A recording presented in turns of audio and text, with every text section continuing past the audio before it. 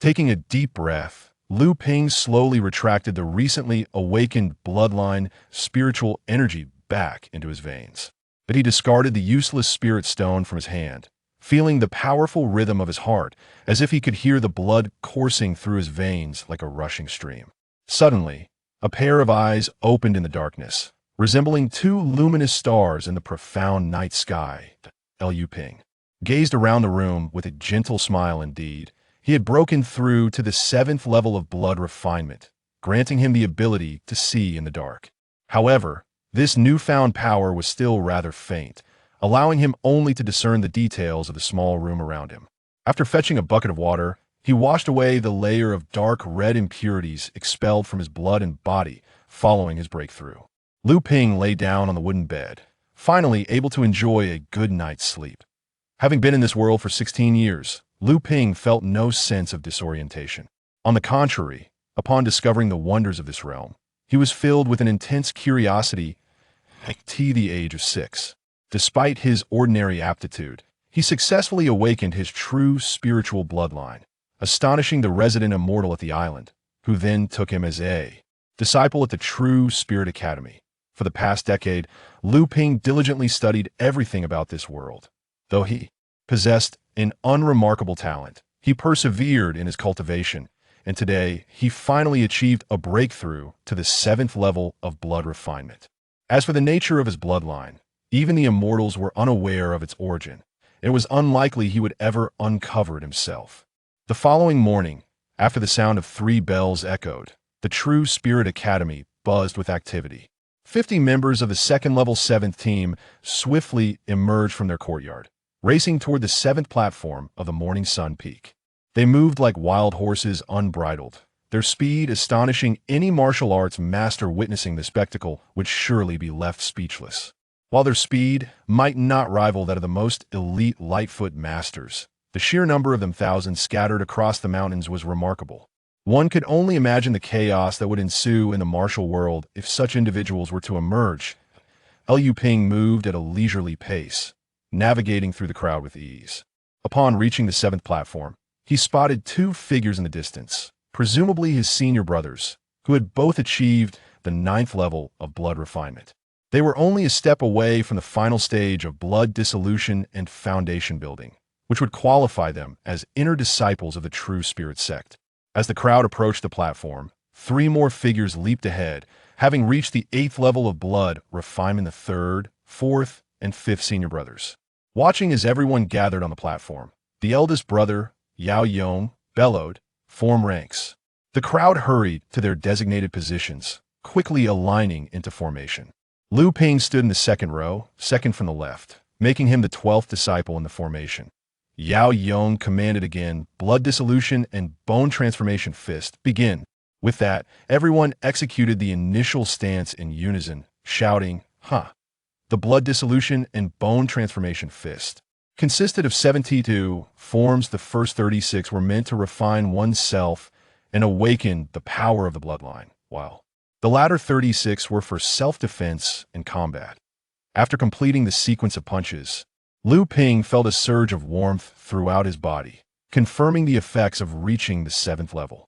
In the past, executing the blood dissolution and bone transformation fist would have left him sweating profusely and gasping for breath, but now it felt merely like a warm-up. Lu Ping gazed at his senior brother, Yao Yong, who once again bellowed, "Welcome, immortal elder." Before them, outside the peak of Xianyang, a crimson glow flickered, revealing 3 figures who had arrived at the stone platform. The disciples below bowed in unison, exclaiming, "We pay our respects to Elder Lu." Among the trio stood a middle-aged cultivator, whose imposing demeanor commanded respect. With a subtle wave of his hand, he declared, "No need for formalities. You all have shown commendable diligence in your cultivation. However, the assessment for 2nd-tier disciples of the True Spirit Academy is fast approaching. Should you wish to avoid relegation to outer disciples, you must strive even harder." Upon concluding his address, Elder Lu observed the varied expressions among the assembly. The first 3 rows maintained their composure, while the latter 2 rows began to murmur amongst themselves, displaying a spectrum of emotions: anxiety, disappointment, and despair. each countenance telling its own tale. Casting a dispassionate glance at the back rows, Elder Lu silenced the chatter with an air of authority.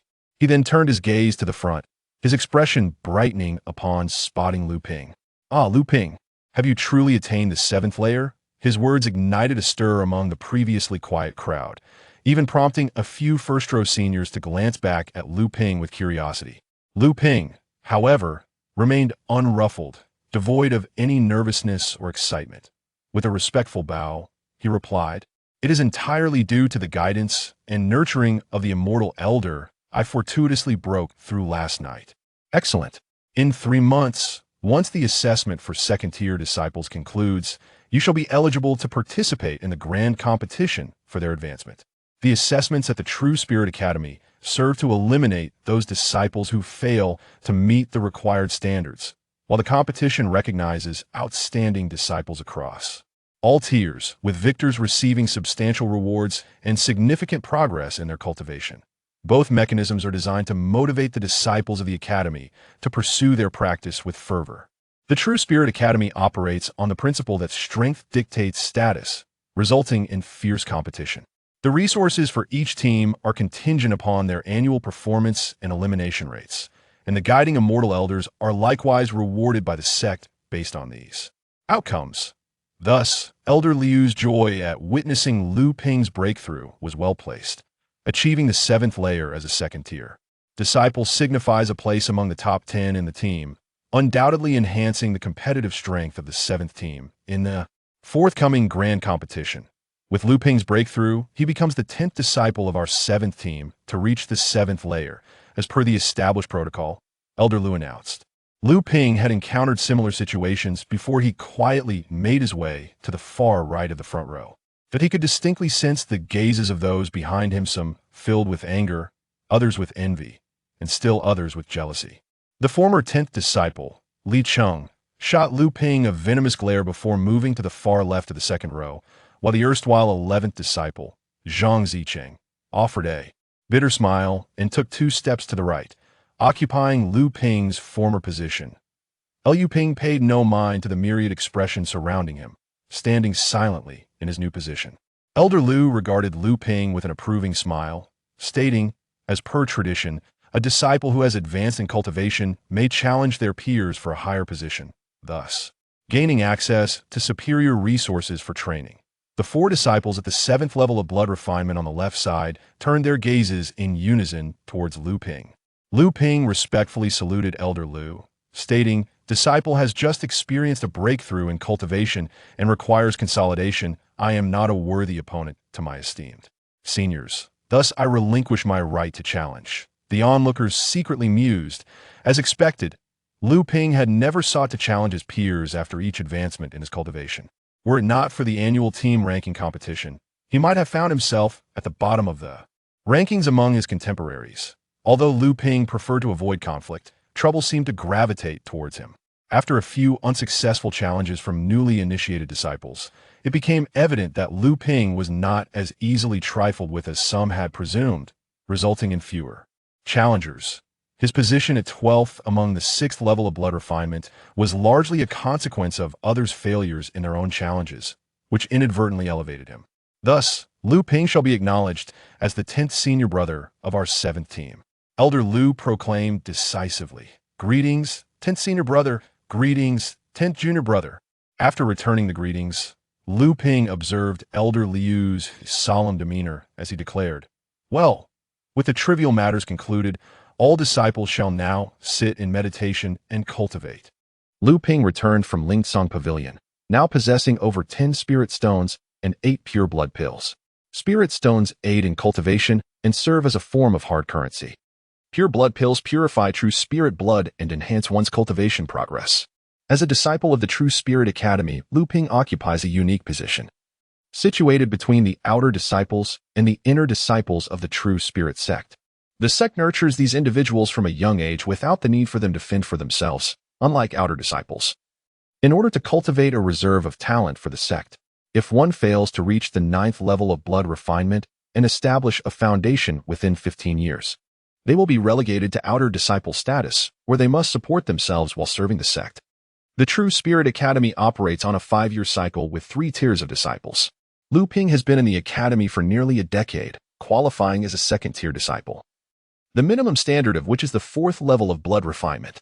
Should he fail to reach the 6th level by the 10th-year assessment, he will lose his status as a 2nd-tier disciple and be demoted to outer disciple status. 2nd-tier disciples at the 4th level receive a monthly benefit of 2 spirit stones, while those at the 5th level receive an additional pure blood pill. Upon reaching the 6th level, they gain 2 more spirit stones. And the 7th level serves as a significant turning point. The breakthrough is challenging, yet once achieved, one enters the late stage of blood refinement, experiencing a substantial increase in power, with benefits rising to 6 spirit stones and 3 pure blood pills, an increase of 100% compared to those at the 6th level. The sect also rewards disciples who break through to the late stage of blood refinement with 10 spirit stones, doubling the reward for those who achieve this milestone before the age of 18. It is said that those who break through to the late stage before 18 possess greater opportunities during the blood dissolution phase. Luming remains uncertain about the veracity of such rumors. He simply understands that reaching the blood dissolution stage is a rarity, a dragon's gate that, once crossed, elevates one to the status of an inner disciple of the True Spirit Sect, granting access to the official techniques of the sect and making them an object of admiration for outer disciples. Among the thousands of disciples in the True Spirit Academy, approximately 100 reach the 9th level of blood refinement each year, yet those who successfully establish a foundation are few and far between. Whenever a disciple achieves this milestone, it becomes a momentous occasion for the Academy. Luming exchanged 10 spirit stones for 5 pure blood pills, bringing his total to 16 spirit stones and 8 pure blood pills. In previous distributions of benefits, he often consumed his rewards swiftly during cultivation, but this time, aside from his essential monthly training, he would have some left over. He contemplated the need to prepare for the upcoming 2nd-tier competition. Each competition represents a struggle for cultivation resources, as it not only involves vying for personal rewards from the sect but also entails a contest for the allocation of resources within the teams. Teams that perform exceptionally can secure more resources, half of which is allocated to the team leader, while the remainder is distributed among the team's disciples. This explains why Elder Lu was particularly pleased to see Luming break through to the 7th level. The competition selects the top 10 disciples from each team, which serves as a basic criterion, and any disciple who achieves the 7th level, regardless of their ranking, is permitted to participate.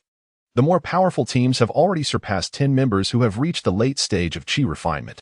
Luming returned to his secluded cottage, as was his custom, swallowed a blood-cleansing pill, and cradled a spirit stone in his hands, commencing his meditation.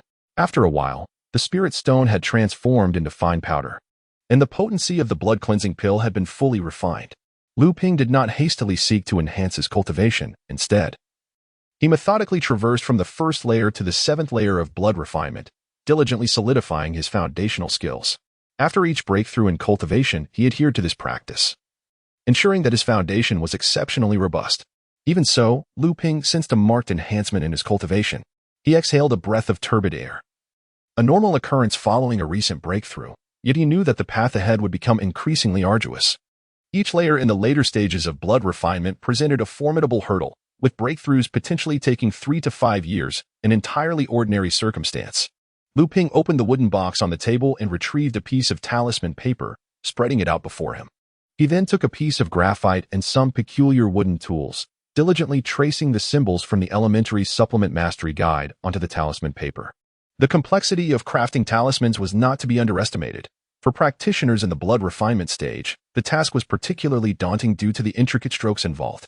A single mistake could diminish the talisman's potency, hence Luming employed these tools to address the challenge. This is a slight advantage of my transmigration, Luming mused. He understood that these were merely clever tricks.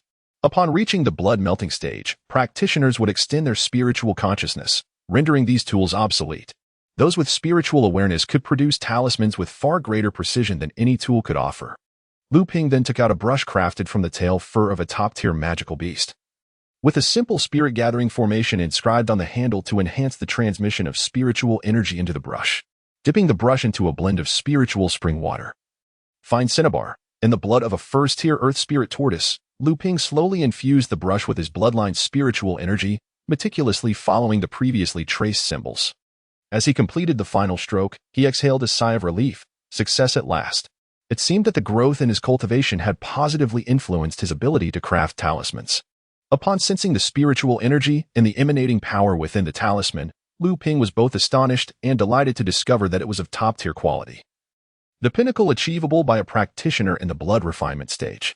After a moment's contemplation, he pricked his finger and let a drop of his essence blood fall onto the talisman. Instantly, the dark red glow of the talisman brightened to a vivid crimson, as if it were about to leap off the paper. This technique, learned from the scripture repository in the other courtyard, could amplify the talisman's power by twofold. However, the sacrifice of essence blood came at the cost of cultivation. Fortunately, as a blood refinement practitioner, his bloodline heritage endowed him with a greater supply of essence blood, rendering the loss considerably less burdensome. Were it not for the fact that he had successfully crafted a top-tier talisman, he would have hesitated to expend even a single drop. Luming sat in meditation to recuperate the lost vitality and spiritual energy, and then pressed on, creating 9 additional talismans. Regrettably, none matched the quality of the top-tier talisman. Instead, he produced 2 superior-grade blood refinement talismans, 2 mid-tier, and 3 lower-tier talismans, while 2 others were rendered defective during the process. Such a success rate, had it been revealed to other blood refinement practitioners, would likely elicit gasps of astonishment. This level of accomplishment was indeed remarkable. Luming pondered for a moment, infusing 2 high-grade talismans with his essence blood to create blood talismans. He then placed the 3 blood talismans into a separate box, which also contained several other blood talismans, all of high-grade blood refining talismans. The remaining mid and low-grade talismans were stored in a pouch, holding dozens of such talismans. This pouch represented a month's worth of Luming's labor. Although the cultivators in the secondary courtyard could enjoy the sect's benefits without charge, the resources for cultivation were still insufficient. Thus, the cultivators devised various methods to earn spirit stones, with talismans being Luming's chosen avenue. Beginning from the 4th level of blood refining, he had been crafting talismans every 3 days without interruption for several years. Through relentless practice, research, and some clever techniques, he overcame the initial losses of spirit stones and gradually turned a profit, accumulating resources for his cultivation. Otherwise, given Luming's mediocre aptitude for cultivation, it would have been impossible for him to join the ranks of the upper-tier cultivators in the secondary courtyard. Having successfully crafted top-tier talismans, an invigorated Luming spent the following month attempting to produce more, but regrettably, he succeeded only twice. However, his success rate for crafting high and mid-grade talismans significantly increased. Early on the last day of the month, Luming set off towards the market outside the secondary courtyard, carrying a pouch filled with talismans. With the upcoming grand competition in the secondary courtyard, the market was bustling with activity, and many foundation-building cultivators soared through the skies, drawing envious glances from onlookers. Luming paid a spirit stone to secure a spot in the market, donned a mask provided by the market's managing cultivator, and opened his pouch. 36 low-grade talismans, 36 mid-grade talismans, and 6 high-grade talismans were neatly arranged before him. The 6 high-grade talismans were primarily auxiliary spells, powerful for both offense and defense, and Luming was reluctant to part with them. As soon as Luming revealed the talismans, he caught the attention of others, and soon a cultivator in a green robe approached to inquire about the prices. 3 low-grade talismans for 1 spirit stone, 1 mid-grade talisman for 1 spirit stone, and 1 high-grade talisman for 3 spirit stones. Luming replied in a cold tone. Since the mysterious disappearance of a middle-aged talisman maker he had met 2 years ago in the market, Luming had been particularly cautious. That talisman maker was highly skilled, possessing the magical power of the 8th level of blood refining, and was well known among blood refining cultivators, having offered Luming valuable guidance. However, after inadvertently revealing the existence of a top-tier talisman during a casual conversation, Luming had never seen him again. The man's friends and family searched tirelessly for him within a 1,000-mile radius, but he was nowhere to be found, living or dead. It was only after advancing to the 7th level of blood refining that Luming believed his talisman-making skills surpassed those of the missing artisan, compelling him to be even more vigilant regarding his safety. The green-robed cultivator chuckled wryly and said, "Esteemed friend, might your prices be a touch steep?" Luming remained steadfast, asserting coldly, "The quality of these talismans excels beyond that of others at the same level." Upon hearing this, the green-robed cultivator picked up a mid-grade talisman, sensing the spiritual energy contained within it, and remarked, "Indeed." He seemed poised to say more, but upon seeing Luming's icy demeanor, he merely shook his head and said, I'll take one each of the mid-grade diamond talisman, sword talisman, and gale talisman, and 3 of each of the low-grade versions of the same. There were 6 inferior spiritual stones. Luming felt a surge of joy in his heart. What a promising start. However, his expression remained as cold as ever as he spoke. The green-robed cultivator reluctantly produced the 6 spiritual stones and took the 12 talismans that Luming had handed over. Just as he turned to leave, he suddenly pivoted back, gritted his teeth, and said, "I will take one of those superior ice spike talismans as well. Consider this month's benefits all for you, my friend." He appeared resolute in his decision. Luming now had 9 spiritual stones in hand, which naturally delighted him. With the green-robed cultivator leading the way, other cultivators gradually purchased 2 or 3 talismans each. Luming watched as his collection of spiritual stones continued to grow, excitement bubbling within him, though he maintained a facade of indifference. Among the buyers were several disciples from other houses, including his own squad's eldest disciple, Yao Yong, and the 4th disciple, Zhenling, both of whom acquired 1 superior talisman, for medium talismans, and several inferior talismans from Luming. This left Luming astonished. He had initially believed that reaching the late blood refinement stage meant considerable rewards, yet it seemed he could not compare to the seniors of the 8th and 9th levels. Moreover, rumors suggested that the two had prestigious backgrounds, far superior to his ordinary lineage. In just one morning, Luming had amassed 66 inferior spiritual stones, a fortune he had never before encountered. He spent 10 spiritual stones on the materials needed for talisman crafting, talisman paper, and spiritual ink, while the remaining 50 stones were set aside for preparations for the upcoming competition. Luming arrived at a pavilion in the center of the market, the Treasure Pavilion, a place he had never visited before due to its high prices. Here, the lowest-priced items were low-tier magical artifacts that could barely be activated by those in the late blood refinement stage, typically catering to the business of those in the blood dissolution stage. With a heart full of trepidation, Luming entered the Treasure Pavilion. An elderly man greeted him with a warm smile, saying, "Welcome to our pavilion, young friend. What can I assist you with today?" Luming took a moment to calm himself and bowed respectfully to the elder, replying, "Esteemed elder, I seek to purchase an offensive magical artifact. As this is my first visit to your esteemed pavilion, I am uncertain of the offerings here, so I kindly request your guidance." It was not that Luming was naive in revealing his intentions. Rather, he was genuinely unfamiliar with the subject. The Treasure Pavilion had a stellar reputation, even among cultivators like him in the blood refinement stage, which prompted him to seek advice from the elder. To act pretentiously and feign knowledge would only lead to displeasure on the elder's part, ultimately causing him to suffer. The elder chuckled upon hearing Luming's words, clearly pleased with his demeanor. "Please, follow me," he said. Luming accompanied the elder to his side of the first floor, which was evidently the display area for low-tier magical artifacts. The elder presented 3 items, a sword, a seal, and a fan, stating, "These 3 are all commendable choices among low-tier artifacts." He then assessed Luming and continued, "With your solid foundation, you should not experience the inadequacies of magical power that other cultivators at the 7th level might face when wielding these artifacts." As the elder looked at him, Luming felt an icy sensation coursing from his head to his feet, as if the elder could see through him entirely. Could this be the kind of spiritual awareness possessed only by cultivators in the blood dissolution stage? Luming grew even more cautious and respectfully said, "I humbly request your further guidance, esteemed elder." The elder nodded and remarked, "This sword is named Swift Lightning. Its offensive power is the weakest among the 3 artifacts. Yet its speed is unparalleled and its versatility is remarkable. Moreover, it requires the least amount of magical energy compared to the other 2. This seal is called Mountain Collapse, possessing the greatest might but demanding the highest magical energy." After a glance at Luming, he continued, "Given your current level of spiritual energy, young friend, you will find it sufficient. The 3rd artifact, known as the Flame Fan, can unleash a stream of spiritual fire to harm foes, with its quality lying between the other 2. Which artifact does your heart lean towards, young friend?" Luming mused silently. "I am merely forcing myself to wield this artifact. I cannot afford to be concerned about its flexibility. All I desire is the capability to strike my enemies. Thus I shall forego the sword and fan, settling instead on the mountain-shaped artifact." The elder, smiling warmly at Luming, noticed his return to focus and understood that a decision had been made. "Which artifact do you choose?" he inquired. Luming replied, "Thank you for your guidance, esteemed elder. I have made my decision. I will take the Mountain Collapse. May I inquire about its value?" The elder stroked his beard and chuckled. "You have a discerning eye, young friend.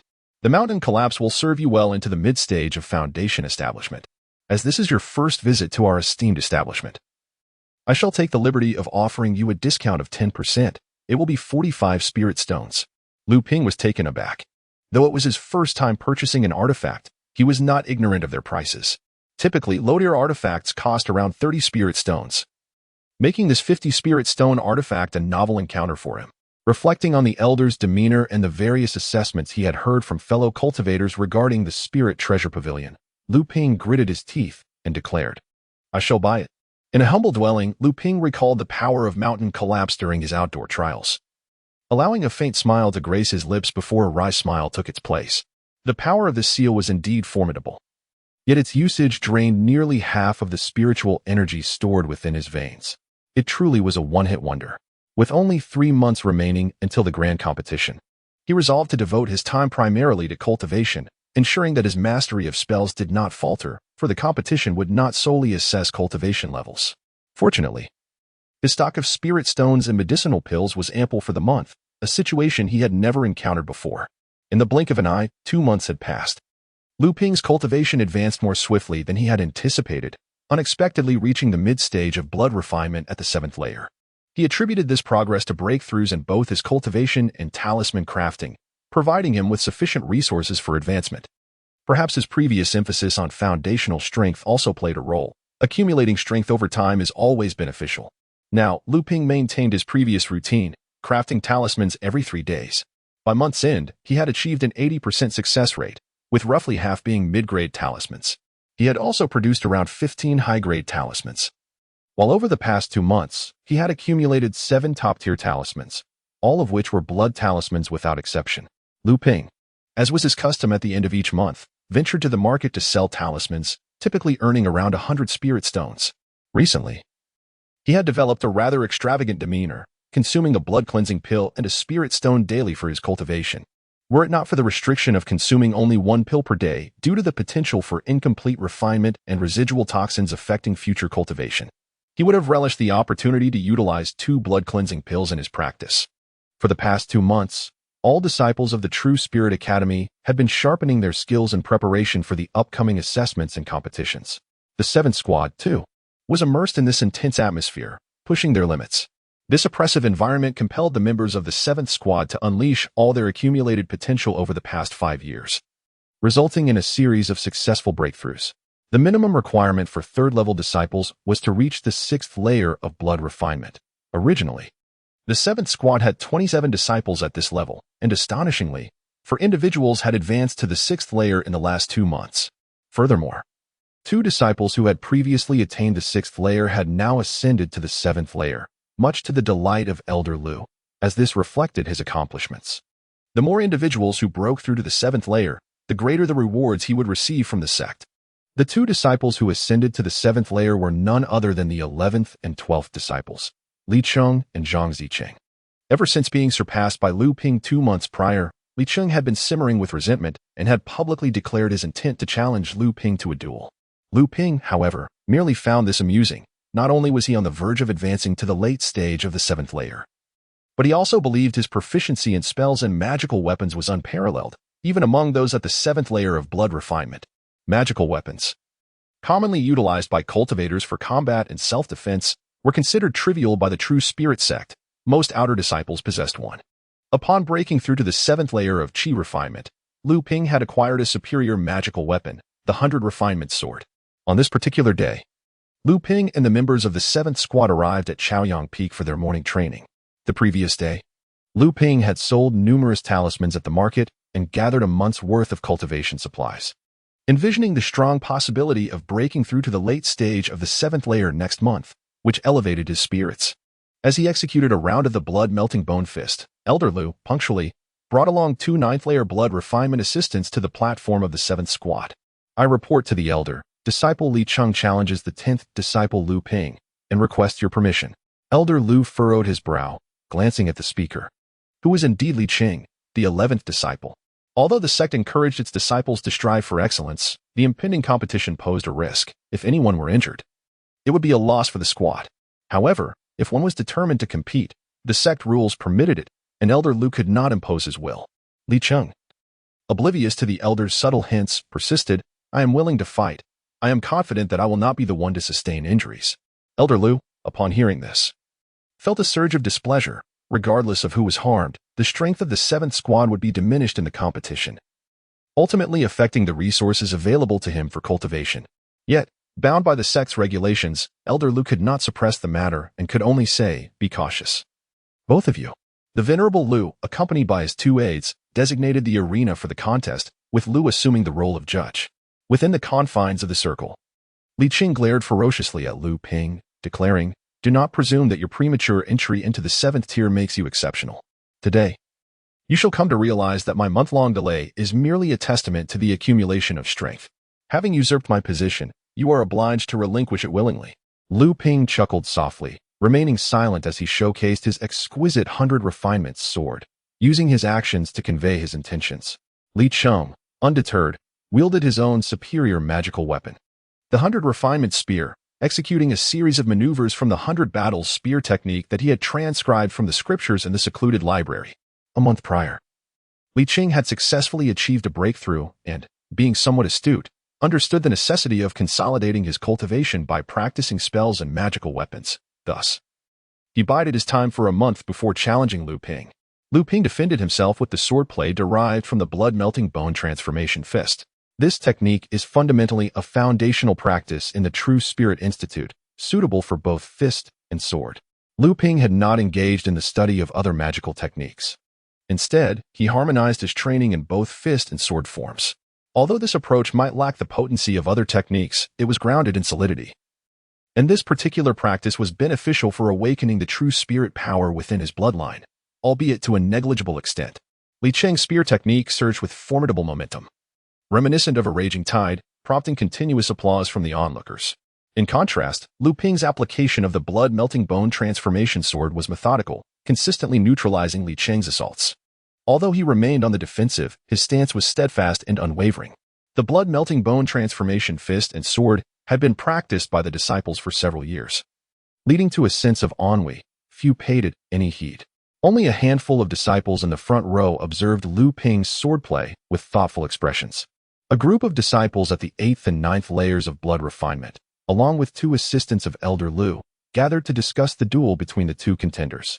Despite Li Cheng's slight delay in reaching the 7th layer, his accumulated strength was not to be underestimated, placing him beyond Lu Ping's immediate comparison. "I believe Lu Ping may yet turn the tide," one remarked, noting Lu Ping's calm demeanor amidst the storm of attacks, his face devoid of anxiety, suggesting that he might have further strategies at his disposal. What a jest! What further strategies could a mere blood-melting bone transformation fist and sword possess that we are unaware of? It is not necessarily the case. Observing his swordplay, one can discern a solid foundation. Even our set of blood-melting bone transforming fist and sword may not evoke such an aura when wielded. Ultimately, this fist and sword technique is merely fundamental. No matter how skillfully executed, it lacks true utility. The crowd engaged in animated discussions, while Master Lu observed the duel before him, remaining non-committal. However, deep within, he was quite astonished. As a master of the blood-melting stage, he could perceive what others could not. The young man's movements, with their ebb and flow, unexpectedly bore the essence of art. It appears that the outcome of this battle is no longer in doubt. Lu Ping slowly withdrew his energy, exhaling a faint crimson mist, the residual toxicity of the pure blood pill.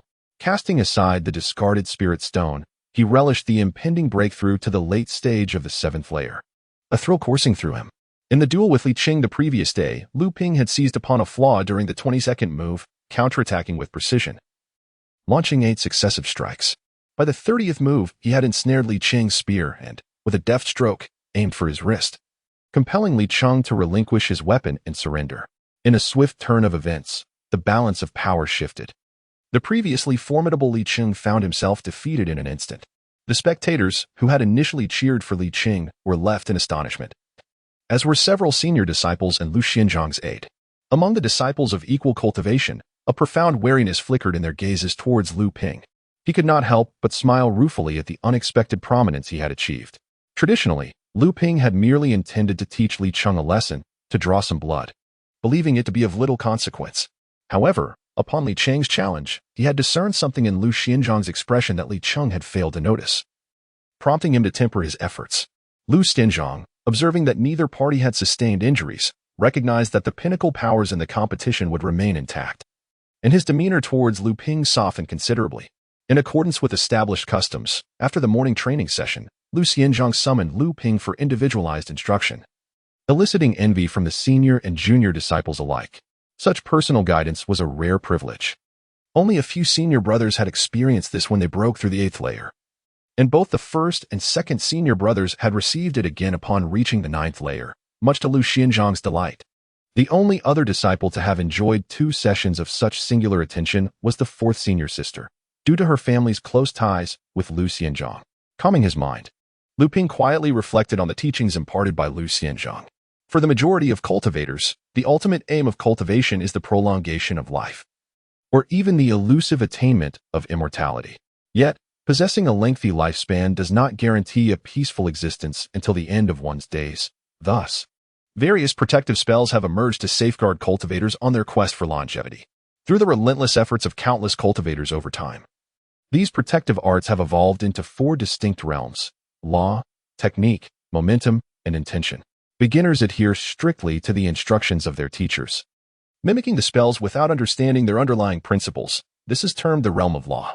With diligent practice, they become adept at these spells, shedding their initial clumsiness and adapting the techniques to suit their own style. This is known as the realm of technique.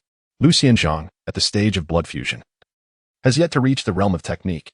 Upon reaching the 3rd realm, cultivators grasp the principles underlying spell application, integrating their spells with their own cultivation methods, allowing them to maximize the power of their techniques, often surpassing the inherent capabilities of the spells themselves. Those who attain this level wield their spells effortlessly, as if following the natural order, thus entering the realm of momentum. As for the highest realm of understanding, even Lu Xianzhang could only be heard in name, with no comprehension of its essence. Not only did Lu Xianzhang impart the 4 realms of magic to Lu Ping, but he also patiently elucidated his own insights on the cultivation of techniques. Subsequently, he resolved several of Lu Ping's perplexities regarding cultivation before concluding their discourse. An hour later, Lu Ping returned to his quarters amidst the envious gazes of those around him, and the following 2 days unfolded in a similar manner. The days dedicated to focused cultivation always passed swiftly, and before he knew it, the end of the month had arrived. The assessment for 3rd-level disciples was set to commence the next day, followed by the year-end grand competition for 2nd-level disciples 3 days later.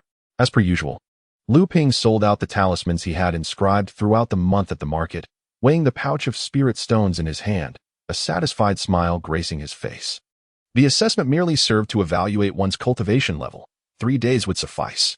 However, the grand competition was a different matter altogether, especially since it coincided with the 5-year promotion contest. Disciples were fervently eager to excel, and even the esteemed professors were subtly engaged for their own interests. Moreover, rumors suggested that the Zhenling Sect would enhance rewards for the victors in this competition. It was precisely due to these factors that Lu Ping's talisman business flourished, prompting him to promptly raise the prices, yet demand still outstripped supply. Observing the additional spirit stones in his possession, Lu Ping felt invigorated. After deducting expenses for cultivation and other necessities, the remaining stones could procure him another magical artifact. This notion was further fueled by the fact that Lu Ping's cultivation had reached the late 7th level, a feat credited to Lu Xianzhang's extra guidance, as well as Lu Ping's relentless 3-month period of intensive training. Lu Ping meticulously prepared for the following month's cultivation needs at the market, intentionally purchasing 5 recovery elixirs and 5 healing potions. Just as he was about to head towards the Duobao Pavilion, he suddenly heard a cacophony of discussions ahead. Quickening his pace, he found a cluster of individuals engrossed in conversation. Out of curiosity, Lu Ping approached, discovering a 3rd-level female disciple from a separate courtyard selling a magical artifact. The artifact was a bronze mirror, its edges inscribed with the emblem of the Zhenling Sect. Evidently a standard product of the sect, which typically indicated that its quality, though not exceptional, was unlikely to be poor.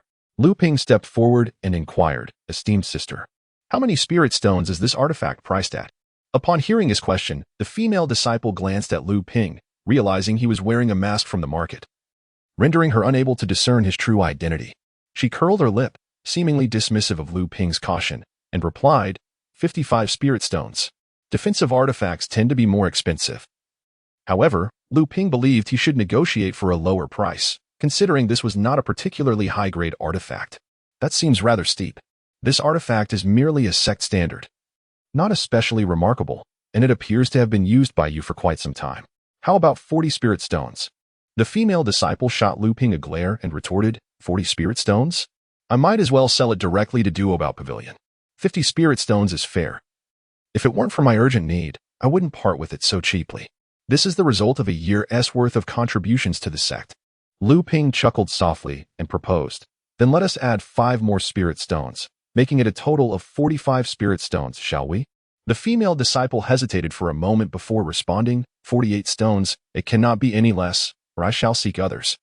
Turning to see a few individuals hastily approaching from a distance, likely drawn by the news of a senior sister selling magical artifacts at the market. Luming noted that several second-level disciples were among them, including the 6th disciple from the 7th team. He then declared, it is settled. The female cultivator accepted the spirit stones with a fierce demeanor, stating, were it not for my desire for a particular medium-grade artifact that I feared would be snatched away, I would not have settled for such a low price. With that, she executed her movement technique and dashed towards the spirit treasure pavilion at the heart of the market without a backward glance. Luming stowed away the artifact and glanced back at the approaching crowd, swiftly parting the throng as he exited the market without a second thought. The assessment for advancement concluded rapidly, and Luming harbored no concerns regarding it. In the last month, 3 more individuals from the 7th team had broken through to the 6th layer of blood refinement, bringing the total to 34 disciples at this level. However, observing Lu Xianzhang's non-committal expression, Luming strongly suspected that among these 3, at least one had recklessly consumed an excessive amount of medicinal pills and spirit stones, disregarding the potential repercussions on their bodily constitution and bloodline endurance. Such rash methods, while not resulting in the loss of the sect's guidance, could leave lasting internal injuries, making future breakthroughs in the later stages of blood refinement exceedingly arduous compared to their peers. The number of disciples who had reached the 7th layer of blood refinement remained at 12, failing to elicit any surprise from Lu Xianzhang. However, Senior Brother Lu had advanced to the 8th layer, earning 3 days of individual guidance from Lu Xianzhang, 1 hour each day. Luming recalled seeing Senior Brother Lu in the market a few days prior, presumably in pursuit of the same copper mirror artifact. Likely motivated by his recent breakthrough and eager to acquire a magical tool for the upcoming competition. As for whether Senior Brother Lu already possessed an artifact, Luming was unaware. Lu Xianzhang maintained his usual stern demeanor, standing on the rock platform before the 12 disciples preparing for the competition, and announced, in this competition, the sect will significantly enhance the reward system. Every second-level disciple who reaches the late stage of blood refinement will receive 20 spirit stones. Those who place within the top 64 will earn 40 spirit stones. The top 32 will receive an additional 20 enhancement pills. The top 16 will be awarded a low-grade artifact, and those who enter the top 8 will gain the status of inner sect disciples, along with an additional blood dissolution pill. Astonishment rippled through the disciples at the mention of the blood dissolution pill, which increased the chances of entering the blood dissolution stage. Previously, such an honor was reserved only for those reaching the final 4. The rumors had proven true. The rewards from the sect this time were indeed substantial. Lu Xianzhang savored the impact of his words, as if he were the architect of these rules, and after a brief, deliberate cough to recapture the disciples' attention, he continued. But that is not all. If you possess the capability to reach the top 4, you will receive a mid-grade artifact. Those who make it to the final battle will both have the opportunity to select a secret technique from the scripture pavilion, and should you emerge victorious, you will be rewarded with a talisman treasure of the Dan refinement stage. A talisman treasure, indeed. The disciples exchanged glances, each rendered speechless by the astonishment that enveloped them.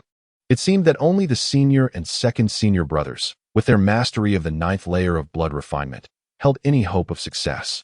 At that moment, the senior brother Yao Yong and the second senior brother Du Feng were already brimming with excitement, eager to showcase their skills. Lu Xianzhang, seemingly aware of their anticipation, observed the 12 pairs of wide, astonished eyes below him. He reminisced about his own journey as a disciple from the Zhenling Sect, reflecting on the purpose of this grand competition, which stirred a wave of nostalgia within him. Luming, witnessing the exuberance of his fellow disciples, struggled to contain his own exhilaration, yet a sense of curiosity gnawed at him. Why had the sect chosen to double the scope of the rewards this time, offering such generous prizes? He turned his gaze to Lu Xianzhang, noticing a brief moment of surprise followed by a flicker of uncertainty in his expression. It was clear that Lu Xianzhong might possess some knowledge of the underlying reasons, though perhaps not all. While Lu Ping felt excitement, he remained grounded, not allowing the allure of the substantial rewards to cloud his judgment. Among the secondary disciples, there were 20 teams. And those who had reached the late stage of blood refinement, combined with those who, despite not having reached that stage, ranked among the top 10 of their respective teams, likely numbered over 200. With his own late-stage 7th layer strength, he could at best secure a position among the top 64. If he were to utilize blood symbols, 2 magical artifacts, and the gradually familiar techniques of the realm, perhaps he could contend for a spot within the top 16. Assuming fortune favored him, and he did not encounter any 9th layer disciples prematurely, the greatest motivation for Lu Ping lay in the prospect of the top 8 positions, where the coveted Rong Xuedan awaited. Though his resources were commendable, they paled in comparison to those of the 9th layer disciples. To his knowledge, both Yao Yong and Du Feng possessed at least 2 magical artifacts, with the possibility of them having medium-grade ones. The 4th senior sister Zhenling hailed from a family of cultivators, boasting considerable wealth and also possessing 2 magical artifacts. Lu Ping was unaware of the capabilities of the other seniors, but dared not underestimate them. Moreover, this was merely the 7th team. Unless he could ascend to the 8th layer, hope would be scant. Yet, having just entered the 7th layer over 3 months ago, he had never anticipated a smooth transition to the 8th. Even Yao Yong, praised as a genius by Lu Xianzhong, took 2.5 years to break through to the 8th layer. Zhenling, who reached the 7th layer at the tender age of 13, took 2 years to ascend to the 8th, and now at 17, she had attained a late 8th layer, yet the 9th layer remained a distant goal. Could he possibly enter the 8th layer? Lu Ping shook his head, choosing to cast aside such musings. The morning sun, akin to the disciples of Zhenling Academy, burst forth from the horizon, radiating with vibrant vitality, painting the entire academy with hues of joy. The competition for the secondary disciples of Zhenling Academy took place in the courtyard, where 9 arenas rose majestically. 8 smaller arenas formed a circle, encircling a grand central platform. Below the central arena, over 200 secondary disciples were organized into 20 teams, each varying in size, with some teams comprising 14 or 15 members, while the smallest held 10. Each team was led by a master of the blood refinement stage. Outside the 8 small arenas, a throng of people had already gathered. A sea of humanity, disciples from the true spirit courtyard who were not qualified to compete, along with 1st and 3rd tier disciples, had come to witness the upgrade competition of the 2nd tier disciples, totaling over 10,000 individuals. Amidst the clamor, a clear voice rang out, "Silence, disciples." Instantly, the entire square fell into silence. A middle-aged immortal gracefully descended to the central arena, prompting yet another round of hushed whispers among the disciples below. Lu Ping recognized him as Elder Wang from the 1st team, the leader among the 2nd-tier disciples' elders. It was said that this elder had attained late-stage blood-melting power, and this was his final cohort of 2nd-tier disciples before he would solely oversee the 3rd-tier disciples. Elder Wang possessed an imposing demeanor. Upon stepping onto the stage, he cast a sweeping gaze and commanded, "Elders leading the teams, ascend to the central arena." The gathered disciples responded in unison, "We respectfully welcome the dean." A hearty laugh echoed, resonating clearly despite its modest volume. Every 5 years, the disciples' upgrade competition demands your patience, and I feel quite apologetic for the inconvenience. As the laughter filled the air, the dean's figure remained unseen until he began to speak. At that moment, 3 beams of azure light shot in from outside the courtyard. And as he completed his greeting, an elderly man stood upon the central arena, flanked by 2 middle-aged Taoist figures. Throughout, the tone of the elder's voice remained unchanged. And had the crowd not witnessed his approach, they might have assumed he had been standing there the entire time, dressed in a flowing green Taoist robe. The elder was none other than Xian Yong, the dean of the True Spirit Courtyard. His demeanor was warm and approachable, earning him the respect of both disciples and faculty alike. Standing proudly on the stage, he was accompanied by 2 middle-aged Taoists. Elder Xian Yong smiled, addressing the disciples. "Your diligent cultivation is commendable, and the contributions of the leading elders cannot be overlooked." The elders quickly expressed their gratitude.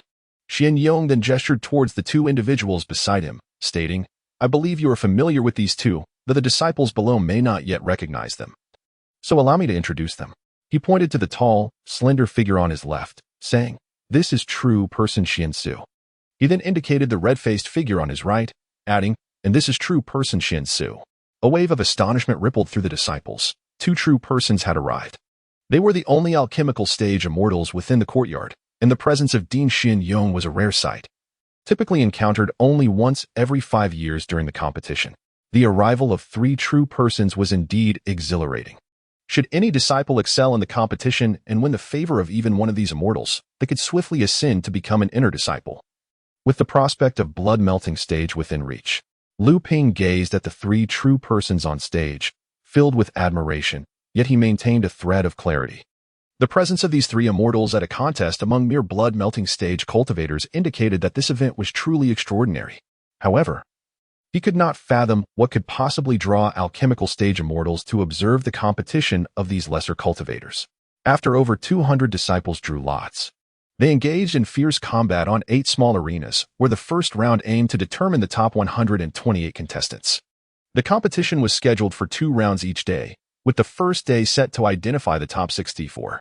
Small protective shields were erected on each arena, and Lu Ping understood that this was a strategic formation designed to prevent any accidental harm to those outside the arenas from attacks below the blood-melting stage. Each arena was overseen by a senior cultivator at the blood-melting stage. Without further ado, Master Xin Yong announced the commencement of the grand competition, prompting the disciples to draw lots from a jar containing red and blue bamboo sticks at the central arena. Lu Ping harbored no illusions of drawing a buy, but thankfully, he did not draw against seniors at the 8th or 9th levels of blood refinement. After all, more than half of the 200 participants were at the 7th level of blood refinement. In the first round, Lu Ping's opponent was a mid-stage blood refinement disciple from the 12th team. This disciple appeared to be younger than Lu Ping, around 15 years old, tall and slender. With a youthful face that bore a hint of arrogance, Li Xing had every reason to be proud. At just 15, he had already reached the mid-stage of blood refinement, demonstrating both talent and diligence that rivaled his peers. Not only was his family supportive, but even the team's senior cultivator praised his nearly certain advancement to the blood-melting stage. Among the secondary disciples, 5 prodigies stood out: Lin Sheng from the 1st team, Zhao Lang from the 5th, Shi Lingling from the 7th, Long Qian from the 14th, and Qian Fei from the 18th. Known as the 5 beauties, all 5 were at the 8th or 9th level of blood refinement, having achieved the late 7th level before the age of 14. Li Sheng considered himself the 6th beauty, believing that with the rich rewards of the competition and his family's provision of a fine low-tier magical weapon along with numerous talismans, he was well prepared. He felt ambitious enough to contend with even seniors at the 8th level and was confident in facing ordinary 9th level disciples. Thus, when this seemingly average 16 or 17-year-old blood refinement disciple stood before Lu Ping, Li Sheng naturally regarded him as a mere stepping stone to advance to the next round. Observing this half-grown youth, Lu Ping inexplicably smiled, drew his high-tier magical weapon, and assumed the initial stance of the bone refinement sword technique, saying to Li Sheng, "Junior, please." Seeing Lu Ping employ such a fundamental sword technique, Li Sheng scoffed, perceiving him to be an ordinary disciple without any prestigious lineage. With a clang, he proudly drew forth his top-tier magical weapon and displayed the initial stance of a family legacy technique. Thinking to himself that his father had mentioned the formidable power of the 24 swords of Gale in the blood refinement stage, surely this common disciple, lacking any background, had never even heard of such swordsmanship. In truth, Lu Ping had never encountered this sword technique, but he found it amusing to see the young cultivator flaunting his weapon like a child showing off a toy. Nevertheless, he remained alert, sensing the underlying danger within this unfamiliar sword style. Li Sheng wielded his top-tier magical weapon with a swift motion, unleashing a streak of brilliant white light that surged towards Lu Ping's face with alarming speed. Before he could react, Lu Ping felt a sharp pain as the light sliced across his skin. Remaining composed, he deftly evaded the oncoming light by pivoting, retaliating with a blade of energy aimed at Li Sheng's wrist. Li Sheng, undeterred, relied on the weapon's sharpness to deflect Lu Ping's strike aside. With his left hand, he executed a hand seal while muttering an incantation, summoning a blaze that awaited the moment Lu Ping's weapon was deflected to exploit an opening. However, as their weapons clashed, Li Sheng was taken aback by the formidable force that surged through his own weapon, causing him to stagger backward 2 steps instead of overpowering his opponent. The fiery spell he conjured veered off course due to this unexpected force, allowing Lu Ping to easily evade it, dispersing the errant flames with a simple gust of wind. The condescension on Li Sheng's face was considerably diminished. He realized that Lu Ping possessed a profound level of magical energy, rivaling his own.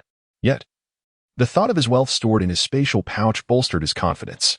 Luming examined the sizable chip on the edge of his fine magical sword, a bitter smile creeping onto his face. He had possessed this weapon for merely 3 months, and after just 2 battles, it had sustained such damage. Li Sheng, brandishing his weapon horizontally, launched another onslaught, employing a series of rapid strikes from the Gale S24 sword's technique, each blow faster than the last, while simultaneously unleashing spells that surpassed one another in potency, occasionally interspersed with talismans, all aimed relentlessly at Luming. Caught in a whirlwind of attacks, Luming felt a sense of disarray as the swordplay assailed him like a tempest, intermingled with fire, ice, wind, and earth spells. Just as he mustered a momentary respite from his solid foundation, another talisman surged forth before he could counter. Observing the low and mid-tier blood refinement talismans bombarding him like pebbles skimming across water, he inwardly cursed the prodigal nature of his opponent. Fortunately, Li Sheng displayed a modicum of restraint, refraining from hurling high-tier talismans indiscriminately. Just as Luming lamented his predicament, an ice blade talisman detonated before him, unleashing a formidable wave of spiritual energy that startled him, almost prompting him to slap himself in realization it was unmistakably a high-tier talisman.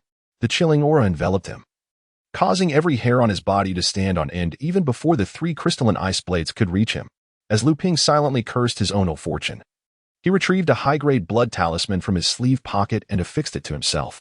A golden aura, interwoven with strands of crimson, emanated from him, enveloping him as if he were clad in golden armor. 3 crystalline ice blades collided with the protective golden light, producing a sharp, piercing sound. The ice shards shattered into fragments upon impact, while the golden radiance surrounding Luming dimmed considerably, yet still formed a resilient, translucent barrier that safeguarded him. Li Sheng, initially confident that the high-grade talisman he unleashed would compel Luming to defend desperately or even sustain injuries, thus granting him a decisive advantage, was taken aback when Luming countered with his own high-grade talisman, nullifying his assault and rendering Li Sheng's meticulously prepared strategies utterly futile. It felt akin to delivering a well-prepared punch only to strike a pillow, leaving Li Sheng in a state of profound frustration. Intending to alter his offensive strategy and exert further pressure on Luming, Li Sheng was suddenly struck by the realization that the effects of Luming's high-grade talisman had not dissipated. A faint golden glow persisted. How could this be? Li Sheng had clearly observed Luming activating a high-grade talisman. By rights, the effects of 2 such talismans should have negated one another. With his momentum interrupted not once, but twice, Li Sheng found himself at a loss. Meanwhile, Luming, fueled by a growing indignation, did not hesitate. The blood talisman was one of his most treasured techniques, and having been forced to reveal it in the very first round was infuriating. Moreover, the cost of a high-grade talisman was no trivial matter, 3 spirit stones. And the high-grade blood talisman? A conservative estimate placed it at 5 spirit stones. This was akin to throwing spirit stones into the abyss. In Luming's decade-long arduous cultivation journey, squandering resources was utterly inexcusable. If Li Sheng's earlier extravagance had merely irked Luming, now he was consumed by a righteous fury. Seizing the opportunity while the talisman's effects lingered and his opponent's offensive faltered, Luming unleashed a technique he had recently comprehended, transforming his blood-refining sword dance into a colossal sphere of light, surging toward Li Sheng. Luming's cultivation level already surpassed Li Sheng's, with a solid foundation. He had only momentarily faltered due to the inferiority of his weapon and Li Sheng's talisman strategy. Now, with the initiative in his grasp, Luming's counteroffensive intensified, each wave more formidable than the last. Li Sheng, now fully aware of the meaning of frustration, had recently basked in the glory of absolute dominance, only to find himself swiftly transformed into the subdued party. While he still possessed several high-grade talismans and even an unused magical artifact, the pressing issue remained. He had no time to employ that artifact, as he was entirely overwhelmed by his opponent's relentless onslaught. Indeed, he was thoroughly suppressed. Li Sheng could not fathom how the blood-refining sword, a mere foundational sword technique, could possibly counter his own stormy 24 swords, especially when he himself was well-versed in the blood-refining sword technique. Why is it that his opponent can wield such fundamental swordsmanship with such swiftness and power? Li Sheng felt a twinge of panic. After all, he was merely a child of less than 15 years. Had he managed to maintain his composure and closely observe Luming's swordplay, he would have discerned the remarkable fluidity and grace with which Luming executed his techniques, devoid of any signs of clumsiness. Perhaps the transitions between moves were not entirely orthodox, Yet each shift was exquisitely aligned with the circumstances encountered in combat, imparting an impression of effortless mastery.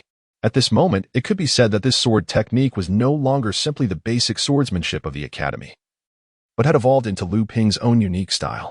This exemplifies the realm of artistry, having transcended the rigid conventions of swordplay. It melded with personal insight, transforming into a true martial art. Meanwhile, the spectators below, comprising numerous cultivators, recognized that Li Sheng was on the verge of defeat. He had exhausted all avenues for counterattack, and it was merely a matter of time before he succumbed. Li Sheng, after all, was a prodigious talent, garnering some renown within the Academy. Hence, a notable audience had gathered to witness his match.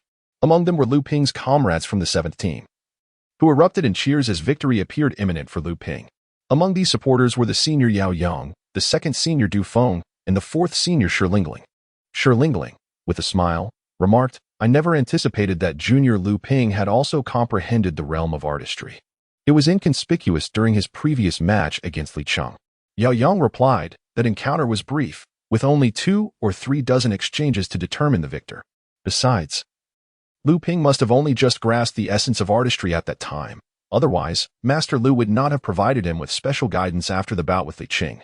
Shilingling nodded in agreement, saying, "Indeed, I recall that both you and the 2nd senior comprehended the realm of artistry while still at the 8th layer of blood refinement, correct?" Yao Yang affirmed, "Precisely. However, our 4th junior here attained this understanding at the 7th layer, and she was only 15 at that time." Shilingling chose not to contest this point but remarked, "It appears that Junior has utilized blood talismans. I had not expected him to possess such an item." "Indeed a bold choice." Yao Yang noted, "High-grade blood talismans should possess 2 or 3 layers more power than ordinary high-grade talismans. Yet crafting such talismans requires blood as a medium. As true spirit cultivators, we seldom employ such talismans, as our prowess is already entwined with our bloodlines." Shilingling chuckled lightly and ceased her discourse. Yao Yang then suggested, "Let us depart. This match is nearing its conclusion, and we must prepare for the 2nd round this afternoon."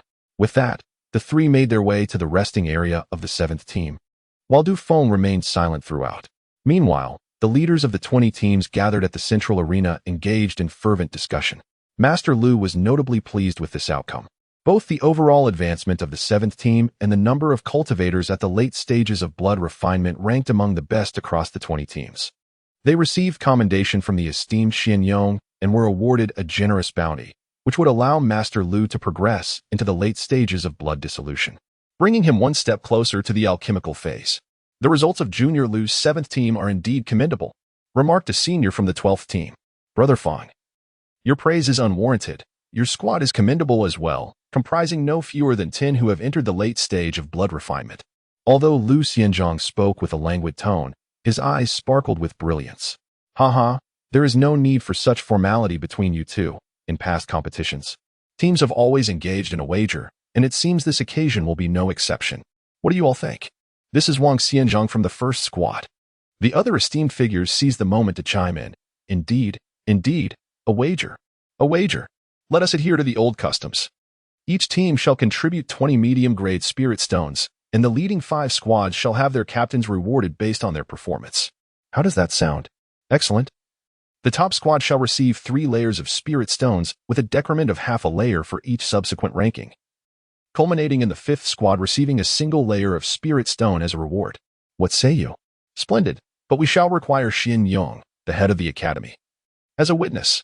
The esteemed figures chattered enthusiastically, swiftly elucidating the rules of the wager, clearly indicating that this game was not their first endeavor. Master Xian Yong smiled faintly and remarked, "I shall serve as a witness, but do not forget the tasks that follow the competition. Each squad must select several disciples in the late stage of chi refinement to participate in the sex trials." The expressions of the esteemed figures grew solemn, and they replied in unison. Lu Ping did not grant Li Sheng any further opportunities, intensifying his suppression. Li Sheng had no chance to deploy the magical artifacts at his disposal. He could merely unleash a few mediocre talismans, failing even to disrupt the layer of golden light surrounding Lu Ping. In the end, Li Sheng recognized that Lu Ping's superior talismans were blood talismans, revealing that he must possess some spirit stones to afford such items. Li Sheng was struck in the shoulder by Lu Ping's sword. Yet the officiating immortal had already cast a spell to shield Li Sheng from Lu Ping's weaponry. With a withdrawal of his sword, Lu Ping stood still as the immortal declared him the victor, advancing to the next round. In the afternoon's second round, Lu Ping faced another disciple of the 7th level of cultivation. However, this disciple lacked the wealth of Li Xing and fought with only a superior magical weapon. Lu Ping seized this opportunity to familiarize himself with the rudimentary domain he had begun to grasp, effortlessly securing a place among the top 64 contestants. That evening, under the guidance of Elder Lu, the group returned to their residence. On the first day of the competition, the 7th team performed remarkably well. With all 12 disciples at the 7th level of blood refinement, bolstered by a stroke of luck, advancing to the second round, Elder Lu reveled in the astonished gazes of the other immortals. Unfortunately, during the second round, several disciples drew unfavorable lots, facing formidable opponents. Among the 12, disciples ranked 7th, 8th, 9th, and 11th were consecutively eliminated. Even Guolin, who had just reached the 8th level, encountered a 9th level disciple from the first team and, despite their full display of magical artifacts and superior talismans, regrettably fell short. Nonetheless, the 7 disciples from the 7th team who advanced to the top 64 ranked 4th among 20 teams. The first team, with 9 members in the top 64, claimed the first position, while the 5th and 18th teams each had 8 members, tying for second place. Lu Ping was astonished to see the 12th disciple, Zhang Zicheng, also reach the top 64, suggesting that even the 11th disciple, Li Cheng, might not be his equal. In high spirits, Elder Lu offered critiques on each disciple's performance during their matches, providing valuable insights that benefited all, including the 5 who had been eliminated, lifting their spirits considerably. At this moment, Lu Ping learned that the senior and second senior disciples, along with the 4th senior sister, had already attained a certain realm of mastery. It appeared that such talent was abundant, and he was but a mere contender. The realization of this level of understanding astonished the remaining disciples. Except for the 3 already aware, with Li Cheng gritting his teeth in frustration, his complexion shifting dramatically. Upon returning to his quarters, Lu Ping was warmly congratulated by several fellow disciples with whom he had developed a rapport. After exchanging pleasantries, he meticulously reflected on Elder Lu's critiques, correlating them with his own 2 matches, feeling a profound sense of gain. He then consumed a pure blood pill and, holding a spirit stone, began his cultivation. On the following day, Lu Ping rose early, savoring the enriched spiritual energy coursing through his bloodline, feeling himself inch closer to the 8th level, his spirit soaring. The square of the auxiliary courtyard was already a sea of people. Upon seeing their respective teams of competitors, they erupted in unified shouts of encouragement. When they encountered a particularly renowned second-tier disciple, such as the illustrious Zhenling, who ranked among the 5 beauties, the crowd's enthusiasm surged, reminiscent of Lu Ping's fervent admiration for stars in his previous life. In the third round, Lu Ping faced a disciple named Yuan Zhan from the 17th team, who had attained the 8th level of blood refining, which disheartened the disciples of the 7th team who had been keenly observing Lu Ping. Although Lu Ping felt a twinge of anxiety, the presence of the 2 magical artifacts in his arms brought him a sense of calm. Yuan Zhan, at the age of 21, wielded a top-tier magical weapon, while this 16 or 17-year-old boy initially appeared quite tense in the face of his opponent. Had he suddenly regained his composure, realizing that defeat was inevitable?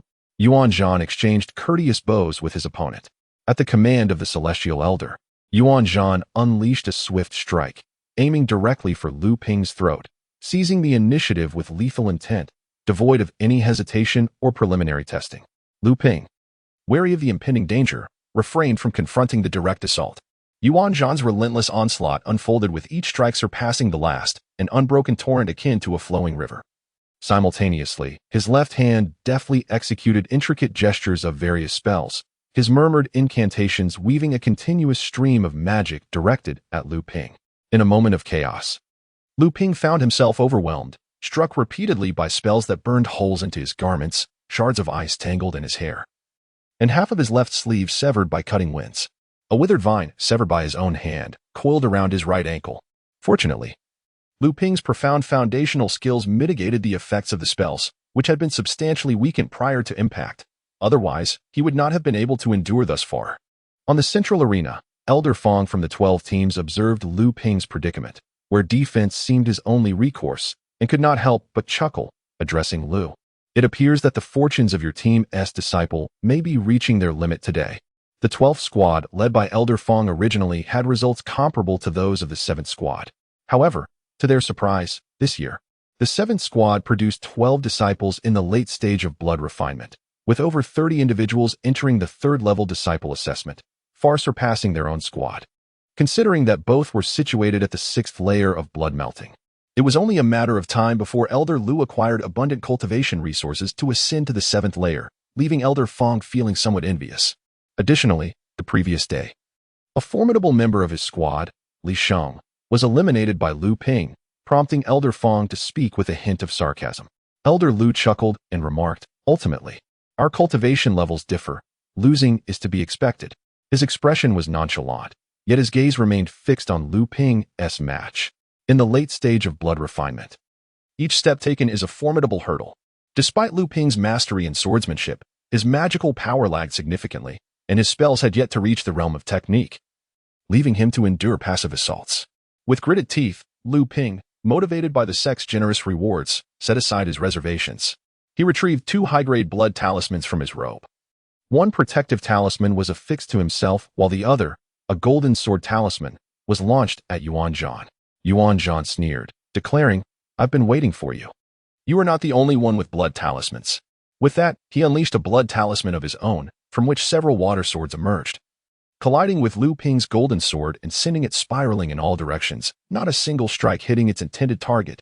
In the midst of the battle, the pinnacle mage unleashed the 7 stars radiance, thrusting towards Lu Ping.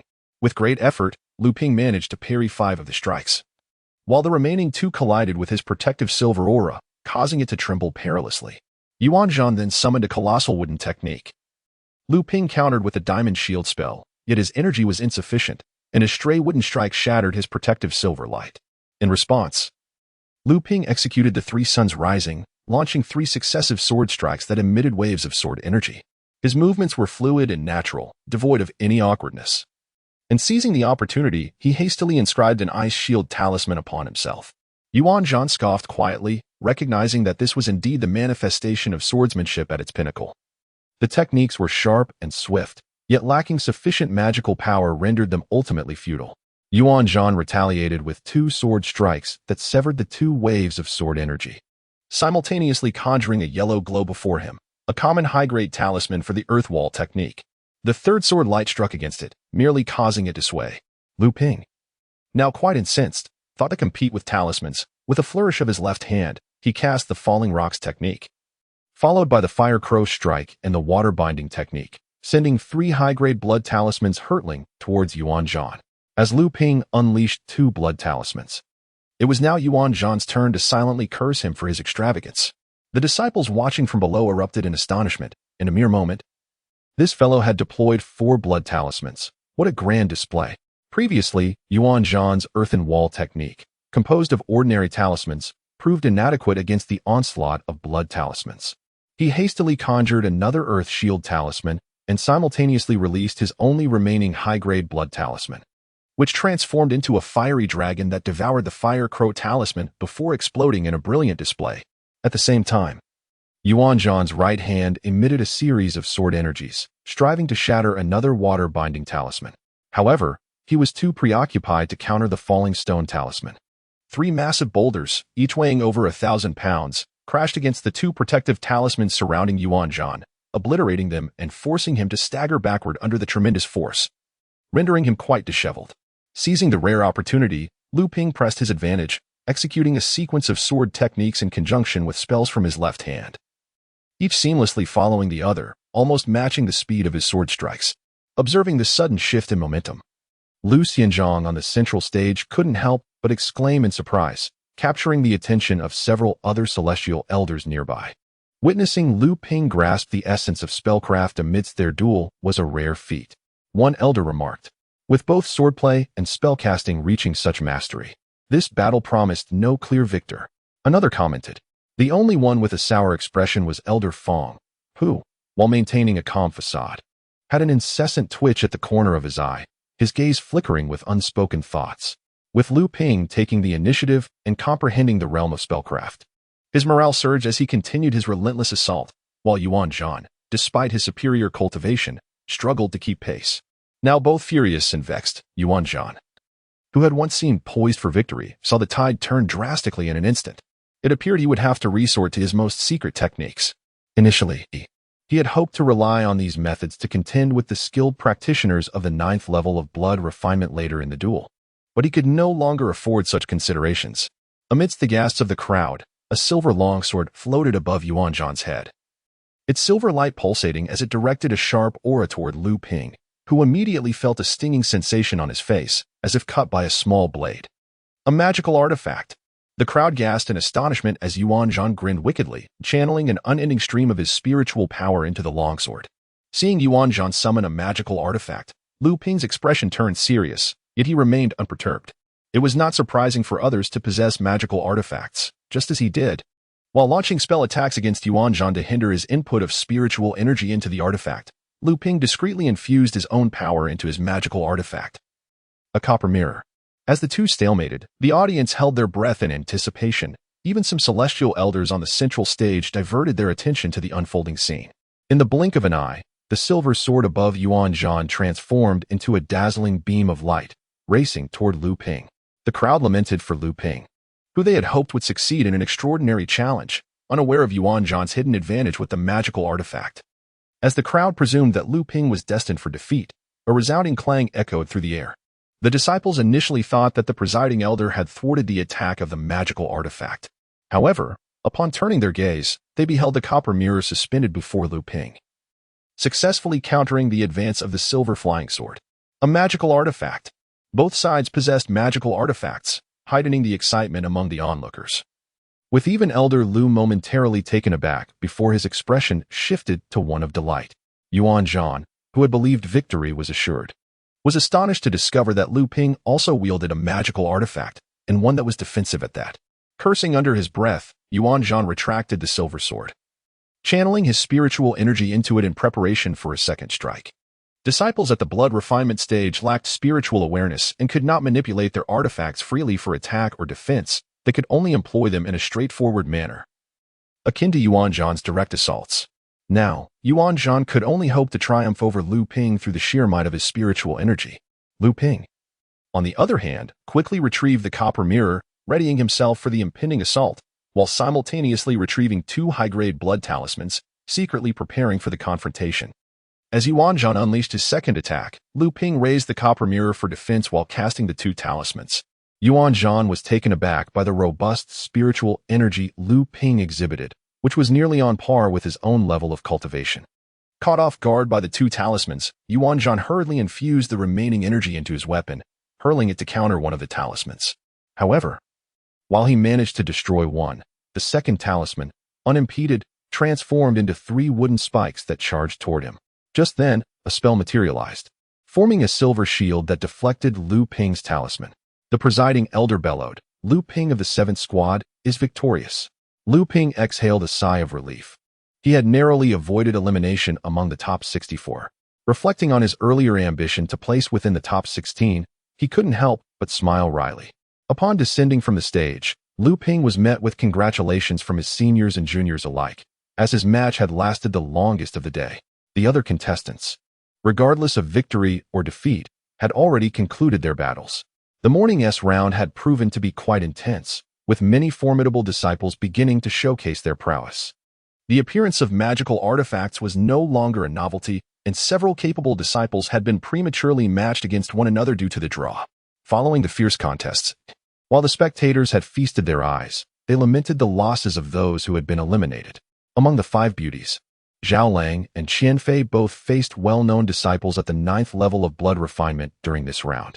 Despite exerting their fullest efforts, each equipped with 2 magical artifacts, they ultimately succumbed due to insufficient spiritual energy, with Qianfei being eliminated by the second senior, Du Feng. The first senior, Yao Yong, triumphed effortlessly, defeating a disciple who had just reached the 9th level of blood refinement with a single low-grade magical artifact.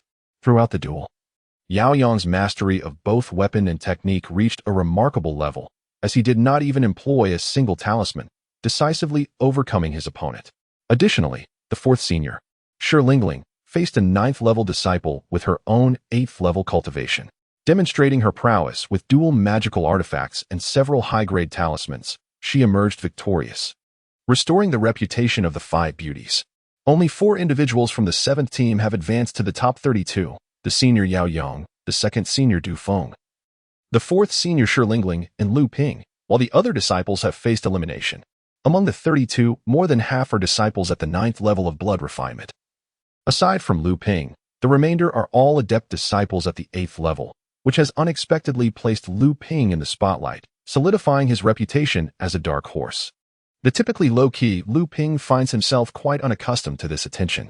At this moment, Master Lu on the central stage has also become a figure of admiration, with 4 disciples making it to the top 32. Even if all his disciples were to be eliminated in the next round, he would still secure a place among the top 5 teams. As the 4th round of competition has yet to commence, Lu Ping feels an ominous premonition. As anticipated, when the matchups are announced, the officiating master calls out loudly, 7th Team S Lu Ping versus the 14th Team S Lang Qian. Upon hearing the matchups, a chorus of sighs emerges from the 7th team, with sorrowful glances cast at Lu Ping, as if to say, "Your luck has run out, senior." Lu Ping is acutely aware of their sentiments. Li Qing and his group were expressions of gloating delight. Dressed in a fiery red garment, Shilingling has approached Lu Ping. Giggling, "Junior, do your best. I believe in you." Her words leave Lu Ping blushing, eliciting laughter from the surrounding disciples. Senior Yao Yong also approaches, encouragingly stating, "Just do your best. Your strength is commendable. Even if you lose, no one can say anything."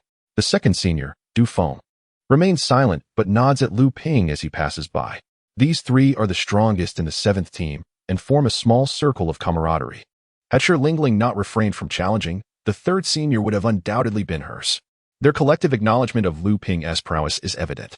Lang Qian, at the 9th level of blood refinement, surpasses Shilingling in strength, and the 2 are known as the twin beauties among the secondary disciples, not only for their exceptional skills but also for their striking beauty.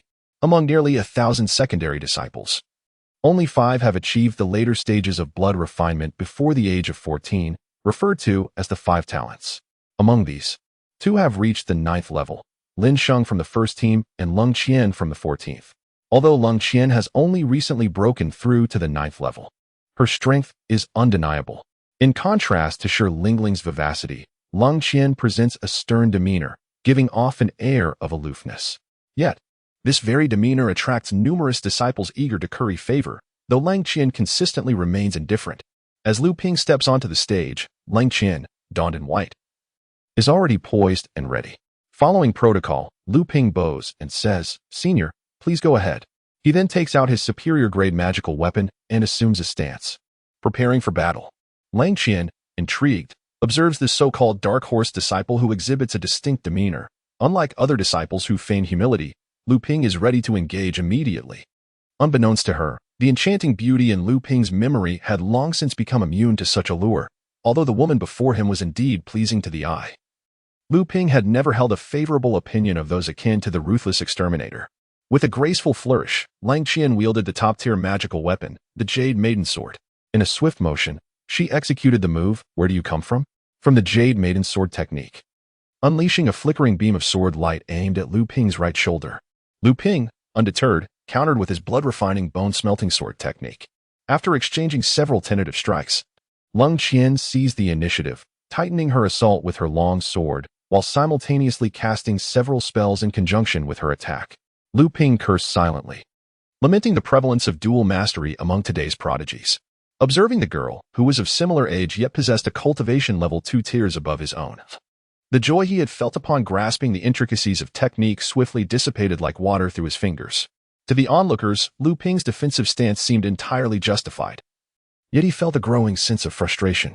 He found himself thoroughly on the back foot, even after expending 2 high-grade blood talismans. He had merely managed to create a fleeting opportunity to breathe, with no chance to counterattack. Was he truly destined to be defeated so easily? Such a fate was intolerable for Lu Ping. Unbeknownst to him, Lang Qian was equally astonished. Even the pinnacle disciple of blood refinement at the 8th level had not withstood her onslaught for such a duration. Initially, she had regarded this dark horse as merely a fortunate student, but it was becoming evident that he possessed unique qualities. Not only had he comprehended the dual mastery of technique and weaponry at the 7th level, but his timing in deploying the blood talismans also exhibited remarkable precision, perhaps even surpassing her own. Xun Xianzhang from their team had once remarked that a precise grasp of the rhythm of combat was fundamental to mastering the momentum of battle. Although this foundation was still a great distance from true mastery, it nonetheless provided a solid groundwork for future ascendance. Was it possible that she, Lung Qian, was to be outshone by this disciple of blood refinement at the 7th level? Gritting her teeth, she observed Lu Ping, who, despite being at a disadvantage, maintained his composure. A surge of vexation welled within her, prompting her to intensify her assault. Suddenly, sword energy surged and spells flew in all directions. To the spectators, it appeared that Lang Qian was eager to conclude the duel swiftly, igniting a wave of excitement among the crowd as they cheered her on. Amidst the cacophony of praise, a clear voice rang out, "Lu Ping, give it your all." This call carried an unmistakable spirit of defiance. The crowd murmured in discontent, wondering who dared to oppose them. Clearly, a challenge was being issued. Upon locating the source of the voice, they found it belonged to Zhenling, adorned in flowing red silk. It was none other than Senior Shi. Instantly, the hundreds of cold glares directed at her melted away like snow under the sun, transforming into a gentle stream that sent shivers down one's spine.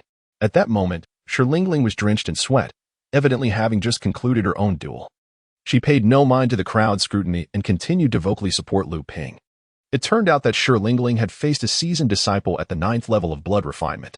Despite her best efforts, she was ultimately overpowered by the disciple's greater strength, culminating in her defeat just shy of the top 16.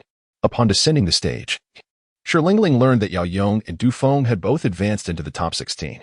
She hurried over to Lu Ping, only to find a group of people mocking him, which instantly dampened her spirits.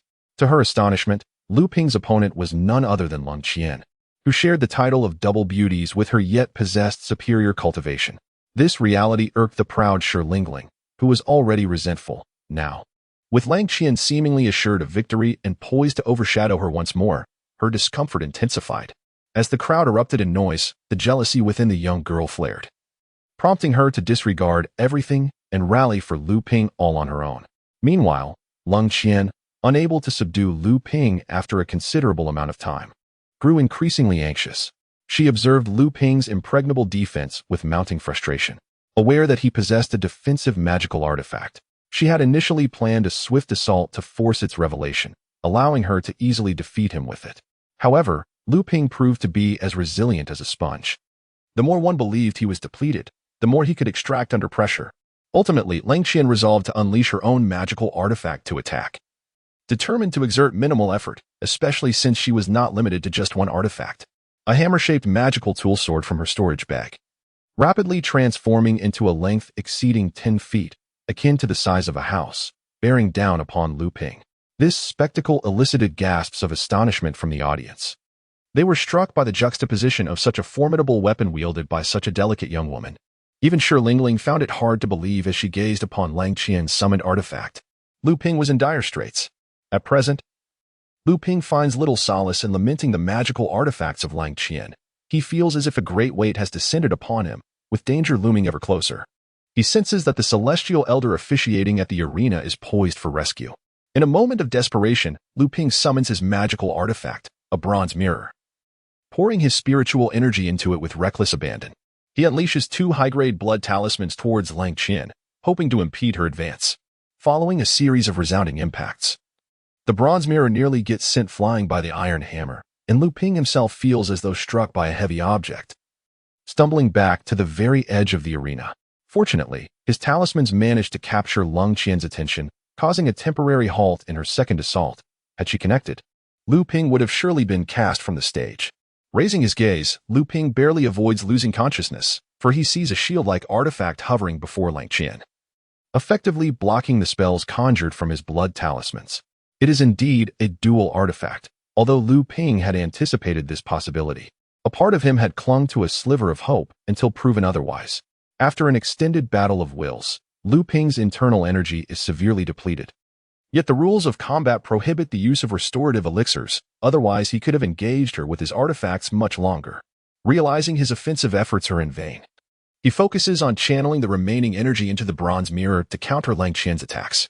Once again, he successfully deflects her strike, while his blood surges rapidly, drawing upon the surrounding spiritual aura to replenish the energy within his veins. Though it is but a drop in the bucket, it is still better than nothing. Observing Lu Ping's shift to defense, Lung Qian swiftly brandishes her sword and charges at him. Lu Ping groans in despair and scrambles to evade. The iron hammer rains down relentlessly, and Lu Ping dodges left and right under the relentless assault of Lang Qian's sword, resembling a cornered rat, utterly beleaguered. The spectators outside initially erupt in laughter, but as Lu Ping manages to fend off Lang Qian's artifact attacks 3 times in succession and evades her sword strike, their mirth gradually subsides. Could this individual truly possess the cultivation of a 7th-layer blood refiner? After such a prolonged confrontation, how can he execute his artifacts repeatedly with such profound energy? This duel has persisted for half an hour, and the throngs gathered below the arena have only grown larger. It seems Lu Ping and Lang Qian are the last to remain in combat. Lu Ping, now seething with indignation, cannot recall a time when he was so thoroughly bested, particularly by a beautiful woman in front of thousands. As he endures, his unwillingness to accept defeat intensifies, fueling a fire within him that drives him to accelerate the flow of his blood. Hastily absorbing the ambient spiritual energy while mobilizing every vein in his body to extract the last vestiges of his spiritual power, his heart races to an astonishing degree. As Lang Qian prepares for her 4th attack, the bronze mirror hovering above Lu Ping teeters precariously. Yet he refuses to relent. Channeling every ounce of energy he possesses into the mirror. With a thunderous crash, the bronze mirror strikes the ground, and the iron hammer rebounds. He has succeeded in blocking it. Miraculously, he has held his ground. In the hearts of the spectators, a silent gasp echoed as they felt a pang of anxiety for Lu Ping. Unbeknownst to them, they had been captivated by Lu Ping's tenacity and resilience, forgetting that most had originally come to support Lang Qian. Alas, the magical artifact fell to the ground, signaling that he had reached the limits of his spiritual energy. And a chorus of sighs arose from the crowd. At that moment, voices of surprise emanated from the central arena. The onlookers turned their gaze to the stage. Following the eyes of the esteemed immortals towards Lu Ping, his eyes widened in astonishment as he beheld Lang Qian. The copper mirror that had fallen trembling slightly before it began to ascend once more. If those in the audience had attained the blood dissolution phase and cultivated spiritual awareness, they would have noticed a vortex of spiritual energy forming around Lu Ping, strands of energy swirling towards him from all directions, absorbed into his being. A breakthrough. His cultivation surged instantaneously amidst the duel. Lu Ping felt his heartbeat slow yet grow powerful with each pulse. His veins expanded, becoming robust and resilient. Countless capillaries extending to distribute the previously unreachable spiritual energy throughout his body. The energy he absorbed began to replenish his veins, flesh, and bones, revitalizing the once dry spiritual essence within him. Lang Qian found herself at a loss to describe her emotions. She acknowledged her admiration for this man's indomitable spirit. Yet she believed he must ultimately fail. There was no choice for her, nor for him. Her previously expressionless face now bore the chill of frost. The iron hammer descended once more from the air, and amid the gasps of the crowd, the copper mirror, which had just risen over a foot, suddenly sprang upward like a compressed spring, once again blocking the hammer's onslaught. Before the audience could fully comprehend this turn of events, a small seal shot from Lu Ping's embrace, swiftly transforming into a colossal size, racing towards Lang Qian with a fierce howl. Her countenance shifted in alarm. She had not anticipated Lu Ping's breakthrough, nor the ferocity of his counterattack, nor the existence of another magical artifact in his possession. The artifact, known as the Mountain Collapse, was astonishingly powerful. In a single strike, it shattered her Xuanwu shield, and she witnessed Lu Ping simultaneously launching 3 high-grade blood talismans from his hand. At that moment, Lang Qian's magical power had been depleted from the continuous summoning of artifacts, particularly from the effort to withstand the force of the Mountain Collapse, which was akin to the might of a mid-grade artifact. Pain flickered across her features. How could he possess such a weapon? In a moment of desperation, she managed to release a sword chi that shattered one of the talismans, but the remaining 2 were insufficient to repel Lu Ping's assault. The presiding immortal intervened to block the 2 talismans, while Lang Qian stared blankly at Lu Ping, who had collapsed onto the arena floor, seemingly unfazed as he began to solidify his cultivation. Had she truly been defeated so easily? In the blink of an eye, the unfolding events left the spectators in a daze, until finally, a roar of excitement erupted from the crowd, astonished by the unexpected reversal of fortunes. The audience felt a mixture of surprise and acceptance as a surge of camaraderie and fervor ignited within each heart. Never give up. This embodies the essence of combat and reflects the mindset of the strong. As the audience gazed towards the arena, Lang Qian had already descended the stage in dismay.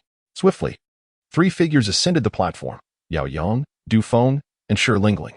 They formed a defensive triangle around Lu Ping, safeguarding him. It was only then that the spectators noticed Lu Xianzhang had taken his place above the ring. In the center of the arena, Xianyang Zhenren exclaimed, "With such spirit among the disciples, how can our sect not prosper?" Beside him, Xuanzu Zhenren remarked, "That girl is also persevering, commendable." Xuanzi added, "In 2 days of countless duels, there are certainly more than just these two worthy of note." The three exchanged glances and erupted into hearty laughter. In the living quarters of the 7th squad of the second-tier disciples at the Zhenling Bun, a pair of eyes suddenly opened in the dim room. Lu Ping extended his finger, and a flicker of flame appeared, which he directed to a lantern, illuminating the previously dark chamber. The room was modest in size, measuring merely a span of 10 feet, furnished with only a few essential items, indicating Lu Ping's dedication to rigorous cultivation. A fortnight had passed since the grand competition, and Lu Ping had finally solidified his cultivation at the 8th layer of blood refinement. Reflecting on the events of the competition still sent shivers down his spine. On that fateful day, Lu Ping fortuitously broke through at the last moment, managing to withstand Lang Qian's onslaught. In his eagerness, he summoned his magical artifact, Mountain Collapse. And with the aid of several high-grade blood talismans, he ultimately triumphed over Lang Qian. However, the spiritual energy he had just amassed was nearly exhausted. And without the guidance of spiritual power, his recently elevated cultivation was akin to a building erected without cement, teetering on the brink of collapse. Should his cultivation falter, Lu Ping risked a regression to the 7th layer or, at worst, serious injury that could take years to heal. This was why, after delivering his final strike, he did not even glance at the outcome but collapsed onto the ground, desperately channeling his techniques. Fortunately, it was not too late. Lu Xianzhang produced a precious supreme recovery pill, which averted the collapse of his cultivation. However, this meant Lu Ping could not participate in the Central Arena's competition the following day and had to forfeit. In the ensuing fortnight, Lu Ping secluded himself in his quarters to recuperate and stabilize his cultivation. He was deeply apprehensive that this breakthrough might leave hidden injuries that could hinder his future progress. Meticulously, he utilized his magical energy to examine his body several times, ensuring he was unaffected. After 2 weeks, Lu Ping emerged from his retreat. His cultivation not only stabilized but also further solidified. Though he felt great regret in stopping at the top 16, upon reflection, he realized he initially could not have even surpassed Lang Qian. Now, receiving the rewards for reaching the top 16 felt like a significant gain. Remembering the rewards, excitement surged within him as he removed a small, exquisite blue pouch from his waist. This was a storage bag, something Lu Ping had seen on Li Shang and Lang Qian during the competition. This petite pouch contained a spatial dimension, capable of holding a multitude of items while allowing for convenient access. Lu Ping had longed for such a bag, intending to purchase one in the market after the competition. To his delight, this time, the competition rewards included a complimentary, small storage bag. Yet again, a significant amount of spirit stones has been saved. Lu Ping infused spiritual energy into his storage bag, which could be activated merely by channeling energy into it. Of course, once the blood dissolution period commenced, one could also employ divine consciousness to inscribe formations onto the bag, accessible exclusively to its owner. For now, Lu Ping could only utilize the most rudimentary methods to employ the storage bag. With a resounding clatter, Lu Ping laid out all the rewards from the recent grand competition before him. The disciples in the late stages of blood refining who participated received 20 spirit stones, while those who ranked among the top 64 earned an additional 40 spirit stones. The top 32 were rewarded with 20 medicinal pills. After advancing to the 8th layer of blood refining, the efficacy of the previous cleansing pills diminished. Thus, it was fortuitous that he could now switch to the more potent essence blood pills, which were far more suited for practitioners at the 8th layer. As for the reward for entering the top 16, Lu Ping specifically requested a flying artifact for swift escape, having already acquired an offensive artifact, the Mountain Collapse Seal, and a defensive copper mirror. He found himself in need of an artifact for expedient travel and evasion. Lu Ping harbored a lingering suspicion regarding the sect's sudden expansion of reward scopes and intensities without providing any explanations to the disciples, sensing an ulterior motive at play. He was far from convinced by the claims of the disciples from the outer courtyard striving diligently and achieving remarkable results, leading to the sect's generous increase in rewards. Although there were rumors that, in recent decades, the disciples of the True Spirit sect had advanced more swiftly than those of other sects, thus strengthening their overall prowess. Such progress, even if factual, hardly warranted such an escalation in rewards. these matters were beyond Lu Ping's current reach. His focus was solely on seizing every opportunity to enhance his own strength. As for the obligations that might accompany these rewards, he chose to disregard them. The 7th squad made significant strides, greatly benefiting Elder Lu in the process. After Lu Ping reached the top 16, Yao Yong and Du Feng advanced to the top 8, earning the Essence Blood Pills as their reward. Subsequently, Du Feng faced a disciple at the pinnacle of the 9th layer of blood refining. Despite employing a low-tier defensive artifact and a mid-tier artifact, Du Feng unfortunately met defeat.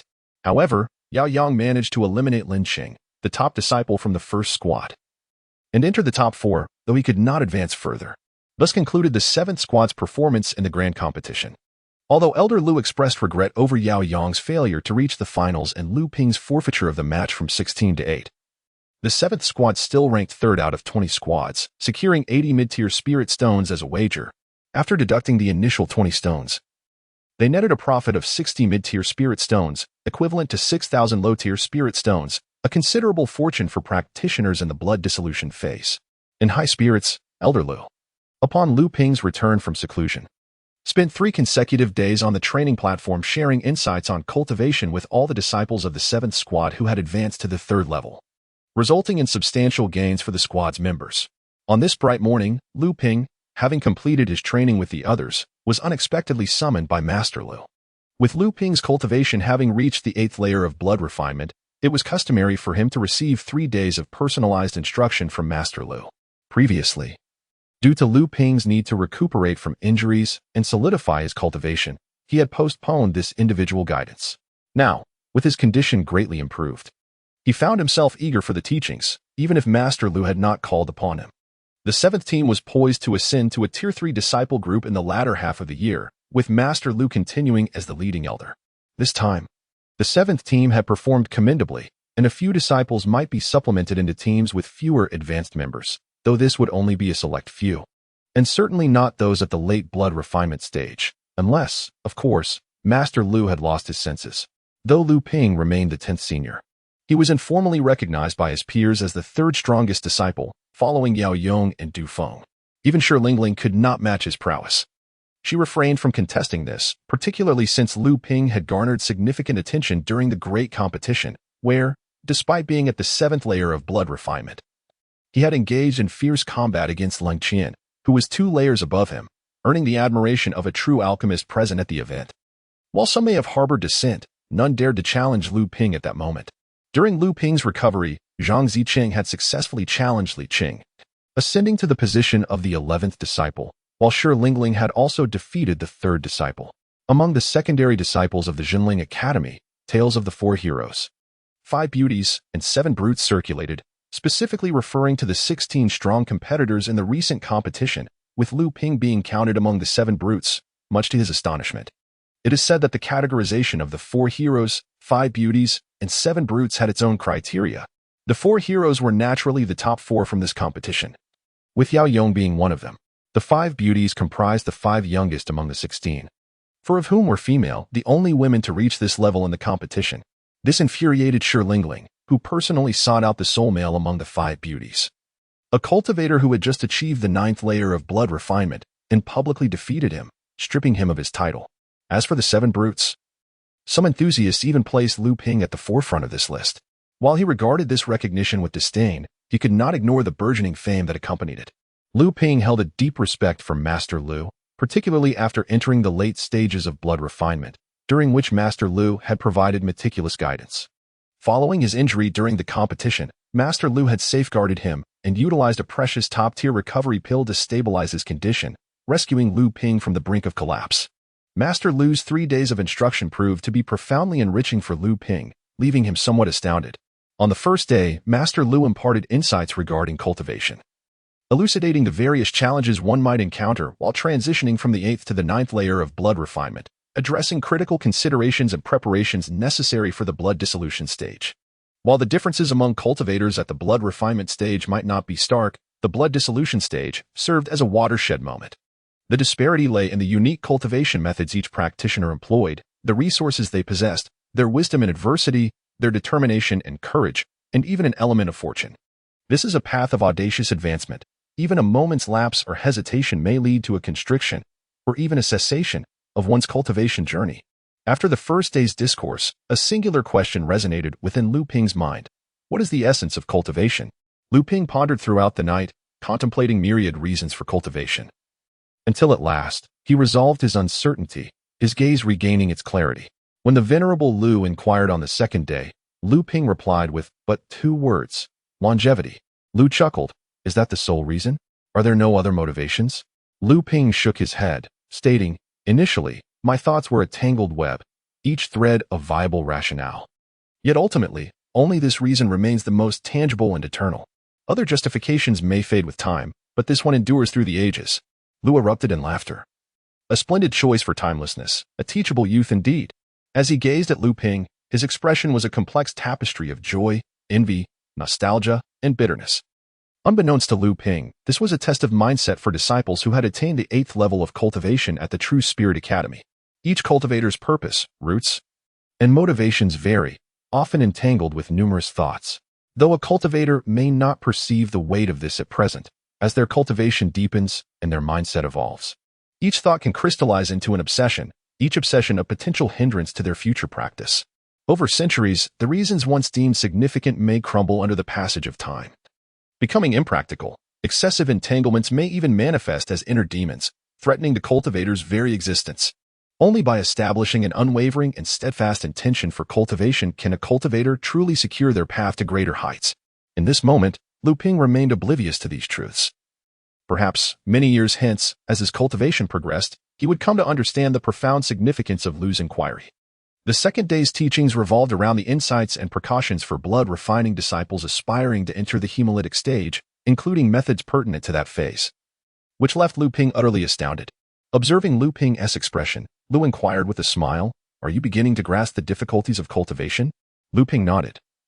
"Though I am resolute in my determination to persevere against all odds, I had not anticipated the arduous nature of this journey." Lu continued, "Do you know how many blood-refining disciples have the opportunity to enter the hemolytic stage?" Lu Ping replied, 1 in 100. Lu then asked, "And for the pill-forging disciples?" Lu Ping shook his head, to which Lu responded, 1 in 1,000. Moreover, the pill-forging stage is fraught with peril. Each step is pivotal to the ultimate success of one's cultivation. Even I, as your elder, possess scant knowledge in this domain. Within the True Spirit Sect, including disciples from the Auxiliary Academy, there are tens of thousands of outer disciples. Yet only a few thousand have reached the hemolytic stage. This accumulation is only possible due to the extended lifespans of hemolytic disciples, which are double that of blood-refining practitioners. The lifespan of a pill-forging adept ranges from 500 to 800 years, and even now, the count is said to be in the dozens. As for the legendary ancestors of the Dharma manifestation stage, even I have yet to lay eyes upon one, only knowing that such formidable beings must exist within our sect. At this moment, Lu Ping was already filled with a surge of emotions, his heart brimming with an infinite yearning for those exalted beings. Upon noticing Lu Ping's distracted expression, Master Lu remarked, "Let us conclude our discourse for today. I, too, am weary. You must simply remember all that has been discussed." The content for the third day's lecture would encompass the intricacies of human relationships within the cultivation realm, essential precautions for practitioners, and an overview of the current state of affairs in the cultivation world, topics that even Master Lu had limited knowledge of. However, with each passing moment, Lu Ping's curiosity only deepened, prompting Master Lu to stifle his inquiries, stating, "The cultivation realm is vast, and even I cannot claim to know it entirely. I can only impart the fundamentals, and it is up to you to comprehend and experience the rest in due time."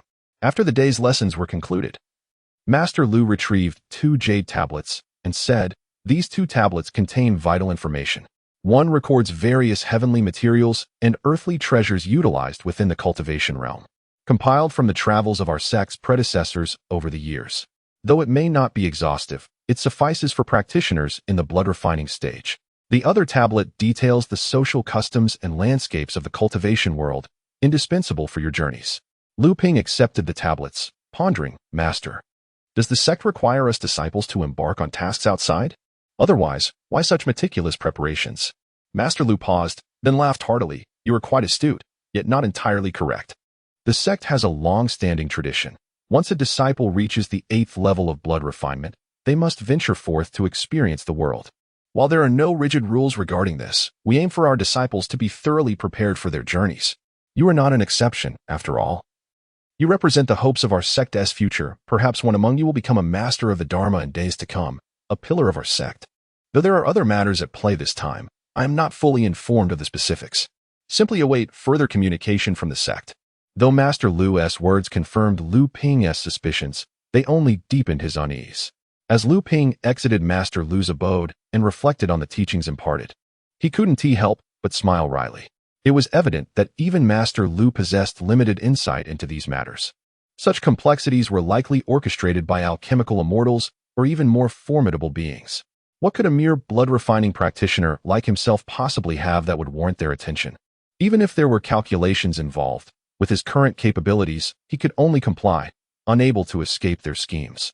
The only course of action available to him was to diligently cultivate, thereby enhancing his chances of survival amidst the machinations of these great figures. Third-level disciples seldom practiced in the separate courtyards. Most were required to venture out to broaden their horizons, seek opportunities, and fulfill sect tasks. Even if a disciple had not yet attained the 8th level of blood refinement, after a year of training, they were expected to undertake sect assignments, accumulate rewards, and strategize for their future cultivation paths. This explains why third-level disciples are rarely seen in the separate courtyards, save for the annual grand competition. The Zhenling Sect boasts a long lineage and understands the adage that a greenhouse cannot nurture pillars of strength. It grants its disciples the freedom and space to strive and contend, allowing the sands of time to sift through. For the legacy of the sect ultimately relies on the elite. Following Master Lu's admonition, Lu Ping dedicated the next 6 months to rigorous training while simultaneously preparing for his impending journey. After reaching the 8th level of cultivation, Lu Ping's proficiency in talisman crafting has seen significant growth. Now, when he forges talismans, low-grade ones have become a rarity, with the majority being of medium to high quality. Even the finest talismans are produced intermittently. Lu Ping's own reserve of blood talismans has transformed into exquisite ones. Reflecting on the last major competition, Lu Ping had refrained from utilizing his limited selection of top-tier talismans, deliberately preserving a trump card. After all, once a top-tier talisman is revealed, it becomes increasingly difficult to keep his remarkable talisman crafting skills a secret. The power of a premium blood talisman is nearly on par with ordinary spells at the early stages of blood dissolution, making it likely that others might steer Lu Ping's path towards specializing in talisman crafting, which is not his aspiration. This was also the reason for Lu Ping's absence from the top 8 competition. Otherwise, he might not have been able to safeguard that trump card.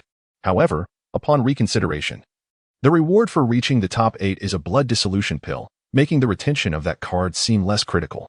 Yet, this reality remains, and Lu Ping can only comfort himself with such thoughts. The blood dissolution pill has long been a source of persistent yearning for Lu Ping. The enhancement of his talisman crafting skills was expected to lead to a substantial increase in his supply of spirit stones. However, as he exchanged pills for the more effective premium blood pills, their price naturally escalated. Despite the rewards from the competition and the increased benefits for disciples at the 8th level of blood refinement, the quantity of spirit stones in Lu Ping's storage bag has only seen a modest rise. His cultivation progress is commendable. Over the past 6 months, Lu Ping's cultivation has steadily advanced. Nevertheless, achieving the 9th level in a short span, as he did from the 7th level, is now unattainable, especially since Lu Ping's foundation at the 6th level was exceedingly robust. On this day, coinciding with the end of the month, the market was bustling with activity. Wearing a mask, Lu Ping set up a stall to sell his talismans. His talismans have gained a modest reputation in the market, and with the recent accumulation of exquisite talismans for personal use, the number of high-quality talismans on his stall has significantly increased, attracting more cultivators. Often, as soon as Lu Ping displays his wares, they are immediately sold out. Indeed, as soon as he set up his stall, he found himself surrounded by several cultivators eager to purchase. At that moment, a robust man in his 30s approached from the eastern side of the market and walked directly to Lu Ping's stall. Squatting down, he examined several high-quality talismans and remarked, "Brother, your talisman crafting skills are impressive." After this compliment, he merely gazed at Lu Ping without indicating whether he intended to buy or not. Lu Ping, observing the man, did not deny that the talismans were his creation, as his monthly presence makes it difficult to conceal such matters from the observant. Calmly, he replied, "Friend, you flatter me. May I ask if you are interested in purchasing talismans?" The man chuckled and said, "Brother, let us make a deal. I wish to buy all your talismans. What do you think? Luming was taken aback and responded, of course, these talismans are valued at. Seeing that Luming did not grasp his meaning, the man quickly clarified, I did not express myself clearly. What I meant was that I would like to invite you to be the dedicated talisman craftsman for the fellow Cultivators Alliance. From now on, all your talismans will be exclusively supplied to our alliance, ensuring you will not lack for spirit stones. What do you say? Luming never anticipated that he would encounter such events. The true Spirit Sect boasts a profound legacy and immense strength, transforming its surrounding marketplace into a hub for various rogue cultivators. These individuals are a mixed bag, encompassing both the virtuous and the nefarious, often forming factions. Although Luming had previously observed such occurrences, this was his first personal encounter. As a specialized talisman master, he would earn considerable respect and a handsome income if he were to align himself with a group of righteous conduct. However, should he find himself entangled with a malicious band, he could easily fall under their control, at best, becoming a mere slave to their talisman crafting, and at worst, facing death, robbery, and the theft of his crafting secrets. Being a promising disciple of the true Spirit Sect, Luming had no inclination to become a rogue cultivator. He politely declined, saying, my friend, I truly apologize, but I have no intention of joining your esteemed alliance. The burly man's demeanor shifted, and he retorted, what? Do you look down upon my fellow Cultivators Alliance? We boast 18 rogue cultivators, each with a cultivation level above the 8th layer of blood refinement. And our leader is a master in the blood melting stage. His words carried a palpable threat. Having encountered individuals at the Dan refining stage, Luming was unfazed. He firmly replied, I sincerely apologize, but I am a disciple of the true Spirit Sect and do not wish to join your alliance. He hoped that invoking the name of his sect would deter the man. Indeed, upon hearing Luming's affiliation with the true Spirit Sect, the man's menacing expression faltered, and he awkwardly said, it turns out you are a disciple of a major sect. Naturally, you would not regard our small alliance. I shall take my leave. With that, he turned and departed. Unperturbed, Luming proceeded to complete his purchases of talismans, exchanging the spirit stones he had acquired for medicinal pills and other cultivation supplies, while also perusing the marketplace for miscellaneous items. Recently, the higher-tier disciples of the Outer Court had planned a small exchange meeting, and Luming, having gained considerable renown, was among those invited. He harbored a keen interest in this trading event and accepted the invitation. Having been diligently accumulating spirit stones to avoid the embarrassment of being unable to purchase items he desired, though he did not harbor high hopes of encountering anything particularly captivating, Luming remained vigilant, inquiring about the circumstances surrounding the fellow Cultivators Alliance, given that the burly man had approached him with prior knowledge. However, he found little information until he learned from another cultivator that this alliance had recently arrived at the marketplace near the true Spirit Sect. It was said that this group of cultivators possessed formidable skills among lower-tier rogue cultivators, known for their bravery and ruthlessness, hunting magical beasts and embarking on adventures to acquire cultivation resources. They quickly ingratiated themselves with the outer disciples of the true Spirit Sect, establishing a firm foothold among the rogue cultivators in the vicinity. After browsing the marketplace without discovering anything of immediate use, Luming decided to leave and head back to the Outer Court.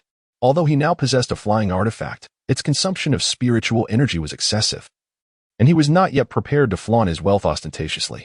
Thus, he opted to employ a lightness technique, hastening toward the direction of the Outer Court.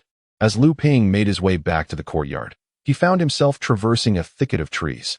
Upon entering, he retrieved a talisman from his storage bag and pressed it against himself. In an instant, his figure flickered and vanished from sight. The invisibility talisman, the simplest form that could be concocted during the blood refinement stage, merely obscured one's form, should a practitioner at the blood dissolution stage be nearby. They could easily detect Luming's presence. Even an experienced blood refinement practitioner could follow the faintest traces to uncover Luming's whereabouts. Before long, two figures emerged, skillfully navigating through the rocky terrain and foliage, their movements deftly concealed, yet alarmingly swift. They soon arrived at the very grove where Luming had concealed himself. One of the individuals was the burly practitioner Luming had encountered earlier in the marketplace, while the other was slender and lanky, resembling a walking stick. The lean practitioner scanned the surroundings and remarked, "The trail disappears here. It seems he has become aware of our presence and has erased his tracks as he moved." The burly practitioner retorted with a fierce tone, "Though young, he is quite clever. I have inquired and learned that this lad's talismans are quite renowned in the marketplace. I intended to capture him to have him create talismans for us and, incidentally, to extract information about the true spirit sect. Alas, he has eluded us. The slender practitioner frowned, expressing his discontent. Such words should not be uttered carelessly. We are merely hired hands, tasked with reconnaissance. If it were not for the urgent need for someone skilled in talisman crafting, would we have resorted to targeting a disciple of the true spirit sect? We cannot afford to provoke the fellowship of common practitioners. At this, the burly practitioner chuckled sheepishly and fell silent. The lanky practitioner scrutinized the traces around them and speculated. Perhaps he has not departed, but is merely hiding within this grove using his invisibility talisman. The burly practitioner dismissed the notion, saying, even if he lurks nearby, he is but a mere 8th-layer blood refinement novice. How could he dare confront us, 2 practitioners of the 8th and 9th layers, who frequently dance on the precipice of life and death? No sooner had he finished speaking than he sensed a surge of spiritual energy behind him.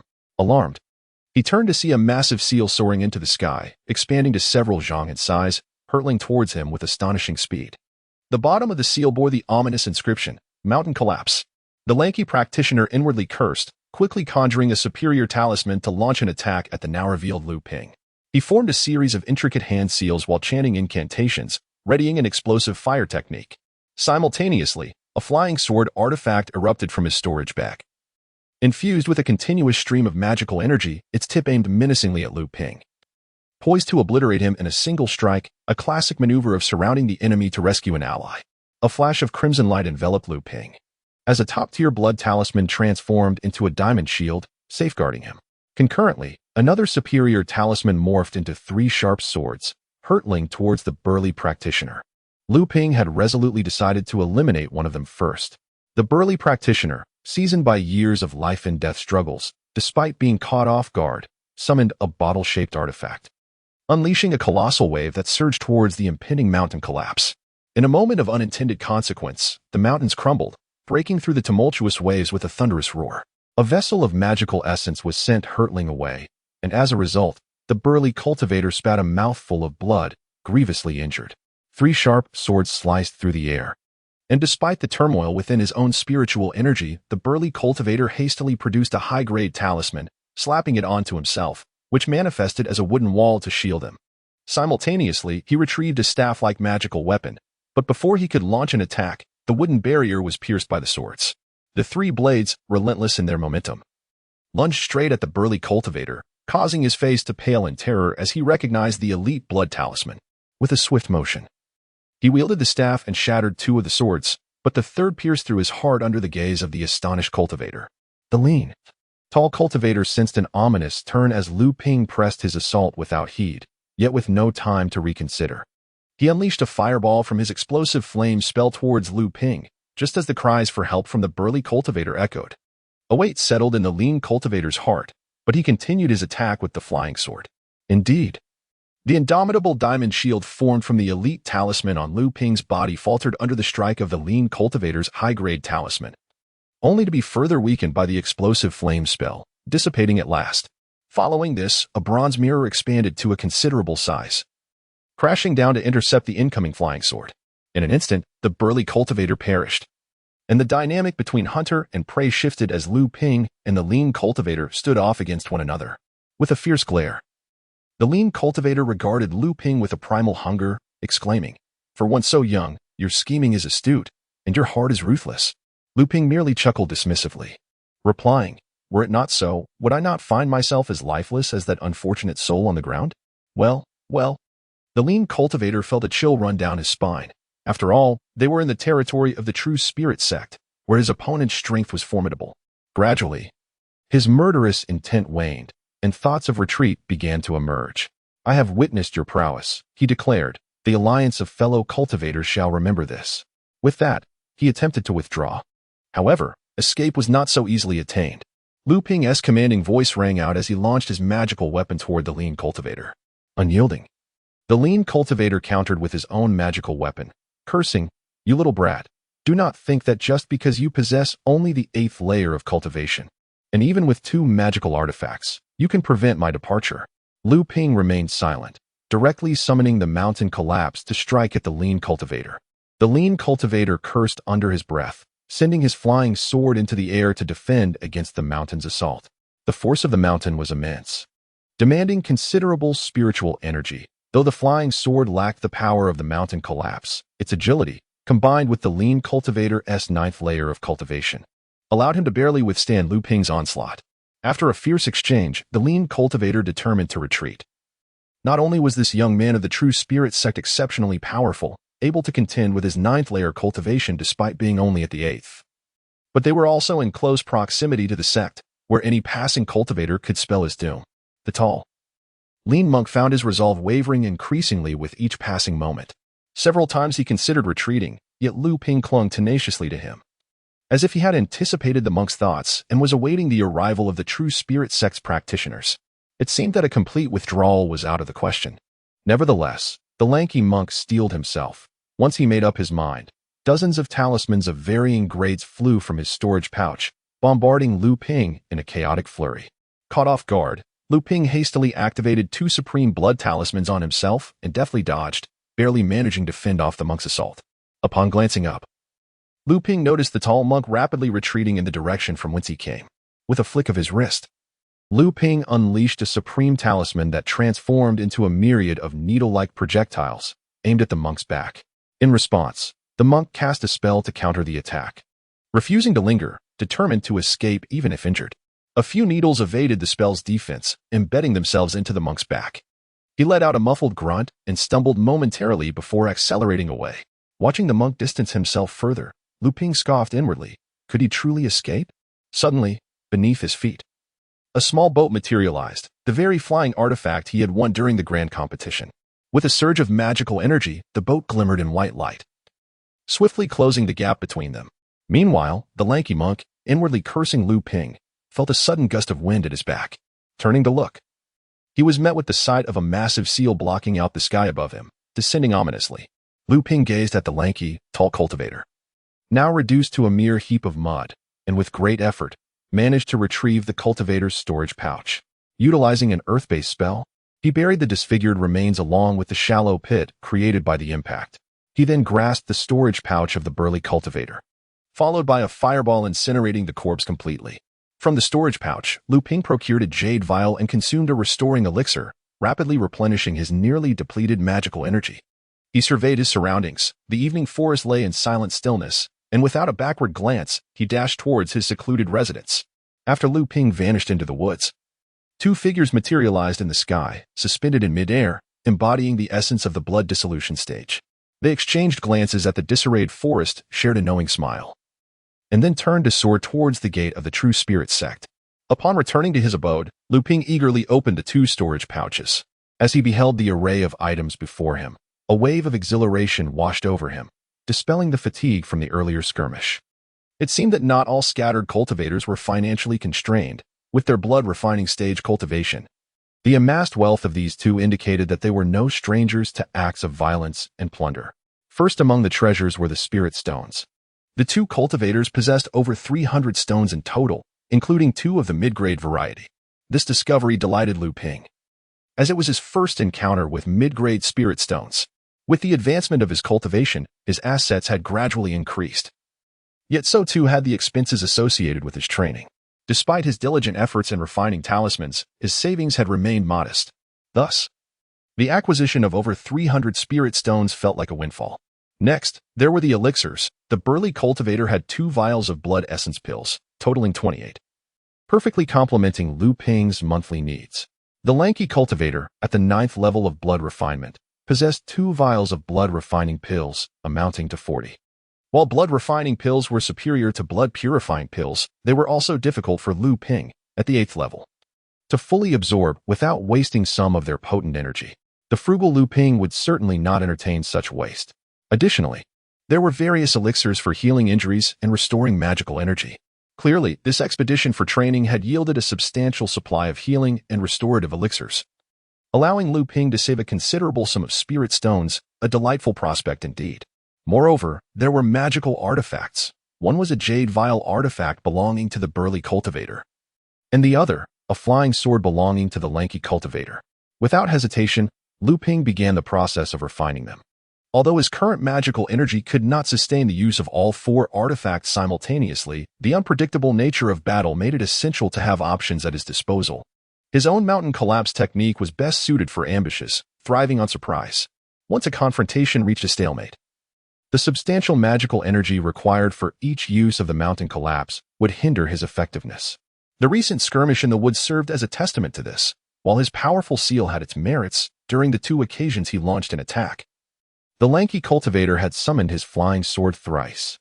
Had it not been for this, Luming would have easily subdued the lanky cultivator without needing to resort to his flying escape artifact. The predominant items occupying space are various spiritual herbs used for alchemy, raw materials for forging weapons, and valuable objects obtained from hunted beasts, which collectively amount to a significant sum of spirit stones. Perhaps selling these to the sect in exchange for contribution points could prove to be a judicious choice. A sect requires management, especially one with a legacy spanning thousands, if not tens of thousands, of years, wherein its various systems are meticulously established. Contribution points serve as a common method through which disciples can acquire items unavailable outside or those whose worth far exceeds their intrinsic value, such as spells and techniques. This system not only benefits the practitioners but also enhances the sect's stature. Luming even discovered 2 types of spiritual herbs essential for concocting the blood-dissolving pill: the 500-year-old blood essence grass and the black luo vine. It is said that crafting the blood-dissolving pill necessitates 24 varieties of 500-year-old spiritual herbs, and if a disciple can gather 8 types, they can exchange them for 1 blood-dissolving pill. One can only imagine Luming's exhilaration upon encountering these 2 herbs, for they represent a quarter of a blood-dissolving pill. Naturally, Luming could also trade them for contribution points. However, not everything can be exchanged in this manner. Blood-dissolving pills are among those that can only be procured with raw materials, distinguishing them from market transactions. Additionally, there were several jade slips documenting spells and various insights. After a cursory glance, Luming decided to imprint this information onto the jade slip given to him by Elder Lu, thus creating a complementary resource. However, one particular slip captured Luming's attention. It contained a chronological account of numerous matters pertaining to the True Spirit Sect, predominantly involving blood refinement disciples.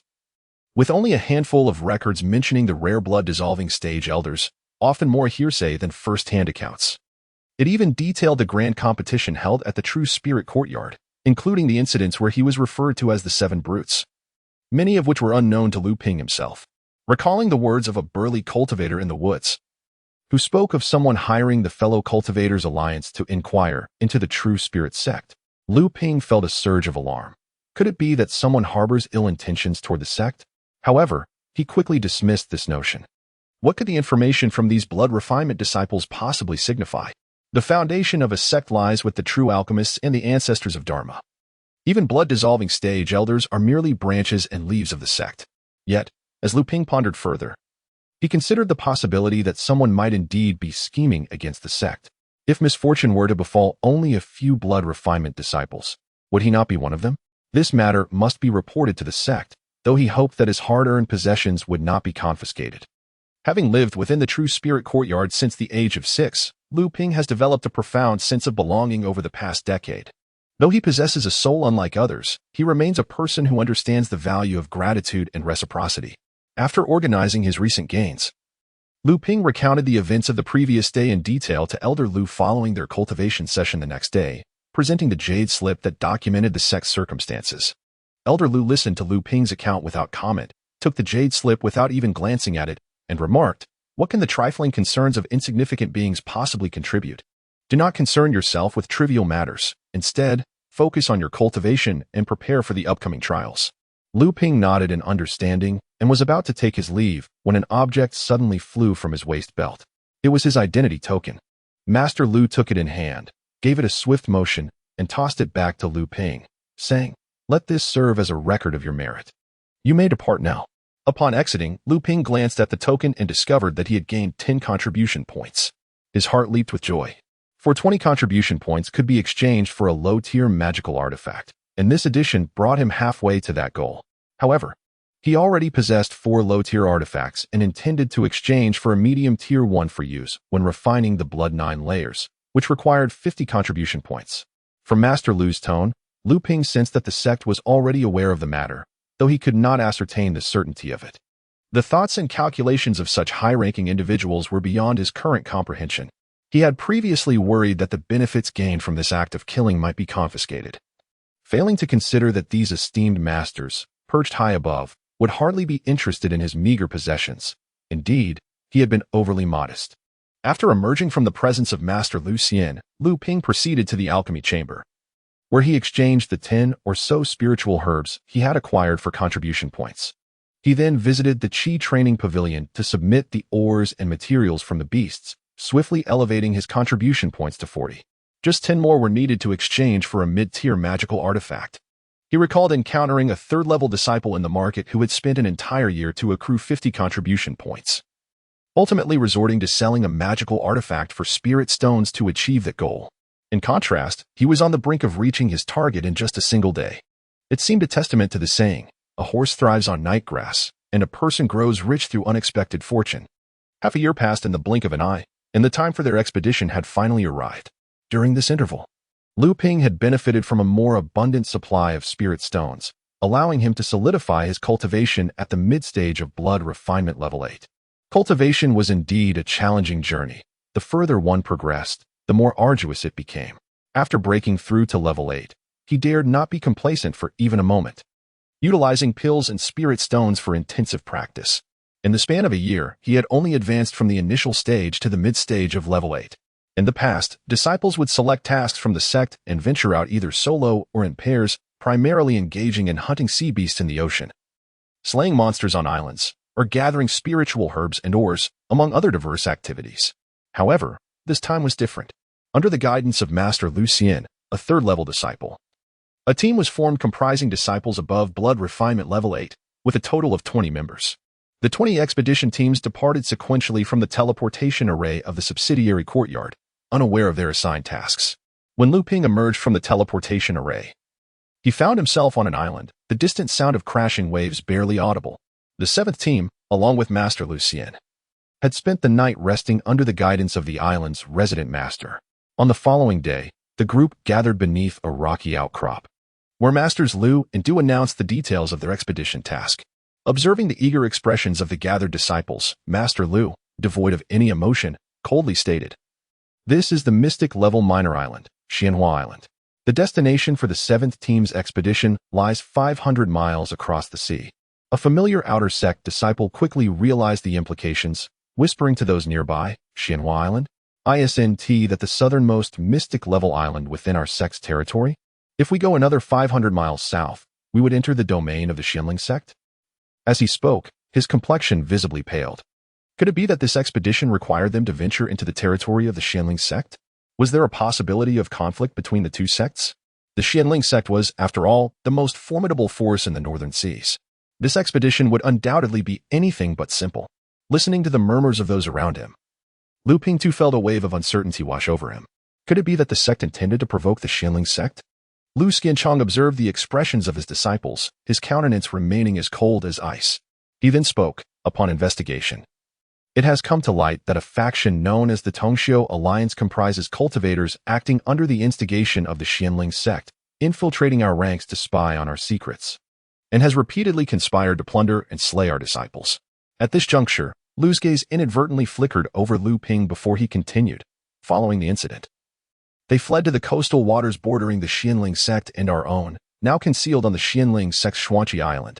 Thus, our mission in this expedition is to seize Xuanqi Island and capture the cultivators of the Tongxiu Alliance, thereby safeguarding the dignity of our sect.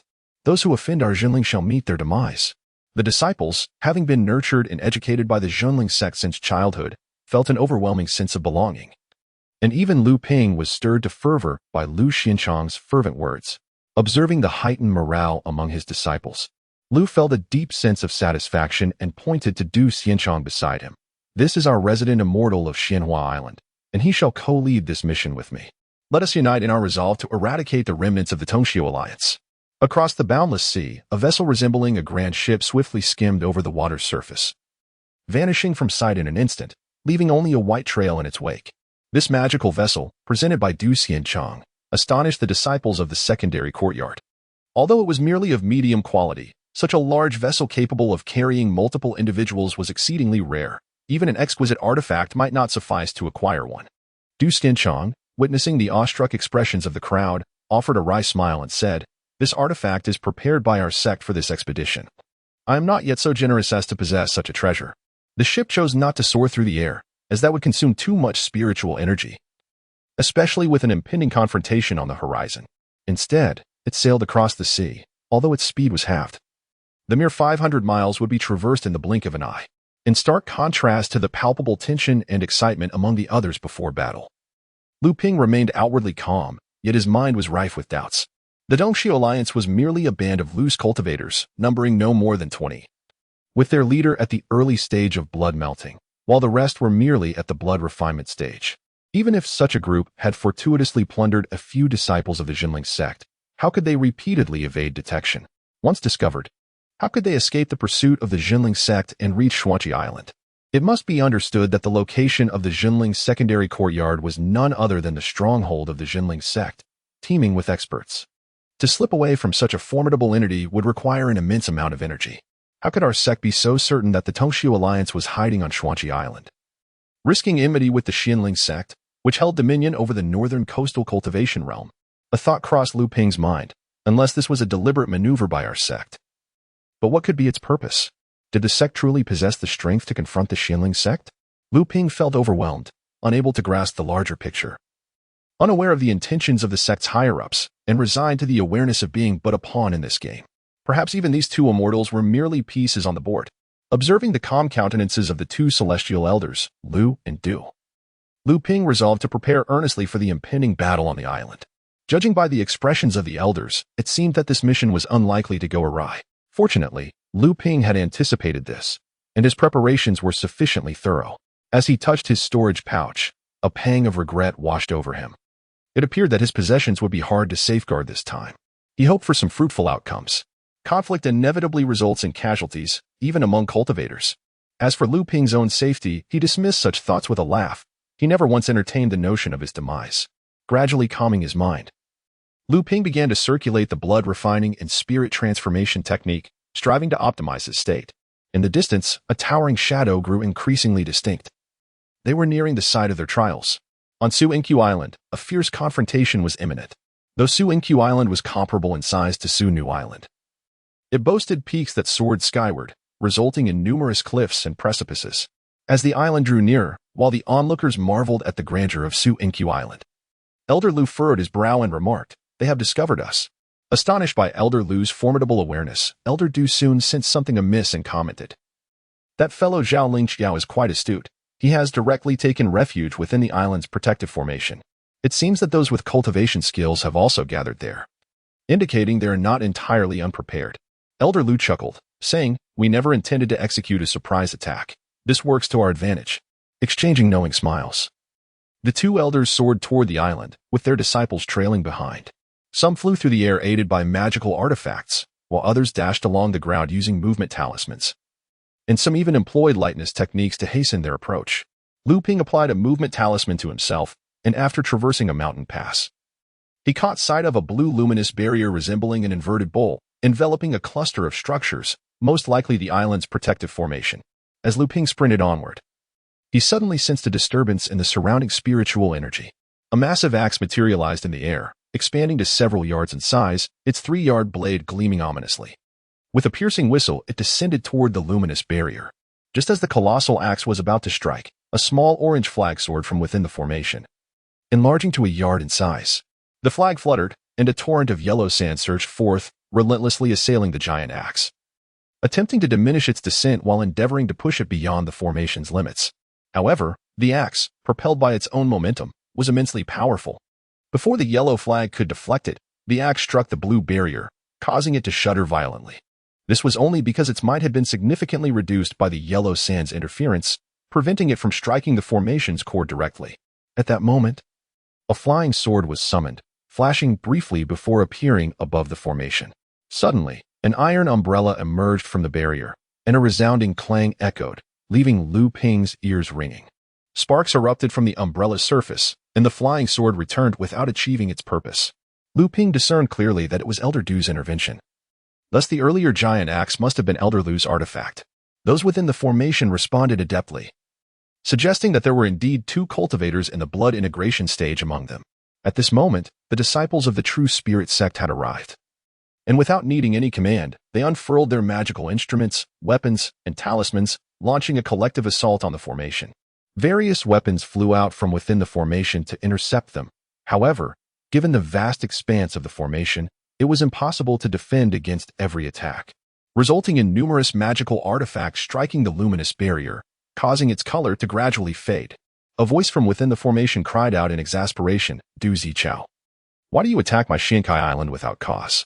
Are you attempting to instigate a war between our sects?" The elder Du laughed heartily and replied, "Zhenling Xiao, the Fellowship Alliance endangers the disciples of my true spirit sect. How dare you harbor them in secret? Is this the suggestion of the Zhenling Sect?" A robust voice then resounded from within the formation, "You of the true spirit sect are slandering us. The Fellowship Alliance consists merely of a few scattered cultivators. Why would we provoke the claws of your true spirit sect?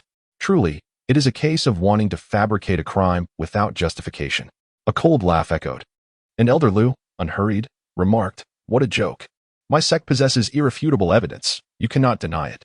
You must be the leader of the Fellowship Alliance, Zhang Jia. Today, let it be known where the authority of the true spirit sect lies. Zhenling Xiao, if you insist on protecting the wanted individual from my sect, do not blame us for our lack of mercy. In due course, our elders will discuss this matter with your Zhenling Sect." As he spoke, his hands moved swiftly, and with 3 successive strikes of his giant axe, 2 of which landed upon the luminous barrier, Zhao Lingxiao understood that the matter concerning the Fellowship Alliance was indeed a misstep on his sect's part. However, the true spirit sect was merely seizing the opportunity to exploit it. He feared that today's events would not conclude amicably. So he refrained from further arguments with the true spirit sect and instructed the island guardians to fend off the attacks from the true spirit disciples. Luming wielded the flying sword he had seized during the previous battle in the forest. The sword deftly evaded an intercepting magical artifact, striking down a superior magical weapon and then crashing against the luminous barrier. The tip of the sword sank only 3 inches before being rebuffed, while the 2 leading elders effortlessly made the barrier sway with their movements, presenting a stark contrast. The blood-melting stage already surpassed the blood-refining stage by such a margin. One could only wonder how the scene would unfold among the golden elixir true masters. Luming found himself lost in thought, not yet having envisioned the formidable presence of the old ancestors of the Dharma form stage. Just as he was immersed in contemplation, he heard Zhao Lingxiao from the Zhenling Sect issue a sharp command. The magical artifacts and weapons, which had been continuously defending against the true spirit sect's attacks, suddenly changed direction, no longer entangled with the assaults from the true spirit sect, but instead targeting its disciples. This unexpected turn of events caught many disciples off guard, resulting in chaos. Several were injured as they failed to defend themselves. Luming even witnessed 2 island guardians, who had accompanied Elder Du, fall to the ground, seemingly lifeless. Taken aback, Luming, though having held back, remained deeply rooted in his foundations. With his flying sword, he executed his maneuvers with such proficiency that he was able to evade the incoming magical artifacts, outpacing even those of the same cultivation level, proving that even those at the 9th level were no match. Following this unexpected turn of events, Luming drew attention to himself. Suddenly, 2 magical artifacts launched an assault against him. Fortunately, Luming reacted swiftly. With a sharp cry, he wielded his flying sword to deflect one of the whip-like artifacts, while simultaneously summoning a ready artifact, a bronze mirror, from his storage pouch to block an incoming spherical artifact's ambush. The change in the Zhenling Sect's offensive tactics posed significant challenges for the Zhenling Sect. However, the Zhenling Sect maintained an advantage in numbers. And despite the Zhenling Sect's geographical advantage, they found themselves under pressure. The breach of the formation was merely a matter of time. The Zhenling Sect hoped to leverage their formation to exhaust the magical energy of the Zhenling disciples, seeking to regain some footing. Initially, the disciples of the Zhenling Sect harbored intentions of conserving their strength, but the Zhenling Sect's counterattack inflamed their anger. In an instant, everyone unleashed their abilities. Luming, too, joined the fray, throwing a collection of talismans he had accumulated during his training. They transformed into a myriad of fireballs, wind blades, golden swords, massive trees, and boulders that bombarded the protective barrier. Among them were 2 high-grade ice blade talismans, which drew the attention of nearby cultivators. Realizing the situation was escalating, Luming silently cursed himself for the impulsiveness. The colors of the formation grew increasingly faint, nearly transparent, until finally, under the assault of Elder Lu's colossal axe, it trembled and burst like a soap bubble. Luming quickly organized his belongings. The moment for close combat had arrived. As the formation shattered, two streaks of fleeing light shot forth, and the airborne elders Lu and Du soared to engage. The ensuing cacophony of spells and artifact clashes was deafening, but fortunately, the four combatants drifted further away from the skies above Xuanqi Island, providing a moment of respite for the disciples below. With a rallying cry, the disciples surged into the island's structures, seeking their opponents and engaging in fierce battles. Luming, initially seething with rage and intent on settling the score with the cultivator who had ambushed him with the spherical artifact, found himself at a loss. The Zhenling Sect's disciples were already few in number, and with only about 30 rogue cultivators escaping, the Zhenling Sect, bolstered by over 40 disciples from both their ranks and the stationed disciples of Xianhua Island, presented a formidable force. As Luming had deliberately avoided the initial clash in search of revenge, he now found himself without an opponent. Watching his senior brothers valiantly combat their foes, Luming pondered whom he might assist, leveraging numbers to overwhelm a solitary adversary. Suddenly, he caught a fleeting glimpse of a figure darting behind a pavilion. Naturally, Luming would not let this opportunity slip by. Noticing the individual's furtive movements, he decided to follow discreetly. The cloaked figure had appeared anxious. The pavilion was situated atop a hill, and the figure dashed toward a distant cliff. Upon nearing the cliff, the individual veered around a bend, revealing a meticulously leveled plot of land that led to a mine entrance. Dozens of mortal miners sat at the cave's mouth, evidently aware of the chaos unfolding outside, their expressions tinged with concern. However, since cultivator conflicts generally did not involve mortals, they remained calm, waiting for the outcome. Seeing that the miners did not scatter in panic, the cloaked figure felt a surge of relief and hastily inquired, "Where are the spirit stones collected over the past 5 days?" A leader among the miners hastily stepped forward, presenting 2 storage bags. The cloaked figure eagerly snatched the bags from the leader's hands, and upon opening them, a look of delight spread across his face as he turned to leave. However, as the cloaked figure rounded the cliff, still immersed in the euphoria of his unexpected fortune, a sudden chill enveloped him, accompanied by an ominous aura of murderous intent. Glancing upwards, he was met with the sight of a dark object hurtling down upon him. Before despair could even register on his face, he was struck by a landslide, burying him 3 feet deep in the earth. Luming was taken aback. How could this individual have been so utterly unprepared? What treasure could possibly render a cultivator so complacent in the face of danger? Luming retrieved the remnants of the landslide. This individual was undoubtedly a nefarious character, adept at both murder and theft. It seemed imperative that, as his own cultivation advanced, he would need to enhance this artifact to better suit his requirements. Grasping 3 storage bags, 2 of which belonged to him and 1 to the dark-clad cultivator, he surveyed the surroundings to ensure no one was in sight before swiftly examining the contents of the bags. Inside the dark-robed cultivator's bag, he discovered a low-tier jade auspicious object, over 60 spirit stones, 2 vials of enhancement pills used for the 9th level of blood refinement, along with several jade slips and a map detailing Su-Nq Island and its adjacent maritime areas. The remainder consisted of various spiritual herbs and miscellaneous treasures. However, as Luming opened the last 2 storage bags, he was overwhelmed with an ominous premonition, realizing the gravity of the situation. The spirit stones within are not scarce, rather, they're abundantly numerous, over 1,800 of them. Luming could clearly hear from the corner that this was the output for 5 days, averaging over 300 spirit stones per day. This, indeed, was a small-scale spirit mine. Spirit mines are akin to gold for mortals in the eyes of cultivators. According to Luming's knowledge, within the realm of cultivation, it has been discovered over the course of tens of thousands of years that 95% of the spiritual mines are classified as micromines, while over 3% are small mines. The combined total of medium, large, and even the legendary giant mines amounts to less than 2%. Only 12 large mines have been uncovered, and a mere 6 giant mines exist. To exploit a small mine, a sect with a Dharma aspect ancestor must dispatch a true alchemist, while the endeavor to access a medium mine necessitates the direct involvement of a Dharma aspect ancestor, often resulting in collaboration between 2 or 3 sections.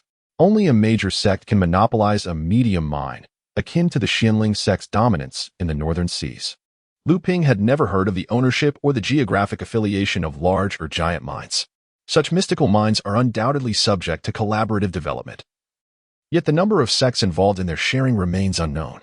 Mines yielding an average daily output of fewer than 200 spirit stones are classified as micromines. Those producing no more than 500 are deemed small mines, and those with an output not exceeding 1,000 are categorized as medium mines. As for the production thresholds distinguishing large and giant mines, Luming could not ascertain. Perhaps only the ancestors among the participating sects possess such knowledge. He found it perplexing that the Zhenling Sect had only dispatched cultivators in the blood-melting stage to guard such a crucial vein, possibly to avoid drawing undue attention. The Zhenling Sect likely remained unaware of this information. Otherwise, they would not have launched such a hasty assault on Xianxi Island. To comprehend the situation, if it were merely a few small islands, it would only require a casual gesture from the alchemist to settle the matter, with perhaps a few of his underlings in the blood dissolution stage exerting their efforts. However, this modest mine could provoke a severe confrontation between the two factions. Regardless of the purpose behind the Zhenling Sect's recent actions, it is evident that an alchemist is orchestrating events from behind the scenes. The matter of the spiritual mine cannot remain concealed, necessitating preemptive measures from our sect. Otherwise, the incoming alchemist from the Zhenling Sect would inevitably annihilate us before our own alchemist could intervene. Yet, the spiritual stones I have acquired cannot simply be relinquished without recompense. I must devise a strategy. With clarity on the sequence of events, Luming prepared a narrative to conceal this unexpected fortune. In a moment of desperation, he swiftly erased the traces of the previous conflict and feigned surprise upon discovering the site. Turning the corner of the cliff, he encountered miners at the cave entrance and, with a look of curiosity, inquired, "Ah, there is indeed a mine here. May I ask what type of ore is extracted from this site?" The remainder of the endeavor proved straightforward. Wary of his surroundings, Luming thoroughly searched the Zhenling Sect's island base on his return journey. Regrettably, the disciples stationed there had undoubtedly gathered their belongings before the Zhenling Sect's offensive, leaving little behind. However, Luming did manage to locate dozens of century-old spiritual herbs in what appeared to be an alchemical area, which could fetch a substantial sum, and even discovered a 500-year-old spiritual herb required for the concoction of blood dissolution pills, which filled him with great excitement. Upon returning to the front line, the Zhenling Sect had gained a significant advantage. After aiding several seniors in dispatching the remaining foes, Luming, along with his fellow disciples, observed the fierce battle between Elder Lu and Elder Du against Zhao Lingxiao of the Zhenling Sect and the leader of the alliance of fellow practitioners, Zhang Ji. While the onlookers gazed with reverence at the aerial duel, Luming found himself distracted. The disciples in the blood refinement stage lacked the spiritual perception to benefit from the confrontation, merely spectating the spectacle, yet they were utterly engrossed. A thought struck Luming as he retrieved the map obtained from the black-clad cultivator, examining it discreetly in an inconspicuous location. This glance reignited his avarice. The map meticulously delineated the locations of the Xianxi Island and its jurisdiction over various micro-islands and maritime territories, along with the sources of spiritual mines, herbs, valleys, and materials essential for cultivation. With keen awareness, Luming glanced around, noting that the crowd remained captivated by the duel of the four blood dissolution experts. He stealthily approached a deceased Zhenling Sect disciple whose physique resembled his own, stripped him of his garments, and incinerated the body completely. Employing a disguise technique to render his features indistinct to ordinary eyes, he then followed the guidance of the map, hastening towards other locations on the island. The rationale behind every sect's ambition to expand its influence lies in the pursuit of cultivating resources beyond the naturally occurring spiritual mines and herbs. Other renewable resources must be fostered. Consequently, every suitable area within the sect's domain is to be utilized for the cultivation of these invaluable resources. The local resident immortal serves to guide the mundane inhabitants in cultivating these resources, thereby sharing them with the sect while ensuring the safety of the region. To the east, on a sunlit cliff, there lies a 3-acre spiritual field that yielded 300 pounds of spiritual grains, which is rather meager. Luming muttered to himself as he hurried to the next location. 18 miles to the southeast, the spiritual wood garden had just submitted 10 spiritual trees, while the remainder remained unfit for timber. Quite unfortunate. 20 miles to the south, nestled in the hillside of the back mountains, there exists a copper mine, which is a significant source of refined copper for crafting mid to low-tier magical artifacts, yielding 100 pieces of raw ore. To the west, under the shade of the mountains, lies a spiritual herb garden that produced dozens of century-old spiritual herbs, primarily used for concocting late-stage blood-refining elixirs. With only one 500-year-old spiritual herb suitable for crafting potions for common blood-refining practitioners. The spiritual stone mine to the north had already been thoroughly harvested, though some smaller areas remained untouched. If he were to overexploit, it would draw suspicion, and there likely wouldn't be anything of great value left. Moreover, the fierce battle among the four cultivators would soon reveal a victor. Excluding the spiritual stone mine, the remaining resources appeared to be worth nearly 1,000 spiritual stones. Pondering this journey, Luming felt a surge of excitement at the prospect of accumulating nearly 3,000 spiritual stones, indicating that his advancement into the blood-refining stage could be hastened. Through this experience, Luming profoundly understood the consequences of his low cultivation level.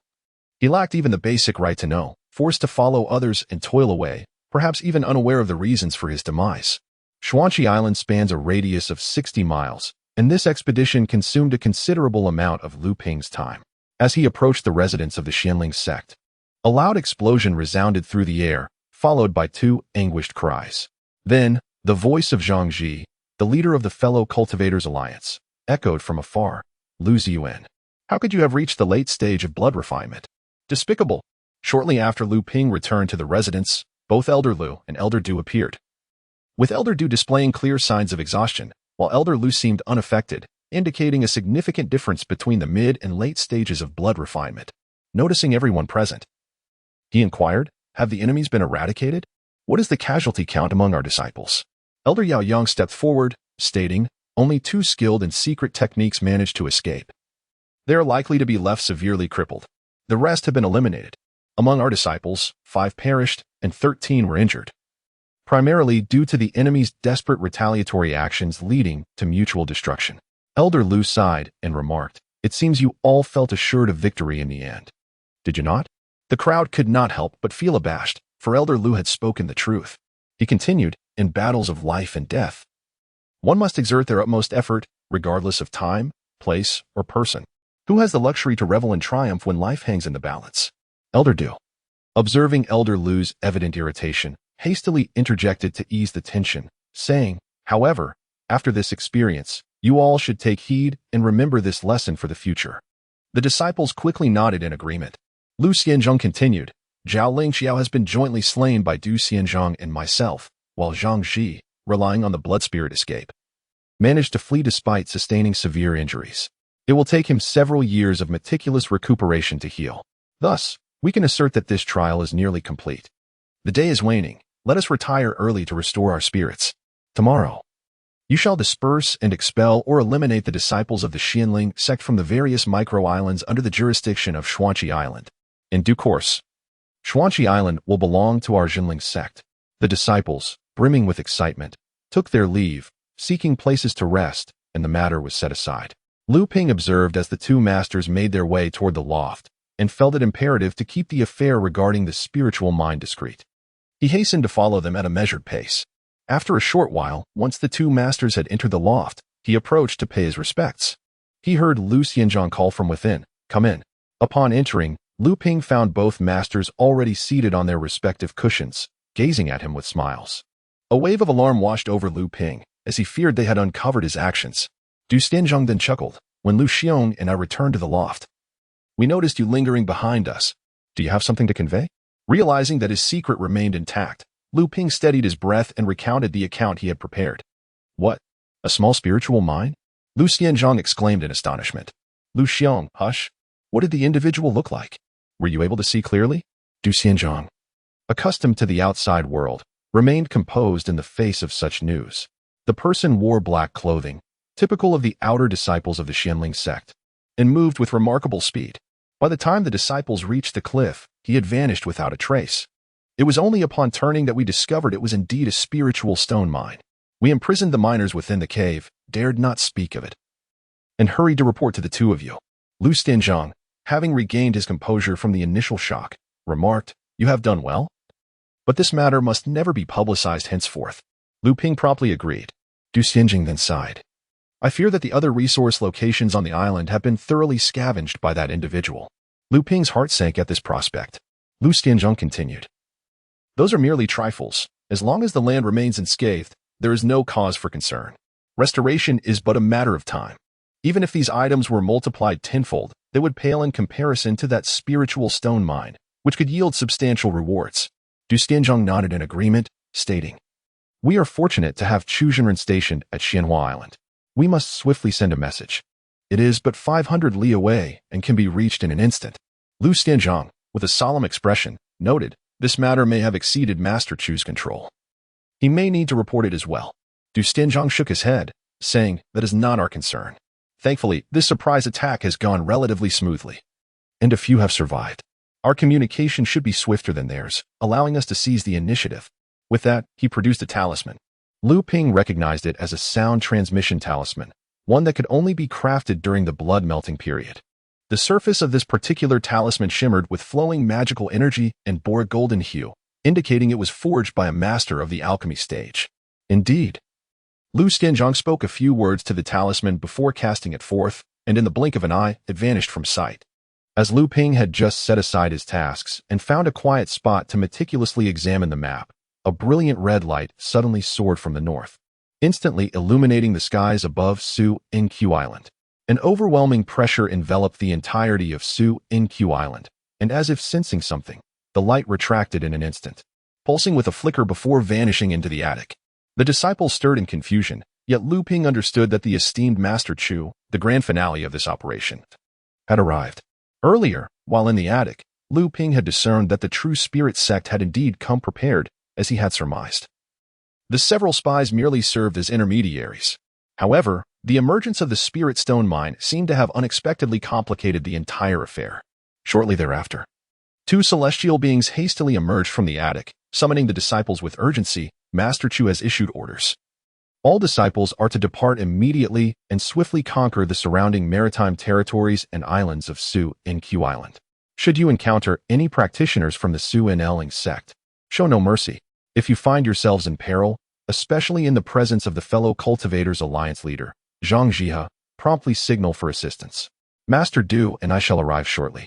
The disciples responded with a resonant agreement, determined not to falter this time. Each individual summoned their magical artifacts and took flight towards the periphery of Su Inq Island. Lu Ping chose the southeast direction, where a petite island lay 100 miles away, housing a miniature mine that yielded approximately 60 spirit stones daily. According to the Zhenling Sect's protocol of collection every 5 days, this amounted to 300 spirit stones, making it one of the most crucial locations outside of Su Inq Island. Yet, he pondered about the cultivation level of the defenders stationed there. Ingesting a recovery pill, he resolved that even if he faced the peak of the 9th layer, he would still engage in battle.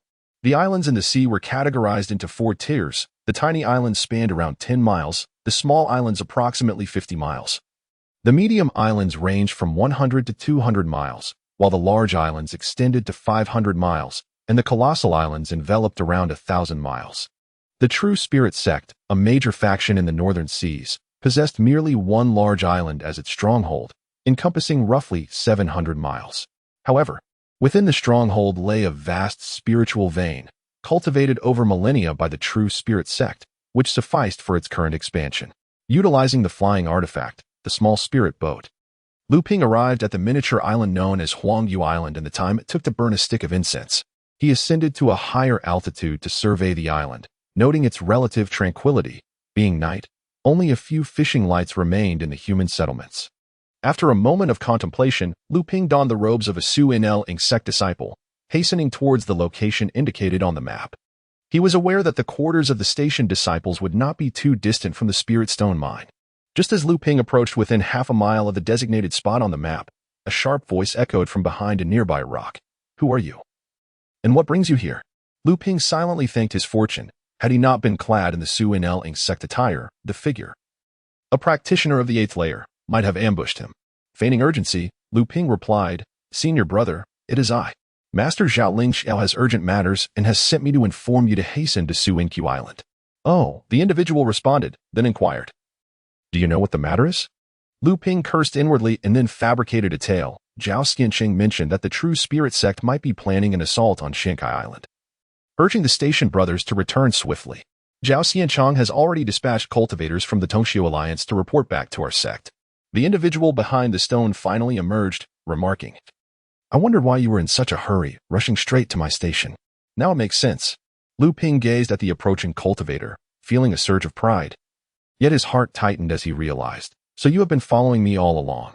The man shook his head, explaining, It is a warning talisman dispersed around Huangyu Island. Once you set foot on the island, you triggered the talisman, and I was alerted. As the cultivator drew near, Lu Ping smiled, saying, "So that's how it is. I thought you had reached the blood-melting stage and developed your divine sense." The man offered a wry smile and replied, "It is not that simple. I have only managed to gather a few spiritual herbs for concocting the blood-melting pill. The rest will take an indeterminate amount of time to procure." Upon hearing this, Lu Ping's heart leaped with joy, declaring, "In that case, you might as well die." Before he could finish his sentence, a streak of sword light cleaved through the air. The cultivator, taken by surprise and horrified, hastily threw out a top-tier magical weapon, exclaiming, "You are not a disciple of our sect. Who are you?" Lu Ping's tone turned cold as he replied, "The one who will take your life." Without allowing the cultivator a moment to breathe, he unleashed two top-tier blood talismans. The cultivator's magical weapon was severed by Lu Ping's sword, leaving a half-foot-long gash across his body, narrowly avoiding a fatal blow. Just as he pulled out a tower-shaped artifact, he was struck down by the two blood talismans, knowing that the power of top-tier talismans was second only to an attack from a blood-melting stage master. Lu Ping thrust forward with his sword again, forcing the cultivator into a corner where he could not retrieve his artifact from his storage pouch. The cultivator could only hastily perform hand seals, casting 4 or 5 spells to attempt to slow Lu Ping's relentless assault, not bothering to defend. Lu Ping slapped a top-tier protective blood talisman onto himself and focused solely on offense. The cultivator, witnessing his spells having no effect on Lu Ping, despaired and cursed. "Top-tier blood talisman, how despicable you are." It was unclear whether he was condemning Lu Ping for using the talisman or for deceitfully ambushing him. No sooner had he finished cursing than Lu Ping struck, severing his head from his shoulders. Watching the fountain of blood erupt, despite having already taken several lives, Lu Ping felt an unease wash over him. He quickly retrieved 2 storage pouches from the cultivator and departed the scene. He ventured to another location on the island, collecting several dozen pounds of spiritual grain. Though other areas contained some spiritual materials, they were not yet ripe, rendering any further efforts futile. Thus, Lu Ping turned and soared towards another island. Along the way, he examined his plunder. In the pouch containing spirit stones, he found 160 spirit stones. The station cultivators could share 2 tiers from the island's resources, indicating that the cultivator had likely already taken his share. 60 pounds of spiritual grain equated to merely 20 spirit stones. The monk's storage bag contained some remarkable items, among them a tower-shaped artifact turned out to be a mid-tier defensive tool. This revelation left Lu Ping astonished. Fortunately, he had been quick-witted at the moment, utilizing a blood talisman to launch the artifact before it could be activated. Otherwise, the battle would have been exceedingly arduous. This also resolved his issue of switching to gear suitable for the 9th layer of blood refinement. Although he could presently wield mid-quality artifacts, it was somewhat taxing. A feat made possible only by the extraordinary depth of his spiritual energy. Otherwise, a mid-tier artifact would have been beyond his reach. There was a low-tier offensive artifact, a wolf fang club, which appeared quite formidable. Additionally, he discovered 3 vials of premium elixirs, blood essence pills, specifically crafted for the 9th layer of blood refinement, far superior to any he had previously encountered. He also found 300 spirit herbs necessary for concocting blood dissolution pills. Despite having acquired 2 of these herbs previously, this did not hinder his ability to exchange for the blood dissolution pills at the True Spirit Sect, among the 24 types of 500-year-old spirit herbs required. Even if he possessed just one type, gathering 8 would suffice to procure the pills. There were nearly 200 spirit stones, indeed. Guarding the spirit stone mine proved to be a lucrative endeavor, allowing him to procure the finest elixirs while saving a significant sum of spirit stones. Furthermore, he came across a jade slip for talisman crafting, capable of producing rare warning talismans during the blood refinement phase, suggesting that this Zhenling Sect cultivator possessed a commendable level of talisman-making expertise. Lu Ping pressed the jade slip against his forehead and discovered that he could craft most of the talismans contained within. Additionally, there were notes on the talisman-making experience of this cultivator, including the coveted method for creating warning talismans. Having lost interest in the other miscellaneous spirit materials, Lu Ping set his sights on the east after departing from Huangyu Island, heading towards Huangli Island, the most distant of the 16 micro-islands governed by Xuanqi Island. In the recent expedition against the Zhenling Sect disciples, the True Spirit Sect held an undeniable advantage, akin to a pack of wolves surrounding their prey. Everyone recognized this as a lucrative opportunity, and no one wished to lag behind. Besides Huangyu Island, There were no other islands with more substantial rewards than Huangli Island. And by the time Luming sought out other islands, only scraps would remain. Thus, it seemed wiser to try his luck at Huangli Island. According to the map, Huangli Island was one of the more desolate isles among the 16, primarily serving as a base for spirit grain cultivation. Fortunately, there were several locations where spiritual energy gathered, allowing for the development of 5 acres of spirit fields, yielding 500 pounds of spirit grain every 3 months, generating an income of over 100 spirit stones. Luming, now quite prosperous, still hesitated to part with even the smallest gains. After a brief respite, Luming arrived at Huangli Island and promptly consumed a recovery pill to replenish his spiritual energy. In just 2 days, he had nearly begun to treat recovery pills as if they were mere candies. Indeed, combat consumed spirit stones like water. The island was guarded by a disciple from the Zhenling Sect at the 8th layer of blood refinement. Without uttering a word, Luming launched a flying sword directly at his foe's heart. The disciple, caught off guard and bewildered by the sudden aggression from a fellow sect member, could only roll away in a frantic attempt to evade the attack. But still, Luming's strike pierced through his scapula. The ensuing events held little suspense. The severely injured disciple of the Zhenling Sect, despite his cultivation, personal artifacts, and considerable wealth, could not rival Luming and was destined to meet his demise. Over the course of time, Luming had honed his skills in harvesting, efficiently gathering the 5 acres of spiritual rice scattered across the island in just a single hour. The spoils from the fallen disciple were meager, as he was merely a disciple of the 8th level of cultivation. Dispatched to this remote island for the cultivation of spiritual rice, clearly a figure of little regard within the sect. His storage bag contained only a few dozen spirit stones and a low-tier flying dagger, which unfortunately went unused before his untimely demise, thus benefiting Luming. The medicinal pills he possessed were common, including the already obsolete cleansing blood pill that Luming had discarded. However, the 100 pounds of spiritual rice he found were somewhat worthwhile. Additionally, there were a few miscellaneous spiritual materials, which were scarcely worth any spirit stones. Luming, feeling disinterested, hastily shoved everything back into his storage bag. After a night of frantic battles, Luming felt utterly exhausted. With dawn merely an hour away, he decided to take a brief respite on Huangli Island, allowing himself to recuperate his expended spiritual energy and weary spirit. 2 hours later, as the sky brightened, the island's common folk had already commenced their daily routines, entirely oblivious to the upheaval that had transpired on Huangli Island. Luming exhaled deeply, gradually retracting his energy as he savored the deepening potency coursing through his veins. A flicker of excitement ignited within him. Indeed, combat serves as an effective means of progress. His mid-8th level cultivation had reached its zenith, and it appeared that following the completion of this mission, he would be poised to break through to the late stage. At that moment, a distant rumble of thunder reached his ears, prompting Luming's curiosity. While the weather at sea is notoriously unpredictable, this thunder sounded particularly peculiar. Just as he intended to dismiss it, the sudden sound of hurried footsteps interrupted his thoughts. A steady voice belonging to a middle-aged man called out from outside, reporting to the esteemed immortal. The fishermen venturing out to sea have unexpectedly come under attack from sea beasts. Several fishing nets have been shredded, and smaller boats have capsized. Tragically, a dozen fishermen have already perished, and we beseech the immortal for assistance. Initially, Luming had planned to return to Zhenling Island without involving himself in such matters. However, upon reflection, he realized that Zhenling Island was soon to fall under the jurisdiction of the True Spirit Sect, and he could establish a reputation for his sect ahead of time. Growing up in the True Spirit courtyard, he felt a profound sense of belonging. Accompanying the middle-aged man to the harbor, the locals, upon witnessing the change in the island's immortal, dared not voice their concerns, instead erupting into cheers at his arrival.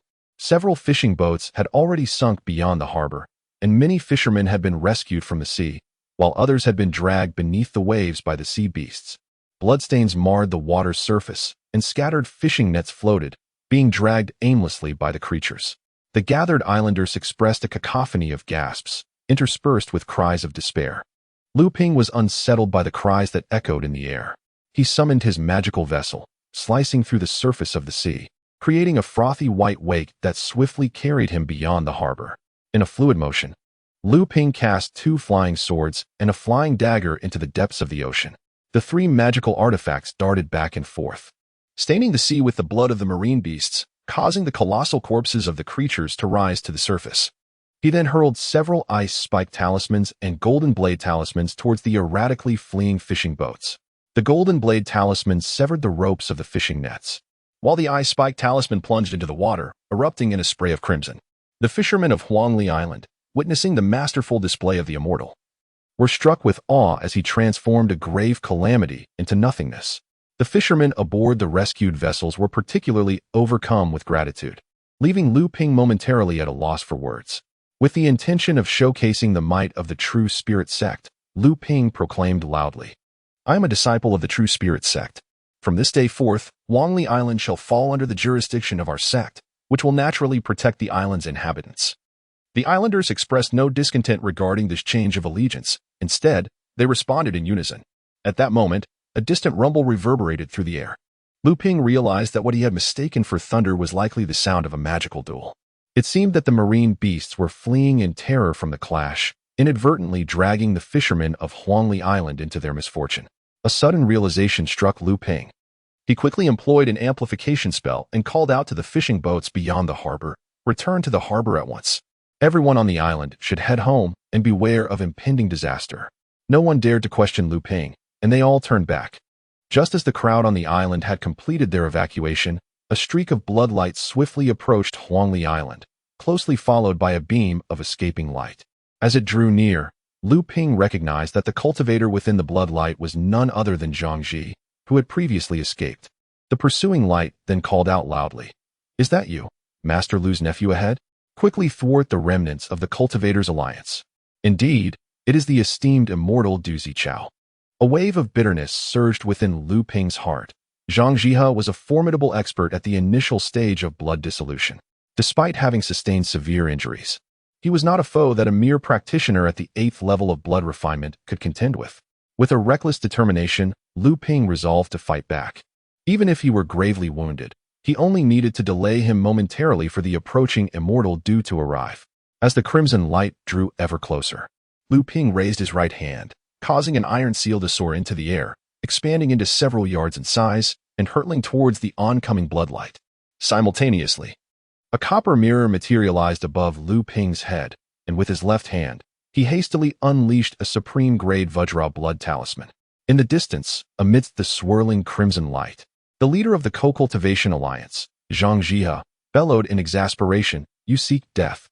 An unstoppable surge of magical energy surged forth, propelling the mountains collapse backward.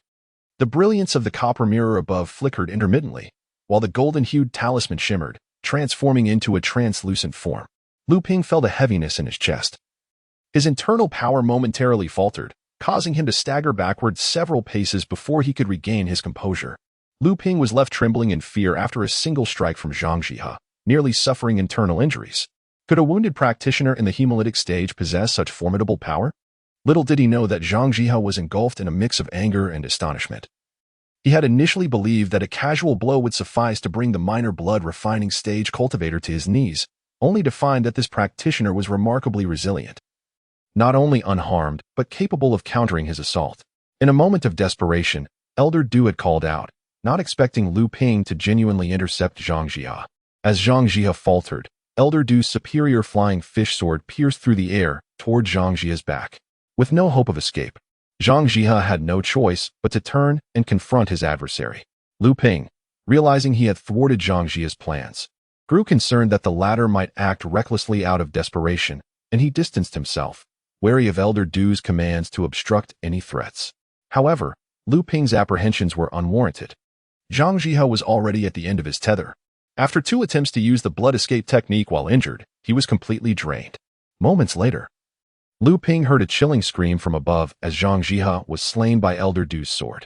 Hurriedly, Lu Ping approached Elder Du to recount the events from the previous day. After listening, Elder Du praised him and briefly explained the circumstances surrounding Zhang Jihe's demise. It turned out that a disciple, during a trial on a miniature island, had unwittingly encountered the fleeing Zhang Jihe. As the disciple faced death, he managed to signal for help, and Elder Du, being the closest, rushed to the scene.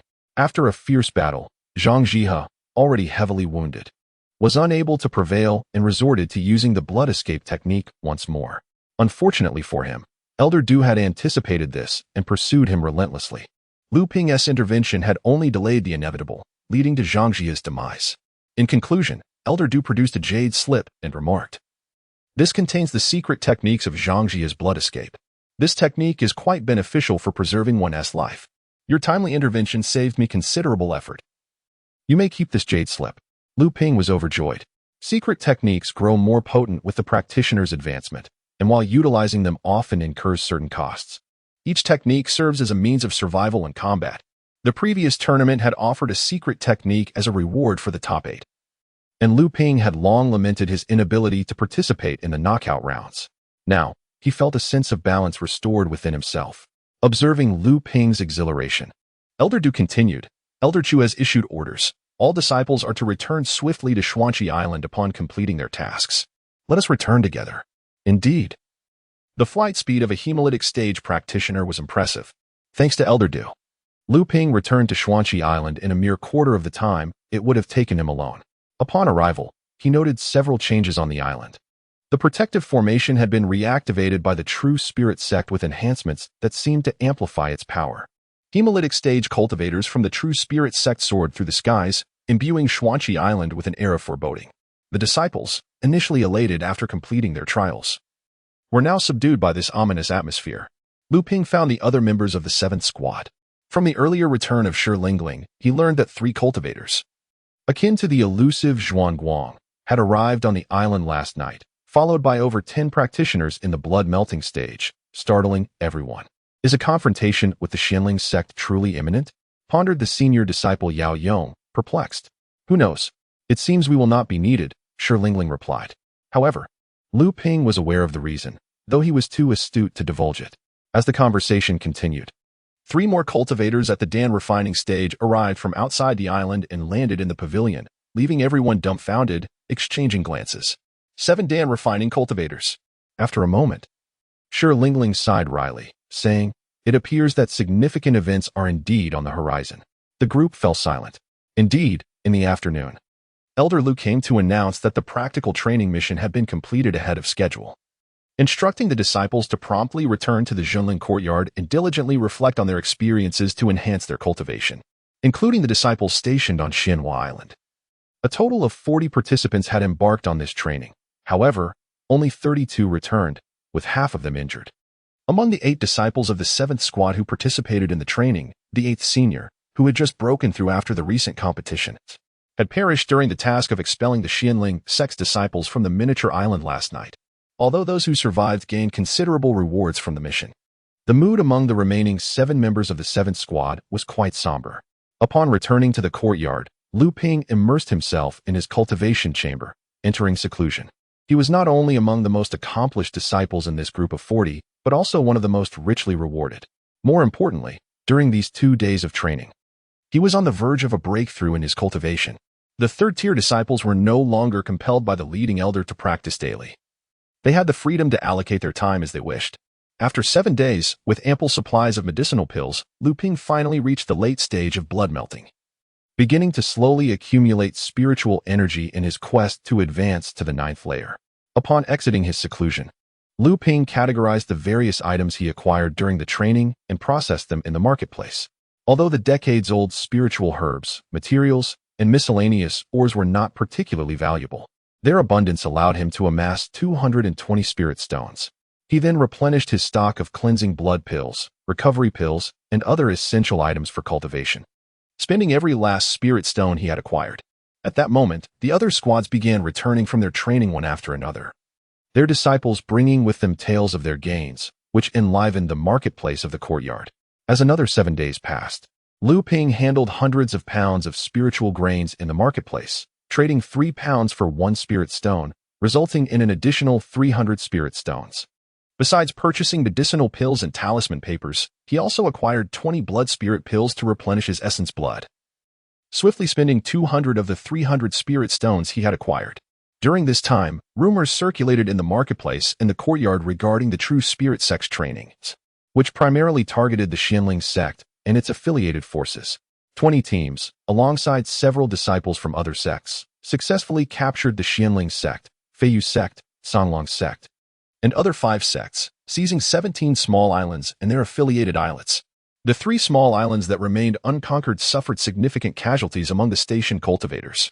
Concurrently, the Zhenling Sect accused the Zhenling Sect within the Northern Sea Alliance of orchestrating their disciples, masquerading as loose cultivators, into forming 5 organizations such as the Fellowship of Common Cultivation to infiltrate the Zhenling Sect and gather intelligence while eliminating disciples from rival sects, with compelling evidence to support these claims.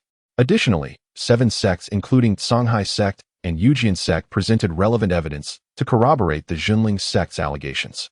Naturally, the Zhenling Sect vehemently refuted these accusations, labeling them as the Zhenling Sect's hypocritical ploy to justify their aggression against the Zhenling Sect and the other 4 sects, calling upon other sects within the Northern Sea Alliance to denounce the Zhenling Sect's nefarious actions.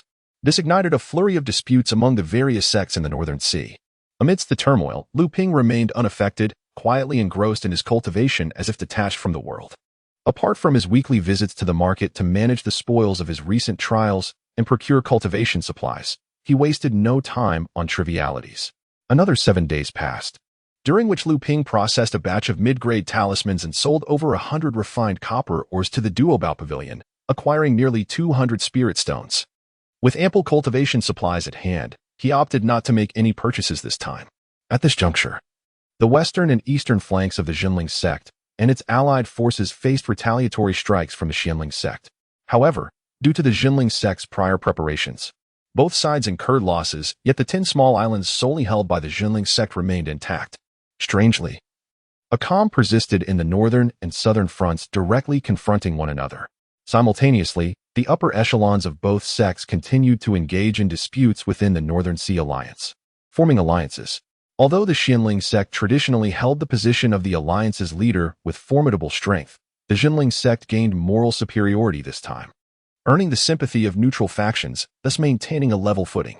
Another 7 days elapsed, and Luming received an invitation to a trading conference organized by the disciples from the Branch Academy and Outer Sect. This conference aimed to facilitate the exchange of resources and promote cultivation, scheduled to take place in a month. After pondering, Luming decided to attend. During this time, news emerged indicating that as early as the 2nd day after the conquest of Xuanqi Island, the Zhenling Sect and the Zhenling Sect had clashed at the northern and southern borders. The combatants were likely to be cultivators at the Dan refinement stage. Hence, both sides opted for discretion. Reports also surfaced of a tsunami and thunder rumbling in the affected maritime region during the incident, phenomena typically provoked by combatants of such caliber. Furthermore, corroborative evidence arose, suggesting that the 7th team from the Zhenling Branch Academy, which had seized Xuanqi Island, returned hastily to their academy the following afternoon, raising questions as to why this team completed their trials a full 7 days ahead of the others. Rumors have circulated that 2 esteemed practitioners from the Zhenling Sect ventured into the maritime realm of Zhenling Island. However, upon their return, observers noted their pallid complexions and haggard expressions, clearly indicative of severe injuries. What formidable force could have inflicted such wounds upon these 2 adept cultivators? It would necessitate the coordinated efforts of at least 4 equally skilled practitioners to achieve such an outcome. Presently, the eerie calm enveloping the southern seas suggests that both factions are mobilizing their forces. As one of the parties involved, Luming possesses a deeper understanding of the underlying truths than most. While the discovery of the Spirit Stone mine was indeed unexpected, it is evident that both sides harbor far more intricate schemes and contingencies. Nevertheless, Luming believes that a conflict is unlikely and that negotiations will prevail. Though the reasons elude him, the serene demeanor of the celestial beings in the subsidiary courtyard, devoid of the solemnity typical of impending battles, reinforces his conviction. Another week has passed, and Luming gazes with delight upon a newly crafted set of exquisite warning talismans. The creation of these talismans is notoriously challenging. This marks Luming's inaugural success in crafting a complete set after acquiring the methodology. This set comprises 1 master talisman and 8 subordinate ones, capable of monitoring the general conditions within a 1-mile radius. While not as detailed as spiritual awareness, these talismans possess unique attributes that surpass the capabilities of mere perception. Regrettably, the crafting technique for these subordinate talismans is limited to the blood refinement stage. Otherwise, upon attaining spiritual awareness, he could have utilized a more advanced crafting method, allowing for a complementary synergy between the 2. At this juncture, rumors have emerged regarding confrontations between adept practitioners from both sects in the east and west. The Zhenling Sect has reportedly reclaimed 3 islands, yet maintains a firm hold on 14 smaller islands, 9 of which are exclusively occupied by the Zhenling Sect. Additional tales have surfaced about strange occurrences in the southern seas. On a particular day, the sky oscillated between clear and overcast without a cloud in sight. Fishermen venturing into the waters encountered neither storm nor tempest. Yet the typically turbulent sea creatures were conspicuously absent, leading to a bountiful catch for the fishermen that day. Another week has elapsed, and a fleeting shadow materializes within the thicket of the back mountain in the subsidiary courtyard, revealing a youth of 17 or 18 years, none other than Luming. His complexion is alarmingly pale, reminiscent of one recovering from a grave illness, yet his expression radiates exhilaration. He has finally mastered the blood escape technique. Over these past days, he has consumed copious amounts of blood spirit pills to compensate for the vital essence expended in his training. At this moment, both the Zhenling and Zhenling sects have fallen into an unsettling silence, their allied forces likewise ceasing their activities, leaving the Northern Sea cultivators, who have been closely monitoring the situation, in a state of confusion. Reflecting on the day when the Zhenling sect swiftly mobilized 7 adept practitioners, Luming recognizes that such thorough preparation and resolute intent could easily instill caution in the opposition. It appears that this dispute is likely to be resolved peacefully. However, the Zhenling sect may not relinquish its claims to the spirit mine, which could necessitate concessions in other areas. Another week has passed, and Luming meticulously organizes all the magical artifacts in his possession, totaling a collection that includes low-tier artifacts, the Iron Seal Mountain Collapse, a copper mirror, flying daggers, a wolf fang club, a jade rui, flying swords, and a jade bottle, alongside a mid-tier artifact, the Mountain Suppression Tower. After careful consideration, Luming excluded the flying knife, the wolf-toothed club, the jade rui, and the flying sword from his selection of magical artifacts. He meticulously refined the remaining 4 artifacts and resolved to exchange for a mid-grade flying sword, preparing himself for the transition following his breakthrough to the 9th layer of blood refinement. At this juncture, news of the peace negotiations between the Zhenling Sect and the Zhenling Sect had already circulated. The morally superior Zhenling Sect was determined to solidify its claim over the 14 small islands, while the Zhenling Sect, attempting to deflect responsibility, sought to leverage its formidable strength and alliances to exert pressure on the Zhenling Sect. Currently, both parties were fixated on these 14 islands. 7 days later, Luming spent 2 months absorbing the gains from 2 days of training, resulting in a level of satisfaction that was profound. Concurrently, the rewards from the sect for this training expedition were distributed based on each team's contributions and individual performances. Concealing the details of the cultivators he had slain outside the spiritual mine, Luming had successfully dispatched 2 disciples of the Zhenling Sect, earning 20 contribution points. He also assisted his comrades in eliminating 3 more disciples from the Zhenling Sect, garnering an additional 15 contribution points. This report card could be deemed excellent, given that the Zhenling Sect had overwhelmed the Zhenling Sect on Xuanqi Island with superior numbers, making it no small feat to gain the upper hand amid the siege. Moreover, there were 2 hidden rewards, assisting Elder Du in defeating Zhang Ji and discovering and promptly reporting information about the spiritual mine. For reasons unknown, the former was also concealed by Elder Du, but each of these accolades granted Luming an additional 20 contribution points. Including the earlier report to Elder Lu regarding the alliance with his fellow cultivators, Luming's total contribution points had now reached 85. In preparation for the upcoming trading event with the Outer Disciples, Luming meticulously organized his belongings, approximately 3,200 spirit stones, a result of extensive consumption during 2 months of cultivation, 5 500-year spiritual herbs for refining blood-cleansing pills, 1 500-year spiritual herb for crafting blood-cleansing period pills, 4 unused low-grade artifacts, a significant quantity of blood-refining period elixirs, including 3 vials of the finest blood-cleansing pills for the 9th layer, around 100 premium blood talismans accumulated over the past 2 years, 50 superior talismans, 100 upper-grade talismans, 7 sets of upper-grade alert talismans, and 2 sets of premium alert blood talismans, alongside various other miscellaneous cultivation items. Luming was thoroughly prepared for this trading event, eagerly awaiting the arrival of that day. He possessed 12 fangs from a late-stage first-tier demon beast, the sharp-toothed fish, intended for exchange for 2 vials of elixirs suitable for cultivation at the 8th or 9th layer of blood refinement. observing a disciple from a separate courtyard showcasing their spoils from the training expedition while seeking to exchange for necessary cultivation items. Lu Ping couldn't help but shake his head in disappointment. He had initially harbored high hopes for this trading event, anticipating the opportunity to procure some essential items. However, a third of the nearly 100 cultivators who had presented thus far showcased items that were either beneath his notice or of no use to him. It is no surprise that among the 150 disciples who survived this trial, only around 80 to 90 attended the trading event. Especially notable was the absence of the renowned disciples from the secondary courtyard and outer gate, particularly those at the 9th level of blood refinement. This was not due to the lack of value in the items presented. After all, those who returned alive from this trial had surely garnered some rewards, and none would be foolish enough to present items unworthy of their status. However, Lu Ping, now wealthy and prosperous, regarded these treasures, which would be deemed precious by ordinary high-level blood refinement disciples, with disdain, while the average high-level disciple still haggled over a low-tier magical artifact, a vial of elixir, or several spirit stones. Lu Ping had already set his sights on mid-tier magical artifacts and hemolysis pills, far superior items.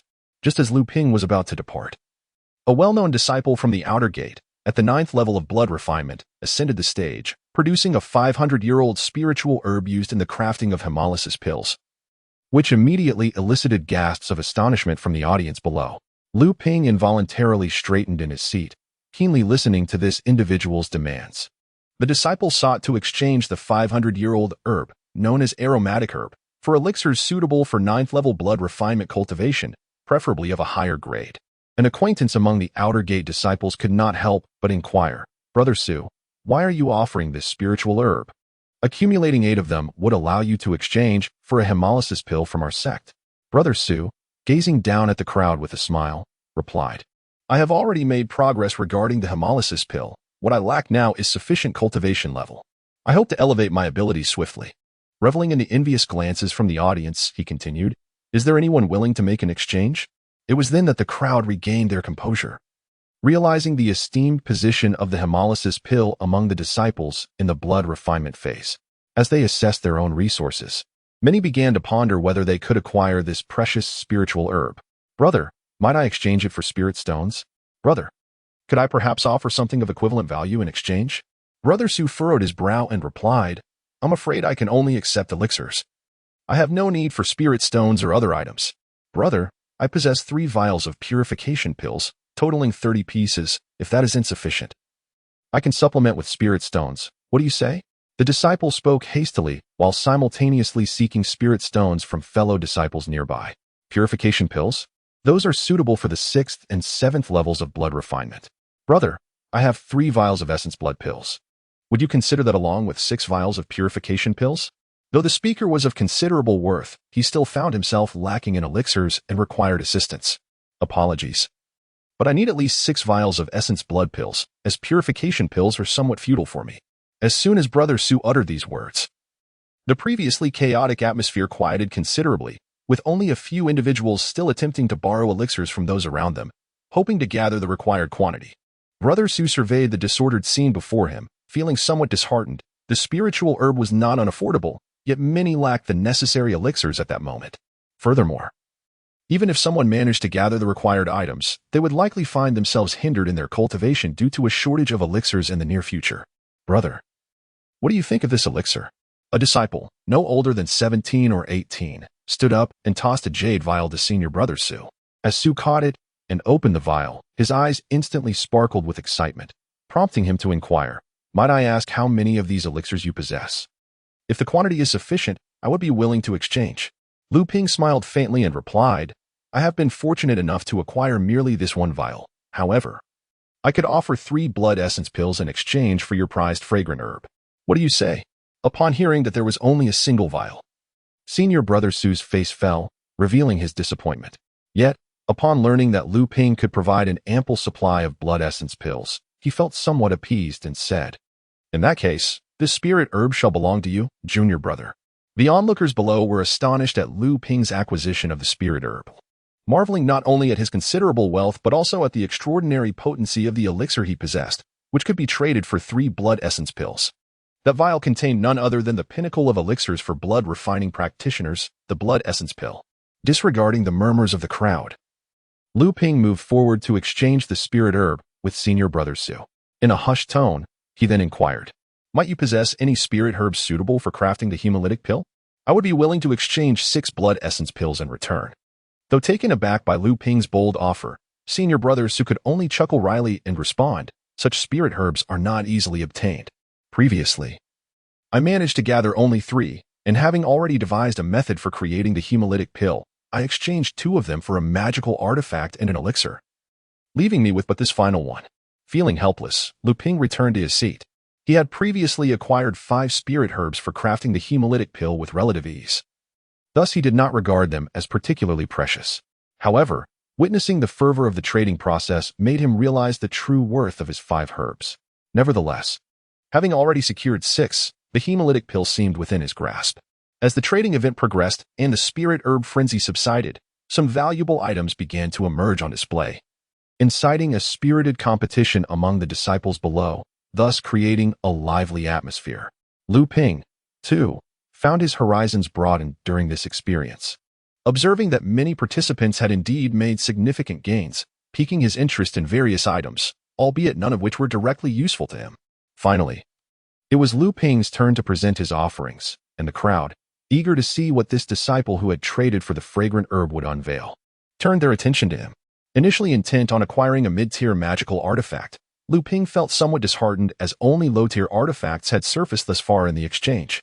Realizing that attempting to trade for a mid-tier artifact at this juncture would draw undue attention, he altered his strategy. Ascending the platform, Luming produced a wooden box from his storage bag. Opening it revealed a stack of talismans, and he proclaimed, 50 superior talismans. And I hope to exchange them for an equivalent value of refined iron. Luming's transaction could be considered quite substantial. For these 50 high-quality talismans amounted to 150 spirit stones, a sum he had meticulously saved over a long period.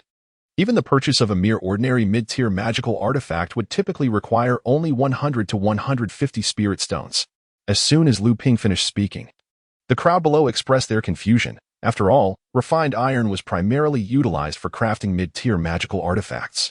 With such an abundance of talismans, acquiring a single ordinary mid-tier artifact would suffice. Why then, they wondered, would one seek to exchange for so much refined iron? Was this individual perhaps aspiring to learn the art of artifact forging? Luming remained composed, patiently awaiting bids from the audience. He had his own intentions. His most cherished artifact, the mountain collapse, was crafted partly from refined iron. Luming envisioned enhancing it to a mid-tier magical artifact and considering its inherent offensive characteristics. A considerable quantity of refined iron was essential for such an elevation. Initially, he possessed a fair amount of refined copper ore, which would suffice for upgrading the mountain collapse. Yet he realized that since all its materials were iron-based spirit ores, it would be prudent to continue utilizing iron spirit ores for the enhancement. After a brief wait on stage, no one stepped forward to make an offer, although many were intrigued by the 50 talismans. Luming's stipulation for refined iron left them rather helpless. Just then, a boisterous voice broke through the murmurs. "Heh. Would you consider trading for dark iron or instead?" The mention of dark iron or caused a stir among the crowd, for it was a spirit or capable of forging superior magical artifacts. Luming's eyes sparkled with interest. Ignoring the cautions of those around the speaker, he quickly replied, "How much do you have? I'll take it all." A young man with a hearty appearance and a bushy beard stood up, tossing his storage pouch to Luming with a chuckle. "Though it's not much, your talismans may not be sufficient, right?" The clarity in his gaze, coupled with his honest visage, was indeed quite deceptive. The cultivators surrounding him, witnessing that he had not acted foolishly, ceased their objections, merely observing how Luming would respond. Luming examined the dark iron within the pouch, realizing it was nearly sufficient to elevate the mountain collapse to superior quality. After a moment of contemplation, he inquired, "What else do you require?" The burly man's eyes lit up as he replied, "A magical artifact will do, a low-tier one, but it must be handy. Additionally, a few spirit stones would suffice. Talismans are also welcome." Luming, surveying the towering figure before him, offered a slight smile. "What do you think of this artifact?" A wolf fong staff flew from Luming's storage pouch. The bearded cultivator eagerly caught it. Upon inspecting the formidable artifact, his joy was palpable. He wielded it with enthusiasm, causing those nearby to flee in alarm and utter exclamations of dismay. Ignoring their reactions, the burly man declared, "Excellent. It is of superior quality among low-tier artifacts. This will suffice. Luming then added, I shall include 50 spirit stones. Does that seem adequate? The cultivator, still familiarizing himself with the artifact, responded. That's more than enough, eliciting exasperated sighs from his companions. With an unexpectedly gratifying acquisition in hand, Luming descended from the offering platform as the trading event continued. At this juncture, the trading fair had entered its latter phase, with cultivators of considerable merit continuously exchanging their treasures at the offering platform for desired items. The spectators below eagerly partook in the purchases, resulting in a competitive bidding atmosphere that greatly amused Luming. The fervor of a mere outer sect disciples trading event left him pondering the intensity of the auctions held in the market, which occasionally catered to cultivators in the blood refinement stage, where the treasures would undoubtedly be even more exquisite. Subsequently, Luming expended 50 spirit stones to acquire a stack of 100 talisman papers, crafted by a specialist in talisman manufacturing. These high-grade papers could significantly enhance the success rate and quality of talisman drawing. He also negotiated a long-term cooperative relationship with the artisan. As the trading fair approached its conclusion, a female cultivator presented 2 vials of thick blood pills, asserting her intention to exchange them solely for top-tier talismans, which escalated the event to its zenith. Thick blood pills, a prized concoction nestled between essence blood pills and turbid blood pills, were immensely sought after by cultivators at the 8th and 9th levels of blood refinement. However, the female cultivator stipulated her exclusive desire for top-grade talismans, dismissing all other offers, which incited discontent among the assembled cultivators. The 2 vials of thick blood pills could potentially procure 30 to 40 top-tier talismans. Yet ordinary cultivators in the blood refinement stage could scarcely amass such a quantity. Even those dedicated to talisman crafting would find it a considerable challenge to generate so many high-quality talismans in a reasonable time frame. Ultimately, the transaction faltered, leaving the female cultivator visibly disappointed. As she descended from the platform, she cast a glance at Luming, for he was the only one who had engaged in significant talisman trades during the event, albeit with merely superior grade items. Though Luming felt a stir of interest, he hesitated, considering that his prominence at the trading fair had been substantial. Acquiring the 2 vials of thick blood pills might attract unwanted attention and envy. After a moment of contemplation, he decided to linger until the crowd dispersed before proceeding in the direction of the departing female cultivator. He quickened his pace and soon caught up with her. Noticing the absence of others nearby, he approached and said, "Esteemed sister, please hold." The woman turned, recognizing Luming and surmising his intent, yet she inquired, "What is it you seek?" Luming chuckled softly, "I presume you have guessed my purpose. I wish to exchange for your thick blood pills."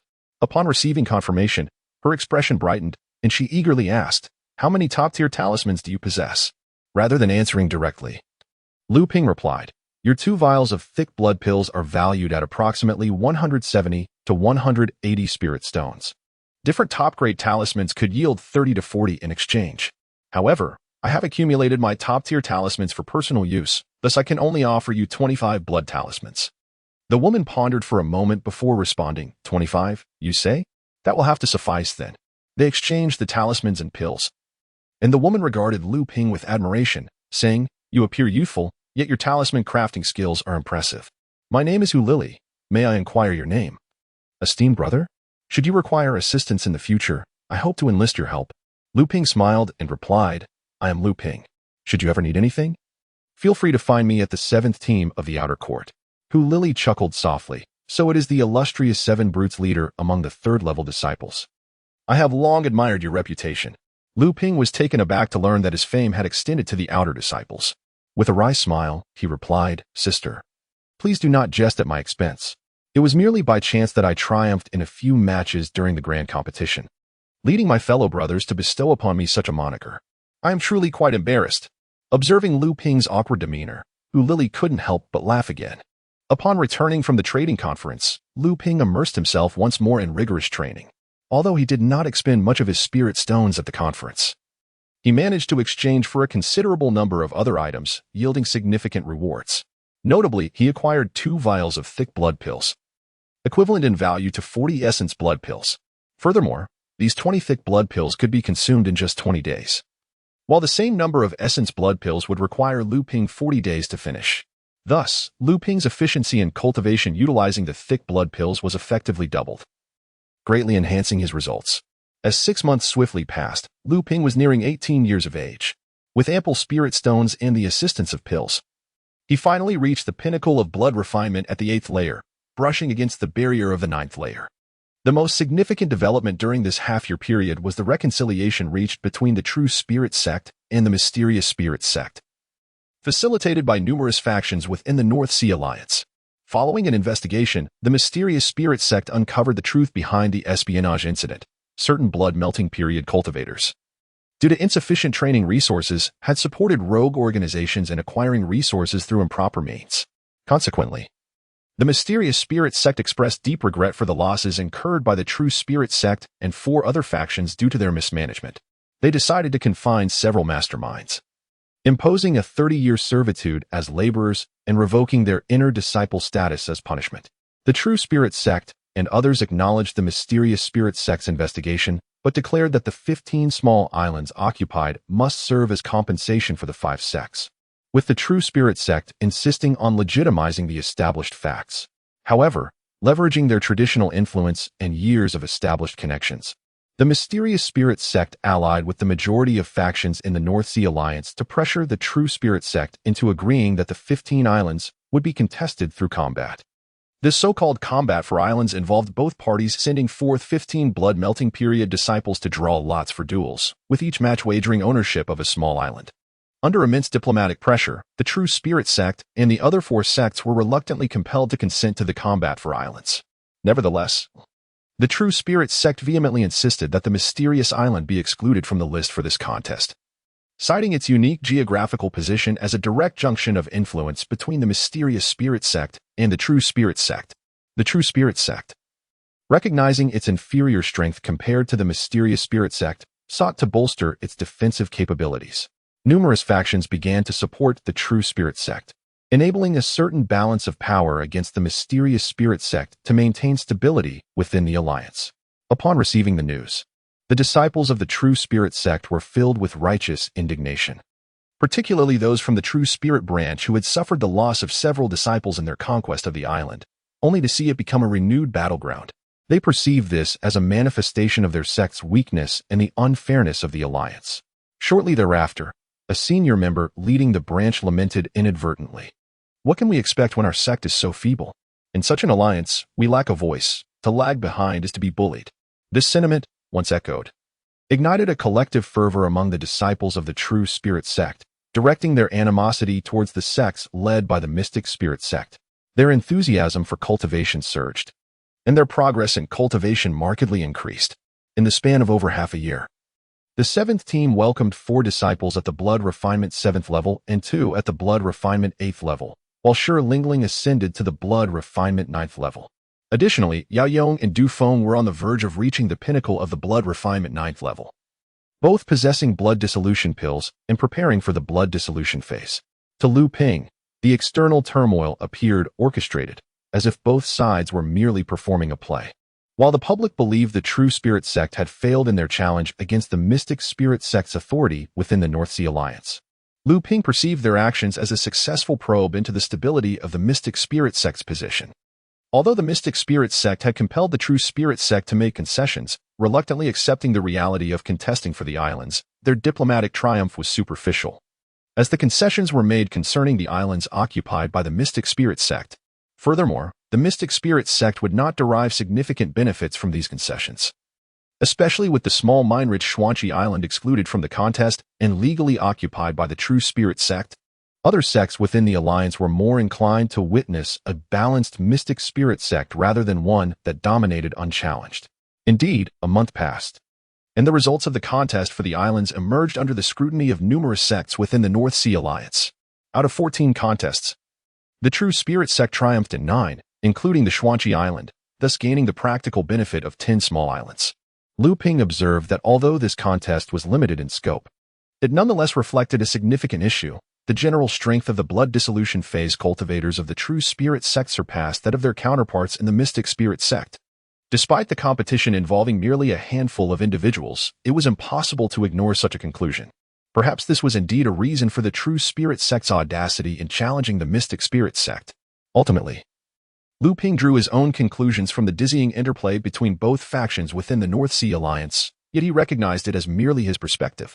With a self-deprecating smile, he acknowledged that such matters were best left to the elders of his sect to strategize. For now, his priority lay in breaking through his cultivation. In the cultivation chamber, Luming sat quietly, holding a blood dissolution pill. Having reached the pinnacle of the blood refinement 8th level for over a month, he found himself on the precipice of the 9th level, yet he had yet to pierce through this final barrier. Resolute, he decided to employ a blood dissolution pill for this breakthrough. Historically, he had been reluctant to utilize such a pill, as he believed it would be an unnecessary extravagance despite his substantial depth of cultivation compared to peers at the same level. However, in pursuit of his advancement to the 9th level, he cast aside such concerns. Luming placed the blood dan into his mouth, and as it dissolved immediately, it transformed into a potent surge of spiritual energy within his abdomen.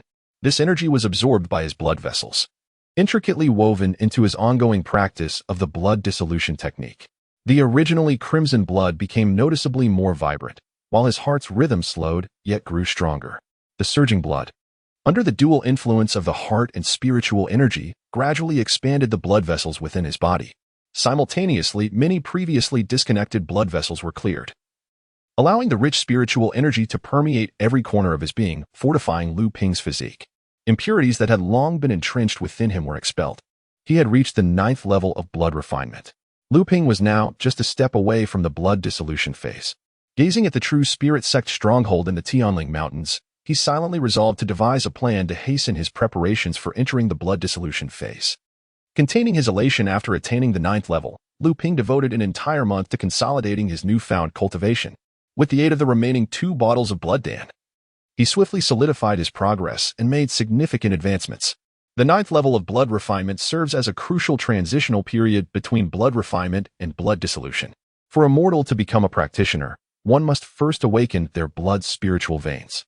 It is said that all beings in this world are descendants of the 7 ancestors of creation, possessing 7 types of blood spiritual veins.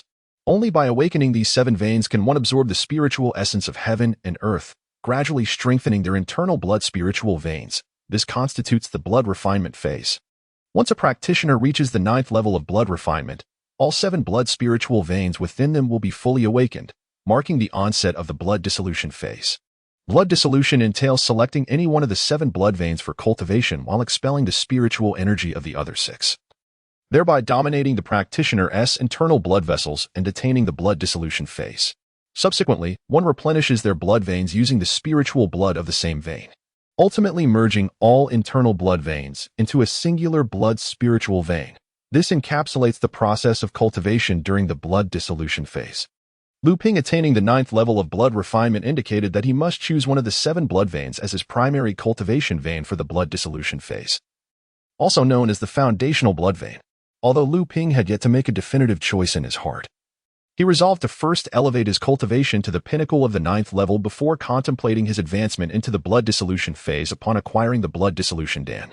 One day, after completing his training, Luming sold the talismans he had crafted recently in the market. He then purchased 3 vials of Essence Blood Dan from the True Spirit Sect's pill shop.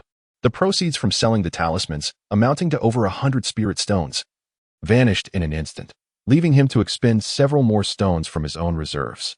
Upon entering the 9th level of blood refinement, the demand for cultivation pills had significantly increased, especially since Luming had previously relied on higher-grade thick blood dan and blood dan. Although the Essence Blood Dan was less costly, its diluted spiritual energy content considerably slowed Luming's cultivation pace. Even so, the monthly expenditure on pills continued to rise sharply. Were it not for Luming's remaining wealth, he too would face the same scarcity of cultivation resources as the vast majority of practitioners, relying solely on the sale of talismans. This is indeed a testament to Luming's enhanced skill in talisman crafting, particularly after acquiring high-quality talisman paper at the trading fair, enabling him to draw talismans with remarkable success upon reaching the 9th level of blood refinement. The alchemical art proves to be a lucrative endeavor. Upon returning to the True Spirit Courtyard, Luming received a notification to meet Elder Lu for his annual training task. Upon entering Elder Lu's cultivation chamber, Luming discovered that he was not alone. The other 8 disciples from Team 7, all of whom had attained the 8th level of cultivation, were present as well. After the group paid their respects to Elder Lu, he joyfully announced, "Luming has astonishingly reached the 9th level of blood refinement. Splendid. With this, our Team 7 boasts 4 disciples at this level, rivaling even Team 1. The others were taken aback by the rapid advancement of Lu Ping's cultivation. Without dwelling on this matter further, Elder Lu promptly declared this year's training mission a 3-year assignment on Mystic Island. Disciples of the 3rd rank in the courtyard are required to undertake various tasks for the sect during their final 3 years.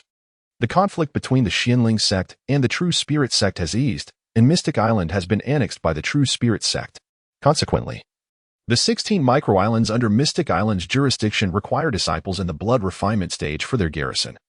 And Team 7 was selected for this task due to their familiarity with this coastal region from their previous participation in the conquest of Mystic Island. After leaving Elder Lu, Lu Ping sensed that this mission might encounter some turbulence. The Zhenling Sect had suffered a significant loss, relinquishing a small mine, and he doubted they would simply concede regarding Mystic Island. He resolved to prepare thoroughly, for 3 years is a considerable span of time, and unforeseen events could arise. With their departure for Mystic Island scheduled in 3 days, Lu Ping felt pressed for time. He returned to the marketplace, first visiting the True Spirit Sect's artifact pavilion. Due to his previous missions, Lu Ping had accumulated 85 contribution points, a sum sufficient to exchange for a mid-grade magical artifact. He had refrained from doing so earlier, as the selection at the artifact pavilion was rather limited compared to the diverse array available in the marketplace. While the quality was assured, there were no particularly outstanding items among artifacts of the same rank. Given the urgency of this task, Lu Ping had no time to scour the marketplace for more suitable artifacts. He resolved to exchange for a basic mid-tier magical artifact as a temporary measure. The cost for a mid-tier artifact typically began at 50 points, with higher quality or uniquely functional artifacts often requiring nearly 100 contribution points. After a brief assessment, Lu Ping concluded that the most practical choice was a flying sword. He expended 65 contribution points to acquire a feather sword. Glancing at his remaining 20 points and shaking his head, indeed costly. However, considering that such an artifact would fetch at least 200 spirit stones in the outside market, he felt he had made a wise investment. As Lu Ping passed by the True Spirit Sect's pill pavilion, he contemplated entering to take a look. The medicinal pills available there primarily catered to disciples in the blood refinement stage and lower-tier dissolution stage cultivators, featuring a rather commonplace selection. After perusing the offerings, Lu Ping found that the only suitable item for him was the Essence Blood Pill, leaving him somewhat disheartened as he prepared to depart. Upon witnessing Lu Ping's intent to depart, the attendant at the Dan Pavilion casually inquired, "Esteemed immortal, do you not possess any suitable elixirs?" Initially resolved to leave, Lu Ping responded to the attendant's query, stating, "I seek to exchange for a more appropriate blood-refining elixir than the Blood Essence Pill.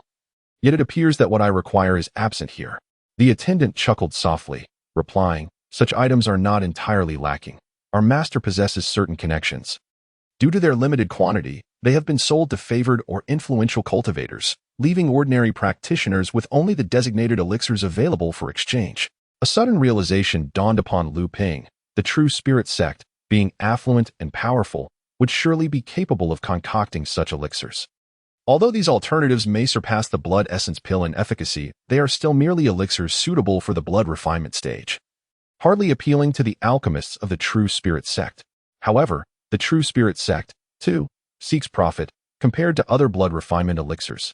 The Blood Essence Pill undoubtedly stands as the most fitting option, the intricacies of which are not for outsiders to comprehend. Observing the attendant's enigmatic smile, Lu Ping's thoughts shifted, and he grasped the underlying dynamics. He extended 10 spirit stones, forcing a smile as he said, "I am unaware of such matters. I would greatly appreciate your guidance." The attendant graciously accepted the spirit stones while presenting Lu Ping with a list of several elixirs, indicating that he was well prepared for this encounter. Lu Ping indeed spotted several high-quality elixirs suitable for various stages of blood refining, among which was the esteemed thick blood pill. Overjoyed, he swiftly inquired with the attendant, "Young brother, how much is the thick blood pill for sale?" The attendant glanced at him and replied, "Each thick blood pill is worth 4 contribution points. But if you purchase a bottle containing 10, I can offer you a discount at 35 contribution points." Upon hearing this, Lu Ping could not help but exclaim, "This is rather exorbitant, for contribution points could nearly be exchanged for 12 spirit stones. The auxiliary effect of the thick blood pill is only double that of the essence blood pill, which costs merely about 4 spirit stones in the market." The attendant shrugged, adopting an expression of helplessness, and remarked, "Esteemed sir, is it not the case that rarity begets value? These are sold by the bottle. And we must also consider the sect's scrutiny and other expenses, all of which require spirit stones. Observing the attendant's smirk, Luming recognized that while there was a kernel of truth in his words, the embellishments were likely exaggerated. It was possible that this was merely a means for the sect to accumulate wealth.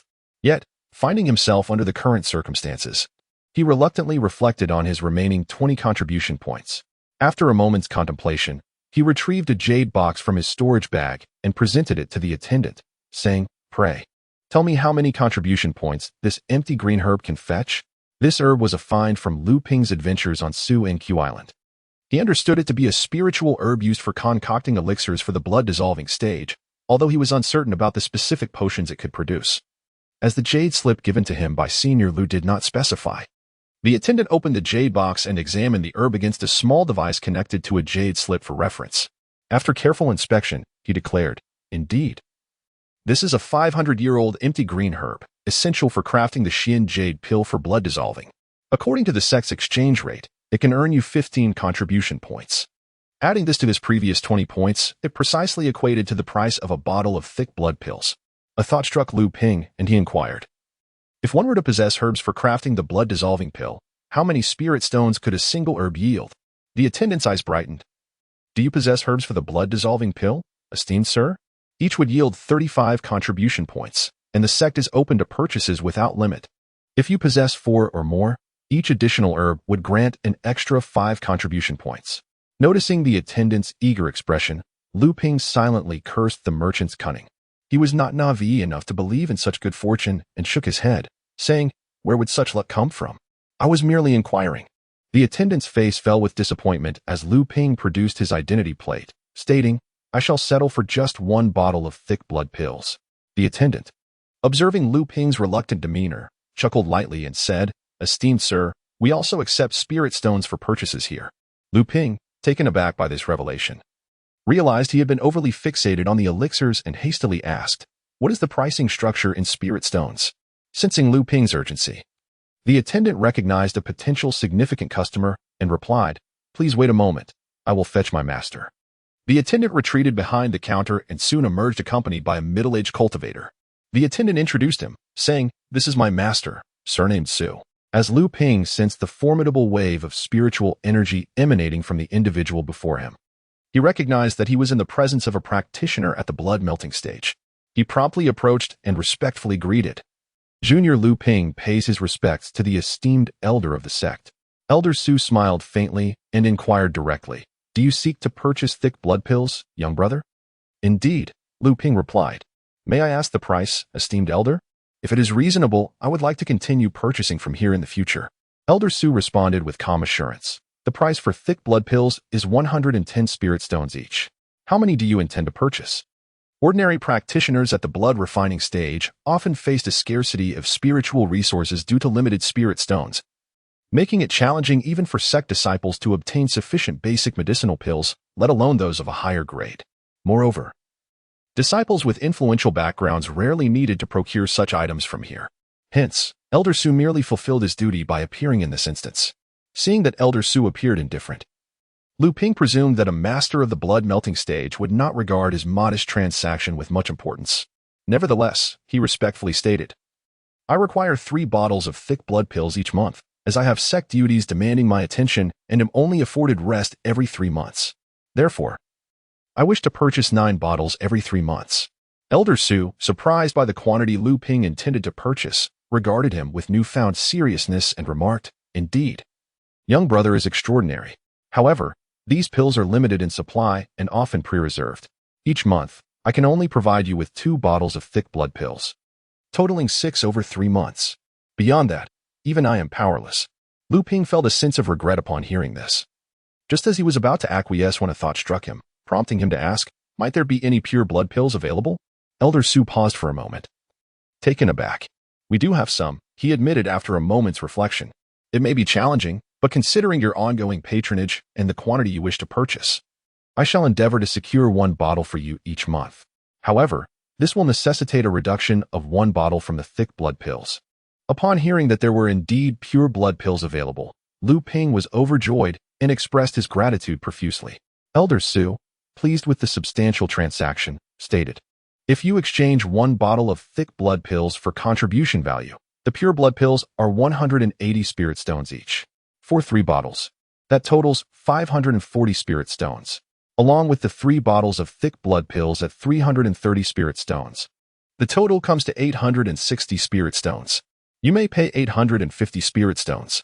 After thanking him, Luming observed as the attendant swiftly prepared 3 bottles of thick blood pills and 3 bottles of pure blood pills. Once he had paid with spirit stones, he addressed the attendant, "As I venture into the world for training, I may acquire some resources. However, being young and inexperienced, I am unfamiliar with many spiritual herbs. Might I use this young brother's jade slip to make a copy? I am willing to exchange spirit stones for this service." Elder Su laughed heartily. "The jade slip we provide for blood-refining disciples is indeed somewhat rudimentary, but it serves to inspire the spirit of exploration and knowledge within our disciples, emphasizing the importance of self-improvement. It is a trivial matter. Feel free to make your copy. Just remember to exchange any spiritual herbs you obtain at our pavilion for contribution value, and we shall certainly offer you a fair price." Luming assured him he would do so, and thus he departed from the pill trading pavilion. As Luming gazed at the receding figure, the young attendant softly remarked, "Sixth Master, it appears that our supply of elixirs has suffered a significant deficit, which will be challenging to replenish in the short term. What shall we do if the ordered cultivators inquire?" Hearing this, Chief Su dismissed the concern with nonchalance. Do they dare? A mere throng of loose cultivators, each with only a few dozen spirit stones as monthly pocket money, agonizing over the purchase of 3 to 5 grains, haggling endlessly. Such a substantial transaction would hardly afford them comfort. The attendant recalled how those lofty cultivators would, for a few spirit stones, engage him, a mere mortal, in lengthy discourse, often pleading softly, causing him to shudder involuntarily. Chief Su then produced a list, casually pointing to several names, and instructed the attendant, when these individuals arrive next, inform them that the sect's alchemist furnace has exploded, and the supply of elixirs is suspended for the time being. Should they protest, simply throw them out. Upon exiting the elixir pavilion, Luming found himself in a state of bittersweet contemplation. The joy stemmed from the fact that his cultivation would not falter due to the insufficiency of elixirs. Yet the anguish arose from his realization that his current wealth would only sustain this lavish cultivation for nearly a year. Shaking his head in despair, Luming resolved to temporarily cast this matter aside, reminding himself that he had a year to devise a means of acquiring spirit stones. Acquire spirit stones? He pondered. Why not earn spirit stones? He recalled the numerous tasks that still required his expenditure of spirit stones and ultimately resolved not to dwell on these issues that made him feel as though his path in life was fraught with obstacles. Having addressed his cultivation concerns, it was time to strategize for his impending mission. During this 3-year journey to Xuanqi Island, it was highly likely he would be stationed on a smaller isle. Even if assigned to Xuanqi Island, he would likely be tasked with the cultivation and extraction of spiritual materials. Regardless of the scenario, he had no prior experience, thus necessitating adequate preparation. Failure to execute properly could lead to losses that would diminish his rightful gains and potentially require him to compensate for damages, a disheartening prospect indeed. Planting spirit grains was a mandatory task for every disciple. Luming procured high-quality spirit grain seeds from the Spirit Valley shop, reputed to yield a 2-fold increase. He spent 20 spirit stones on 20 pounds of seeds. At the Spirit Beast store, he acquired a low-tier first-grade spirit beast, the spirit-seeking mouse, capable of sensing surface spiritual energy. In a spiritual vein of the true Spirit Sect, he purchased spring water imbued with spiritual energy, deciding to dilute it for irrigating spirit grains or spirit herbs. Subsequently, he acquired talisman paper, spirit ink, and other supplies sufficient for 3 months of cultivation, concluding his preparations. 3 days later, the teleportation array on Xuanqi Island shimmered, and one by one, figures emerged from the array, consisting of 9 disciples from the 7th team who had reached the 8th layer of blood refinement, along with several from other teams, forming a 20-member squad. Among them were formidable 3rd-tier disciples such as Linxing from the 1st team and Lang Qian from the 14th team. The True Spirit Sect had established small teleportation arrays on each minor island, connecting them to the nearby medium-sized islands. Xuanqi Island, renowned for its spiritual mines, has established a direct teleportation pathway to Zhenling Island, underscoring the significance that the Zhenling Sect attributes to Xuanqi Island. Upon his arrival via the teleportation array, the esteemed Lu Skiancheng swiftly made his way to the tower situated within the island. Lu Ping was aware that Lu Xianchong had lost the opportunity to meet the resident master, Chu Zhenren. Since the discovery of a small spiritual mine and the subsequent confrontation with the Zhenling Sect, Chu Zhenren has steadfastly guarded Xuanqi Island. With the recent arrival of Lu Xianchong, the island has transformed significantly, now hosting not only Chu Zhenren, but also 7 additional blood-melting phase cultivators. The atmosphere of preparation for battle remains palpable, as it appears that the Zhenling Sect continues to harbor lingering sentiments toward Xuanqi Island. However, due to the peace accord between the two sects, the Zhenling Sect has been limited to engaging in merely vexatious disturbances. With so many blood-melting phase cultivators present on the island, it seems that Lu Ping is destined to become a resident cultivator. Indeed, the following day, several disciples of Chu Zhenren announced arrangements for the 20 cultivators. Except for 4 female disciples who would remain on Xuanqi Island, the rest were assigned to the 16 smaller islands surrounding it. Lu Ping, unfortunately, found himself allocated to Huangli Island, which he had previously visited. This island, known for its sole resource of Spiritual Valley, ranked among the least fertile of the 16 islands. Familiar brothers-in-arms approached him with jest, teasing Lu Ping about his misfortune, to which he could only respond with self-deprecating humor, inadvertently fostering a sense of camaraderie among them. As the 16 departed, Chu Zhenren made a personal appearance, advising everyone to focus on their cultivation and the management of their assigned islands while remaining vigilant against disturbances from the Zhenling Sect. Any incidents should be promptly reported to the esteemed elder of Xuanqi Island. Just before leaving, senior disciple Du Feng approached Lu Ping and quietly remarked, "Lin Cheng is Li Cheng's cousin, which is why you are at Huangyu Island." Lu Ping paused, glancing over at Yao Yong and Shi Lingling nearby, both of whom nodded in acknowledgement, indicating they were deliberately alerting him. Gratefully, Lu Ping expressed his thanks, turned, and discreetly observed Lin Cheng in the distance, engaged in conversation with several disciples of the other courtyard. He then placed his small boat-shaped artifact on the sea and sped toward Huangyu Island. Watching Lu Ping's retreating figure, Lin Cheng turned away with a complex expression. The speed at which Lu Ping advanced in his cultivation was astonishing. Within less than 2 years, he had broken through to the 9th level of blood refining. Had it not been for his cousin Li Cheng's persistent desire to teach Lu Ping a lesson, Lin Cheng would have preferred to avoid entanglement with someone of his caliber. Fortunately, having obtained a blood-melting elixir during the grand competition, he had been diligently refining his 9th level cultivation to its peak. Soon, upon achieving blood-melting successfully, Lu Ping would be easily subdued. Lin Cheng had expended a considerable amount of spiritual stones and sought the assistance of his family elders to secure the task of guarding Huangyu Island, which boasted a small spiritual mine yielding 50 to 60 spiritual stones daily. With this dual income, he anticipated earning nearly 300 spiritual stones within a month, supplemented by the sect's monthly grant of 50 spiritual stones and familial support. He was confident that he could ascend to the blood-melting phase in the near future. Lu Ping felt a twinge of melancholy within. Anyone who had been schemed against would find it difficult to endure, despite having no intentions of seeking out more favorable conditions. He was acutely aware that his fellow disciples would undoubtedly resort to bribery with the task assigning celestial beings to secure lucrative positions. It was not that Lu Ping was oblivious to this reality, but rather that he chose to refrain from such actions. Given his substantial wealth, a few hundred spirit stones could easily secure him a commendable island to govern. However, Lu Ping harbored an innate desire for self-concealment, unwilling to disclose too much about himself. He endeavored to maintain a low profile, and Lin Cheng's actions inadvertently served to bolster Lu Ping's resolve. Having set aside his worries, Lu Ping recalled that the celestial being in charge of task allocations had assigned Lin Cheng to Huangyu Island.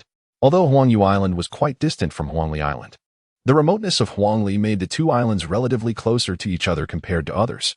The thought of the miniature spirit stone mine on Huangyu Island ignited a spark of ambition within Lu Ping. Why not indulge in a little opportunism? After all, this was merely a matter of reciprocity, rather than deceitful intent. When it came to his understanding of the mysterious waters surrounding Shinkong Island, it was likely that even the adept Chu Zhenren could not rival Lu Ping's familiarity. As Lu Ping pondered the means to exploit the spirit stone mine on Huangyu Island, a distant isle came into view. This would be the place he would call home for the next 3 years, where he would work, live, and fight. From this moment forth, he would assume the title of Island Master of Huangli Island. Huangli Island was, in fact, a considerable miniature isle, with an expanse exceeding 20 miles. At its center lay a gently rising hill, adorned with a lush grove, from which 2 rivers emerged, flowing northeast and southeast into the sea. Surrounding the hillside were relatively flat lands, characterized by fertile soil that served as the agricultural zone for the island's inhabitants.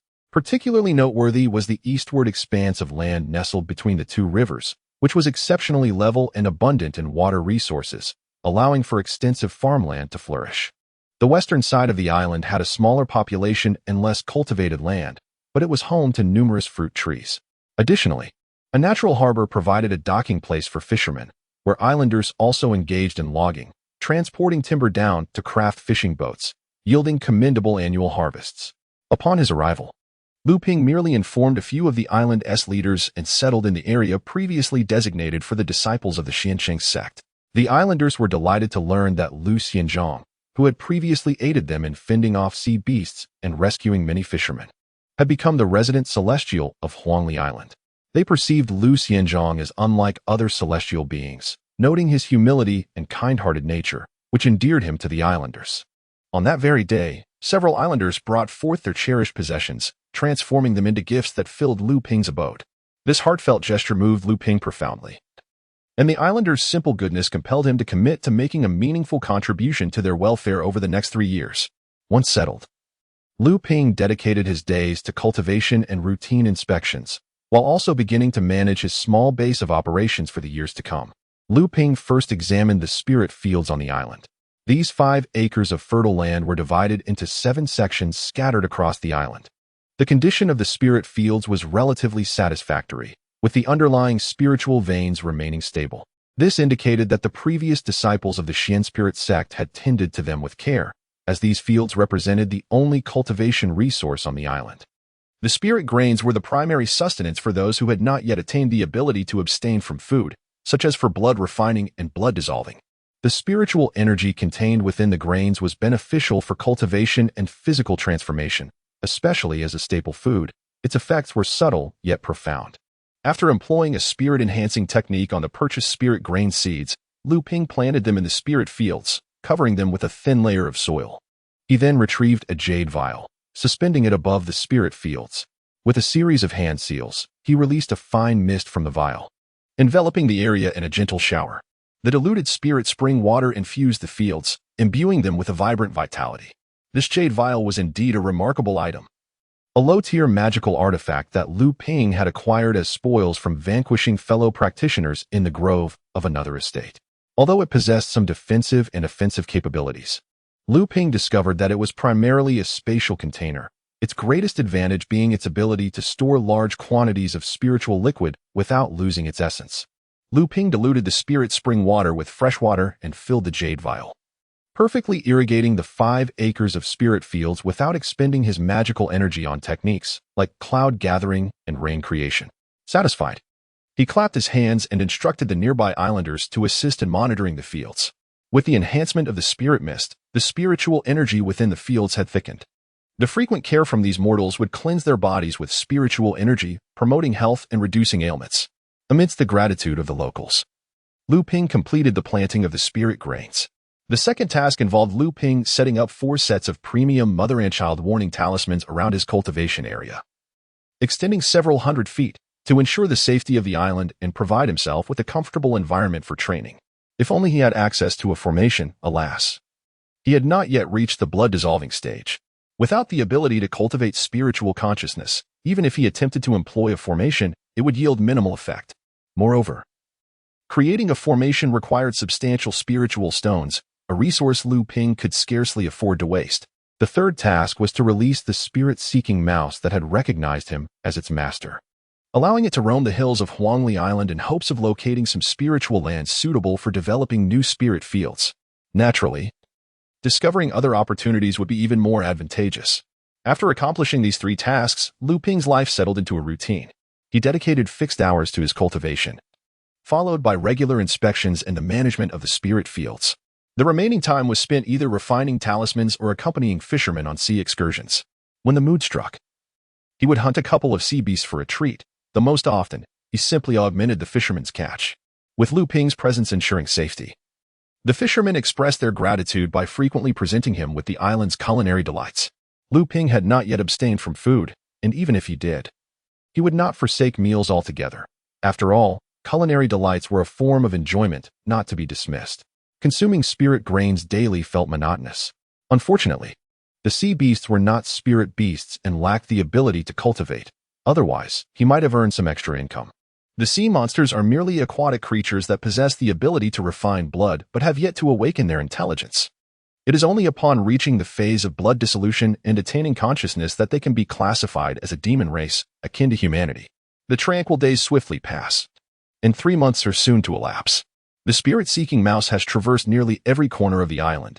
It has failed to uncover any gathering places of spiritual energy, leaving Luming somewhat disheartened. The sensation of idly consuming resources weighs heavily upon him, instilling a persistent sense of urgency. The sole source of comfort for Luming lies in the fact that his cultivation has not waned despite being distanced from the spiritual vein of the other courtyard. Perhaps this period of leisurely existence has bestowed upon him a tranquil and serene mindset. With an ample supply of elixirs, Luming's cultivation steadily progresses. As the day of harvest at the spiritual valley approaches, Luming's spirits lift slightly. The esteemed seeds, valued at 20 spirit stones, indeed live up to their reputation. With the meticulous irrigation from Luming's spiritual spring water, the yield from the spiritual valley reaches an impressive 130 pounds per acre. Due to the policies of the true spirit sect, which mandates a fixed quota regardless of harvest quality, Luming is required to submit 400 pounds from his 5 acres. Consequently, the remaining 100 pounds of profit and an additional 150 pounds of surplus become Luming's personal assets. This translates to over 80 spirit stones, supplemented by a monthly allowance of 60 spirit stones. Furthermore, the sale of all the talismans he has crafted over the past 3 months, spanning low, middle, and high grades, yields a profit exceeding 200 spirit stones. Thus, over the course of 3 months, he accumulates 450 spirit stones. A considerable feat in the eyes of fellow cultivators of the same rank. Yet, when Luming reflects upon his expenditures on elixirs over these 3 months, having consumed 3 vials of thick blood elixirs, 3 vials of turbid blood elixirs, and an additional 3 vials of refined blood elixirs to compensate for the former 2, he realizes he has nearly spent 1,000 spirit stones. This does not include the cost of miscellaneous items for daily cultivation. The thought overwhelms him, and he resolves to devise a means to acquire more spirit stones, no longer concerned with the methods he might employ to express his fervent desire for them. Luming awaited the arrival of the cultivator who would take over his post on the island before hastily returning to Intrigue Island, where he submitted 400 pounds of spiritual grain. He also reported on the situation at Huangli Island to a senior cultivator in the blood-melting stage, thus fulfilling his official duties. Subsequently, he visited Senior Lu and sought guidance on some challenging aspects of his cultivation. Senior Lu, meticulous and thorough, provided Luming with detailed explanations, for which Luming felt immense gratitude. Senior Lu was a man of integrity, treating each disciple fairly. As long as one demonstrated effort and progress, unexpected rewards, though modest, would be granted, bringing delightful surprises. He possessed an innate understanding of when to provide the most appropriate assistance. Luming's ascent to the 3rd highest rank within the 7th squad was not without the subtle protection of Senior Lu. After all, as an orphan, how could he possibly suppress the scions of established cultivator families like Li Cheng? Luming then shared experiences from the past 3 months with several returning brothers from the 7th squad. They subsequently collected their sect subsidies. In addition to receiving 180 spirit stones for 3 months, Luming was also allotted 20 pounds of spiritual grain seeds. Though he had no intention of using them, he certainly wouldn't let them go to waste. Thus, 1/3 of their 3-day holiday elapsed. The next day, the group teleported to the nearest medium-sized island, Dekuan Island, to purchase cultivation supplies. Luming, however, had to spend extra spirit stones to teleport back to the Zhenling courtyard to buy medicinal pills from the pill-selling pavilion. Fortunately, a few individuals needed to return to the Zhenling courtyard for their own matters, allowing them to share the costs, which minimized the expenditure of spirit stones. They procured medicinal pills, spiritual spring water, talisman paper, and spiritual ink, among other items, before hastily returning to Intrigue Island. After a night's rest, on the 3rd day, they bid their farewells, each heading back to their respective islands. Upon his return, his spirit mouse, Dabao, unexpectedly emerged, climbing up his pant leg to his hand and chattering excitedly, as if celebrating a significant achievement. Luming's face brightened. He retrieved a spiritual beast pellet made from spiritual grain from his pouch to reward Dabao, exclaiming, "Dabao, have you found a gathering place for spiritual energy? Quickly, Let me there. After consuming the pellet, Dabao nodded vigorously and scampered away, leading Lu Ping towards the eastern side of Huangli Island. Lu Ping grew curious. Most of the spiritual fields on the island were nestled in the small hills, and the western forests already contained 5 fields, given that the east had been developed earlier. If there were any spiritual fields, they should have been discovered long ago. Upon reaching the destination, Lu Ping finally understood the situation. The early development of the eastern area had made irrigation convenient, resulting in high-yield rice paddies that remained perpetually muddy. Previous resident cultivators had come to a premature conclusion, believing that this area, having been developed first, had already been thoroughly surveyed. Furthermore, the cultivators were reluctant to lower themselves to investigate such a muddy bog, leaving this gathering place for spiritual energy and obscurity. Lu Ping meticulously examined the sacred gathering ground and discovered that he could cultivate a spiritual field spanning an acre. According to tradition, prior to the completion of his 3-year mission, this spiritual field need not be reported, which meant that before his departure, this acre of spiritual land would be entirely his own. Overjoyed by this revelation, Lu Ping rummaged through his storage bag and unearthed a leftover blood-enhancing pill, a concoction suitable for those at the 4th or 5th layer of blood refinement. He tossed it to Dabao, who, lacking any true intelligence, instinctively bit down upon it, thinking it a reward from his master. By the time Lu Ping realized what had transpired, he managed to snatch half of the pill from Dabao's mouth. The other half, consumed by Dabao, caused him to leap into a muddy pond, creating a tremendous splash before he fainted.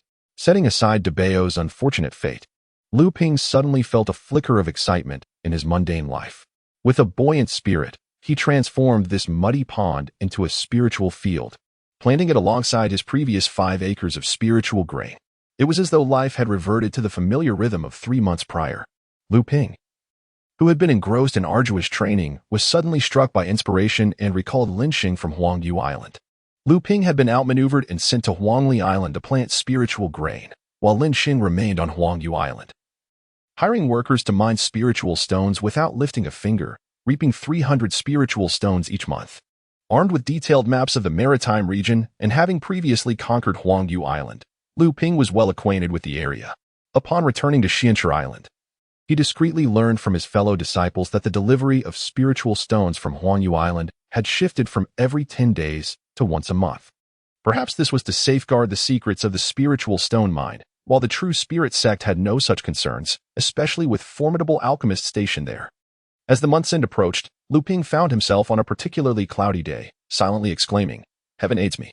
With that thought, he retrieved an array of objects from his storage bag, bottles, artifacts, talismans, and even the attire of an outer disciple of the Zhenling Sect. Remarkably, he still possessed the disciple's robe he had used during his prior escapades on Huangyu and Huangli Islands. As twilight descended, Lu Ping had already been lying in wait on Huangyu Island for an entire day, having expended 3 invisibility talismans. Yet, Linxing remained ensconced in his meditation chamber, showing no signs of emerging. It appeared that Lu Ping was not the only one diligently practicing. Lin Sheng, who was a mere few months younger than Lu Ping, had entered the 9th layer of blood refinement over 2 years prior and was likely preparing for blood dissolution. While Lu Ping pondered this, the primary symbol of a high-grade warning talisman on his person vibrated, signaling Linxing's approach toward the mine. The heavens continued to drizzle lightly. With a deep sigh, Lu Ping lamented, "Even the heavens have forsaken you." Through the talisman, he determined that Linxing was now within 100 paces. Slowly, Lu Ping channeled his spiritual energy into a jade bottle, from which a mist gradually billowed forth. The mist thickened and rose higher, merging with the falling rain, becoming part of the delicate drizzle. With a subtle, almost imperceptible breeze, it began to drift toward the direction of Lin Sheng's approach. Lin Sheng made his way towards the mine. Today marked the last day of the month, a day when miners exchanged their spirit stones.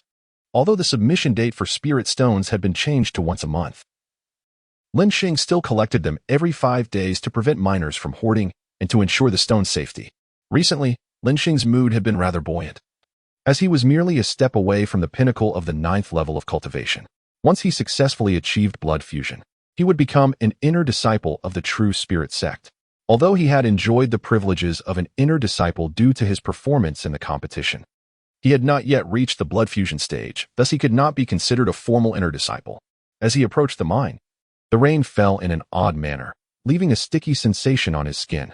If he were already in the blood fusion stage, the rain would not touch him, as his protective aura would have kept it at bay. The wind was peculiar as well. The treetops in the distance leaned towards the west, indicating an eastern breeze. Yet Lin Sheng walked northeast, perplexed by the wind blowing directly at him. Suddenly, he felt a shiver run down his spine and noticed a sweet, cloying scent in the air that he had been breathing in for some time without realizing it. Someone was plotting against him. "Who goes there? Show yourself," Lin Sheng bellowed. His own shout left him momentarily dizzy. The effect of the spirit suppression powder was to sever the connection between cultivators and spiritual energy while temporarily diminishing the power of their bloodline within, thus lowering their cultivation. Of course, such despicable tactics were only effective against those in the blood refining stage.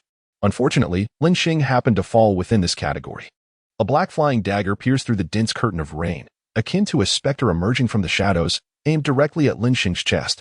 With a fierce shout, Lin Sheng unleashed a mid-tier flying sword that sent the dagger hurtling away.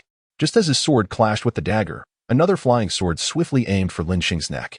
He grunted in pain as a handkerchief suddenly unfurled, wrapping around the sword and redirecting it elsewhere. Yet another mid-tier magical artifact. The diminishing magical energy barely supported the two mid-tier artifacts, and at that moment, a chilling gust of wind struck from behind. Lin Sheng, unable to react in time, was finally knocked unconscious. His last thought before losing consciousness was that anyone capable of controlling three magical artifacts simultaneously must be at the pinnacle of the blood refining stage.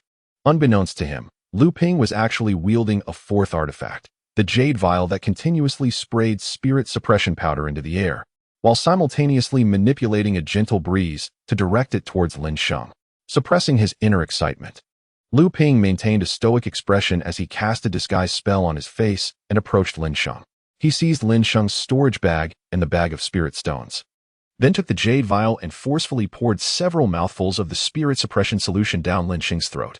This would ensure that Lin Sheng would not awaken until afternoon the following day, and he would not fully recover his strength until the day after. Without even glancing at the contents of the two storage bags, Luming hastily transferred everything into his own bag before destroying the two bags outright. Luming arrived at the mine, where he found several miners waiting at the entrance. Without hesitation, he threatened them to hand over the spiritual stones they had excavated over the past 10 days. Subsequently, he inspected other locations on the island, collecting the scant 2 or 3 plots of spiritual fields, which totaled merely an acre of spiritual valley. In Lin Sheng's cultivation chamber, he discovered a low-grade spirit-gathering cushion. A remarkable treasure indeed. This item functioned as a formation disc, facilitating the gathering and absorption of spiritual energy during prolonged cultivation, thereby accelerating the process. He mused that he wouldn't trade this cushion for even a superior magical artifact. Luming silently acknowledged the wealth of the affluent, while maintaining an increasingly serene demeanor, contemplating any potential oversights.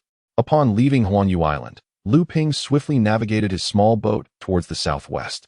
After traveling approximately 100 miles, he altered his course eastward, heading towards his Huangli Island. Just before changing direction, he suddenly recalled something. He stripped off his Zhenling Sect disciple's robe and set it ablaze. He then plunged into the sea for a thorough cleansing, subsequently placing all items in his storage bag, except for the spiritual stones, into another bag, which he concealed among a hidden reef, marking the spot. Only then did he hasten back to Huangli Island, resuming his pastoral life as if nothing had transpired. After 7 days, Luming finally encountered the immortal who had come to investigate. The immortal visiting Huangli Island was none other than Shang Xianzhang, the one who had assigned tasks to Luming and his companions. Luming promptly approached Shang Xianzhang, inquiring, "Is there anything you wish to convey during your visit?" Esteemed immortal? Shang Xianzhang regarded Luming's curious countenance, seemingly genuine, but still inquired sternly, "Where were you on the night of 7 days ago?" Luming was taken aback, stammering in confusion, "The night of 7 days ago? I have been on the island, esteemed immortal. Is there something I have done wrong?" Observing Luming's fearful demeanor, Shang Xianzhang feigned a reduction in ire, stating, "Very well. The disturbances from the Zhenling Sect have been increasingly frequent these past few days. Have you made any discoveries?" Luming shook his head, replying, "There has been no disturbance. Everything has remained calm here." Shang Xianzhang probed several times, yet finding no discrepancies. He finally set aside his suspicions, saying, "Do you know Lin Sheng from Huanyu Island? 7 days ago, he was knocked unconscious by disciples of the Zhenling Sect, and everything he possessed was taken. Truly disgraceful." This time, Shang Xianzhang was genuinely incensed. The Lin family had some connection with him. and he had taken care to assign Lin Xing to the most lucrative island, only for him to make such a blunder, rendering the Lin family a laughingstock and himself equally embarrassed. He lamented how the Lingling powder had been blown into his mouth without his knowledge, wishing he had been killed instead. At least that would have stirred some valor in the true spirit sect. Shang Xianzhong recalled that the Lin family had sought his assistance in tracking the culprit, but the rain had obscured many traces, and now, 6 days after the incident, he had pursued the Zhenling Sect for several dozen miles without finding any leads, leaving him in a state of utter frustration. It is better to maintain a distance from the Lin family to avoid becoming the subject of ridicule. The mere thought of the eerie atmosphere on Su Inqiu Island in recent days fills Shang Xianzhong with resentment. Only Master Chu, unperturbed, laughed heartily for a considerable time after learning the circumstances, his laughter echoing across dozens of miles around Su Inqiu Island. Luming, oblivious to the myriad thoughts racing through Shang Xianzhong's mind, could only exclaim in astonishment, "Robbed? Robbed?" Observing the comical expression on Luming's face, Shang Xianzhong felt a flush of embarrassment. Indeed, every single incident seemed to revolve around murder and silencing witnesses, yet the assailants were merely focused on theft. The young man would have been better off dead. Ultimately, Shang Xianzhong hastily advised caution regarding the Zhenling Sect and departed. As Luming sensed the warning charm in his sleeve had lost its connection to Shang Xianzhong, he could no longer contain his laughter, which puzzled the nearby islanders. Though he lacked Master Chu's imposing presence, another 3-month break had arrived, and upon returning to Su Inqiu Island, Luming discovered that after he had knocked Lin Xing unconscious, the latter had indeed only awakened the following day and regained his magical powers by the 3rd day.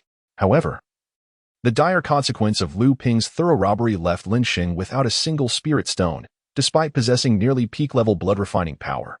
He lacked any magical artifacts or talismans for crossing over, though he could employ water-drifting spells.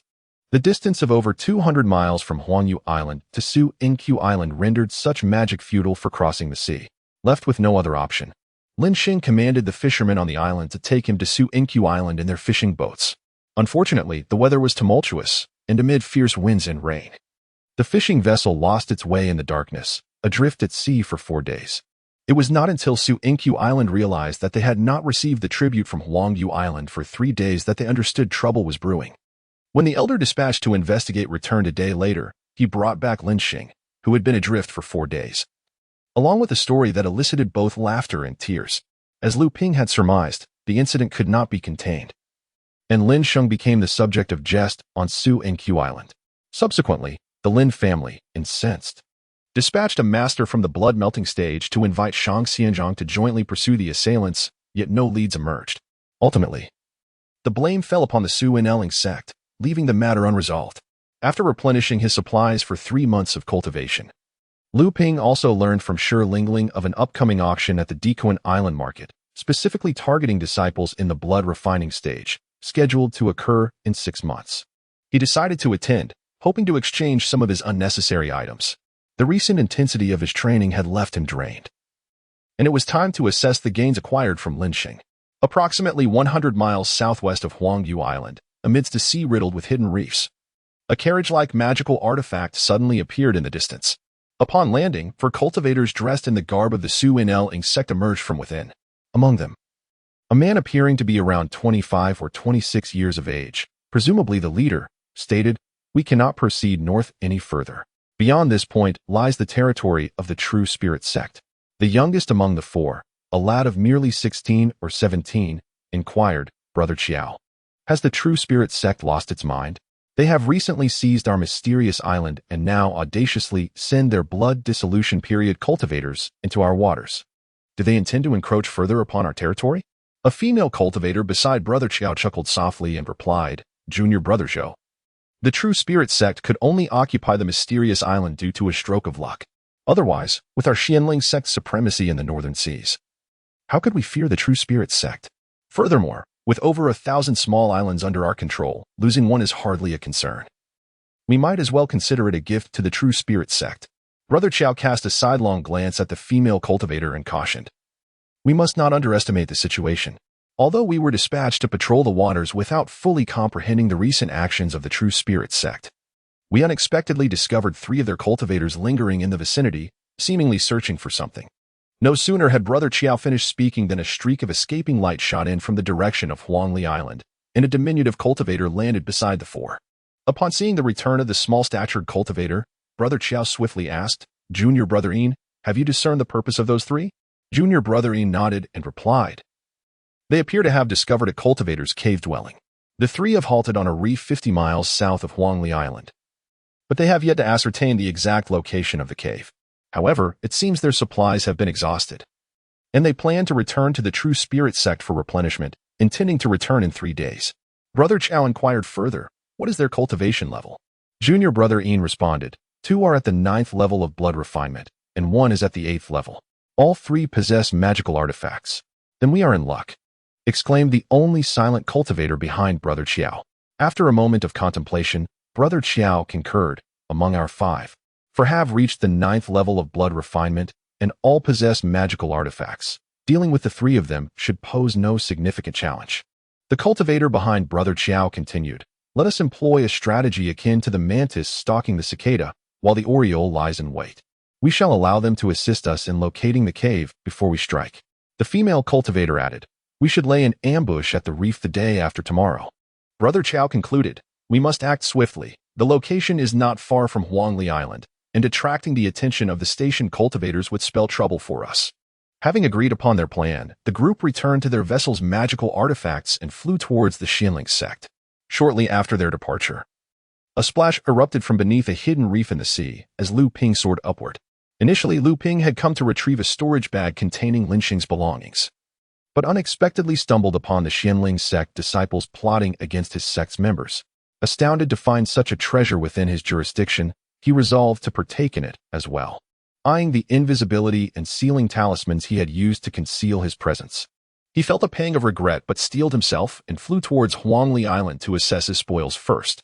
After Lu Ping departed, a colossal serpent's head suddenly emerged from the tranquil sea, gazing in the direction Lu Ping had flown.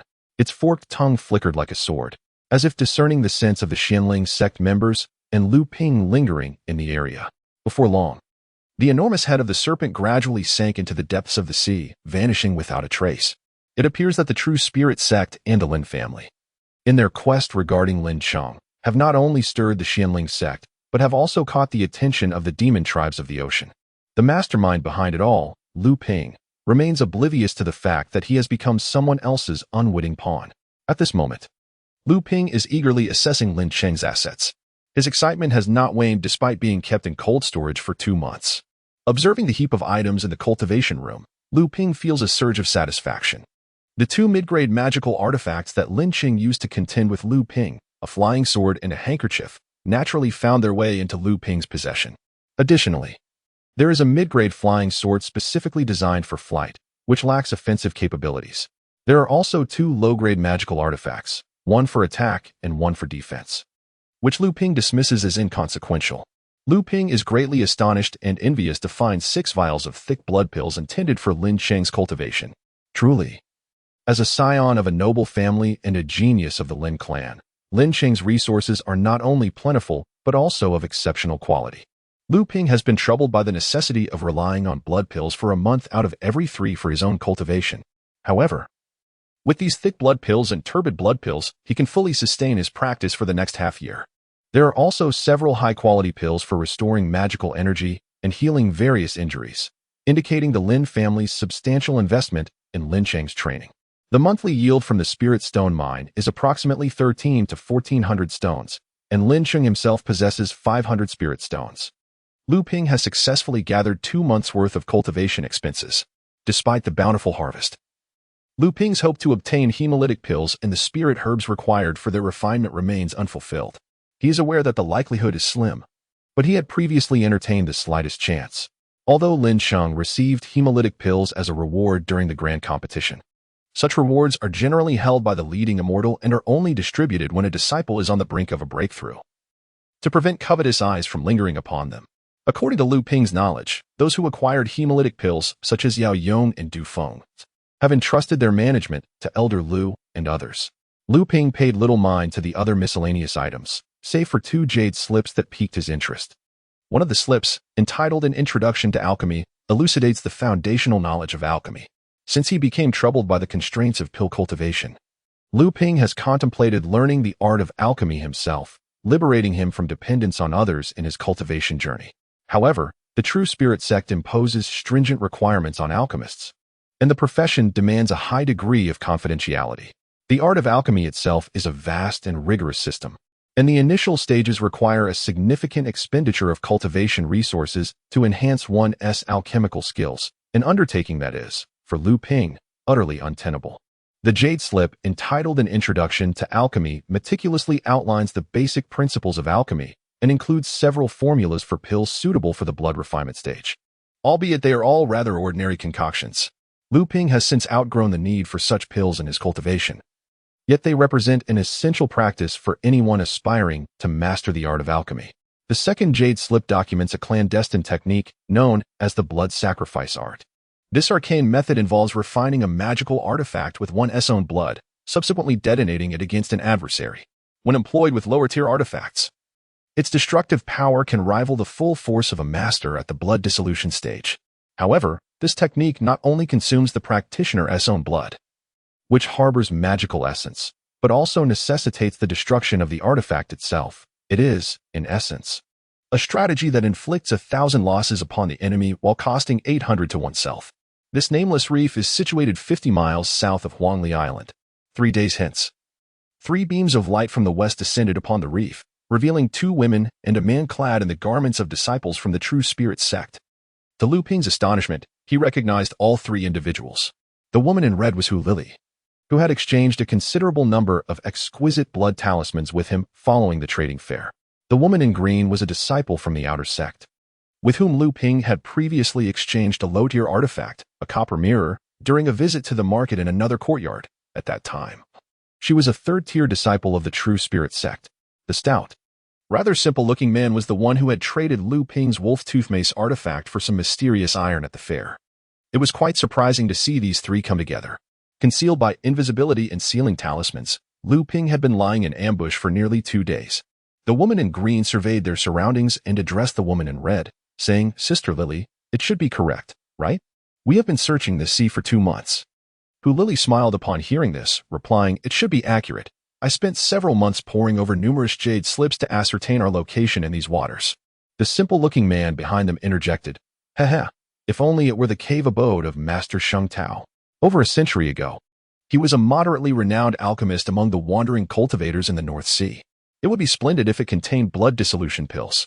Hu Lili shot him a glance, saying, "Niu Dazhuang, do not indulge in wishful thinking. Over 100 years have passed. Who knows what remains inside? Perhaps it has long been claimed by others." Niu Dazhuang chuckled and fell silent, while the woman in green added, "Brother Dazhuang, there might be protective formations at the cave entrance, and we may need your artifact to breach them." Niu Dazhuang thumped his chest with great vigor, declaring, "No problem. You have seen our artifact, though it is low tier. Its offensive power is certainly on par with mid-tier artifacts. We exchanged it for a piece of mysterious iron." Upon hearing Niu Dazhuang mention the trading fair, Hu Lili remarked, "Speaking of that Lu Ping, I too exchanged dozens of exquisite talismans with him for this expedition. His talisman-making skills are exceptional, and he is quite a formidable 3rd-tier disciple. Were it not for our lack of knowledge regarding his foundation, inviting him to join us would have been an excellent idea." As Hu Lili pondered this, she suddenly recalled something and turned to the woman in green, saying, "Zheng Jie, did you not also engage in a transaction with him?" Zheng Jie, the woman in green, curled her lip and responded, "That fellow is quite the miser. The artifact I traded him was a significant bargain for him." As Hu Lili continued her survey of the terrain, she chuckled at this comment, but abruptly halted. From her storage pouch, she retrieved an aged map and began comparing it with their surroundings. "This is the place," she declared. "The rocky outcrops to the east are merely an illusion created by a formation. Behind it lies the cave abode of Master Sheng Tao." Hu Lili asserted confidently, "Dazhuang, ascend and strike this reef with your magical artifact." Upon hearing this, Nudazwang replied, "All right." He spat into his palm, rubbed his hands together, retrieved a wolf's fawn club from his storage pouch, swung it vigorously, and shouted as he brought it crashing down upon a boulder. Remarkably, although the stone shattered, it emitted no sound. The entire cluster of rocks quivered and then fell silent. Shortly thereafter, the fragments that Nudazwang had smashed began to gleam and reassemble.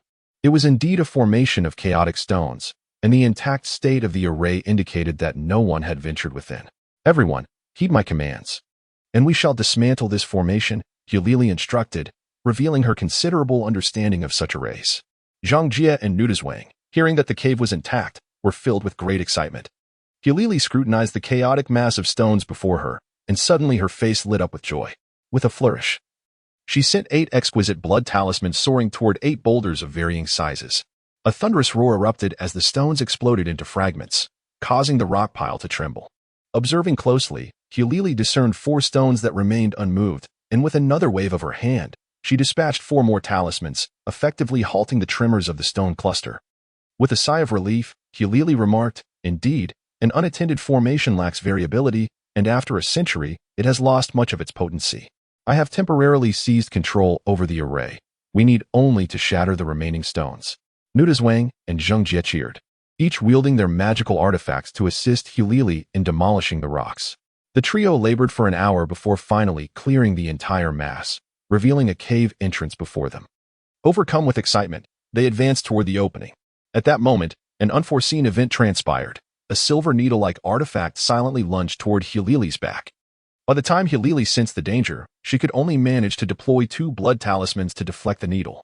However, such needle-like artifacts are inherently effective against magical defenses. Hu Lili desperately sought to evade the attack, but still felt a sharp pain in her shoulder as blood gushed forth, the needle having pierced completely through. Reacting swiftly, Zheng Jie and Nudazwang were filled with a mix of shock and fury. They hurriedly summoned their magical artifacts to shield Hu Lili. Zheng Jie shouted sternly, "Who goes there? Show yourself." In response, a triumphant laughter echoed, and from a distance of several dozen paces, a surge of magical energy revealed 5 cultivators clad in the attire of the Zhenling Sect. Clearly, they had employed some form of invisibility. Yet the recent surge of magical energy indicated that it was no mere invisibility spell or talisman. It was likely a specialized artifact designed for concealment. Upon recognizing the disciples of the Zhenling Sect, the expressions of the trio shifted dramatically, and they could no longer afford to inquire how they had been discovered. The 5 members of the Zhenling Sect evidently did not wish to grant them the opportunity for questions, as 5 magical artifacts launched an assault from various directions. Hu Lili managed to tend to her wound briefly, barely able to control a low-tier flying sword to join her companions in defending against the onslaught of the 5 adversaries. In terms of cultivation and numbers, the trio from the Zhenling Sect found themselves at a disadvantage, especially with Hu Lili bearing a severe injury. As Luming observed the unfolding situation, he contemplated whether to covertly lend assistance, hoping to facilitate the trio's escape. After all, they were fellow disciples and had shared some camaraderie in the past. It would be ideal to simultaneously inflict grievous injuries upon 2 or 3 members of the Zhenling Sect, resulting in mutual destruction, thereby allowing oneself to reap the benefits as an opportunist. While Luming sought the opportune moment to strike from the shadows, a new development unfolded in the arena. The 3 members of the Zhenling Sect, acutely aware of their perilous situation, resolved to fight with desperation. Nudazwang, leveraging his own injuries, ruthlessly attacked the weakest among them, Zhou Shidi, causing him to vomit blood. Hu Lili, quick-witted, seized the moment of confusion among the Zhenling Sect caused by Zhou Shidi's injury, and with a flick of her wrist, hurled 3 talismans at the diminutive Shidi. Already distracted by Zhou Shidi's plight, Shidi was further alarmed as the 3 talismans transformed into fireballs hurtling toward him, recognizing them as premium blood talismans, sending him into a frenzy. Just as he managed to deflect the 3 fireballs with his artifact, he was met with a flying sword, severing one of his arms. At this juncture, Zheng Jie was tasked with defense, having sustained injuries from the attacks of the 3 members of the Zhenling Sect, blood trickling from her mouth as she struggled to maintain her stance. The members of the Zhenling Sect, witnessing their apparent advantage turn into the grievous injury of 2 of their own, were consumed by rage and abandoned their previous cat-and-mouse tactics for frenzied assaults. Despite the Zhenling Sect's desperate resistance, all 3 sustained severe injuries, teetering on the brink of collapse. As Luming prepared to intervene, an ominous hissing sound echoed across the surface of the sea, revealing a massive sea serpent, over 10 zhang long and as thick as a barrel, rising slowly from the depths. The immense creature materialized onto the battlefield, its overwhelming aura unmistakably indicating that it was a blood dissolution stage demon beast. Luming, gripped by terror, remained motionless in his concealed position, watching the shocking turn of events unfold. Hu Lili tightly grasped the collapsing Nudazwang, who was on the verge of recklessly charging forward, and, disregarding her shoulder injury, used her other arm to cover the mouth of the terrified Zhang Jie, who was nearly about to scream. The 5 members of the Zhenling Sect, witnessing the emergence of the sea serpent, were the first to react, with Qiao Shixiang screeching, "Flee!" He was the first to dash toward the sea, followed by the other 4, each choosing a different direction to escape. Luming observed as a fleeting look of disdain flashed in the serpent's eyes. The blood dissolution stage demon beast had indeed awakened its intelligence. As the serpent regarded the fleeing 5, it swung its massive tail, sending the wounded Inshidi flying several dozen zhang, landing lifelessly on the ground. The demon beast then opened its gaping maw, spewing forth a torrent of venom. A female cultivator from the Zhenling Sect hastily conjured a defensive artifact to shield herself. But the hissing sound echoed as green smoke billowed forth, corroding the low-tier artifact with several holes, leaving her drenched in the toxic substance. Amidst the piercing screams of the female cultivator, a palpable sense of despair enveloped everyone present. Lily and the 2 others stood frozen in place, paralyzed by fear. Suddenly, from the gaping maw of the sea serpent, 2 venomous fangs shot forth, transforming into mid-tier magical daggers that hurtled towards junior brother Qiao and another cultivator. In a panic, they unleashed their magical artifacts to defend themselves, but the daggers abruptly changed direction, launching their assault with a speed far surpassing what one would expect from a blood refinement stage practitioner. This exemplified the advantage of the blood dissolution stage, where the cultivator's consciousness allowed the magical artifacts to unleash their full potential. Indeed, the 2 were soon overwhelmed, and within mere moments, the daggers pierced their bodies, leaving their faces pallid as they collapsed lifelessly to the ground, succumbing to the poison. In an instant, 4 out of the 5 disciples from the Zhenling Sect had perished. Realizing escape was futile, the remaining junior brother Qiao turned to face the sea serpent, summoning 2 mid-tier magical artifacts, one for offense and one for defense, to orbit protectively around him. The sea serpent, intrigued by this sudden display of defiance, hesitated momentarily, refraining from immediate attack. Positioned behind junior brother Qiao, Luming observed as he discreetly retrieved an item from his storage bag. A surge of blood drained from Qiao's face, only to be replaced by a ghastly pallor, indicating he was invoking a secret technique. The sea serpent, sensing a shift, launched a frenzied assault against junior brother Qiao, its serpent fangs transforming into 2 beams of icy light aimed directly at him, while its tail swung menacingly in his direction. In a desperate move, Qiao spat blood onto his artifacts, which responded with a violent surge of magical energy, momentarily amplifying their power to withstand the serpent's onslaught. Initially, Luming believed this secret technique involved using blood to invigorate the artifacts, but the resulting force suggested otherwise. At that moment, a golden light began to shimmer from junior brother Qiao's hand, growing ever more intense. The sea serpent, now visibly agitated, intensified its attacks, relentlessly pummeling Qiao's artifacts, which were becoming riddled with cracks and emitting mournful wails, yet they steadfastly shielded him. Witnessing the serpent's frenzied behavior, a realization struck Luming. These were talismans, artifacts bestowed by a true master in the Dan refinement stage, meant to protect disciples. He had not anticipated that junior brother Qiao possessed such a treasure. For a practitioner at the blood refinement stage, activating a talisman would typically require a considerable amount of time to channel magical energy. Thus, the earlier secret technique must have been designed to expedite this process. As the golden light flared brighter, Lily urged the others to quickly summon their own artifacts, fleeing towards the rear of the sea serpent. All of the serpent's focus was drawn to the talisman, and upon noticing the trio's escape, it merely swung its tail in their direction. Lily unleashed the remaining defensive blood talismans, and the 3 of them gathered together, channeling their full strength to resist. The serpent's tail, with overwhelming force, shattered the talismans and struck their defensive artifacts, eliciting a collective scream as each of them coughed up blood. Yet, propelled by the serpent's sweeping force, they fled rapidly, ultimately preserving their lives. At this juncture, the sea serpent could no longer impede the activation of the talismans and ceased its pursuit of the trio. Luming, too, longed to escape. However, junior brother Qiao was uncomfortably close in front of him. If he attempted to rise and flee, he would undoubtedly attract the serpent's attention, which had thus far overlooked him, and that would spell trouble.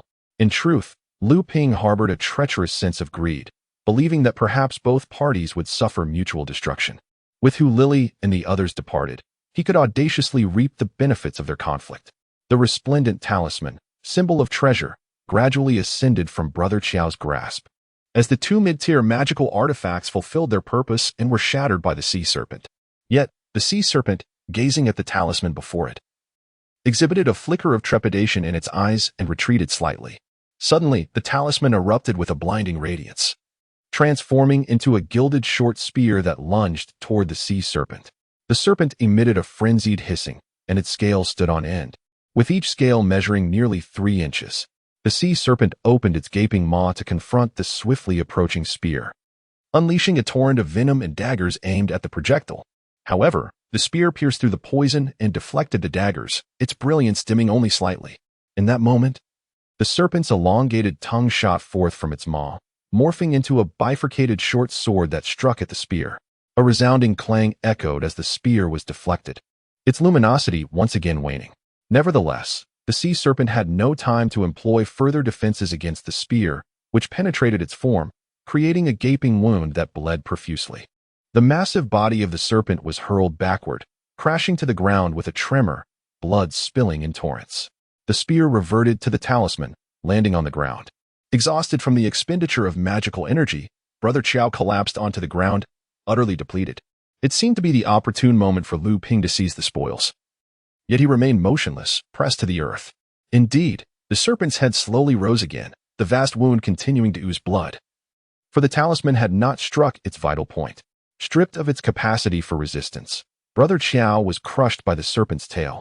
While the creature surveyed the battlefield before retreating toward the cave, a newly discovered cave, yet to be explored, had already become the scene of a fierce struggle for life and death. The talisman that lay upon the ground was swiftly claimed by the serpent, leaving Lu Ping to hope for an opportunity to escape when the serpent entered the cave. As for the wealth of the deceased cultivators on the island, he would bide his time and assess the situation. Just as the sea serpent began to crawl toward the cave, it abruptly halted. A flicker of awareness crossed its mind. It recalled that it had encountered 2 groups of individuals and wondered if the lurking humans had yet arrived. Lu Ping, sensing the serpent's sudden pause, felt a chill wash over him. This was dire. He had been discovered. Cursing under his breath, he prepared for the worst. In that moment, the sea serpent let out an enraged hiss and swiftly made its way toward Lu Ping's hiding spot. With no time left to flee, Lu Ping summoned a mid-tier flying sword, aiming it directly at the serpent's eye. Provoked by Lu Ping's challenge, the sea serpent grew even more furious, and a dagger of its fangs shot forth to intercept the flying sword, while another dagger lunged toward Lu Ping. A diminutive stone tower ascended, hovering above Lu Ping's head, casting a dusky yellow light curtain that shielded him from the onslaught. Lu Ping, having successfully thwarted the sea serpent's attack, felt his previously frantic heart settle into a calm resolve. After all, the creature had sustained considerable injury and its strength had waned. Instantly, Lu Ping's mind raced, contemplating strategies to counter the sea serpent. Panic was not an option. He had to fight with all his might. The sea serpent, enraged by Lu Ping's unexpected defense, unleashed a stream of venom towards the hovering stone tower. In response, Lu Ping summoned a jade vial into the air, from which a water column surged forth, dispersing much of the venom and significantly diluting the remainder, which fell harmlessly onto the tower without corroding its protective golden glow. Seeing its attack thwarted once more, the sea serpent slithered forward a short distance. Suddenly, Lu Ping bellowed, "Explode!" The ground beneath the serpent erupted with a series of resounding blasts, sending plumes of smoke, glistening gold, tendrils, and frost into the air. This was Lu Ping's ingenious creation, a modified submother mind talisman, originally intended for ambushing disciples of the Zhenling Sect, now repurposed against the sea serpent. Caught off guard, the sea serpent was struck by the explosive fireballs and golden blades. Although its scales boasted formidable defense, the unexpected assault caused the scales at the impact site to shatter, unleashing waves of excruciating pain throughout its body. In the midst of this sudden injury, the sea serpent attempted to thrash about, but was momentarily restrained by several tendrils and frost energy. Seizing the opportunity, Lu Ping launched a mid-tier magical weapon, obtained from Linqing, towards the wound pierced by the talisman. The sea serpent, unable to maneuver freely, retaliated by expelling its venomous fangs, a powerful artifact of its own. Upon collision with Lu Ping's flying sword, he felt a sharp pain in his chest, as if he might cough up blood. Yet, he stifled the urge, summoning a 5th flying sword. Remarkably, a cultivator at the 9th level of blood refinement could wield 3 mid-tier and 2 low-tier artifacts. Such a feat would astonish many. Yet few realized that Lu Ping was exerting himself to his utmost, unknowingly summoning 5 artifacts. The 5th sword, radiating a sanguine glow, embodied Lu Ping's final hope as it resolutely sped towards the sea serpent. sensing an immense threat emanating from the peculiar flying sword. The sea serpent desperately wriggled its body to evade, while concurrently recalling a serpent-toothed dagger to counterattack Lu Ping. However, the dagger's speed was insufficient to intercept the flying sword in time. At that moment, the various binding talismans restricting the sea serpent were finally broken, showcasing the formidable resilience of even a severely injured beast. The serpent raised its colossal tail to shield itself from the impending fifth flying sword. With a resounding clang, the sword embedded itself into the serpent's scales, penetrating only a few inches. Such a trivial wound was merely a fleeting discomfort. The sea serpent regarded it with disdain. As the sea serpent marveled at its recent sensations, an eerie wave surged forth, accompanied by a resounding explosion as the flying sword shattered.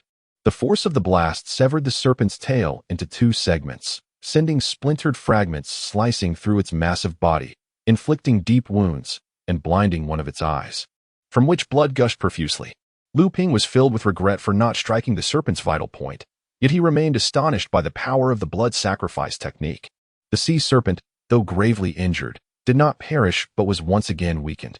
Lu Ping felt an overwhelming sense of despair, as the entanglement of the serpent's fangs and the serpent's faith sword had already left him fatigued.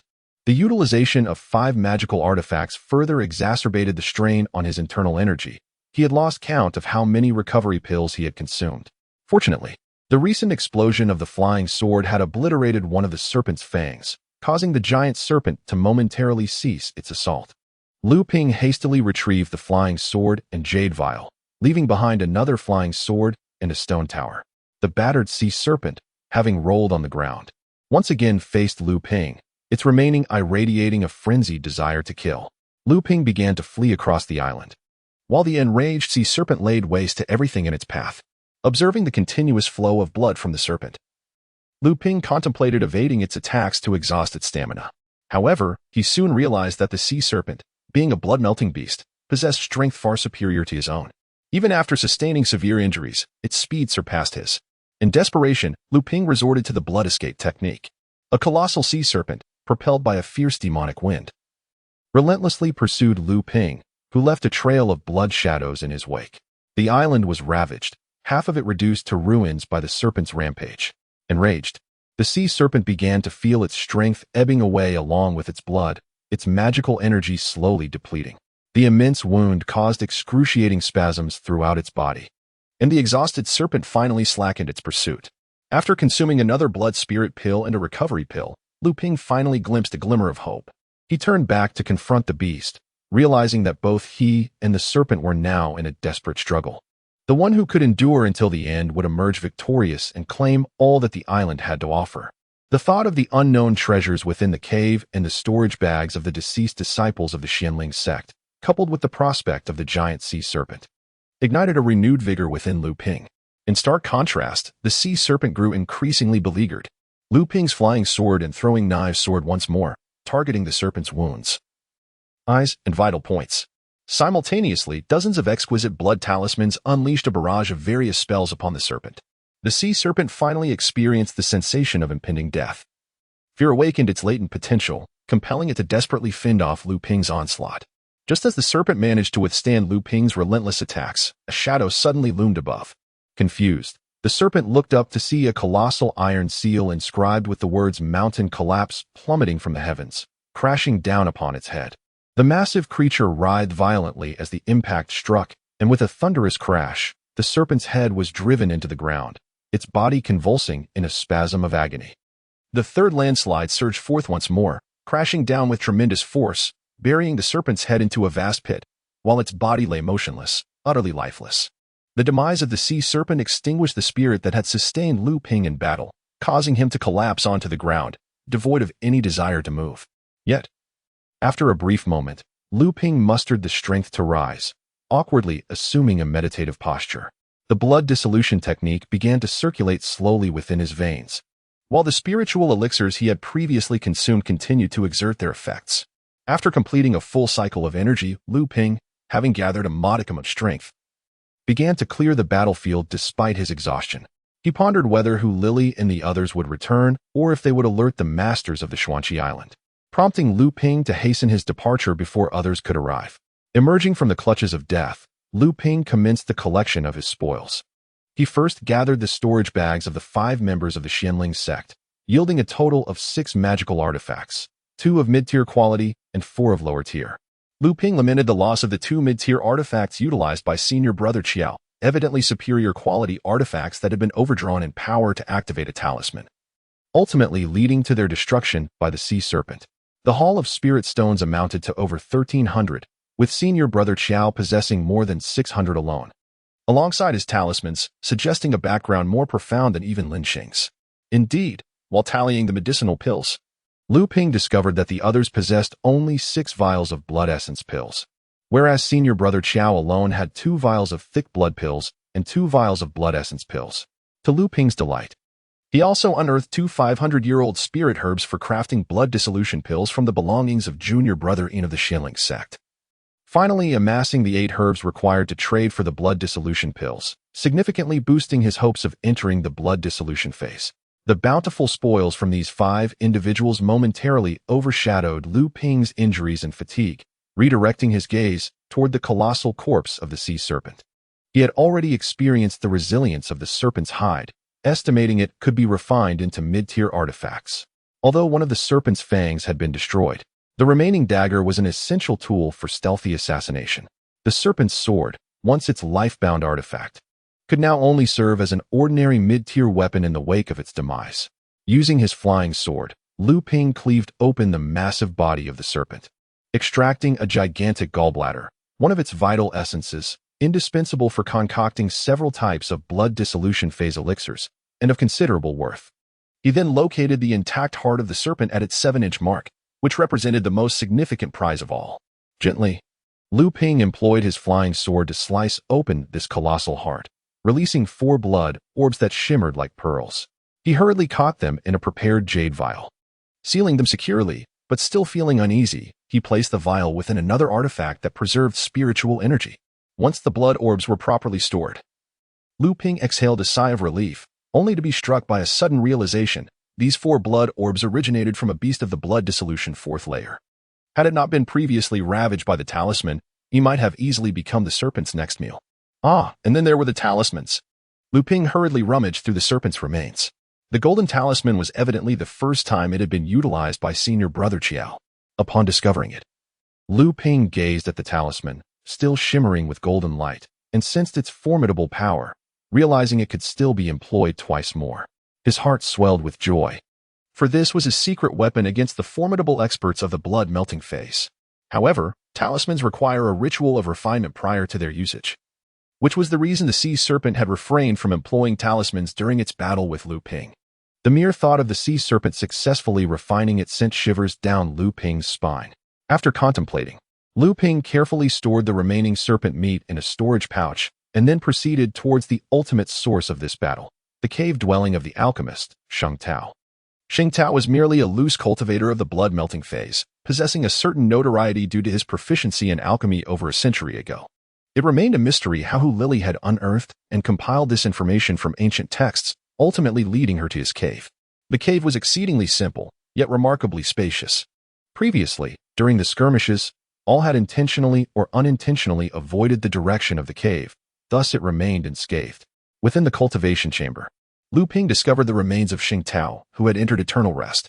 On a small stone platform before the corpse lay 2 jade slips and a palm-sized exquisite storage pouch. Such a storage pouch, Luming had only seen on Elder Lu. Its interior space was several times that of all his current pouches combined, akin to the size of a small room. Inside the pouch were dozens of jade boxes, each containing various spiritual herbs. Luming opened them one by one, finding that each box housed a different type of herb, with quantities ranging from 1 to several plants, totaling over 200 spiritual herbs. He recognized about half of them, most of which were used for concocting blood-melting phase elixirs. Among them were 3 types of herbs specifically for crafting the blood-melting elixir, totaling 5 plants. Additionally, he recognized over a dozen herbs used in creating blood-melting phase elixirs. Furthermore, the pouch contained 50 mid-grade spirit stones and over 100 low-grade spirit stones, which made Luming, already mentally prepared, unable to suppress his excitement. This amounted to over 5,000 low-grade spirit stones. As for the remaining few mid to low-tier magical artifacts, Luming no longer regarded them with any interest. The 2 jade slips included one titled Sheng Tao's Alchemical Treatise, summarizing the alchemical experiences of Sheng Tao throughout his life. The treatise concluded with recipes for several blood-melting phase elixirs and 5 recipes for blood-melting phase elixirs, even including a formula for a concoction known as the Golden Marrow Pill, designed for the refining stage cultivators, which Sheng Tao had obtained through fortuitous circumstances, though he lacked the capability to refine it himself. The other jade slip was titled Sheng Tao's Chronicles, chronicling the lifetime experiences of Sheng Tao, particularly detailing the growth environments, cultivation methods, medicinal properties, pharmacology, and harvesting techniques of various spiritual herbs. It was a compendium of knowledge that greatly broadened Lu Ping's horizons. Through the jade slips, Lu Ping was able to identify several more types of herbs for crafting the blood-melting elixir from the jade boxes in the storage pouch.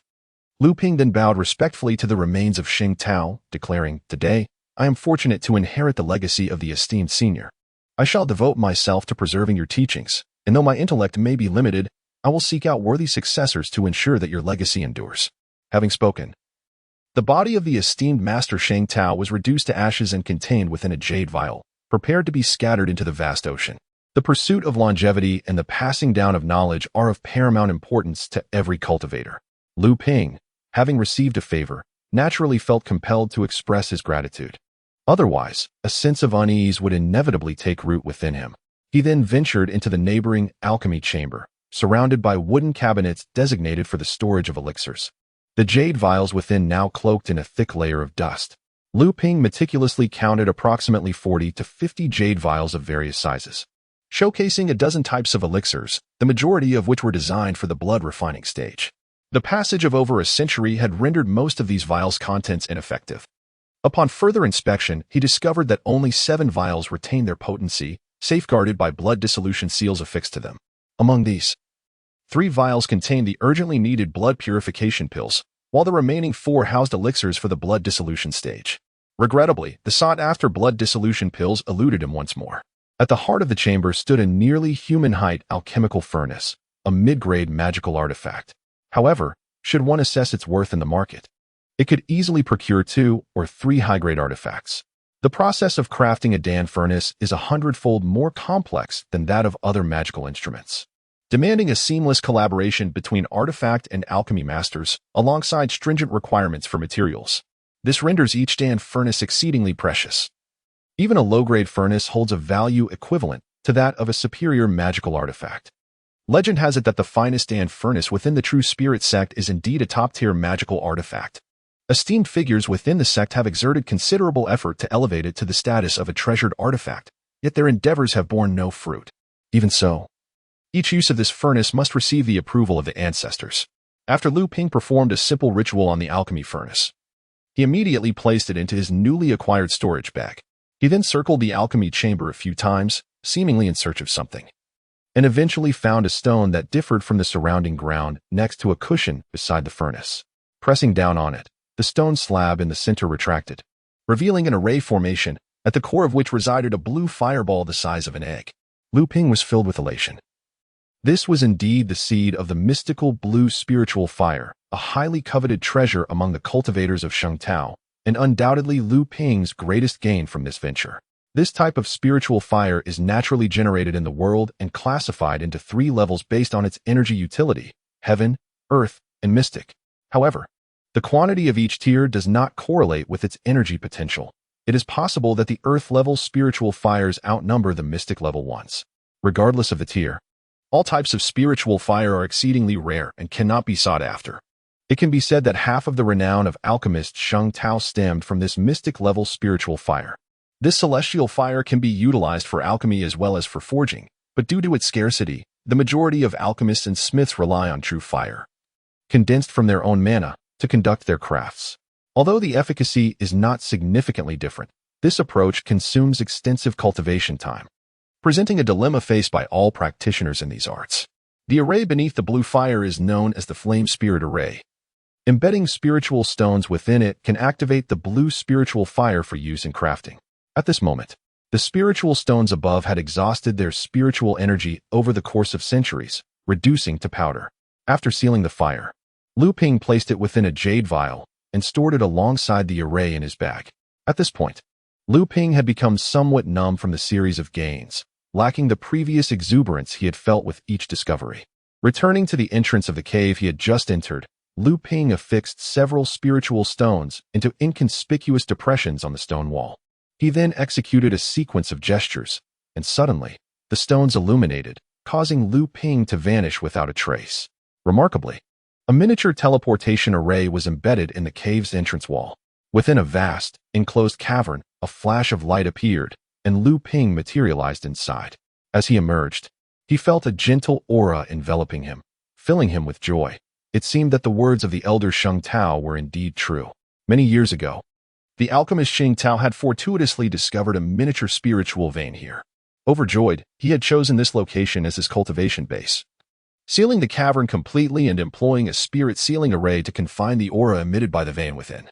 He then constructed a dwelling above and left a hidden teleportation array connecting it to the cave. Subsequently, Sheng Tao cultivated a half-acre spiritual herb garden within the cavern for his alchemical and martial practices. It had been over a century since Sheng Tao's passing. One could only wonder how the herbs he had planted had fared. The cavern's walls were adorned with luminous stones for illumination, and droplets of water seeped from the walls onto the ground. After taking a few steps forward, a lush garden of spiritual herbs finally unfolded before Lu Ping's eyes. The spiritual herb garden is divided into 3 distinct sections. The outermost layer consists of spiritual herbs cultivated for refining blood-quenching pills. Most of these herbs have already reached maturity, yet they have gone unattended. Due to the confinement of spiritual energy within the veins, only enough is available to sustain the growth of the herbs. Consequently, the mature seeds that fall to the ground continue to proliferate, resulting in an overgrowth of these plants. The next inner layer contains various herbs used for producing blood-dissolving pills. The herbs required for this process typically require 500 years to mature. Remarkably, over a century ago, before his ascension, Sheng Tao discovered this place. Thanks to Sheng Tao's unique spirit-accelerating techniques, a substantial portion of the herbs here has also matured. Among the 24 herbs necessary for crafting blood-dissolving pills, 18 varieties can be found here. However, the growth of these herbs proves significantly more challenging than that of other blood-dissolving variants. Out of nearly 50 plants, only 5 have reached the requisite 500 years of age, while the others remain unripe. Deeper within the garden, 3 golden essence herbs stand, painstakingly cultivated by the esteemed alchemist Sheng Tao. These herbs are the primary ingredients for the golden essence pill, which requires over a millennium of growth. Currently, these 3 herbs have only accumulated close to 500 years of age, still falling short of the necessary maturity. Beneath the spiritual herb garden lies a miniature spiritual vein, a rarity even more precious than spiritual stone mines. Although it cannot yield spiritual stones like the mines, it continuously supplies spiritual energy for the cultivation of practitioners without the concern of depletion, barring malicious destruction. Moreover, spiritual veins can be nurtured and expanded. For instance, the spiritual vein on True Spirit Island, which was once merely medium-sized, has grown into a large vein over the course of millennia through meticulous cultivation by the True Spirit Sect. To prevent the discovery of the spiritual herb garden, Lu Ping collected all the mature herbs within, and after an hour, the teleportation array on the stone wall shimmered to life, bringing Lu Ping back to the entrance of his cave dwelling. Pondering for a moment with his hand resting on his chin, he began to unleash spells upon the reef, laying waste to the surroundings once more. Afterward, Lu Ping collapsed the entire cave, erasing all traces of his presence. Calculating the time, he surmised that if Hu Lily and her companions reported the events on the reef, it would not be long before practitioners from Xuanqi Island would come to investigate. Releasing his flying vessel, Lu Ping set course for Huangli Island to the north. Shortly after his return to Huangli Island, several streaks of light pierced the sky, landing upon the reef, among them Hu Lily and her companions. The remaining 3 were esteemed practitioners from Xuanqi Island in the blood-dissolving stage. Had Lu Ping been present again, he would have recognized 2 of them as Lu and Shang, the latter of whom had previously posed challenges for him. Upon witnessing the devastation on the island, Hu Lily and her companions, despite having relinquished hope, could not help but change their expressions. The 3 practitioners wore serious expressions, meticulously inspecting the surrounding area of the reef and employing their spiritual senses to thoroughly search the nearby waters, ultimately finding nothing amiss. Among them, Lu, having attained the 7th level of the blood-dissolving stage, took the lead. Shang glanced at the others and asked, "What are your thoughts, Brother Lu?" Lu Xianzhong pondered for a moment and remarked, "This sea serpent must have cultivated water-based techniques, undoubtedly refining the essence of the spirit dragon bloodline, with its cultivation level likely at the mid-stage of blood melting." Another immortal chimed in, "Indeed, however, according to what I heard from Hu Shizhi, the last disciple of the Zhenling Sect employed a talisman treasure without a doubt." Curiously, even the most inferior talisman refined by a Dan formation practitioner should have severely wounded this serpent demon. Shang Xianzhong then smiled and said, "That is precisely the point. I believe it is this very serpent demon that has sustained severe injuries, inciting its feral instincts and causing it to wreak havoc upon this isle, thereby obscuring our ability to uncover any clues." Lu Xianzhong solemnly stated, "This is indeed the case. After all, 5 disciples of the Zhenling Sect perished here. We must promptly report this matter to Master Chu to prepare ourselves, lest the Zhenling Sect take advantage of this incident to trouble our sect. Moreover, there are also demonic entities involved. We cannot ascertain whether it is the Northern Sea demons orchestrating this." The other two agreed with Lu Xianzhong's perspective and rose to fly towards Xuanqi Island. Hu Lili and her companions had remained silent throughout, and upon witnessing the 3 immortals depart, they could only follow suit helplessly. Lu Ping, laden with rewards, was still enveloped in immense joy, overwhelmed and unable to regain his composure. The tranquil heart he had maintained for so long, unperturbed by the collapse of the heavens, was now rendered unstable. He sat in his meditation chamber for an entire day, unable to calm his agitated emotions. Reflecting on the days when he would have been content to split a single spirit stone in half, Lu Ping found it increasingly difficult to collect his thoughts, succumbing to memories of the past. As time trickled by, he recalled the day he broke through to the 8th layer of blood refinement when Lu Xianzhong had inquired about the purpose of his cultivation. Lu Ping had resolutely answered, "Eternal life." Regardless of the reasoning, each was a viable justification, yet in the end, only this one stood out as the most pragmatic, the most enduring. All other reasons would fade with the passage of time. Only this one would remain eternally relevant. Upon hearing Lu Ping's response, Lu Xianzhong had laughed heartily, greatly pleased. Lu Ping's previously bewildered gaze finally regained clarity. "My cultivation is for the sake of longevity. Although these riches are unlike anything I have encountered before, in the grand scheme of my pursuit of eternal life, they are merely illusions. Was not the late Master Shang Tao the possessor of these very riches? I need only convert these treasures into resources for my cultivation, continuously amassing them into my practice, and one day, I shall achieve a breakthrough, reaching a new realm." Having grasped the importance of priorities, Lu Ping grew calm and returned to his previously disciplined regimen of cultivation. Following this life-and-death battle, Lu Ping experienced significant improvement both in mental fortitude and physical potential. With the ample support of thick blood elixirs and pure blood elixirs, his cultivation swiftly surpassed the mid-stage of the 9th layer, rapidly approaching its peak. Concurrently, the depth of his magical power increased consistently. After his encounter with the sea serpent demon, Lu Ping savored the sweetness of robust magical energy, thus diligently solidifying his foundation with the abundant elixirs at his disposal. Currently, Lu Ping's cultivation can be described as extravagant. Each day, he practices while holding 4 spirit stones in his hands and seated upon a spirit-gathering mat obtained from Lin Xing. Thanks to the acquisition of 3 bottles of blood essence pills on the reef, Lu Ping's cultivation has advanced at an astonishing pace over the past 3 months. Akin to a rocket soaring through the sky, it is no surprise that his progress in cultivation has been nothing short of meteoric. 3 months later, upon arriving at Xuanqi Island, Lu Ping learned that Senior Yao Yong was preparing to break through the blood dissolution stage. In the cultivation world, celebrations for breakthroughs are not emphasized as much as the accumulation leading up to them. Therefore, it is customary for cultivators to receive gifts from friends and family prior to their breakthroughs. Yao Yong had amassed sufficient resources and decided to make his breakthrough on Xuanqi Island, which is home to many immortal elders. Ensuring safety was not a concern. Members of the 7th Squad came to pay their respects and present their gifts. Dufeng offered 5 blood essence pills, the source of which was unknown. Shilingling generously presented a bottle of her own blood essence pills, while other seniors contributed various elixirs, spirit stones, magical tools, and charms. Lu Ping recalled his own experience of breaking through to the 8th layer of blood refinement during the grand competition and the warnings from the 3 regarding Lin Xing schemes. He presented a red envelope containing a medium-grade spirit stone on the surface, but discreetly called Yao Yong aside to quietly hand him the spirit-gathering mat. Upon seeing such a valuable gift, Yao Yong was profoundly grateful and remarked to Lu Ping, "Originally, I had prepared 2 blood dissolution pills. And my family arranged for a batch of elixirs for me as well, coupled with my own accumulation and the protection from Elder Lu. I have a 7-layer assurance for the breakthrough. Your mat adds another 5 points to my confidence. Lu Ping, astonished, replied, Is it truly only a 7-layer assurance for you? Senior? Why then do you require 2 blood dissolution pills? Is it not sufficient to use just one for breaking through the blood dissolution stage? Yao Yong looked at Lu Ping in surprise and chuckled. Junior brother, your years of arduous cultivation and limited social interactions, along with not hailing from a family of cultivators. Explain your ignorance.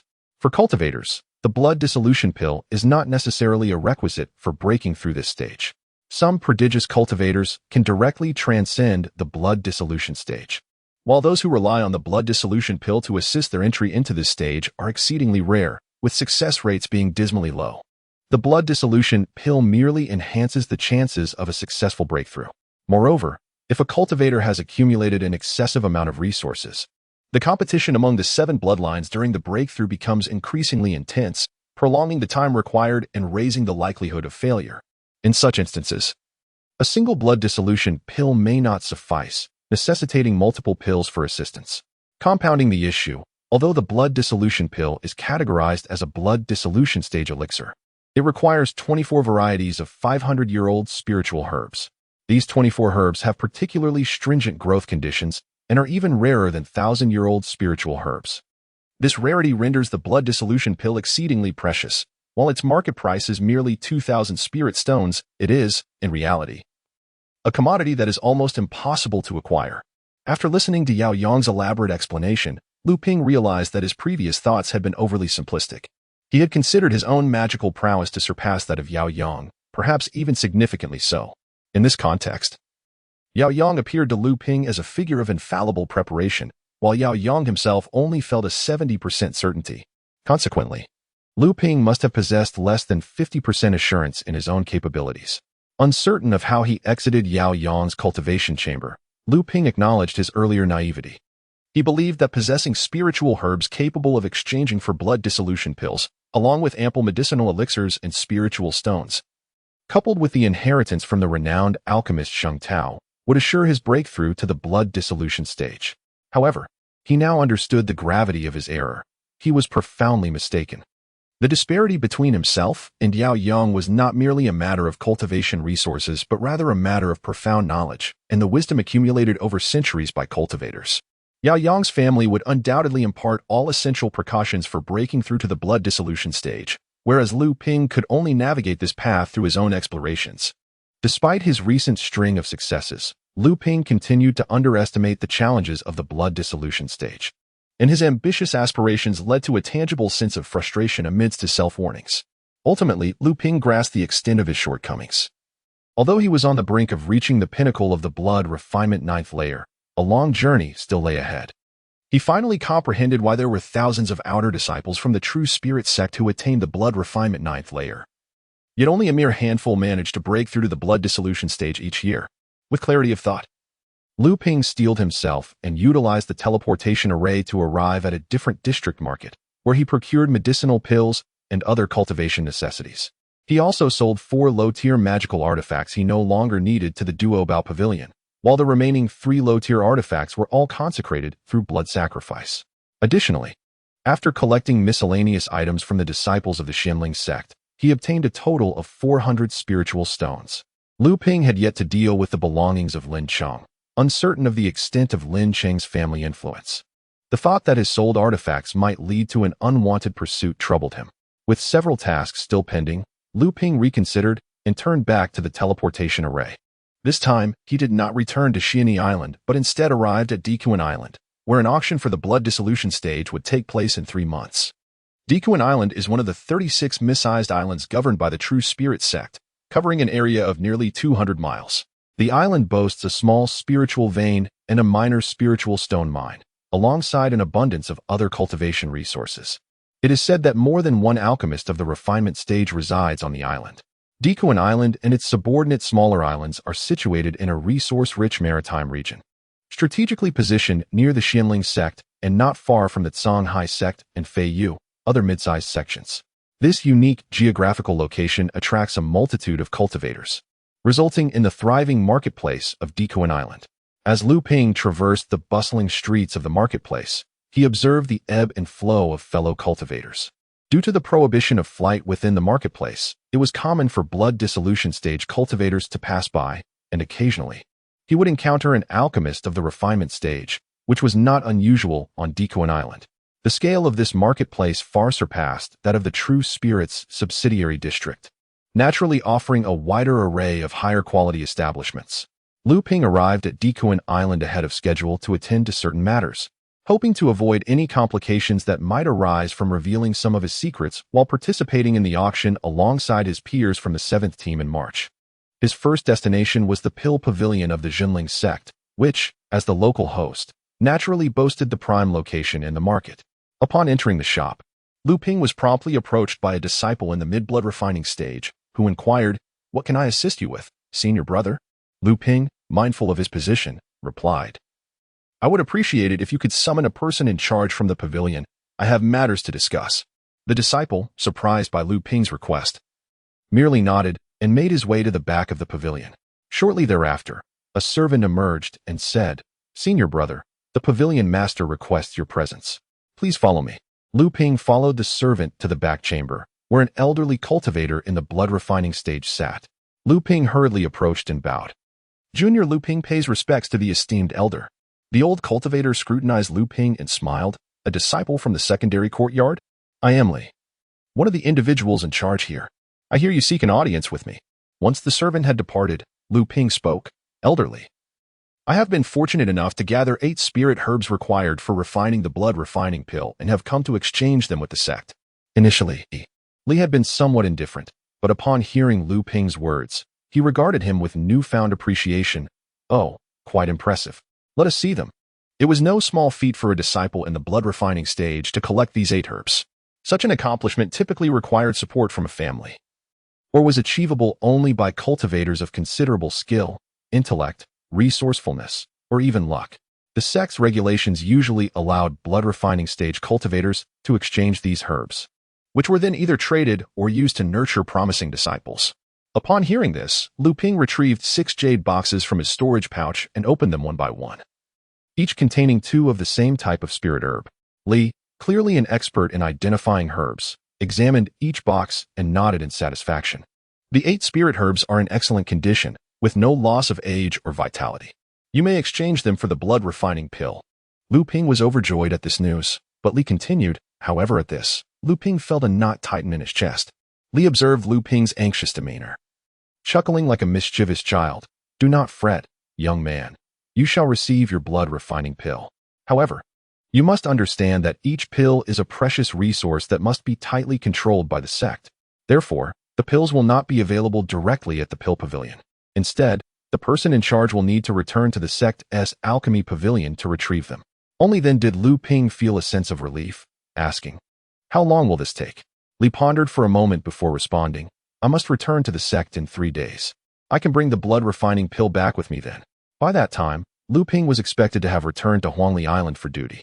Although he could request leave, he subconsciously wished to keep his acquisition of the blood refining pill a secret, even from Elder Lu, not wanting anyone to manage it for him until he achieved the blood refining stage. Thus, Luming could only helplessly say, in that case, "I shall come to collect during the auction in March." Elder Li replied, "That is acceptable. But do be cautious as there will be many people and eyes at that time." Luming nodded in gratitude, intending to take his leave. But upon recalling his encounter at the alchemy pavilion in the sub-branch market, he paused and turned back to Elder Li to inquire, "I would also like to purchase some high-tier elixirs for blood refinement. Might there be any available here?" Elder Li was momentarily taken aback, then chuckled. "From where did you gather such information, knowing that our pavilion also sells high-tier elixirs for blood refinement aside from the essence blood pill?" Realizing he had found the right avenue, Luming did not hold back and recounted his experience at the alchemy pavilion in the sub-branch market to Elder Li. As his cultivation progressed and his magical power grew increasingly profound, even the thick blood pill was no longer sufficient to meet Luming's needs. Due to the aversion to toxic substances, he had been reluctant to consume 2 pills daily for his practice. Thus he had to focus on the quality of the elixirs instead. Elder Li laughed heartily. "Su Zishian is indeed an interesting fellow.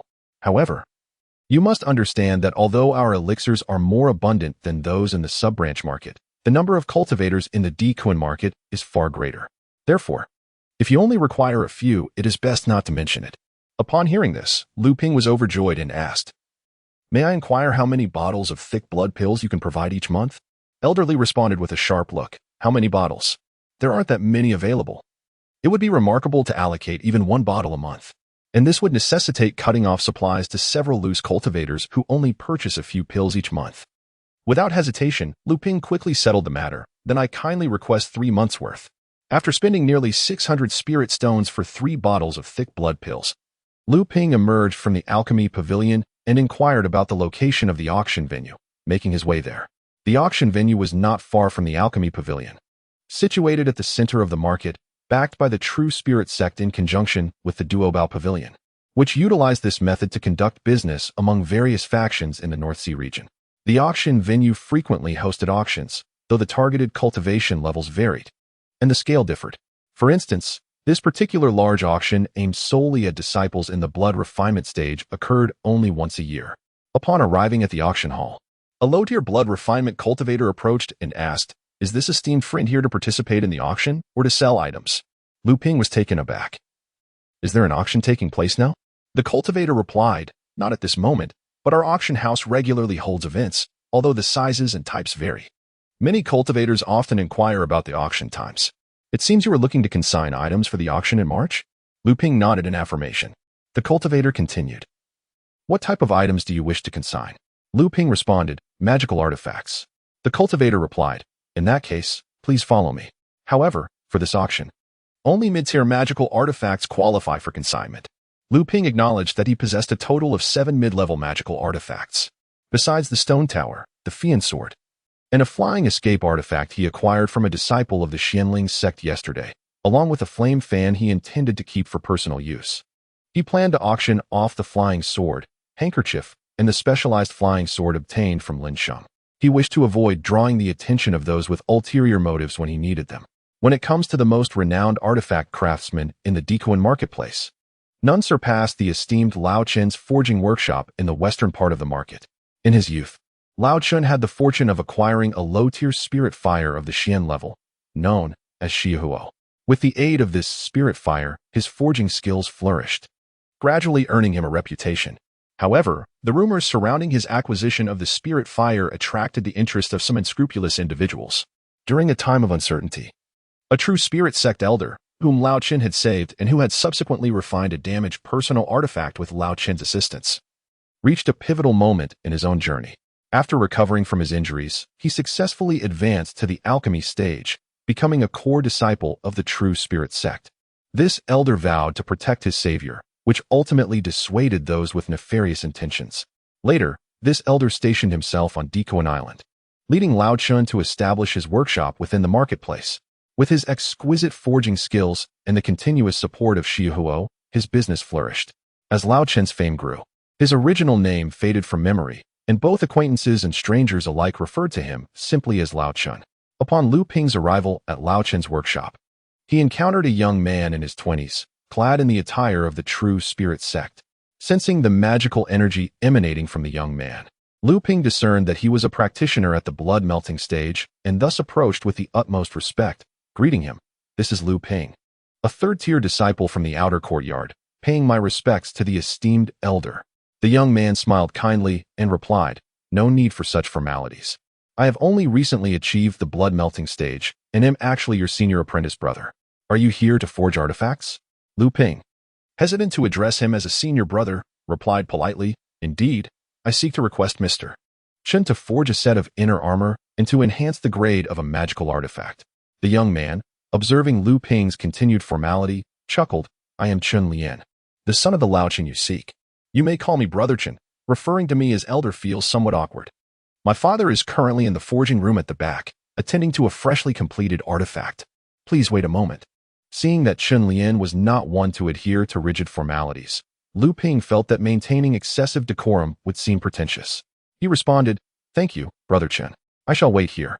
The two engaged in light conversation about anecdotes from the outer courtyard until an elderly man with graying hair and flushed cheeks approached from the back of the shop.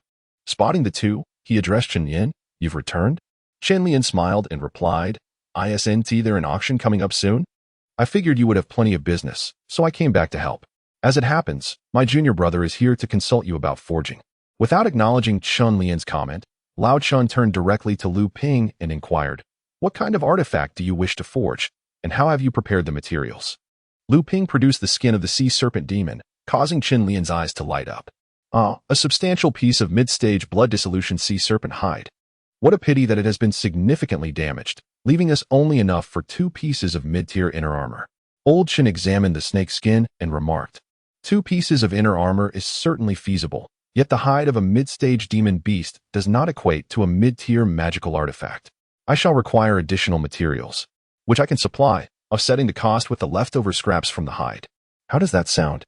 Lu Ping nodded in agreement and presented a mountain collapse and a chunk of black iron. Chenlian, expressing his admiration, exclaimed, What a splendid mountain collapse! All 3 magical prohibitions are purely offensive in nature. Should this artifact not be forged into a superior tier, it would be a waste of this black iron. Old Chen did not express dissatisfaction at Chenlian's involvement, but simply inquired, What specific requirements do you have for this artifact? Lu Ping, enamored with mountain collapse, responded, I request that its characteristics be preserved while elevating its grade. Old Chen pondered for a moment and replied, In that case, raising it to a superior tier may prove challenging. Nonetheless, such an extreme artifact, solely focused on offensive capability, is indeed rare. Furthermore, failing to elevate it to a superior tier would not do justice to this black iron. I shall exert my utmost effort. Lu Ping expressed his gratitude. Thank you, esteemed senior. However, Old Chen cautioned, Do not rush. The primary materials are sufficient for enhancing this artifact to a high-quality one. But the creation of such a purely lethal artifact is exceedingly demanding.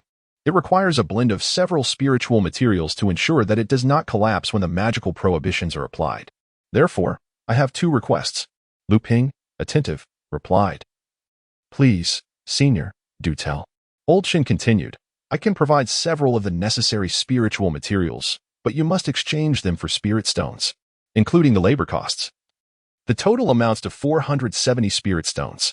Additionally, the labor for crafting those 2 pieces of inner armor will require 160 spirit stones, culminating in a total of 630 spirit stones. Let us settle on 600 spirit stones. Lu Ping nodded, handing over the 600 spirit stones, reflecting on the lucrative nature of the crafting industry, though he felt he could not dwell on such matters at present. Old Chen then gestured towards Chenlian, stating, I will also need him to participate in the crafting of these artifacts. Lu Ping looked at Chenlian, feeling conflicted, yet Chenlian was eager to engage. Fortunately, Old Chen added, My son has already mastered my teachings in artifact crafting and is furthering his studies in the Qi refining pavilion of the True Spirit Sect. He merely requires experience. Before Lu Ping could respond, Old Chen continued, Moreover, I sense your deep attachment to this mountain collapse, which suggests you may wish to enhance its grade in the future. By then, I may have passed this shop to him, and you will need his expertise to elevate it, as only one who has crafted the artifact can best facilitate its enhancement. Convinced by Old Chen's reasoning, Lu Ping acquiesced, and Chenlian was thrilled. If you ever wish to elevate it to a top-tier artifact, it would be best to use deep-sea cold iron as the main material. Of course, materials like golden crow iron and wind dust iron are also viable. Lu Ping acknowledged this information and inquired, May I ask when I might collect these 3 artifacts? Old Chen calculated the days and remarked, I still have 2 transactions on hand, consequently. A month from now should pose no issues. Lu Ping replied directly, Then let us wait until the auction in March for the younger generation to collect them, thus saving me an extra trip. As dusk fell, Lu Ping returned to Huangli Island. In recent days, the Zhenling Sect and the Zhenling Sect had once again found themselves in turmoil, triggered by the fierce battle over the reefs, resulting in the loss of 5 disciples from the Zhenling Sect. This incident stemmed from an ambush laid by the Zhenling Sect against the disciples of the Zhenling Sect. However, an unforeseen intervention by a bloodthirsty beast led to the unexpected survival of 3 disciples from the Zhenling Sect, including Hu Lili, who brought back the grim truth. While all 5 disciples from the Zhenling Sect perished, the Zhenling Sect had thus gained the upper hand, further infuriating the Zhenling Sect. As one of the fallen disciples was a promising elite from a prominent family within the sect, and also a designated inner disciple. This added insult to injury for the Zhenling Sect, prompting them to muddy the waters. accusing the Zhenling Sect of setting a trap to lure their disciples into this ill-fated venture, even alleging collusion with demonic creatures in an effort to obscure the truth. Naturally, the Zhenling Sect was unwilling to remain passive, leading to a heated exchange of words between the two sides. Fortunately, both factions exercised restraint, and no extreme actions ensued. Upon his return to Huangli Island, Luming was quickly beset by the spirit-seeking mouse, Daba. Ever since Daba fortuitously ascended to the second tier of blood refinement after consuming half a pill mistakenly given by Luming, it had grown increasingly affectionate towards him. Observing Daba's exuberance, Luming inquired with curiosity, "Daba, have you discovered another gathering place for spiritual energy? Is it possible that Huangli Island harbors so many spiritual sites?" Dabao nodded and then shook his head, simply tugging at Luming's pant leg as he urged him to move outside. With no other choice, Luming reluctantly followed Dabao. This time, Dabao led him to two locations, and upon arriving, Luming finally comprehended that these were not places of spirit gathering, but rather realms of latent spirit. Essentially substandard spiritual fields.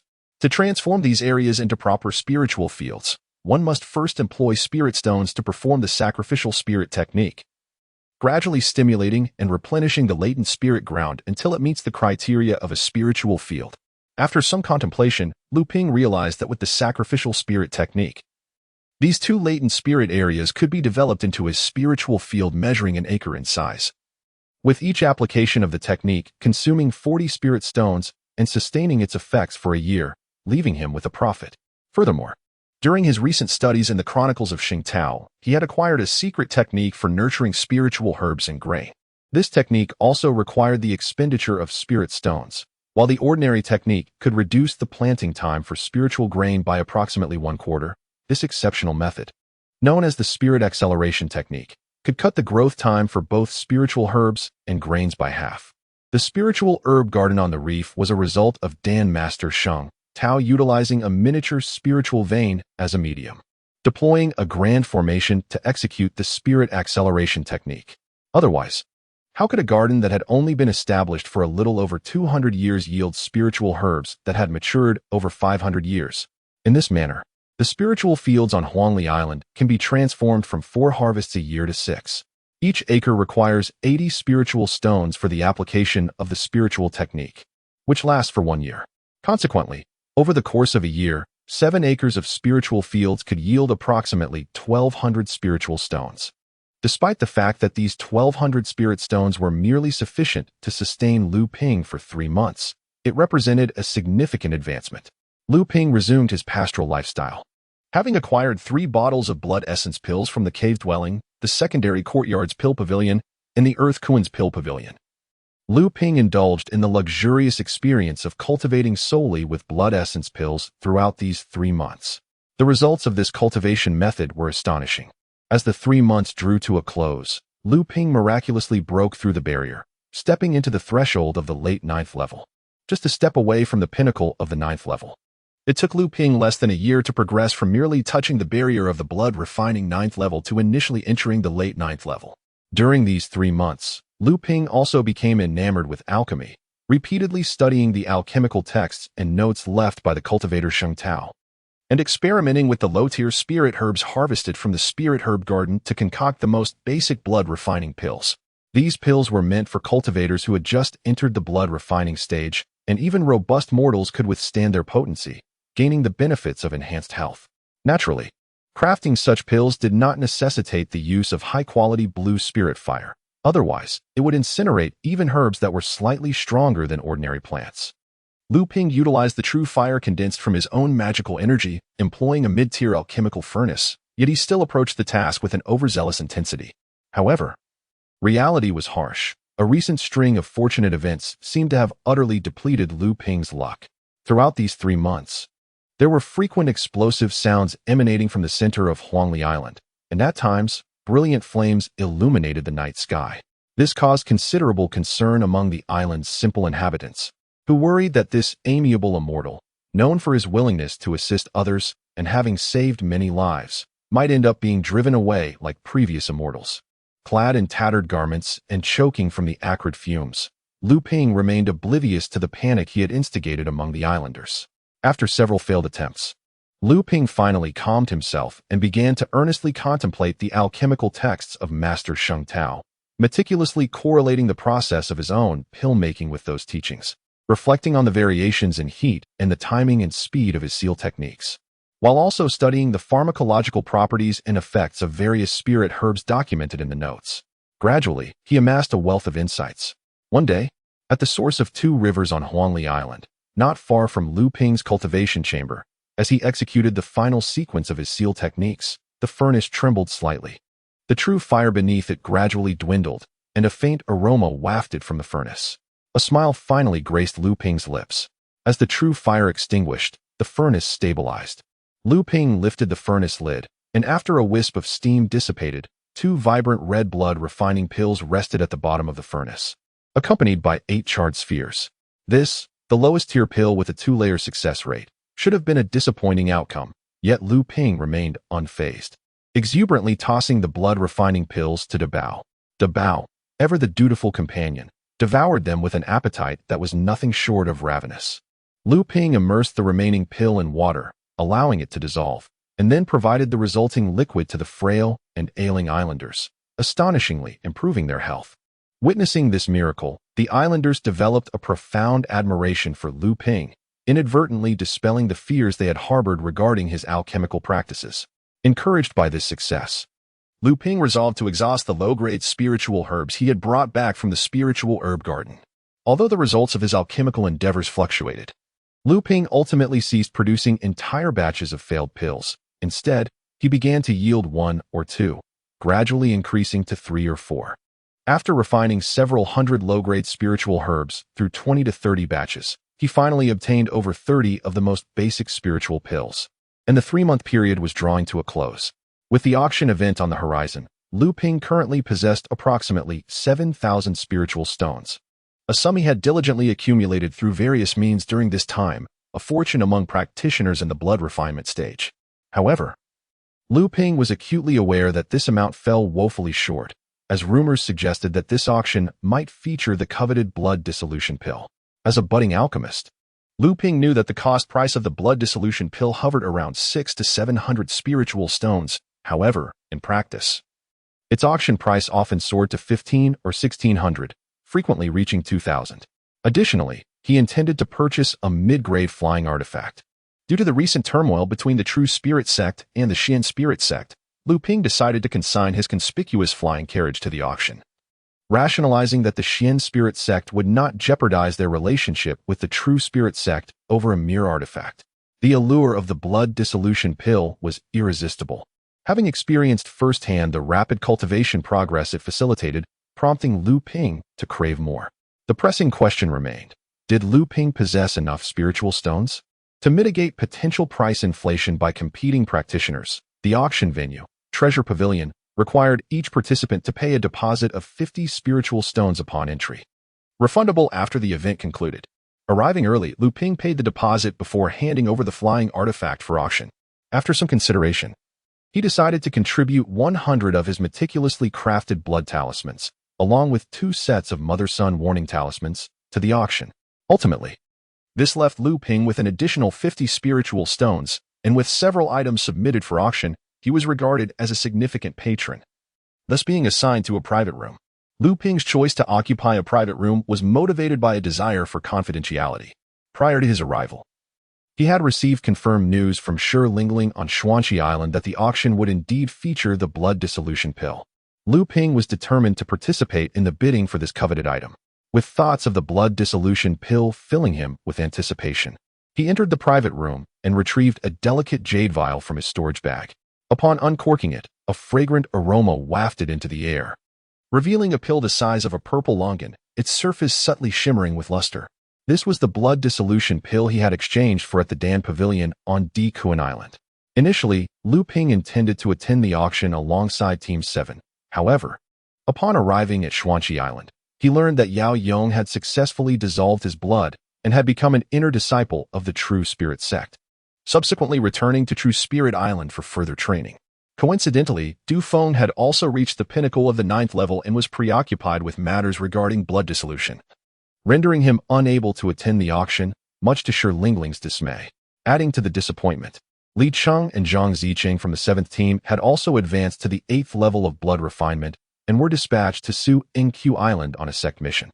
Li Qing, who had always been at odds with Lu Ping, felt a surge of envy upon witnessing Lu Ping's cultivation reaching the 9th level of blood refinement, further alienating him. As a member of a prominent family, Li Qing sought to rally other cultivators from the 7th team upon arriving at Su Inq Island, with the intent to isolate Lu Ping. Unperturbed by these machinations, Lu Ping had long preferred to keep his affairs private and was inclined to act independently. Li Qing's arrival provided him the perfect pretext to do so. Lu Ping was already a distinctive figure within the 7th team, possessing formidable strength. Apart from his acquaintances with Yao Yang, Du Feng, and Shi Lingling, he had some interactions with Zhang Ziqing. Thus, his departure did not cause significant awkwardness, save for Shi Lingling's mild displeasure. After securing the blood dissolution pill, Lu Ping retrieved 2 mid-tier magical inner armors. The outer layer shimmered in a golden hue, crafted primarily from the scales of a sea serpent demon, while the inner layer, soft yet resilient, was made from the creature's skin. Following this, a 3-inch square iron seal materialized in Lu Ping's hand, eliciting a broader smile from him. This was the mountain collapse, successfully upgraded to a high-tier magical artifact, now imbued with black iron, rendering it more profound and weighty. The presence of 7 similarly attributed black-tier restrictions amplified its might, albeit requiring an immense amount of magical energy. Reflecting on this, Lu Ping sighed in resignation, knowing that only after reaching the blood dissolution stage could he wield it with proficiency. He stored the mountain collapse away and solemnly produced a jade slip. This was a token of gratitude from Yao Yong, who, upon returning to the True Spirit Sect, entrusted it to Lu Xianzhang along with the spirit-gathering pouch he had borrowed from Lu Ping. The jade slip contained a detailed account of Yao Yong's breakthrough into the blood dissolution stage, along with numerous insights he had gained, which Lu Ping treasured immensely. As Lu Ping immersed himself in the experience of the breakthrough process within the private room, the number of attendees entering the venue steadily increased. Observing the bustling throng of cultivators at the blood refinement stage, he noted the absence of the 7th team members, indicating that Shi Lingling and Li Cheng had likely retreated to a private area.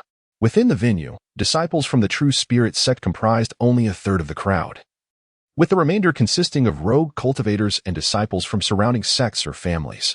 Interactions between sects were permitted as long as they did not descend into hostility, as such exchanges could invigorate the marketplace, facilitating the flow and mutual supplementation of cultivation resources.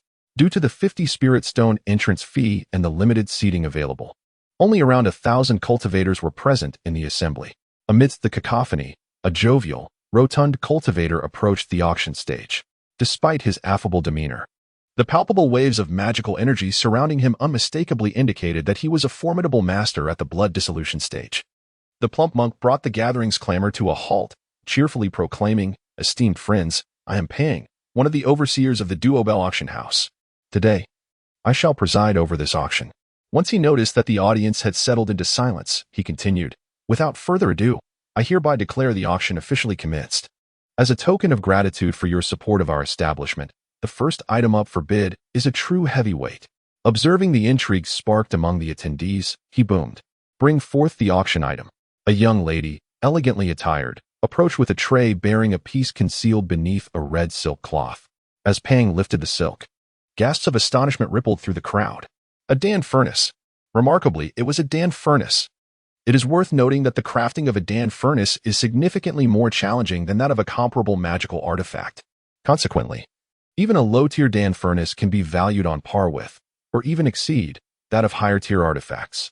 Yet, the use of a Dan furnace is akin to that of any ordinary magical artifact. Cultivators in the later stages of blood refinement are generally capable of wielding mid-tier Dan furnaces, much like Lu Ping, who currently employs a mid-tier furnace for his alchemical studies. At the auction platform, the rotund monk enthusiastically announced, "This low-tier Dan furnace, crafted primarily from refined wind-ground copper, contains 3 layers of magical restrictions, making it a superior specimen among low-tier furnaces. The starting bid is set at 500 spirit stones, with a minimum increment of 10 stones per bid." Indeed, the high starting price deterred many cultivators, particularly those aware of the steep entry barriers within the alchemist profession, rendering the furnace seemingly useless to them. Nonetheless, a number of individuals remained eager to participate in the bidding. "I bid 520 spirit stones, 550 spirit stones, In the blink of an eye, the price of the Dan Furnace sword passed 600 spirit stones, edging towards 700. It appeared that there were indeed many affluent cultivators in the blood refinement stage, prompting Lu Ping to furrow his brow. Possessing his own mid-tier Dan Furnace, he found the low-tier one unworthy of his attention. Amidst the fervent atmosphere of the auction, Lu Ping amused himself by teasing betrayals. Betrayals had grown increasingly plump. Having entered the second layer of blood refinement, it had become a test subject for the low-tier Dan medicines Lu Ping concocted. Over several varieties, more than 30 pills had been consumed, with betrayals devouring a significant portion daily. Coupled with the ample sea serpent meat Lu Ping had procured, betrayals was thriving, resulting in both an increase in cultivation and a gradual expansion of its physique. Lu Ping too had indulged in the sea serpent meat, leading to a robust physique that surpassed that of his peers, rivaling even those specialized in body refinement. The price of the Dan Furnace continued to surge, ultimately being purchased by a cultivator in the 6th private room for 820 spirit stones, a price befitting a low-quality upper-tier artifact. Following this auspicious beginning, the auction maintained a vibrant atmosphere, with scarcely any items remaining unsold. Although the subsequent offerings did not match the caliber of the Dan Furnace, their quality was assured. A mid-grade magical artifact, a flying sword of superior quality, commenced its bidding at 150 spirit stones, with increments of no less than 10 stones per bid. Lu Ping, who had just secured his prized possession, recognized the very flying sword displayed on the stand as the one he had acquired from Lin Cheng. In truth, even among the disciples of the sect, possessing one or two low-tier magical artifacts during the late blood refinement stage already placed one in a position of distinction. Although Lu Ping seemed to have an abundance of mid-tier artifacts for sale, this was largely due to the fact that those he had bested were skilled disciples from the outer sect or elites from noble families. For cultivators at the 9th level of blood refinement, particularly those of lesser backgrounds, even activating a mid-tier artifact could prove challenging, as their spiritual energy would be depleted after only a few uses. Thus, mid-tier artifacts often symbolize both elite status and wealth for disciples in the blood refinement stage. The price of the flying sword swiftly soared past 250 spirit stones, yet it began to slow down by the time it reached 270. Ultimately, a young cultivator from the audience purchased the sword for 300 spirit stones. This price was reasonable, considering it could not be utilized directly and would only become a hassle if retained, making the sale a more convenient option. In the following moments, Lu Ping's assortment of handkerchief artifacts and flying swords for evasion were presented for auction. The handkerchief artifact, primarily defensive in nature and distinguished by its unique creativity, garnered considerable interest from both female cultivators and charming male practitioners. After its initial bid of 220 spirit stones, the price rapidly escalated, surpassing 300 stones in less than 3 rounds, only to stabilize after reaching 400. Ultimately, it was acquired by a female cultivator from Box 11 for 430 spirit stones. The flying sword, while not as sought after, concluded its bidding at 360 spirit stones. Following Lu Ping's prior request, the spirit stones from the transactions were promptly delivered to the private box by the attendants of the treasure pavilion. After deducting a 5% fee, Lu Ping netted an impressive 1,000 spirit stones. Next, a talisman brush crafted from the tail fur of a silver moon rabbit, a creature at the 3rd level of the blood dissolution stage, was introduced. This brush would not only serve the current attendees, but would also remain adequate for Lu Ping during his prolonged transition into the blood dissolution stage. It began at a starting price of 300 spirit stones, with subsequent bids required to exceed 20 stones. The introduction by Chief Pang piqued Lu Ping's interest. Clearly, Lu Ping's proficiency in crafting blood refinement talismans had reached a notable level, and further breakthroughs in the short term appeared unlikely. Instead, he would need to enhance his materials, such as the talisman brush, talisman paper, and spiritual ink, to achieve any significant improvement. The fur of the silver moon rabbit has long been favored for talisman brushes due to its substantial benefits in increasing both the success rate and quality of talisman crafting. Although the silver moon rabbit utilized for the brush was only at the early stages of blood dissolution, it was sufficient for Lu Ping to transition smoothly into that phase. As Lu Ping resolved to acquire the talisman brush, its price had already escalated from 300 to 400 spirit stones and continued to rise. 430 spirit stones, Lu Ping declared decisively. 450 spirit stones. An elder cultivator from the audience also expressed his interest in the talisman brush. 470 spirit stones. A practitioner from Box 5 followed suit with a bid. 500 spirit stones. Lu Ping stated without hesitation. At this moment, there were scarcely any bidders left in the audience. 520 spirit stones. After a brief hesitation, the cultivator from the 5th private room finally announced the price. Though it was evident that the previous fervor had dissipated. 550 spirit stones. Lu Ping seized the opportunity to raise the stakes. The cultivators below began to murmur, recognizing that this was the second highest bid of the day. Many deemed it unworthy, after all. Such a talisman brush seemed somewhat extravagant for a blood refinement stage cultivator, while for a blood dissolution stage cultivator, its usability appeared too fleeting, rendering it somewhat superfluous. However, had they known of Lu Ping's current proficiency in talisman crafting, they would have been utterly astonished. Lu Ping had reached a point where he seldom failed in crafting talismans for the blood refinement stage. Most of the talismans he created were of high quality, with nearly 2/5 being of exceptional grade, and the remaining 3/5 being of average quality. With this talisman brush, Lu Ping was confident that he could elevate the success rate of exceptional grade talismans to an impressive 3/5. While a success rate of 3/5 may appear substantial, the increasing urgency of his cultivation often led him to seclude himself for several consecutive days, significantly reducing the time he could devote to crafting talismans each month. He typically managed to craft talismans once every 5 or 6 days, producing around 10 at a time. The friend from the 7th private room had now bid 550 spirit stones. Is there anyone else willing to increase the bid? 550 spirit stones once. 550 spirit stones twice.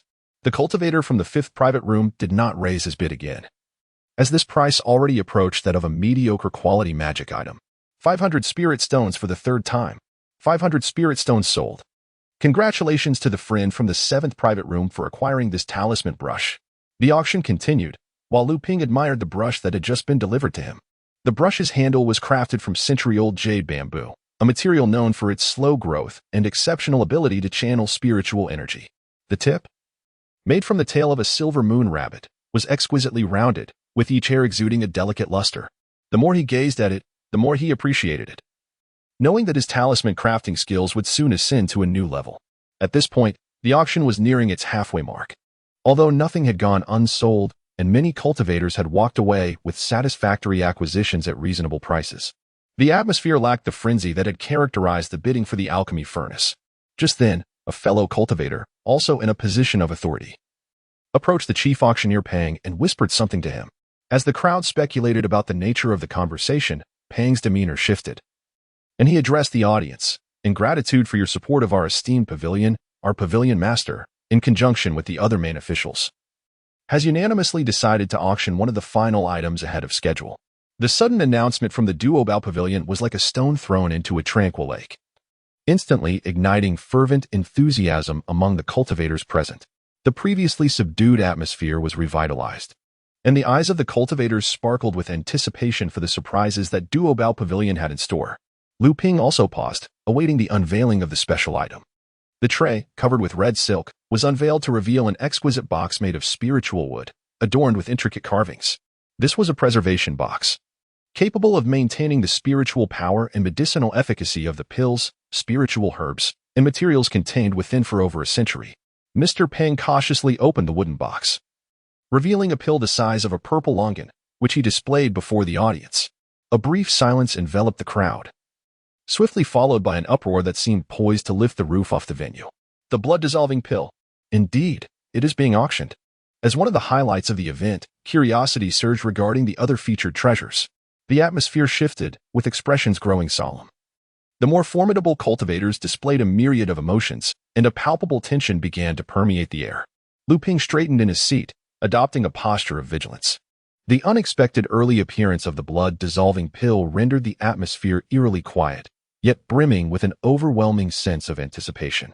Simultaneously, speculation arose among the attendees. If the esteemed Duobao Pavilion could present a treasure as significant as the blood-dissolving pill ahead of schedule, what other remarkable items might follow? Perhaps there would be more than one blood-dissolving pill available for auction. Lu Ping was resolute in his determination to acquire the blood-dissolving pill. It was evident that some well-connected cultivators had received advance notice, as Lu Ping had gleaned potential auction details from Zhenling. However, whether there would be one or several pills remained unclarified by the Duobao Pavilion. and those in the know likely assumed that such a valuable item would only be available in singular form. With the starting price set at 1,200 spirit stones in increments of no less than 50 stones, the auction commenced. 1,300 spirit stones. 1,350. I bid 1,400, do not contest with me.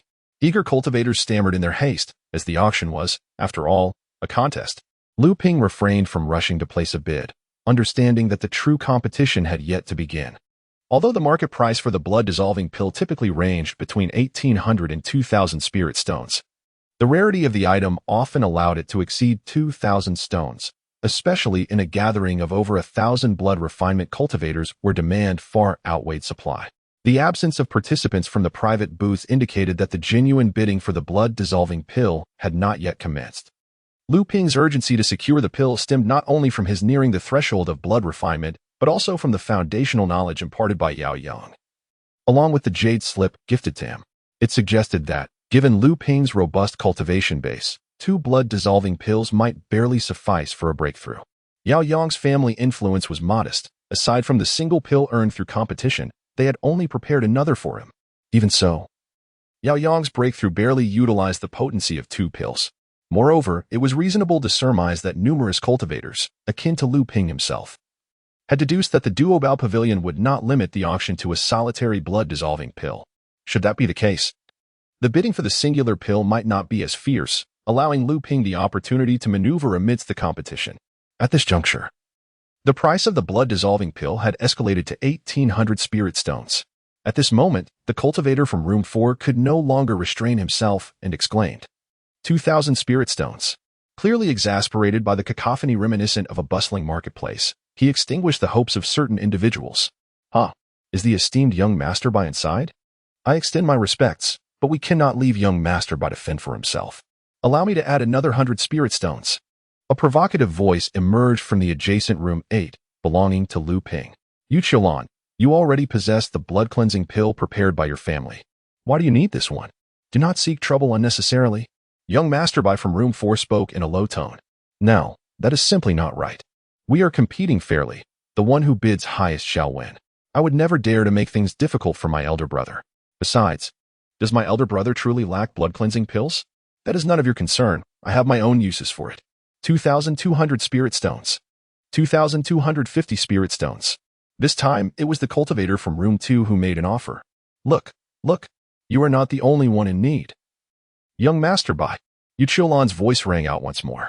Luming frowned, taken aback by the confrontation among these aristocratic youths. He was reluctant to become embroiled in their familial disputes due to the bidding war, so he decided to bid slowly. 2,300 spirit stones. Young masterby continued to bid, his tone evidently hostile.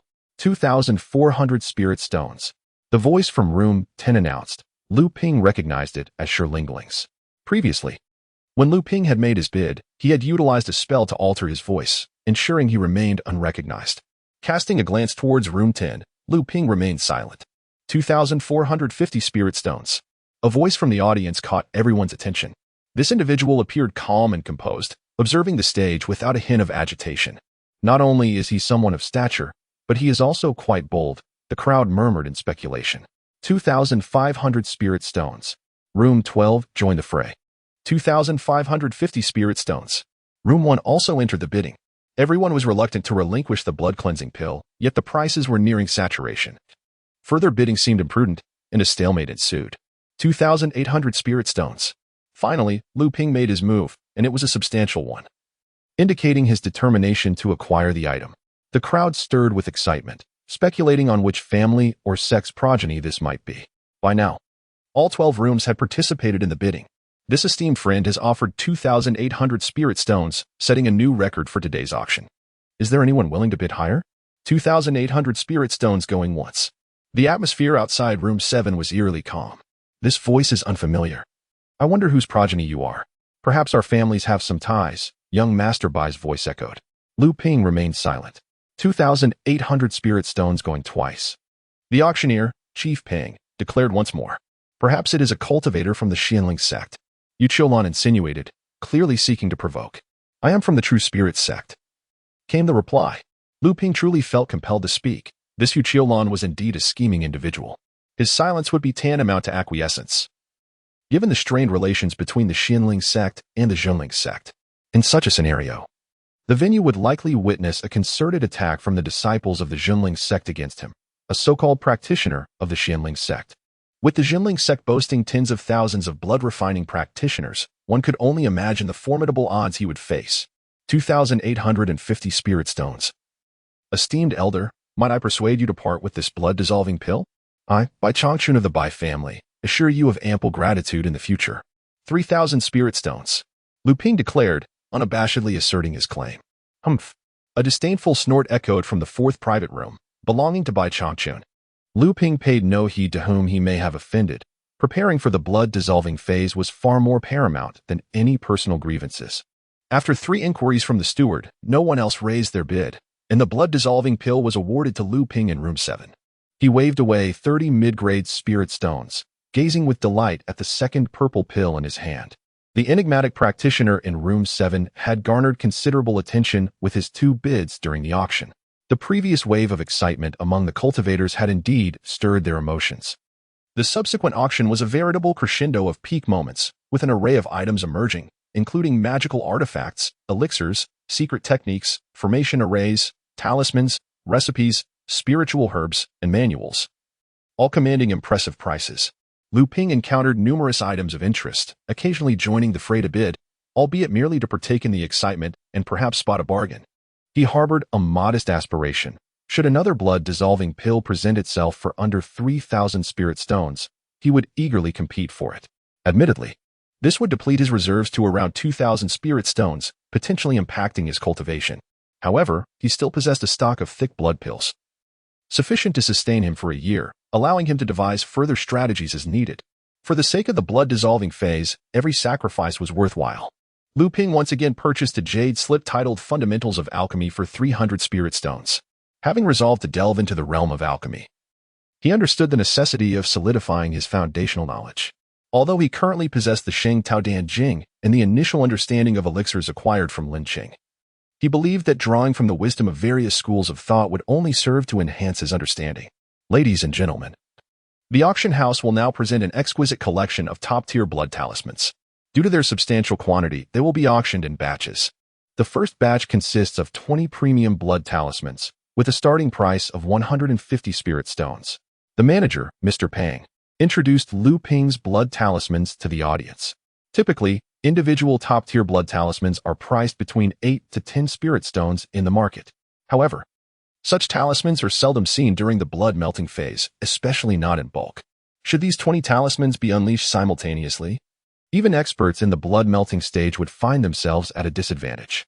Previously, Luming had successfully thwarted the offensive of a 4-layer blood-melting sea serpent demon by strategically deploying numerous top-tier landmine talismans. As anticipated, this batch of blood talismans garnered considerable interest, with the price swiftly exceeding 200 spirit stones, ultimately fetching a total of 230 spirit stones. Luming deemed this price reasonable. Any higher would have veered into the territory of diminishing returns. Subsequently, Luming's talismans were divided into 2 additional batches of 30 and 50, respectively, with the latter batch of 50 premium blood talismans eliciting gasps of astonishment from the attendees. The auctioneer of these talismans was either a practitioner in the blood-melting stage or a highly skilled talisman maker from the blood-refining stage, with the latter being the more probable scenario, as it is unlikely for a blood-melting talisman maker to expend their own blood crafting talismans of limited personal benefit. During the auction of Luming's talismans, he noticed a figure scanning the crowd, seemingly searching for someone. This individual was none other than Hu Lili, who had previously left empty-handed from the Xing Tao cave.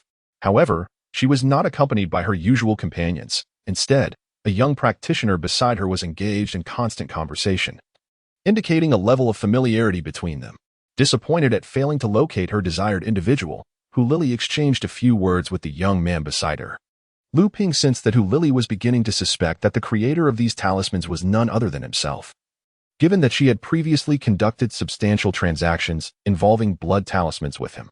The 2 batches of talismans were sold for ideal prices of 380 and 720 spirit stones, respectively. This success bolstered Luming's confidence for the upcoming auctions.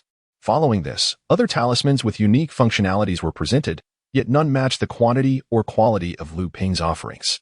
However, Luping's two sets of mother-son warning talismans once again captivated the audience. Once deployed, these talismans could monitor a radius of several hundred zhang.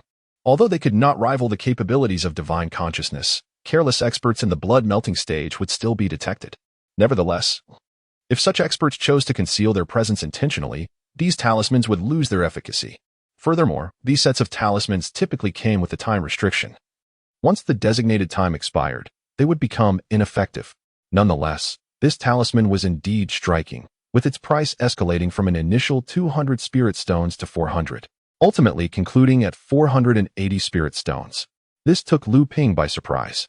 While it is true that crafting a complete set of talismans is more challenging than producing individual ones, this price still seemed rather exorbitant. Luping even felt a fleeting impulse to auction off several sets of landmine talismans. Yet the refinement of these talismans was even more arduous than that of the warning talismans. He possessed only a few for his own protection. Not to mention that he preferred to retain a few secret weapons for himself. The next item presented was a mid-tier flying escape artifact, the Flying Cloud Pouch. Not only did this artifact boast remarkable speed, but it also possessed commendable concealment capabilities. Its exterior resembled a cloud and could change in density with the weather, making it exceedingly difficult for even experts in the blood-melting stage to detect its presence unless they were in close proximity. The starting bid was set at 450 spirit stones, with increments of no less than 20 spirit stones. As soon as Master Pang concluded his introduction, his voice was drowned out by a chorus of bids. 500 spirit stones. 530 spirit stones. In a matter of moments, the price soared past 600 spirit stones, far exceeding the cost of even the most inferior high-tier artifacts, and it continued to rise. Initially, Luping was quite intrigued, as he was currently utilizing only a low-tier flying escape artifact, which indeed lacked sufficient speed. Participating in this auction had made him consider acquiring a flying escape artifact. However, as the price climbed ever higher, Luping gradually regained his composure. While this artifact possessed formidable concealment properties and impressive speed, he was not too far from achieving the blood-melting stage himself. Once he succeeded in that endeavor, the artifact's utility to him would diminish significantly, especially its invisibility feature, which might not even rival the inherent stealth techniques of practitioners at that stage. Thus, after placing 2 bids, Luping refrained from further participation. Ultimately, the artifact was successfully acquired by Zhenling from Box 10 for 750 spirit stones. However, Luping observed an intriguing phenomenon. When Zhenling made her bid, others in the auction did not attempt to outbid her. It was only when someone else placed a bid that the other boxes followed suit. Recalling the fierce competition during the auction of the blood-melting pills, where bidders clashed vocally, Luping noted the absence of hostility when Zhenling made her offers. He stroked his chin thoughtfully, realizing that Zhenling's identity was likely more complex than merely being a member of a cultivation family. Next, Luping's carriage artifact was presented, yet to his astonishment, a number of disciples from the True Spirit Sect erupted in jubilant cheers. Isn't this the medium flying escape artifact from the Zhenling Sect, the Cloud Chaser? How could it possibly appear at our auction? It seemed that the scions of the Zhenling Sect, engrossed in their revelries, had squandered their spirit stones and were compelled to auction this flying vehicle to procure some funds, all while fearing the tarnishing of their youthful, affluent reputations on their home turf, thereby seeking refuge in this auction. Not entirely, it appears that disciples of the Zhenling Sect are enduring maltreatment within their ranks, yearning to abandon the shadows and seek refuge in our Zhenling Sect. Thus, they wish to present this flying vehicle as a token of allegiance to substantiate their intentions. Some practitioners have already begun to jest indiscriminately. No, this flying vehicle is a symbol of status among the disciples of the Zhenling Sect. How could it possibly be subjected to mistreatment? It is truly perplexing. Matters of romance and intrigue are not for us outsiders to ponder. Ha ha he. Various peculiar laughter echoes endlessly. Luping's expression is one of bemusement. He had not anticipated this outcome when he decided to sell the flying vehicle. Luping could hardly fathom that this flying artifact was, in fact, one of the symbolic artifacts belonging to the low-ranking elite disciples of the Zhenling Sect. Its debut at the auction had incited fervent enthusiasm among the crowd, prompting a plethora of malicious speculations aimed at the Zhenling Sect. It seemed likely that someone had slain a disciple of the Zhenling Sect and seized this artifact. Indeed, not long ago, the Zhenling Sect had accused disciples of the Zhenling Sect of colluding with demonic entities to murder 5 of their own, one of whom was said to be an elite disciple from a prominent family. Perhaps this artifact was obtained during that incident. Did this not imply that the Zhenling Sect's accusation against us had some veracity? No, upon reflection. It appeared that a desperate fugitive had committed murder within the Zhenling Sect and fled here seeking refuge. Regardless, this auction of the flying artifact was a delightful event, and we must take it back to showcase. At that moment, a cultivator from Box 12 spoke up. However, the one auctioning this item may soon find themselves in trouble, as the Zhenling Sect would undoubtedly learn of this and come to investigate. It was Yu Qiulan from Box 8 who had spoken.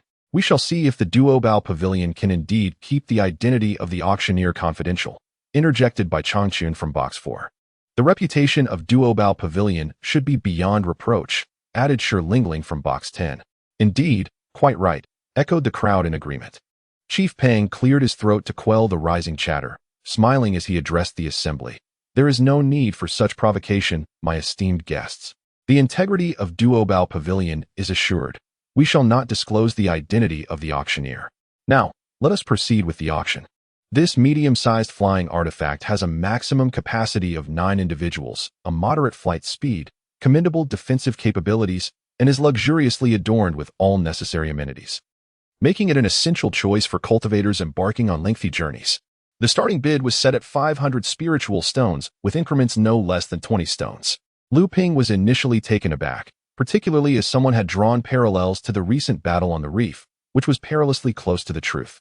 Yet, a multitude of disciples from the Zhenling Sect suddenly rallied to support the auctioneer. Even by Changchun and Yu Qiulan, 2 known adversaries, joined forces in their defense.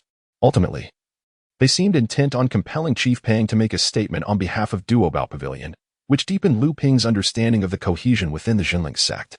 Numerous affluent disciples from the Zhenling Sect were eager to acquire this artifact. The notion of parading around with an artifact once owned by a low-ranking elite disciple of the Zhenling Sect was undeniably respectable. The bidding escalated to over 700 spiritual stones, a development that took Luming by surprise. Previously, he had witnessed Master Du's large-capacity artifact, which could accommodate dozens, leading him to believe this item was merely a bit pricier than an ordinary flying artifact. He had not anticipated that Duobao Pavilion would set the starting price so high. As the bidding reached its climax, it was Yu Qiulan and a cultivator from Box 3 who contended fiercely, with the latter raising the bid to 800 spiritual stones. Yu Qiulan, incensed, exclaimed, "Who dares to thwart your master's endeavors? Reveal yourself." Yu Dashao was clearly in a fit of rage. "What is this? Is this auction being held by your family?"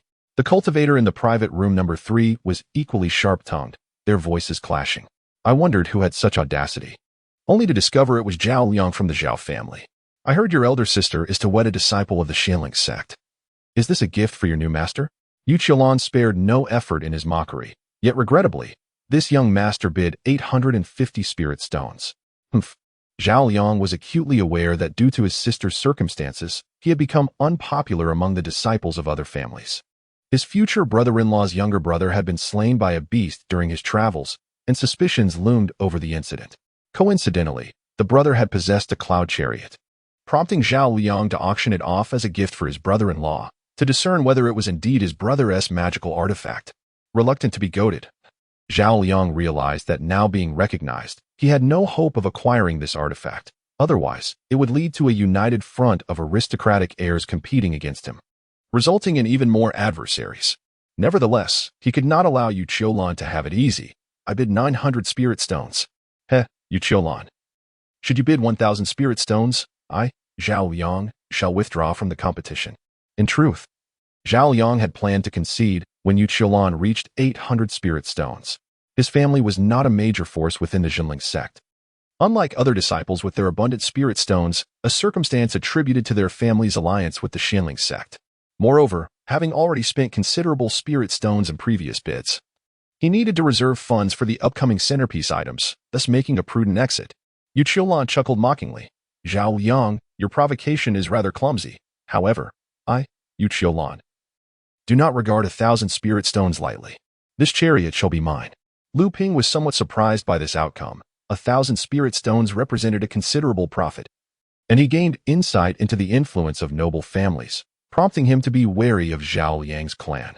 Following this was a batch of advanced blood-refining pills, such as tough blood pills and stinging blood pills, which surpassed the efficacy of the blood essence pills, alongside familiar ones like thick blood pills and turbid blood pills. Although Lu Ping had recently had no shortage of pills for his cultivation, the turbid blood pills were always in high demand.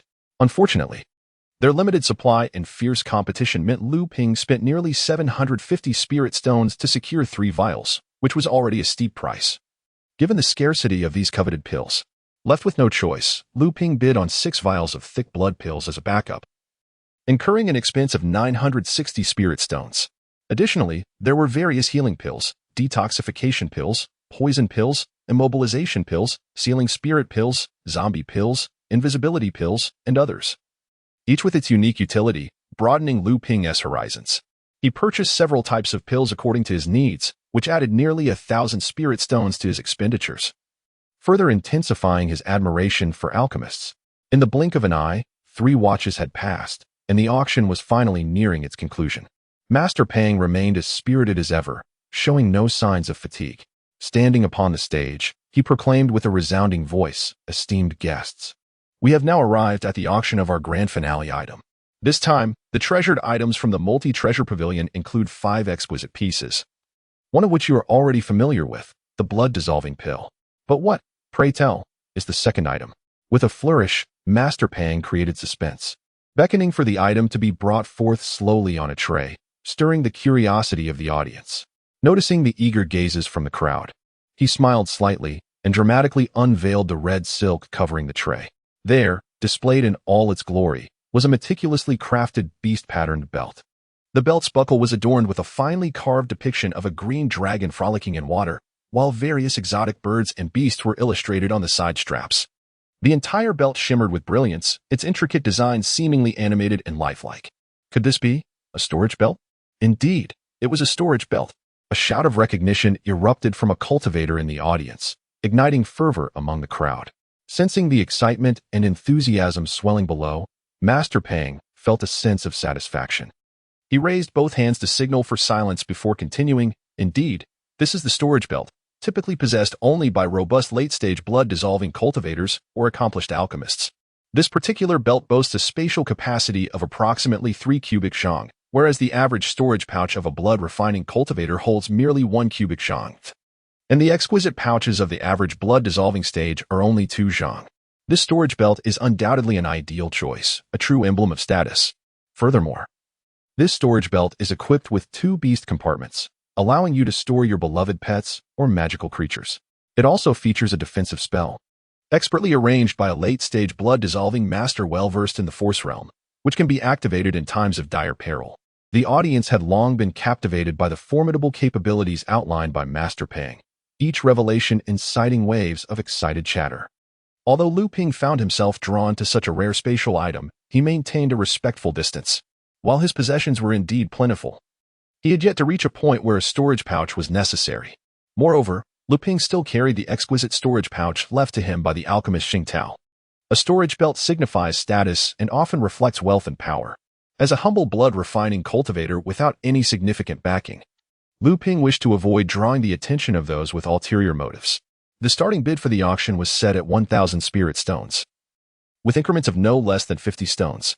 As Master Pang's words to commence the bidding echoed through the hall, the sound of offers quickly followed, revealing to Lu Ping that there were indeed many blood-refining cultivators with substantial reserves of spirit stones. The bidding price surged rapidly, crossing 1,500 spirit stones in a matter of moments, maintaining its upward momentum until it finally slowed after surpassing 1,800 stones. At this moment, the primary competitors among the cultivators were those from Room 9 and 2 unfamiliar cultivators present in the arena. The bids from the 2 cultivators below were swift and decisive, demonstrating an unwavering confidence that surpassed that of the cultivators in Room 9. This left Lu Ping quite astonished, observing the 2 men's calm demeanor. He realized they were formidable individuals with significant backgrounds. Ultimately, a seemingly ordinary cultivator from the 2 below acquired the storage belt for 2,100 spirit stones. The second item from Duobao Pavilion was a high-tier magical artifact, a set of flying needles known as the Breaking Gang Needles. This particular artifact was especially suited for ambushes, particularly against various protective spells employed by cultivators, hence its notorious reputation. In the hands of a cultivator in the early stages of blood dissolution, it could wreak havoc even against those in the later stages of blood dissolution. Luming had witnessed Lily being ambushed by a disciple of the Zhenling Sect using a needle-shaped artifact during the battle at the islet, leading him to marvel at its sharpness. That very artifact had already been refined by Luming into his own lethal weapon. This was merely a low-tier flying needle artifact. One could only imagine the potency of a set comprising 3 high-tier artifacts. As anticipated, bidding for the artifact commenced at 1,200 spirit stones and was fervently pursued by the audience, eventually escalating to 2,300 spirit stones, before ultimately being secured by a cultivator in room 1 for 2,400 spirit stones. The third item presented was indeed another blood dissolution pill. The crowd of over 1,000 cultivators erupted into frenzy once more, and with Luming as prior example in mind, the price soared effortlessly beyond 3,000 spirit stones, catching Luming off guard. Fortunately, from the auction of the previous items, his spirit stones had surpassed the 7,000 mark. Despite spending 2,500 spirit stones to bid for the pill and some other items, he still retained around 5,000 spirit stones. 3,200 spirit stones. I bid 3,300. 3,500 spirit stones. Luming endeavored to maintain a steady tone. All the while his heart bled within. He anticipated that if another blood dissolution pill were to emerge, the competition would intensify, though he had not foreseen it becoming so fiercely combative. Initially, when the bidding for the blood dissolution pill reached 2,800 spirit stones, the pace of bidding had begun to slow, indicating that it was perceived as the upper limit by the cultivators present. However, the misstep occurred when Luming called out 3,000 spirit stones once more, arousing the ire of the crowd. It's him again! Who is this individual? Consuming 2 blood dissolution pills in succession? Is he not being excessive? The sentiment surged, and everyone collectively decided to bid against him. Determined not to allow Luming to reap all the benefits, Luming could only manage a bitter smile as he heard 3,600 spirit stones. The crowd resolved to outlast him, eager to see just how many spirit stones he truly possessed. Bai Changshu not only placed his bid but also sought allies to pressure Luming further. Luming was acutely aware that he had perhaps overstepped his bounds by indulging in solitary gains in the presence of numerous young scions from esteemed families. Should he provoke this obstinate group of privileged youths, he would find himself in a predicament that mere financial resources could not remedy. The sum of 3,500 spirit stones was his utmost limit. Any higher bid would not only exceed the exorbitant price of the blood-dissolving pill, but also disrupt his cultivation plans. Bai Changshu had successfully acquired the coveted blood-dissolving pill, although its price was indeed rather extravagant. Luming understood that he had likely attracted attention from various quarters outside, and initially contemplated leaving early to avoid drawing the gaze of those with ulterior motives. However, upon further reflection, he realized that the number of cultivators surveilling the area would be considerable. Thus, making his exit at this juncture would only serve to heighten his visibility. It would be far more prudent to depart alongside the crowd once the auction concluded. At that moment, the time had finally arrived for the unveiling of the last item of the auction. The head auctioneer, with an air of mystery tinged with excitement, announced, "Ladies and gentlemen, please welcome the final item." Beneath the lifted red silk of the tray lay a jade talisman, measuring an inch on each side. Luming gasped in astonishment. The final item was a talisman of immense value. Having previously encountered the power of such talismans himself, he instantly recognized the exquisite craftsmanship of this spirit jade artifact. Others in the private booths and some knowledgeable cultivators in the audience also discerned the significance of the talisman, prompting a wave of gasps and speculations from those who had never before beheld such a treasure. Esteemed guests, this is indeed a talisman, crafted by the esteemed disciple of the true spirit sect, Master Shi Xuanmu, in his leisure time. Its power is boundless, making it an essential item for both protection and combat. The auctioneer began. However, he was abruptly interrupted. "Pang, if I may," a voice chimed in from the 10th booth. "As far as I understand, Master Shi Xuanmu is a true disciple of our sect, thus his cultivation should be at least at the 4th level of pill refinement. Yet, I observe that this jade talisman, while radiant in gold, contains merely 3 layers of spirit aura, indicating it was crafted by a cultivator at the 3rd level of pill refinement. I find this puzzling and seek enlightenment from my esteemed elders." The speaker was Shilingling from the 10th booth. Luming, upon hearing her words, quickly turned his gaze to the jade talisman. He noticed its shimmering surface but could not discern its internal details. He realized that Shilingling must have cultivated a certain secret technique concerning vision. Otherwise, a cultivator not yet at the blood-dissolving stage could not employ spiritual perception as they did. The head auctioneer smiled awkwardly and replied, "Ah, it is Miss Sher from the Sher family. Your profound lineage explains your ability to perceive the inner workings of this talisman. In truth, this talisman was indeed crafted by Master Shi when he was at the third level of pill refinement. He has since surpassed that level and is now a true disciple of the True Spirit Sect." Luming was now enlightened to the intricate hierarchy within the True Spirit Sect, realizing that there were numerous classifications. Previously, he had only heard of Elder Lu achieving the blood-dissolving late stage and subsequently learning of his core disciple status within the sect. It appeared that there were indeed true disciples above the core disciples. Moreover, from the dialogue between the two, it seemed that the qualifications for true disciples mandated an attainment of at least the fourth level of pill refinement. As Luming pondered the identity of Zhenling, having heard whispers of the True Spirit Sect secrets, the head of the auction, Master Pang, announced the commencement of bidding. The starting price for the talisman was set at 2,000 spirit stones. This elevated starting bid primarily targeted the offspring of aristocratic families, the so-called royalty, as it was unlikely that ordinary practitioners in the blood-refining stage would possess such a fortune unless they were like Luming, an unexpected upstart. Consequently, the price of the talisman did not escalate swiftly. Having already acquired a talisman, Luming chose not to engage in this competition. Furthermore, given that he had previously attracted widespread ire, making a bid now would only incite further chaos. A thought crossed Luming's mind, and he produced the talisman he possessed. This golden spear talisman, having been utilized once, exhibited a somewhat dulled sheen. Luming focused intently on the talisman, and, as expected, he observed a faint spiritual halo circulating within the spirit jade of the talisman. Luming couldn't help but feel a sense of astonishment. This talisman was crafted by a practitioner at the first level of the Dan refining stage. Yet, recalling the formidable power of the golden spear, he mused, if a talisman created by a first-level Dan refining practitioner possesses such might, how formidable might a talisman crafted by a third-level Dan refining practitioner be? At this moment, the auction for the talisman was drawing to a close. Zhenling had been unhesitatingly raising her bid, causing many cultivators competing against her to withdraw one after another. The price of the talisman had now soared to 4,300 spirit stones. At this juncture, a middle-aged cultivator in the audience, whose expression remained indifferent, offered a bid of 4,500 spirit stones. Zhenling, without a moment's hesitation, increased her bid. A middle-aged man turned to glance at the 10th private room where Zhenling was situated and fell silent. The talisman had been successfully acquired by her. After the auction concluded, Luming, with an air of calm, departed the venue alongside the crowd. Outside the auction house, a number of suspicious-looking cultivators were indeed surveying those who had participated in the bidding.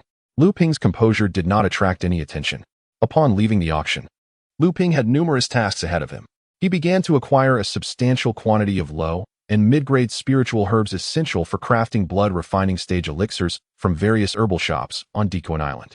Currently, Luming's success rate for producing low-grade elixirs stood at approximately 30%. Thus, he completely exhausted the low-grade spiritual herbs accumulated over 2 centuries in the half-acre herb garden of the alchemist Sheng Tao. Luming intended to commence the production of mid-grade elixirs once his success rate for low-grade elixirs reached 50%. Although the herb garden contained a fair amount of herbs suitable for crafting mid-grade elixirs, they were only sufficient for several batches, compelling Luming to spend a considerable sum of spirit stones to procure more. After gathering enough materials for 30 batches of low-grade elixirs and 20 batches of mid-grade elixirs, he expended nearly 1,000 spirit stones. Upon returning to Xuanqi Island, Luming was promptly informed of a recent event. Qiao Shiping, the eldest son of the Qiao family from the Zhenling Sect, had sought vengeance for his brother, leading 2 family cultivators. Qiao Shiping engaged in a fierce battle with the sea serpent demon responsible for the deaths of 5 cultivators from the Zhenling Sect at the maritime boundary between the Zhenling Sect and the Zhenling Sect. The outcome was grim, with 1 cultivator from the Qiao family dead and another severely injured, while the sea serpent demon managed to escape, gravely wounded. Given that the incident occurred in waters nearest to Huangli Island, Luming, freshly returned to Xuanqi Island, was summoned by Elder Lu. The sea serpent demon had already been skinned and despoiled, so how could another one have emerged? Suppressing his bewilderment, Luming proceeded to the cultivation chamber of Master Lu. Upon seeing Luming, Master Lu smiled and remarked, "Indeed, your cultivation has significantly advanced. I initially believed you would be the fourth cultivator from the 7th squad to reach the blood-melting stage, but it appears I underestimated you. Luming promptly bowed and replied, "It is entirely due to your guidance, Master." Master Lu chuckled, saying, "Let us dispense with pleasantries. The reason I summoned you is due to the recent battle at the maritime boundary between our sect and the Zhenling Sect, which I assume you have heard about." Upon Luming's nod, Master Lu continued, "While confrontations between cultivators are commonplace, this incident is deeply connected to the previous event where the sea serpent demon killed disciples of the Zhenling Sect on the island reefs. This matter not only concerns our true spirit sect, but more importantly, it involves the distant sea demon clans, which necessitates our vigilance." Satisfied to see Luming listening attentively, Master Lu added, "Both incidents occurred alarmingly close to your Huangli Island, thus you must exercise particular caution. I fear the Qiao family of the Zhenling Sect will not simply let this matter rest, and will venture into the waters of Huangli Island in search of the fleeing sea serpent demon." Luming was taken aback and inquired, "Does the Zhenling Sect believe the sea serpent demon has escaped into the territory of our true spirit sect?" Master Lu replied, "We must remain cautious. Should that be the case, our true spirit sect might also have to intervene, holding them accountable for trespassing and harboring nefarious intentions." Pausing briefly, Master Lu produced a talisman and handed it to Luming. Luming recognized it as a sound transmission talisman crafted by a cultivator of the blood-melting stage. Master Lu instructed, "The patrols at sea must be intensified in the coming period, especially in the waters south of Huangli Island, where it borders the Zhenling Sect. If you make any discoveries, tear this talisman, and I along with other elders from the Xianshi Island will arrive post-haste." The atmosphere on Huangli Island remained serene, and Luming commenced his essential tasks, cultivating 7 acres of spirit fields with spirit grain, thanks to his newfound spirit-enhancing techniques. The growth cycle of the spirit grain was reduced from 3 months to 2, thereby providing Luming with an additional source of income. He persistently engaged in alchemy, and with a substantial supply of spiritual herbs, Luming made some progress. In addition to his regular cultivation schedule, Luming acquired a new responsibility: sea patrol. In truth, the resident elders of the island were already obligated to patrol the seas, although the frequency and manner of these patrols were not strictly enforced. This time, however, the situation was markedly different. Luming's tranquil life of cultivation was soon disrupted. Over a month later, islanders returning from fishing reported to Luming that 50 miles south of Huangli Island, fishermen had repeatedly spotted a sea creature approximately 10 zhang long prowling beneath the surface, causing the local fishermen to refrain from fishing in that area. Wasn't that the reef where the Xingao cave was located? Luming was taken aback. It seemed the demonic beast had sensed something when the immortal Lu had entrusted him with this task. Luming had suspected that the newly emerged sea serpent might be a companion or mate of the previous one.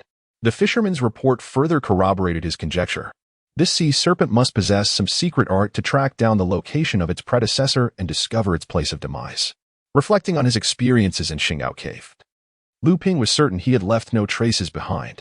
Moreover, the recent emergence of the sea serpent, coupled with a fierce battle it had fought with Qiao Shiping, who was investigating his brother's demise, inadvertently validated the narrative that the sea serpent had slain a disciple of the Zhenling Sect. The Qiao clan had now abandoned their investigation into the deceased Qiao Xian and had turned their focus to hunting the sea serpent, which inadvertently allowed Luming to evade their suspicions. On the following day, Luming arrived at the reef and deployed 2 sets of warning talismans in the surrounding waters to monitor the potential appearance of the sea serpent. In truth, he harbored a layer of hopeful anticipation within. Perhaps he could slay this sea serpent as well. It was not an impossible feat. Luming had learned from Lu that this sea serpent had been severely injured by the Qiao clan, resulting in 1 death and 1 injury on their side. This sea serpent was likely comparable to the last one, and given that he had managed to kill a wounded sea serpent in haste before, he believed he could do so again. Furthermore, compared to several months ago, Luming had made significant advancements in both cultivation and magical artifacts. Not to mention he possessed a talisman as a trump card. After reaping tremendous benefits from defeating the blood dissolution stage sea serpent previously, Luming subconsciously wished to prevent the sect's immortals from reaping those rewards this time. After laying out dozens of landmine talismans on the reef, Luming began to bide his time. Half a day later, as he remained vigilant over the sea surface 300 to 400 zhang away, an anguished and furious long howl suddenly echoed from several miles away over the ocean. Immediately, Luming felt an unsettling tightness enveloping him. as though a chill had cascaded from head to toe, rendering his sealing and invisibility talismans utterly ineffective. The sea serpent had arrived. Lu Ping was filled with both astonishment and fury. The creature seemed to have accurately calculated his location, as a long white wave surged forth from the sea, heading straight towards him, causing the previously deployed warning talismans to lose all efficacy. Lu Ping suddenly realized that the sea serpent demon could trace back to the deceased sea serpent, and having personally skinned and stripped the bones of the previous one. It was only natural for this creature to recognize him as the perpetrator. At this moment, Lu Ping was beyond remorse. The colossal serpent had raised its massive head high, its eyes piercing Lu Ping with a chilling glare. Although he possessed several means of escape, he was unwilling to flee without a fight after such a rare encounter. He felt compelled to gauge his strength against it. Moreover, he was not entirely inexperienced in battling opponents at the blood dissolution stage. More importantly, Lu Ping noticed that this injured sea serpent lacked the overwhelming aura of the previous one. This creature was a demon beast at the third layer of blood dissolution. Despite having broken through his prior defenses, Lu Ping discerned that he still had a chance. A dark stone tower rose, swirling above his head, with arcs of yellow light flickering at its eaves, ready to descend and envelop Lu Ping in protection. He brandished his flying sword, facing the approaching sea serpent. The beast's furious roars did not translate into immediate attacks. It remained a calm creature, sending a shiver down Lu Ping's spine. A tremendous pressure bore down upon him, and its consciousness seeped into Lu Ping like an all-pervading stream, as if seeking to unravel all his secrets. The stirring magical energy finally erupted, with torrents of seawater rising inexplicably, forming a thick, transparent wall of water before the sea serpent, rendering its figure partially obscured. Lu Ping's expression shifted as he instinctively retreated. However, it was too late. The towering water wall collapsed with a thunderous roar, unleashing a deluge of waves that surged toward him. With no escape, Lu Ping was forced to secure the stone tower on the reef, bracing against the crashing waves without yielding. The price he paid was the continuous flow of his magical energy pouring into the tower. Though the tower flickered in and out of visibility amidst the waves, it remained steadfast, surprising the sea serpent, which noted the considerable power of this mere human cultivator at the blood refinement stage. Regret washed over Lu Ping for having overstepped. Facing a situation determined by magical prowess was the last thing he wished for. Yet, the sea serpent seemed to have already seen through his intentions, initiating a broad-range offensive that left him with no means of evasion. Beneath the swaying stone tower, a beam of sword light shot forth like a silver thread toward the sea serpent, dispersing the waves in its path. Lu Ping understood that he needed to alter the current war of attrition. He chose to attack. A flicker of disdain crossed the sea serpent's eyes. Yet the power contained within the swiftly approaching flying swallow's sword warranted its seriousness. Could it be that this human cultivator had slain its beloved? Impossible. Despite the rarity of his cultivation at the blood refinement stage, he was far from capable of killing its beloved at the fourth layer of blood dissolution. This human cultivator must have encountered the corpse of its beloved or be an accomplice to the human cultivator who had committed the murder. In summary, this individual must sacrifice their life to commemorate their deceased beloved. A surge of seawater erupted into the air, transforming into a sword of water that collided with the flying swallow sword. With a sharp hiss, the water sword was shattered, and the flying swallow sword returned in vain. Lu Ping had initially hoped that this strike would distract the sea serpent demon, alleviating his burden and freeing him from the relentless waves. However, the sea serpent demon's mastery over water was evidently extraordinary, and its blood dissolution phase of magic was far superior to the blood refining stage. Lu Ping had miscalculated. As Lu Ping's thoughts raced, pondering other escape strategies, a piercing howl approached from afar. Before he could react, a beam of sword light surged forth, accompanying the cry. Just as Lu Ping was contemplating whether the newcomer was friend or foe, the sword light sliced through the air, appearing from behind him. This strike, imbued with lethal intent, regarded both Lu Ping and the sea serpent demon as mere prey to be slaughtered without mercy.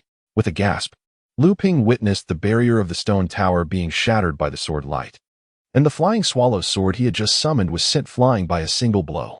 He barely managed to scatter two exquisite talismans before the sword light struck him, sending him hurtling like a kite with severed strings into the vast ocean, a spray of crimson mist rising as he coughed up blood. Faced with the incoming sword light, the sea serpent demon let out a furious roar, seemingly both familiar and deeply resentful of the assailant. From its mouth, a bifurcated serpent spear sword shot forth, unleashing a ghostly blue sword light that collided with the advancing white sword light. The resulting thunderous explosion sent waves crashing several feet high against the islet. As the tumultuous waters calmed slightly, only the echoes of wrathful roars remained. The serpentine body of the sea serpent demon thrashing and creating ripples across the surface of the sea. A deep wound, several inches long, marred the 7-inch section of its body.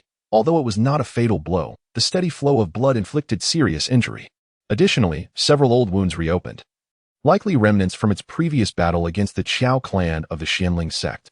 With cold, serpent-like eyes fixated on the imposing figure before it, the sea serpent demon radiated an aura of furious intent. This human cultivator had previously attempted to ambush it, resulting in the death of one and the grievous wounding of another. After narrowly escaping, it had employed secret techniques to follow the trace of its beloved essence to this islet, the very site of its partner's demise. Having lain in ambush for 3 days, the sea serpent demon had hoped to confront the murderer of its partner. Upon Luming's arrival, the sea serpent demon swiftly recognized him as the perpetrator through its mystical arts, prompting an unrelenting assault against Luming, driven by rage and vengeance.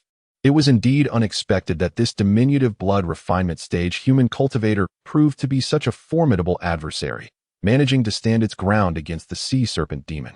Despite having sustained severe injuries, the serpent could only muster 70% of its full capabilities. Yet it was still astonishing that a mere blood refinement stage cultivator could withstand such force. Even more infuriating was the fact that the human cultivator, who had previously injured it but managed to escape, had now pursued and attacked it once more. Before the sea serpent stood the young cultivator, Qiao Shiping, the eldest son of the Qiao family from the Zhenling Sect. He was the brother of the late Qiao Shixiang, who had fallen victim to the sea serpent's wrath. Deeply bonded with his brother, upon learning of Qiao Shixiang's demise, Qiao Shiping had taken 2 family guards to seek vengeance against the sea serpent. Indeed, near the waters of the true spirit sect, they encountered another sea serpent, unaware of its true nature. Qiao Shiping, believing this serpent to be the killer of his brother, launched an assault. Little did he know that this creature was a high spirit serpent, a noble bloodline among the demon race, renowned for its formidable strength relative to its peers. In the ensuing battle, one of Qiao's guards perished while the other was grievously injured. However, Qiao Shiping managed to inflict serious wounds upon the spirit serpent and pursued it relentlessly. From the moment he encountered the spirit serpent, a fiery ambition ignited within Qiao Shiping. The high spirit serpent was a noble among demons, and slaying it would yield the Himalayas pearl from its heart, significantly enhancing his chances of breaking through to the 3rd layer of blood refinement and elevating his standing among cultivators of the same rank. His greed eclipsed his desire for revenge, hence his relentless pursuit of the high spirit serpent over several days, despite not having a total advantage in strength. Had he returned to his clan for reinforcements, the serpent might have escaped, and even if he succeeded in slaying it, the Himalayas pearl would not be his alone. After 3 days of fruitless pursuit over the ocean, Qiao Shiping believed the serpent had eluded him. Just as he contemplated giving up, he suddenly heard the serpent's shriek, accompanied by the resonance of magical fluctuations and the roar of spells. Overjoyed, he stealthily approached the nearby reef, only to discover the spirit serpent engaged in a standoff with a blood refinement stage disciple from the true spirit sect. It seemed the serpent was indeed at its last gasp, unable to dispatch even a blood refinement stage cultivator. The true spirit sect was an adversarial faction, and the spirit serpent was an object of his desire. Thus, the opportunity was ripe. However, upon striking, Qiao Shiping realized that the serpent was not as feeble as he had envisioned, and the disciple from the true spirit sect was no ordinary blood refinement stage cultivator. Intrigued, he extended his spiritual sense toward the depths where Luming had sunk, only to find him lifeless. A mere blood refinement disciple could not possibly withstand a full-force strike from a Himalayas stage cultivator. It appeared that the serpent had merely been toying with its opponents, unaware that he was the one being ensnared. With a smile, Qiao Shiping directed all his focus upon the spirit serpent before him. In Josh Pang's grasp lay a mid-tier magical sword, the potency of which could only be fully unleashed by a practitioner who had reached the blood-melting stage. Thus, when practitioners of the same rank engaged in combat, the quality of the magical artifact ceased to be the primary determinant of victory as it was during the blood-refining stage. Rather, it hinged on whether the practitioner's magical power could evoke the artifact's full capabilities. A practitioner of the blood-melting stage who could fully activate a mid-tier artifact often triumphed over an opponent of the same rank wielding a superior-tier artifact that they could not completely exploit. Josh Ping executed the Zhenling Heavenly Illusion Sword technique, a skill reserved for inner disciples of the Zhenling Sect, which emphasized the swiftness and unpredictability of the flying sword, making it nearly impossible to defend against and capable of delivering a fatal strike amidst chaos. A brilliant beam of sword light, emanating from Josh Ping, shimmered like a strand of white silk entwined around the bihailing snake, gradually constricting and ensnaring it. The bihailing snake, a cherished creature of the ocean, possessed an innate affinity for water magic, and its water spells had reached a formidable level. Utilizing the advantages of its environment, each of the snake's spells seemed to merge with the sea, evoking in Josh Ping the sensation of battling the ocean itself. The snake's fangs and venomous dagger danced amidst the water spells, continuously clashing with Josh Ping's flying sword. Occasionally, it managed to break through the onslaught of the sword, launching an attack toward Josh Ping, only to be thwarted by his other artifact, a shield. Had he not previously wounded the serpent, Josh Ping silently acknowledged that he would have been no match for this formidable sea creature. Luming lay motionless on the tranquil seabed, intently gauging the fierce confrontation between Josh Ping and the sea serpent demon above through the warning talismans previously placed in the ocean. When Luming was ambushed, he had already deduced that the assailant was none other than Josh Ping from the Zhenling Sect. Despite the protective measures of the stone tower and the fiend's sword, the two supreme blood talismans had somewhat diminished the onslaught of sword light, yet even an ordinary practitioner at the 9th level of blood refinement would have faced certain doom. Fortunately, Luming possessed a mid-tier magical armor crafted from the hide of a sea serpent demon, which absorbed a significant portion of the remaining sword light's force, rendering the rest insufficient to threaten his life. Moreover, during this period, Luming, alongside the spirit-seeking Moustabow, had feasted on the flesh of the sea serpent demon they had slain previously. The corporeal strength of demonic beasts far surpassed that of humans, particularly the flesh of the azure sea spirit serpent, which had greatly fortified Luming's physical form. Even so, he sustained grave injuries, allowing him to vividly experience the might of a blood-melting period practitioner. This experience rekindled his previously waning respect for such formidable beings after slaying the sea serpent demon. In comparison to a typical practitioner at the blood-melting stage, he realized he still had a long way to go. Regaining his composure, Luming understood that his immediate priority was survival. As he sank to the ocean floor, he swiftly affixed several self-crafted spirit-sealing talismans to his body, disguising himself as a silent corpse, while simultaneously consuming 2 premium recovery pills, valued at hundreds of spirit stones. Indeed, as soon as Luming submerged, a consciousness akin to a chilling spring enveloped him, wrapping him in its embrace. Motionless on the seabed, the depth of the water and the sealing talismans effectively cloaked all of Luming's spiritual fluctuations. A fleeting glimmer of Josh Ping's consciousness passed overhead, prompting Luming to breathe a sigh of relief as he utilized the warning talisman to observe the battle above. This marked Luming's first close encounter with the combat of a blood-melting period practitioner, a spectacle that thoroughly captivated him and imparted vast knowledge, particularly the sea serpent demon's innate water-based spells, revealing an entirely new realm to Luming. He felt that he was not too far from this domain, which he surmised was the realm of momentum. Initially, Luming intended to activate the communication talisman bestowed upon him by Elder Lu. Yet he realized that such a talisman was crafted by a master of the blood-melting stage. Its activation would inevitably stir the immense magical fluctuations, alarming both combatants above. By the time Elder Lu and the others arrived, he would likely have been eliminated without a trace. Luming pondered that he could not place all his hopes on feigning death. He needed to be prepared in advance. Thus, he contemplated and retrieved several items from his storage pouch. Above the surface, the battle between the Azure Sea Spirit Serpent and Josh Ping had escalated to a life-and-death struggle. The Spirit Serpent bore several new wounds, its body drenched in blood, tainting the surrounding waters a pale crimson. The enraged Spirit Serpent churned the ocean's surface, conjuring towering waves once more. Josh Ping merely chuckled coldly, his expression one of exhilaration, while he remained unaffected, tightly encircling the serpent with a flying sword, searching for vulnerabilities. The serpent's roars did not yield any advantage. Instead, its fury stripped it of composure, allowing Josh Ping's sword to pierce its scaled body twice more. As the serpent faced imminent exhaustion and the brink of death from its grievous wounds, A peculiar expression of both nostalgia and resolve flickered in its icy eyes, two seemingly contradictory sentiments harmoniously coalescing within its gaze. Suddenly, the serpent's foreboding reared upright, emitting a deep rumble from within. It quivered violently, its anguished roars resonating through the air as its silvery scales became tinged with crimson. The wounds, previously pallid from excessive blood loss and immersion in seawater, regained a vibrant hue, and blood began to seep profusely outward. Concurrently, the serpent's aura surged, its magical power roaring back as if restored to its prime. Its tail, as thick as a barrel, swept towards Josh Peng, crashing against his protective barrier and sending him tumbling into the sea. When a pale-faced Josh Peng emerged from the water, the serpent unleashed a barrage of water-based spells, accompanied by two magical artifacts that gradually pried apart the radiant sword light his flying sword had formed. The artifacts relentlessly breached the sword's defenses, forcing the caught-off-guard Josh Peng into a frantic scramble. In a moment of panic and fury, Josh Peng cried out, "Self-destructing blood pearl." His voice was laced with alarm. Lu Ping understood that self-destructing a blood pearl was a grievous secret art fundamental to blood dissolution stage cultivators. Each time a cultivator ascended a level, they could condense a blood pearl within their heart, serving as the source of their magical power and the foundation of their cultivation.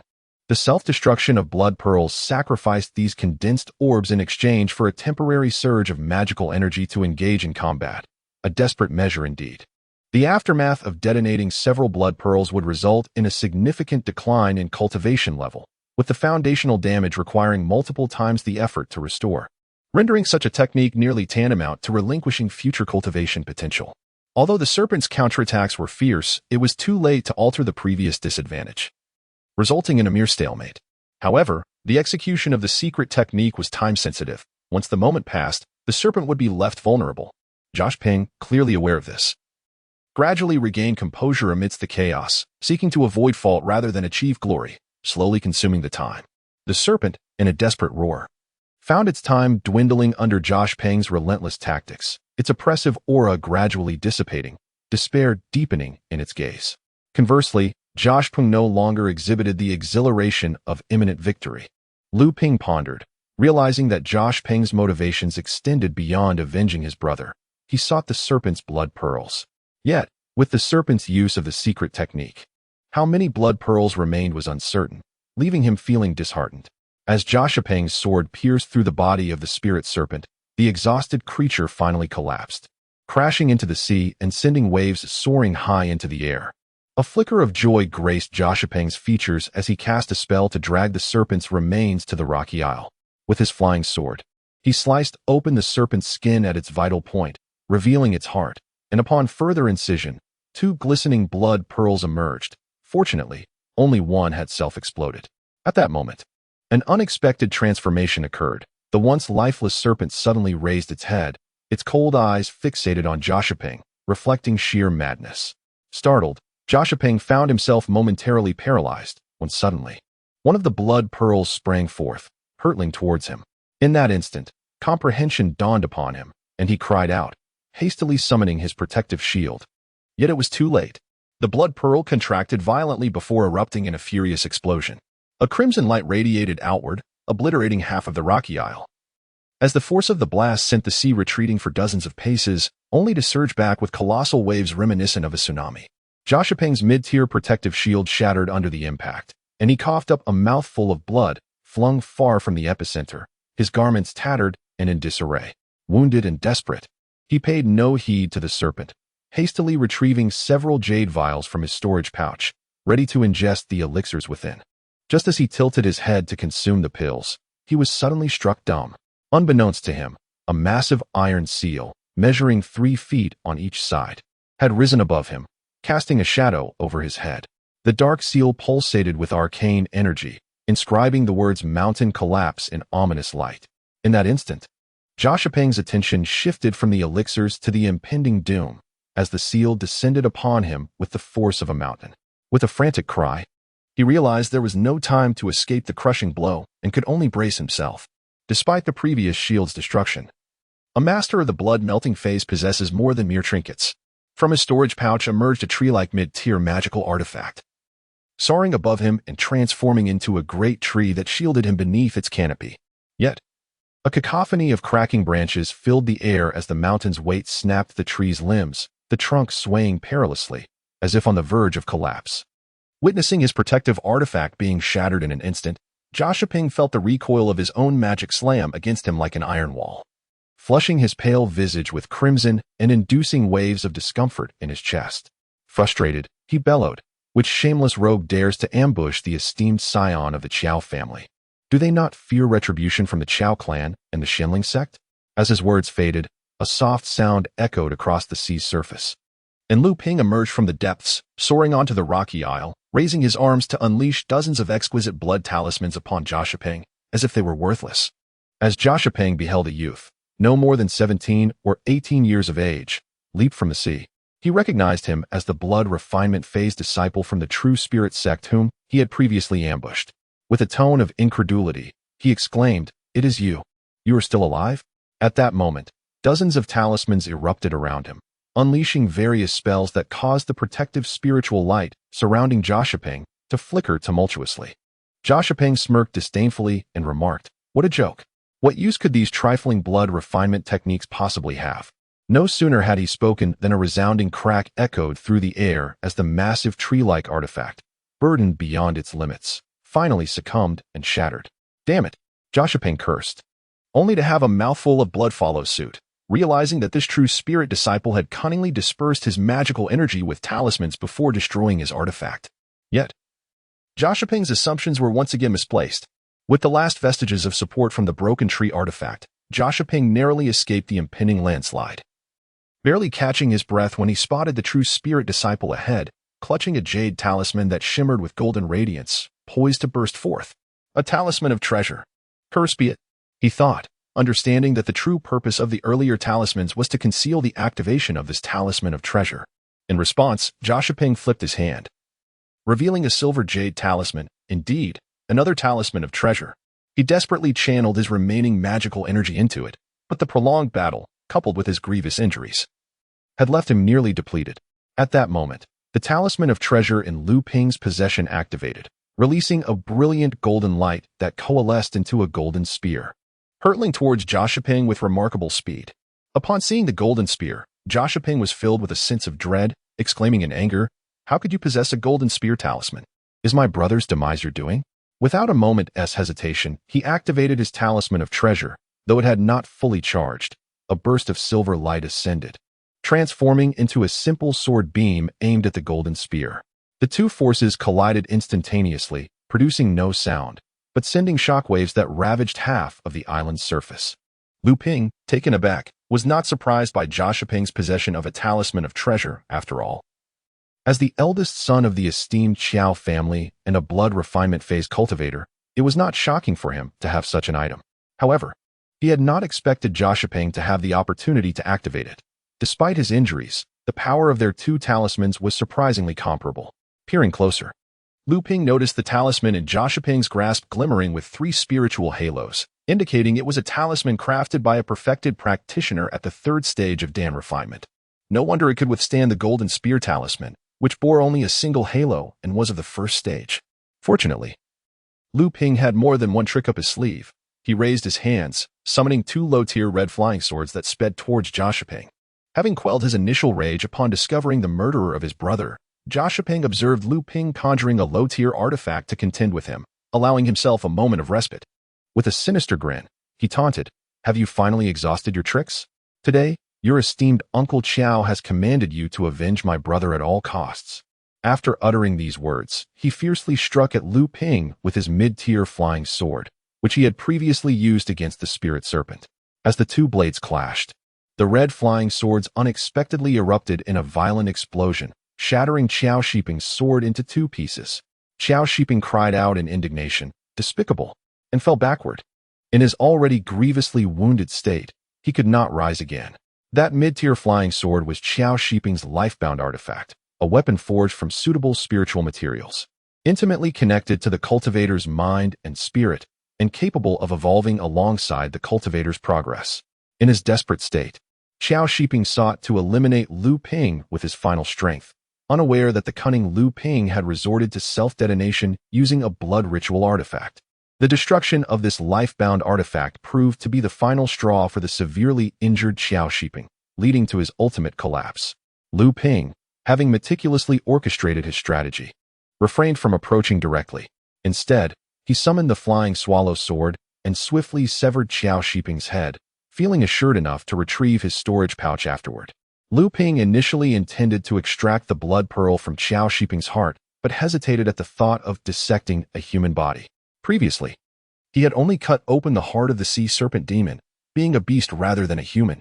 After contemplating, he set Qiao Shiping's corpse ablaze, leaving only 3 blood pearls imbued with magical essence, which he subsequently collected.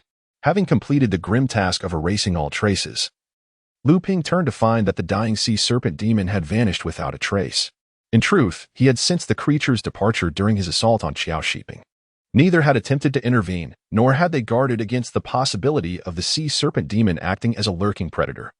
For both understood that the demon had exhausted all its magical power through its prior secret techniques and self-detonation, leaving it utterly depleted.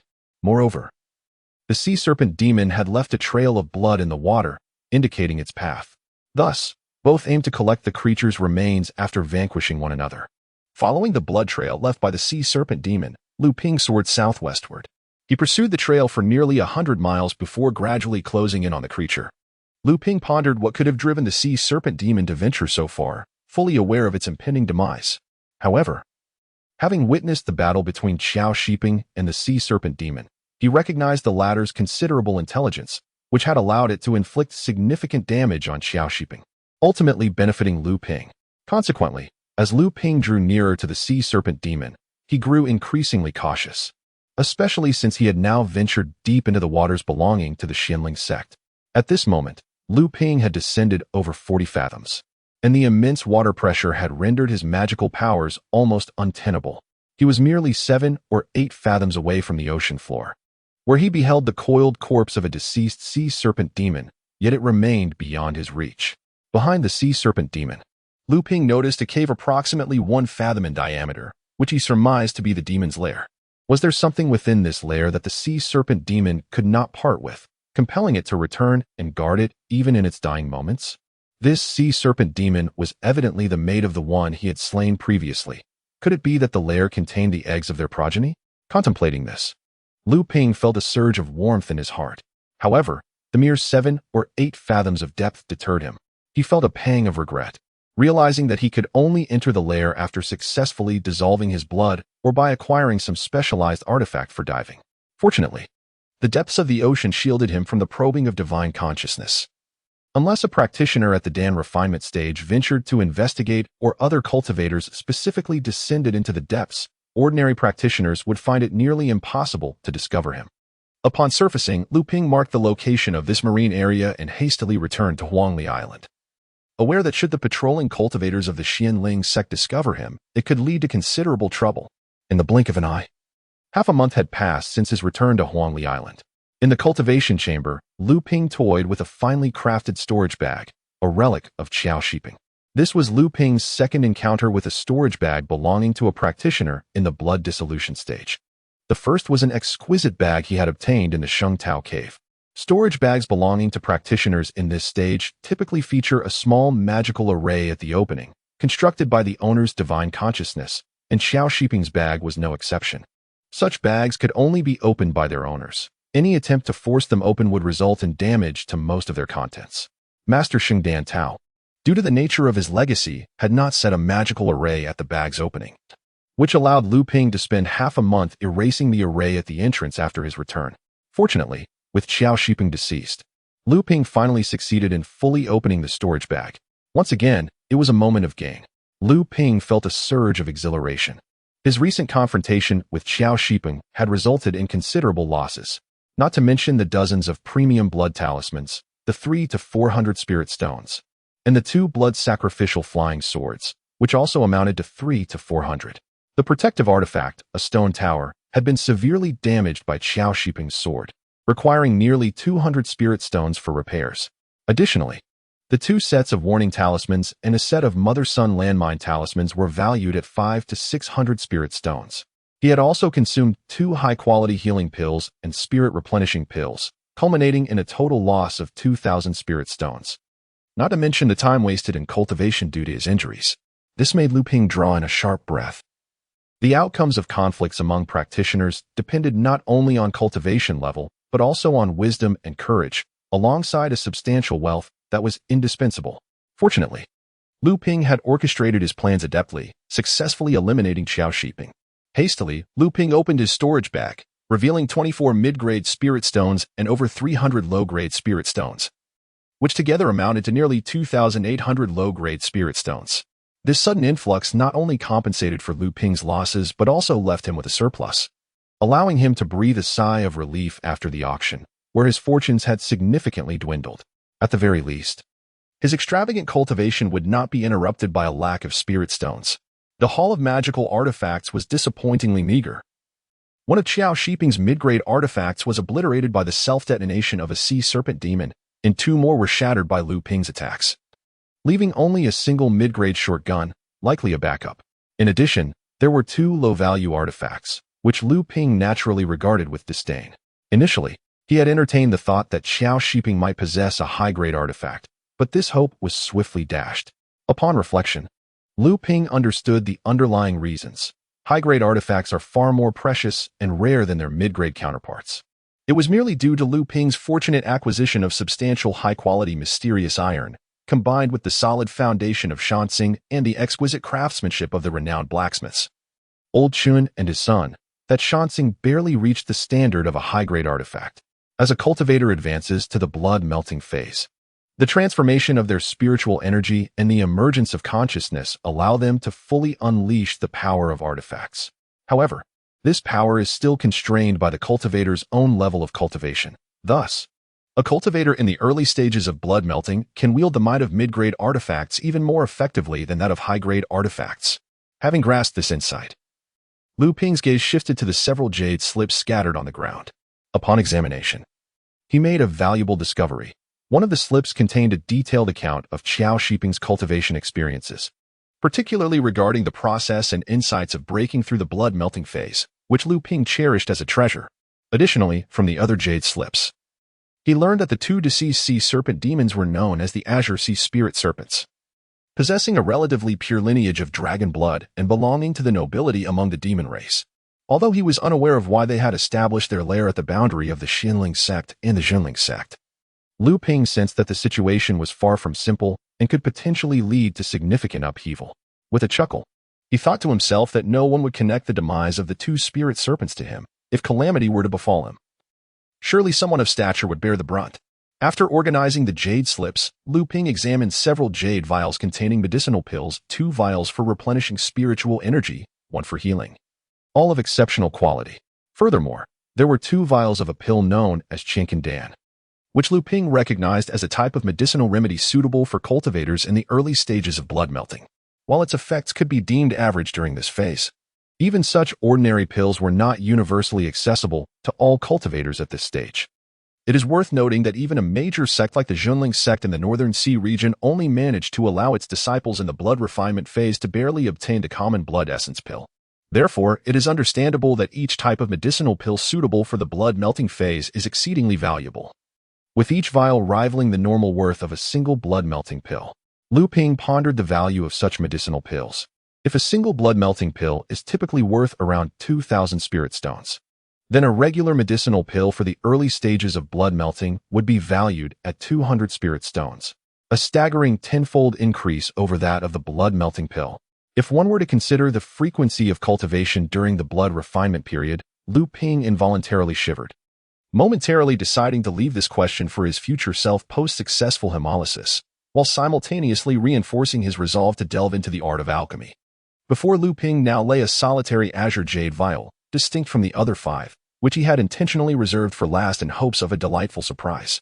Gently, he removed the herbal plug, and a familiar fragrance wafted forth, revealing the presence of a hemolysis pill. Luming already possessed 2 blood-dissolving pills. He had initially planned to prepare 3, but due to inciting public ire at the last auction, he was unable to succeed.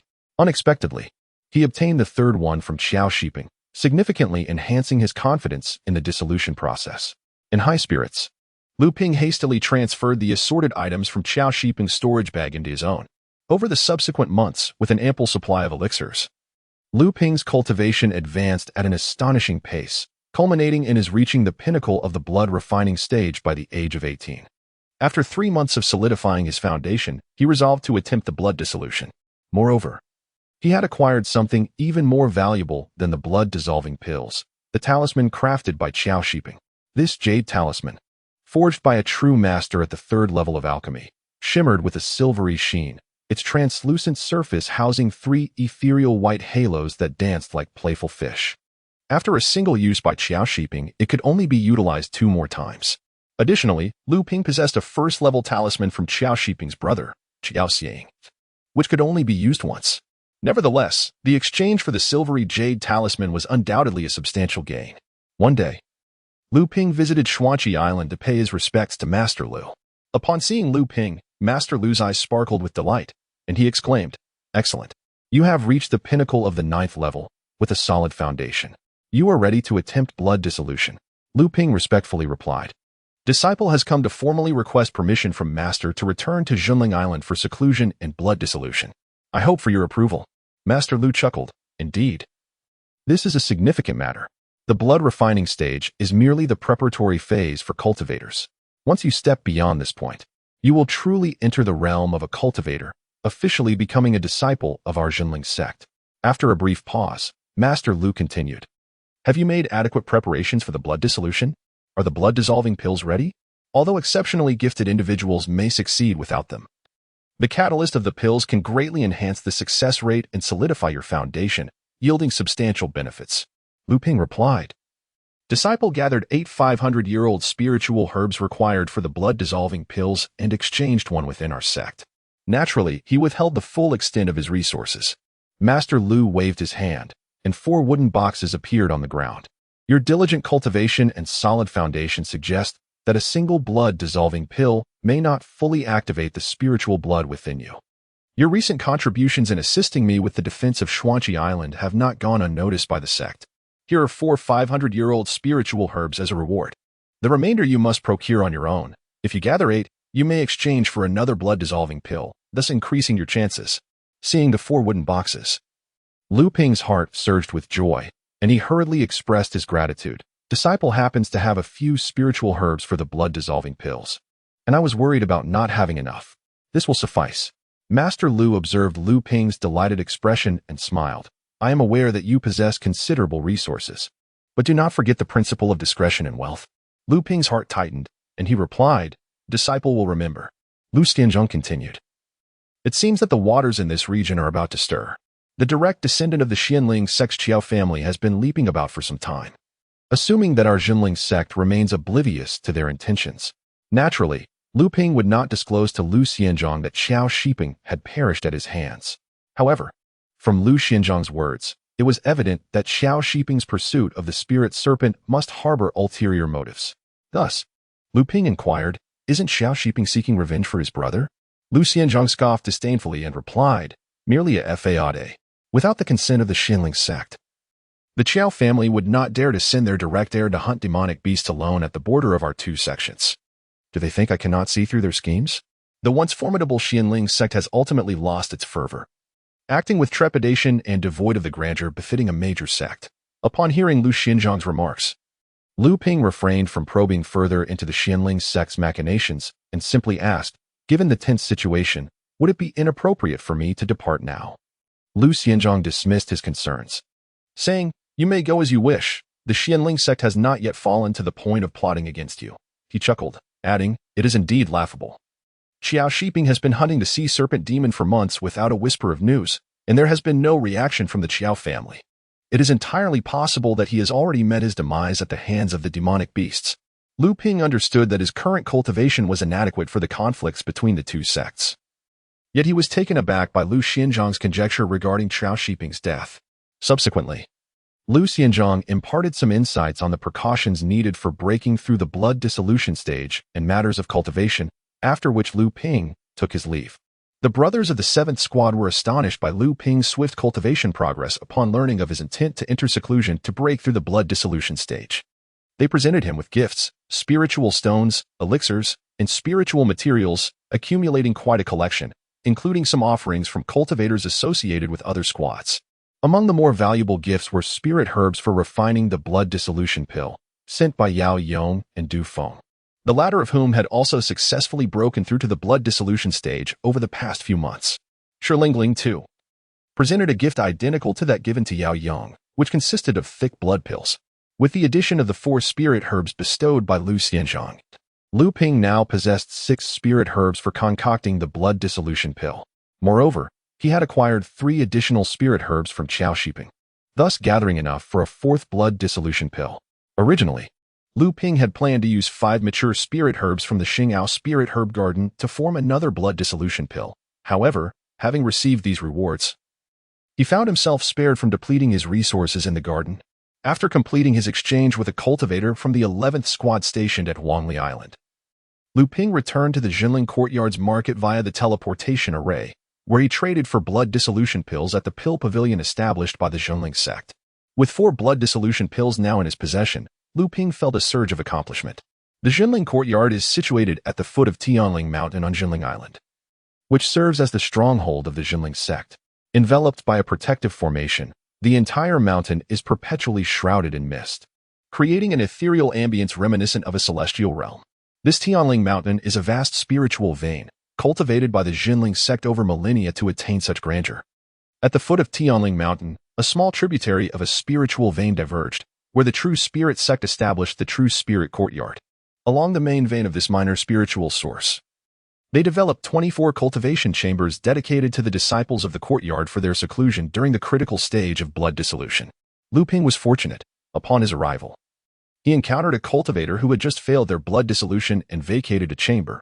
It is well known that these 24 cultivation rooms are highly sought after and seldom available.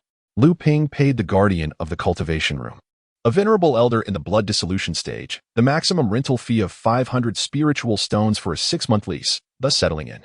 The chamber measured approximately 2 zhang on each side, furnished simply with a meditation cushion, a small bed, a bamboo chair, and a modest bookshelf. The floor was inscribed with a spirit-gathering array, continuously drawing the spiritual energy from the vein into the room. Lu Ping placed his spirit-gathering cushion at the heart of the array, amplifying the accumulation of spiritual energy within. Seated upon the spirit-gathering cushion, Lu Ping quietly felt the dense spiritual energy enveloping him. He held a blood dissolution pill in his mouth and gradually activated the blood dissolution transformation technique, aligning his state to its peak as he prepared for the final breakthrough into the blood dissolution phase. This technique, fundamental to the True Spirit Sect's blood refining period, is the culmination of countless generations of predecessors' rigorous refinement, addressing the foundational aspects, innate talent, and cultivation speed of practitioners. It is an essential method for most cultivators during the blood refining stage. After executing 36 cycles of the blood dissolution transformation technique, Lu Ping finally reached the pinnacle of the blood refining phase. He swallowed a blood dissolution pill, which dissolved instantly into a refreshing stream that flowed into his abdomen. Immediately, an irresistible surge of magical power spread throughout his body, subsequently absorbed by his blood and converted into his own magical energy. This power, imbued with an endless allure, seemed to ignite the 7 bloodlines within him, transforming them from harmonious companions into fierce adversaries, engaged in a tumultuous struggle. Lu Ping felt as though his blood was boiling, at times flowing like molten lava through his veins, and at others raging like a cold spring. His body oscillated between euphoric heights as if soaring among the clouds and despairing depths as though plummeting into the abyss. Most alarming was his heart, which, in a drunken frenzy, beat in chaotic disarray. It had shifted from a steady rhythm to a rapid tempest, only to slow again to a mere flutter, as if on the verge of ceasing altogether. Were it a mortal heart, it would have succumbed to death countless times over. Lu Ping understood this was merely the onset of blood dissolution, the beginning of a transformative rebirth. If he persevered, he would gain boundless horizons, extending his lifespan by over a century and earning formal recognition in the cultivation realm. Thus, he endured.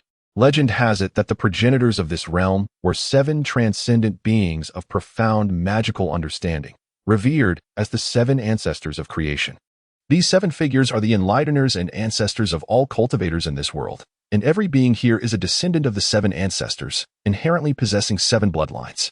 The 7 bloodlines are the Ping bloodline, the Luan bloodline, the Gui bloodline, the Yuan bloodline, the Jiao bloodline, the Hu bloodline, and the Chan bloodline. Whether one can be deemed a cultivator and enter the blood refinement stage hinges on the successful activation of the spiritual blood within one's body.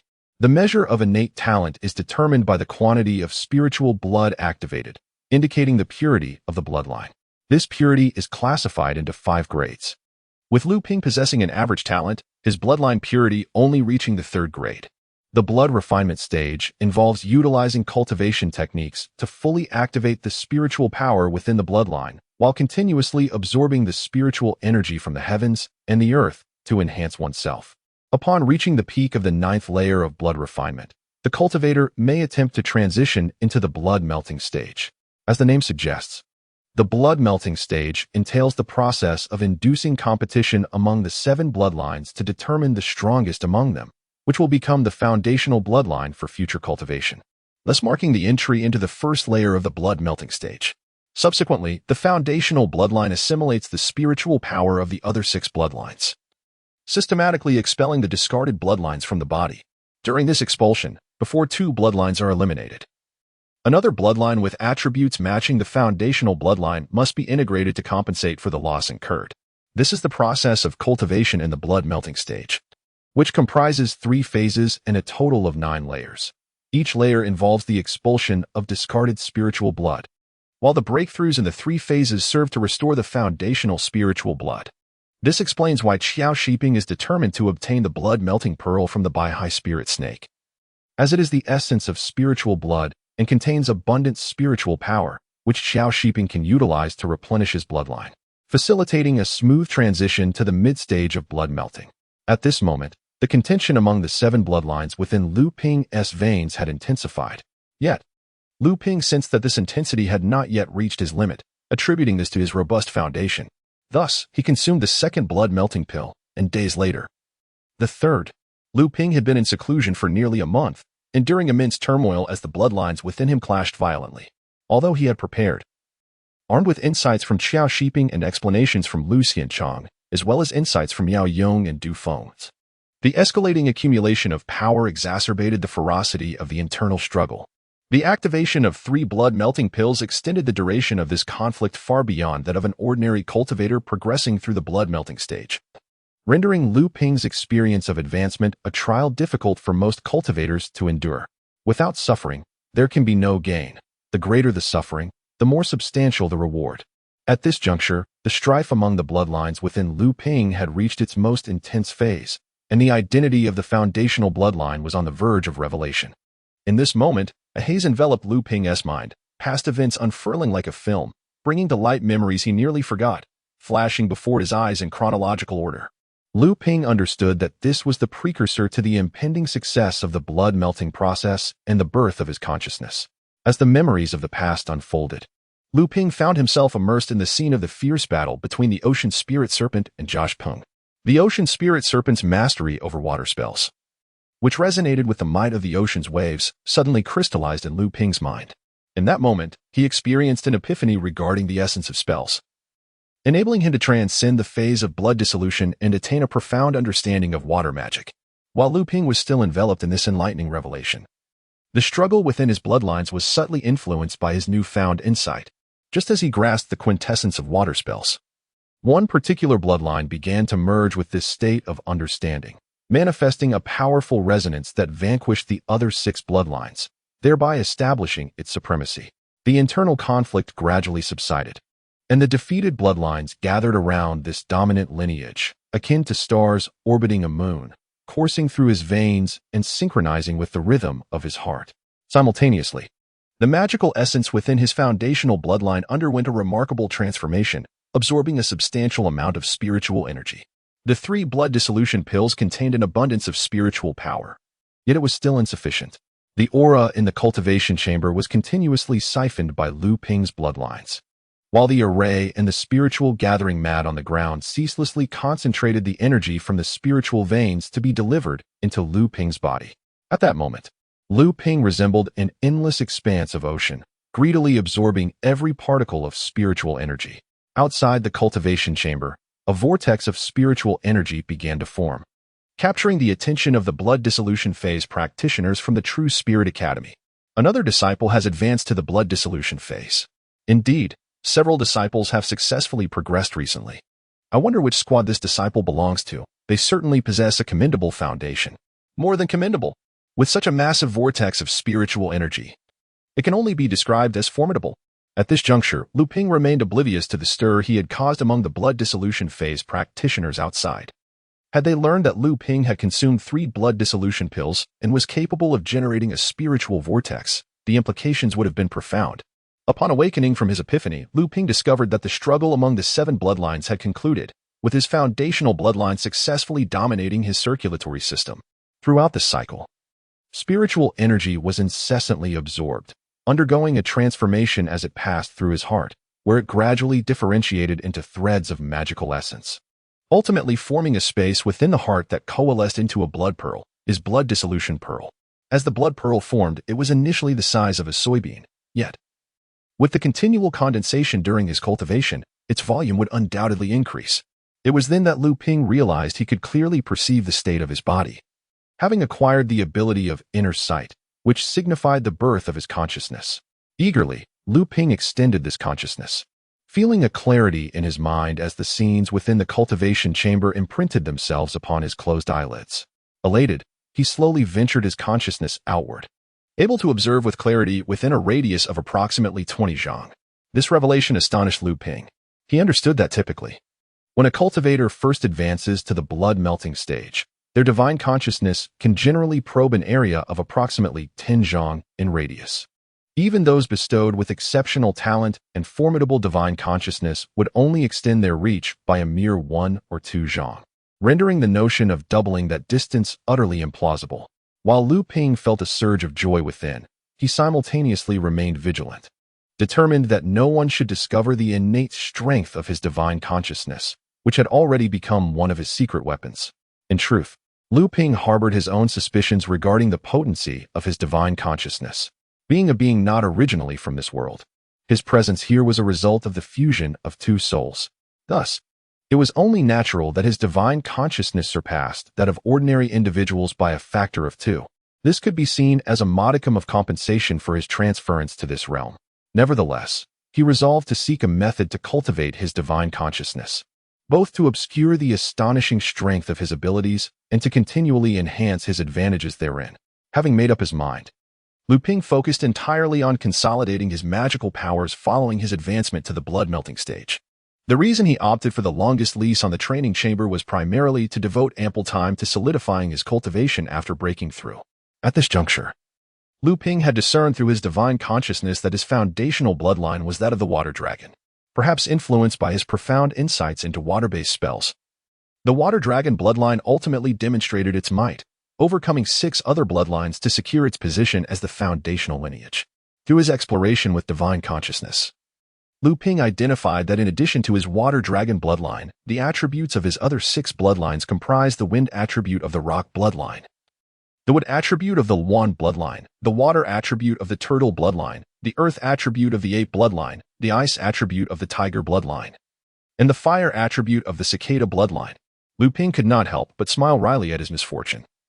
Only the turtle and tiger bloodlines shared compatible attributes with the dragon bloodline. Merging these 2 bloodlines would save considerable time and energy, offering significant benefits for his cultivation. Conversely, the other 4 bloodlines would not only require substantial effort to integrate, but also pose the risk of compromising the purity of his foundational bloodline, directly impacting Luming's journey in pursuit of longevity. As Luming settled his mind to observe the circulation of his bloodlines through divine consciousness, an unexpected disturbance arose among the originally distinct 7 bloodlines. The sudden upheaval caught Luming off guard. The dominant dragon bloodline inexplicably launched an assault on the turtle bloodline, causing the previously tranquil bloodlines to become agitated. Initially, Luming assumed that his robust accumulation of energy, combined with the catalyst of 3 blood-melting pills, was prompting the dragon bloodline to merge with the turtle bloodline, thereby expelling the redundant turtle bloodline and allowing him to ascend directly to the second layer of the blood-melting stage. Although such occurrences were rare, they were not without precedent. However, Luming soon realized his mistake. The proactive dragon bloodline was not seeking to assimilate the magical energy of the turtle bloodline, but rather aimed to completely devour it. If one were to assimilate the magical essence of the tortoise bloodline, it would be rendered obsolete. Yet, the bloodline would persist, and the foundational bloodline would, to some extent, inherit certain characteristics of the tortoise bloodline. This act of devouring would signify a complete plunder of the tortoise bloodline's magical power, leaving no trace behind, implying that Lu Ping would no longer possess the tortoise bloodline within him. Such an imperious act of consumption naturally incited fierce resistance from the tortoise bloodline. After all, the previous contest among the 7 bloodlines was merely a matter of victory and hierarchy, rather than a struggle for survival as it was now. The tortoise bloodline struggled vehemently, and the other 5 bloodlines also felt a sense of danger, becoming agitated and showing a tendency to unite against the foundational bloodline. At this moment, Lu Ping felt an overwhelming sense of loss of control over his bloodline. His consciousness was intricately connected to the foundational bloodline, allowing him to deeply sense a mysterious force within it. This enigmatic power seemed to have existed alongside his consciousness from the moment of its inception, as if it were innately tied to his soul. Suddenly, Lu Ping experienced a moment of enlightenment. This mysterious force might be profoundly linked to his arrival in this world. This thought flickered briefly in Lu Ping's mind, but he could no longer afford to ponder it, as the conflict between the 2 bloodlines had reached a fever pitch. Although the foundational bloodline held the upper hand, completely assimilating the tortoise bloodline would not be an easy feat even if the foundational bloodline were to succeed ultimately. It would likely suffer significant depletion, adversely affecting Lu Ping's cultivation. Contemplating this, Lu Ping produced his last hemolytic pill, gritting his teeth, knowing that success or failure hinged upon this decisive moment. Upon swallowing the 4th hemolytic pill, it instantly transformed into a torrent of vital energy, which was absorbed by the foundational bloodline. With this newfound aid, the foundational bloodline surged with vigor, gradually overpowering and consuming the tortoise bloodline. Lu Ping felt as if his magical power had doubled instantaneously, and the space within his heart where the hemolytic pearl resided expanded significantly, growing from the size of a mung bean to that of a peanut. With every gesture, he was accompanied by a formidable surge of magical energy, as if his words were manifesting reality. Elated, Lu Ping momentarily forgot the potential consequences of the bloodline transformation, feeling an unprecedented surge of confidence. However, he soon regained his composure, realizing that despite the doubling of his magical power, his cultivation had not ascended to the 2nd tier of hemolysis. The space within his heart still contained only 1 hemolytic pearl, albeit now considerably larger. While this situation rendered Lu Ping nearly unparalleled among cultivators of his rank, the substantial foundation required him to invest more time than ordinary practitioners to refine his magical energy for further advancement. With one of the 7 bloodlines mysteriously diminished without a corresponding elevation in his cultivation, Lu Ping pondered whether this would affect his future progress. Perhaps, in the grand scheme of things, one must sacrifice to gain, at least in the long run. A robust foundation would serve as a stepping stone for a longer journey toward immortality. Yet, he had to race against time, striving to ascend to the next level of cultivation before his lifespan concluded, in pursuit of a longer existence, until he could attain eternal life. This was the solace he offered himself. At this moment, Lu Ping had been in seclusion within the cultivation chamber for 2 months. He then dedicated an additional 2 months to thoroughly solidifying his cultivation at the blood melting stage before finally emerging. Although he could have utilized the spiritual veins here for a full 6 months of training, Lu Ping found himself at a disadvantage, lacking the appropriate cultivation techniques for the blood melting stage, thus unable to continue his practice. The blood melting transformation technique was an exceptional method for practitioners at the blood refining stage, yet it proved ineffective during the blood melting phase.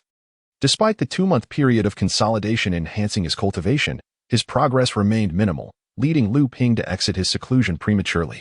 Upon his emergence, Lu Ping was swiftly escorted by the elder overseeing the spiritual vein cultivation chamber to the residence of Xianyong, the esteemed head of the True Spirit Courtyard. Lu Ping was uncertain whether all disciples advancing to the blood melting stage received an audience with Xianyong, but this marked his first private meeting with a practitioner of the alchemy stage. Although he had previously seen Xianyong from a distance, he had never been close enough to discern his features. Xianyong appeared as amiable and approachable as ever. Upon noticing Lu Ping approaching to pay his respects, his eyes brightened with evident delight, and he chuckled, "Isn't this the illustrious leader of our courtyard S7 brutes? Truly remarkable." Lu Ping, witnessing Xianyong's genial nature, felt his earlier anxiety dissipate into thin air. In response to the elder's praise, he replied with a smile, "You flatter me, revered elder. I am but a dullard, largely benefiting from the rigorous teachings of Elder Lu and the considerable support from my seniors. Pleased by Lu Ping's relaxed demeanor, far less constrained than that of typical disciples, Xin Yong remarked, Elder Lu Ziyuan leads with great skill. The 7th squad has shown remarkable progress. Over the past 2 years, 3 disciples have successfully transitioned to the blood-melting stage. And I hear there is a female disciple named Zhenling in your squad who also has promising prospects. Indeed, Lu Ping affirmed. Senior sister Zhenling is exceptionally talented and has been a great help to me. Xian Yong chose not to dwell on this topic further, but instead advised. Now that you are a practitioner at the blood-melting stage, you have naturally attained the status of an inner sect disciple. However, do remember to remain diligent. The blood-melting stage is merely the true beginning of your cultivation journey. Xian Yong then shared various intriguing anecdotes from the cultivation world, often speaking while Lu Ping listened attentively. Occasionally, Xian Yong would inquire about Lu Ping's views on certain cultivation matters. After a moment of contemplation, Lu Ping would express his thoughts, to which Xian Yong would respond with a knowing smile and a nod. Leaving Lu Ping uncertain whether his answers constituted a test from the sect, he could only speak candidly. Finally, Xian Yong broached the subject of Lu Ping's cultivation, inquiring about the nature of his bloodline and its attributes. After hearing Lu Ping's response, he pondered, a water attribute dragon bloodline? Our sect has thrived for millennia, boasting a comprehensive array of cultivation techniques for various bloodlines and attributes. However, each technique possesses its own merits and distinctions, so one must exercise caution in their selection. Feeling a tightening in his chest, Lu Ping recognized that this conversation was of paramount importance. He hastily implored, I humbly seek your guidance, revered elder. The esteemed Master Xian Yong smiled and remarked, our sect possesses 5 profound legacies, renowned for the potential to cultivate to the exalted realm of spirit transformation. However, only our esteemed predecessor, the Elder Taikan, achieved this pinnacle 8,000 years ago through the Xian Yuan water control technique, which has since become the foremost of our 5 legacies. The remaining 4 techniques were painstakingly gathered and refined by our ancestors over generations. In the span of over 10 millennia, only Elder Taikan has emerged as a practitioner of the spirit transformation realm from our sect. Yet, these 4 techniques have also been utilized by practitioners beyond our sect to attain the spirit transformation state. Otherwise, our predecessors would not have invested such effort in their collection. Lu Ping had never been aware of such profound secrets within the true spirit sect. Realizing that it was due to his current status as an inner disciple that granted him this newfound insight, Master Xian Yong continued, among these 5 legacies, there exists a cultivation method associated with the bloodline of the flood dragon, but it is suited for the attributes of wind and fire, which does not align with your water affinity. Upon hearing this, Lu Ping felt an immediate wave of disappointment. Observing Lu Ping's countenance, Master Xian Yong, cognizant of his thoughts, spoke earnestly, do not be disheartened. All cultivation methods ultimately lead to the same destination, rooted in the teachings passed down from the 7 ancestors of creation. Although our sect lacks a true legacy for cultivating the flood dragon bloodline to the spirit transformation realm, we do possess the water flood dragon technique that can lead to the Dharma aspect realm. After a brief pause, Master Xian Yong added, if you are determined to achieve spirit transformation, you may very well complete the technique yourself. In doing so, our sect will possess 6 grand legacies, enriching our foundation, and you shall carve your name into history, leaving future disciples of the true spirit sect in admiration. Lu Ping, upon hearing Master Xian Yong's words, realized that his opportunity to ascend to the spirit transformation realm was not hindered by the attributes of his bloodline. However, the task of refining the technique was fraught with challenges. The fact that only one practitioner had emerged from over 10 millennia of lineage and that merely 5 complete methods existed underscored the enormity of this undertaking. Upon departing from Master Xian Yong's abode, Lu Ping found himself in possession of a jade token, signifying his status as an inner disciple of the true spirit sect. This token represented his identity and served as a credential for entering and exiting the sect's residence at Tianling Mountain, accompanied by one of Master Xian Yong's disciples. He soared toward Tianling Mountain. Upon entering the blood-melting phase, a notable characteristic was that Lu Ping could now fly unaided by any magical artifacts. Clearly, he had yet to acclimatize to this new mode of flight. His companion, Wu Xinyu, floated gracefully in the air, his robes billowing with an ethereal elegance, while Lu Ping floundered awkwardly, resembling a kite with a severed string, a rather uncomfortable sight. After considerable effort, Lu Ping managed to stabilize himself and smiled at Wu Xinyu, who awaited him ahead, saying, I apologize for the spectacle, senior brother. I have only just reached the blood-melting phase and am still adjusting. Wu Xinyu chuckled in response. You are doing quite well, junior brother. When I succeeded in the blood-melting phase, I was far worse than you, taking a whole day to adapt. By the way, now that you are a practitioner of the blood-melting phase, there is no need for you to consider yourself a junior. Luming acknowledged with a smile. Your words are wise, senior brother. In the blink of an eye, the two arrived at the foot of Zhenling Mountain. Upon displaying their respective identity tokens, the swirling mist enveloping the mountain parted, revealing a path leading upward. At the entrance stood two practitioners in the blood dissolution stage, who evidently recognized Wu Xinyu and greeted him. Thus, the two ventured into the depths of Zhenling Mountain shrouded in mist. This marked Luming's inaugural visit to Zhenling Mountain, and naturally he was filled with curiosity. Wu Xinyu, perceptive to this, noted that their pace was leisurely. Flying was prohibited for practitioners in the blood dissolution stage, allowing Luming ample opportunity to savor the mountain scenery. However, Luming felt a tinge of disappointment. In his mind, the Zhenling Sect, as a prominent faction of the North Sea, should have grand pavilions and a celestial ambience. Yet, what unfolded before his eyes resembled a vast farm. As they journeyed, the spiritual energy permeating Zhenling Mountain was indeed abundant. Nevertheless, aside from the caves established by the disciples of the Zhenling Sect, most of the terrain had been cultivated into various spiritual herb gardens, teeming with diverse spiritual plants and materials. These gardens were safeguarded by an array of formations. Though their protective strength was modest, evidently designed merely to deter wandering practitioners from intruding. Observing Luming's expression, Wu Xinyu chuckled. So, are you disappointed? To be honest, I was quite astonished on my first visit too.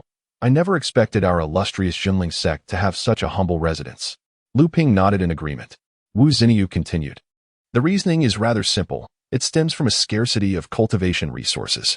Thus, every location where spiritual energy converges must be transformed into a site for the growth of various spiritual materials. Zhenling Mountain, possessing a substantial spiritual vein, boasts countless energy convergence points. Therefore, aside from the caves constructed by our disciples, the remaining areas must be utilized for the establishment of spiritual herb gardens and granaries. Luming, absorbing Wu Xinya's explanation, felt a profound shift within, gaining an intuitive understanding of the cultivation realm. Even matters that had previously eluded his comprehension now seemed illuminated. As they conversed while walking, they soon reached the mountain's midsection.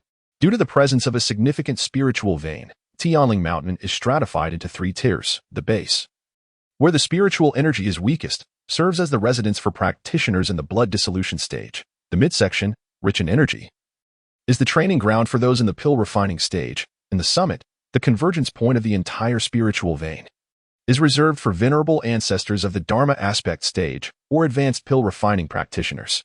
At the mountainside stood a grand hall constructed of blue bricks and green tiles, exuding a hint of celestial charm. Wu Xinyu pointed to the hall and remarked, "Here we are. This is where our sect handles daily affairs. All matters pertaining to your status as an inner disciple will be managed here." Luming gazed at the elegantly designed hall and inquired, "Is the sect's leader present here?" Wu Xinyu smacked his forehead and replied, "I forgot to mention, our sect does not appoint a leader. Daily affairs are conducted within this Zhenling Hall, while significant matters are deliberated and decided upon by our venerable ancestors." Upon entering the hall, Wu Xinyu led Luming to a chamber in the rear and remarked, "In the past year, it has been my esteemed master, Xian Yuan, who has been on duty here. Like my master, he possesses the cultivation of the third layer of Dan forging." As he spoke, Wu Xinyu rapped lightly on the door, announcing, "Master Xian Yuan, your disciple Wu Xinyu is here to pay his respects," accompanied by Luming. A languid voice emerged from within, "Come in. I've heard you rambling outside for quite a while." Wu Xinyu exchanged a smile with Luming, and the two entered the room. Luming beheld a middle-aged cultivator, bleary-eyed, seated at a table, reclining in a chair. In his right hand, he cradled a sizable gourd of wine, taking hearty swigs.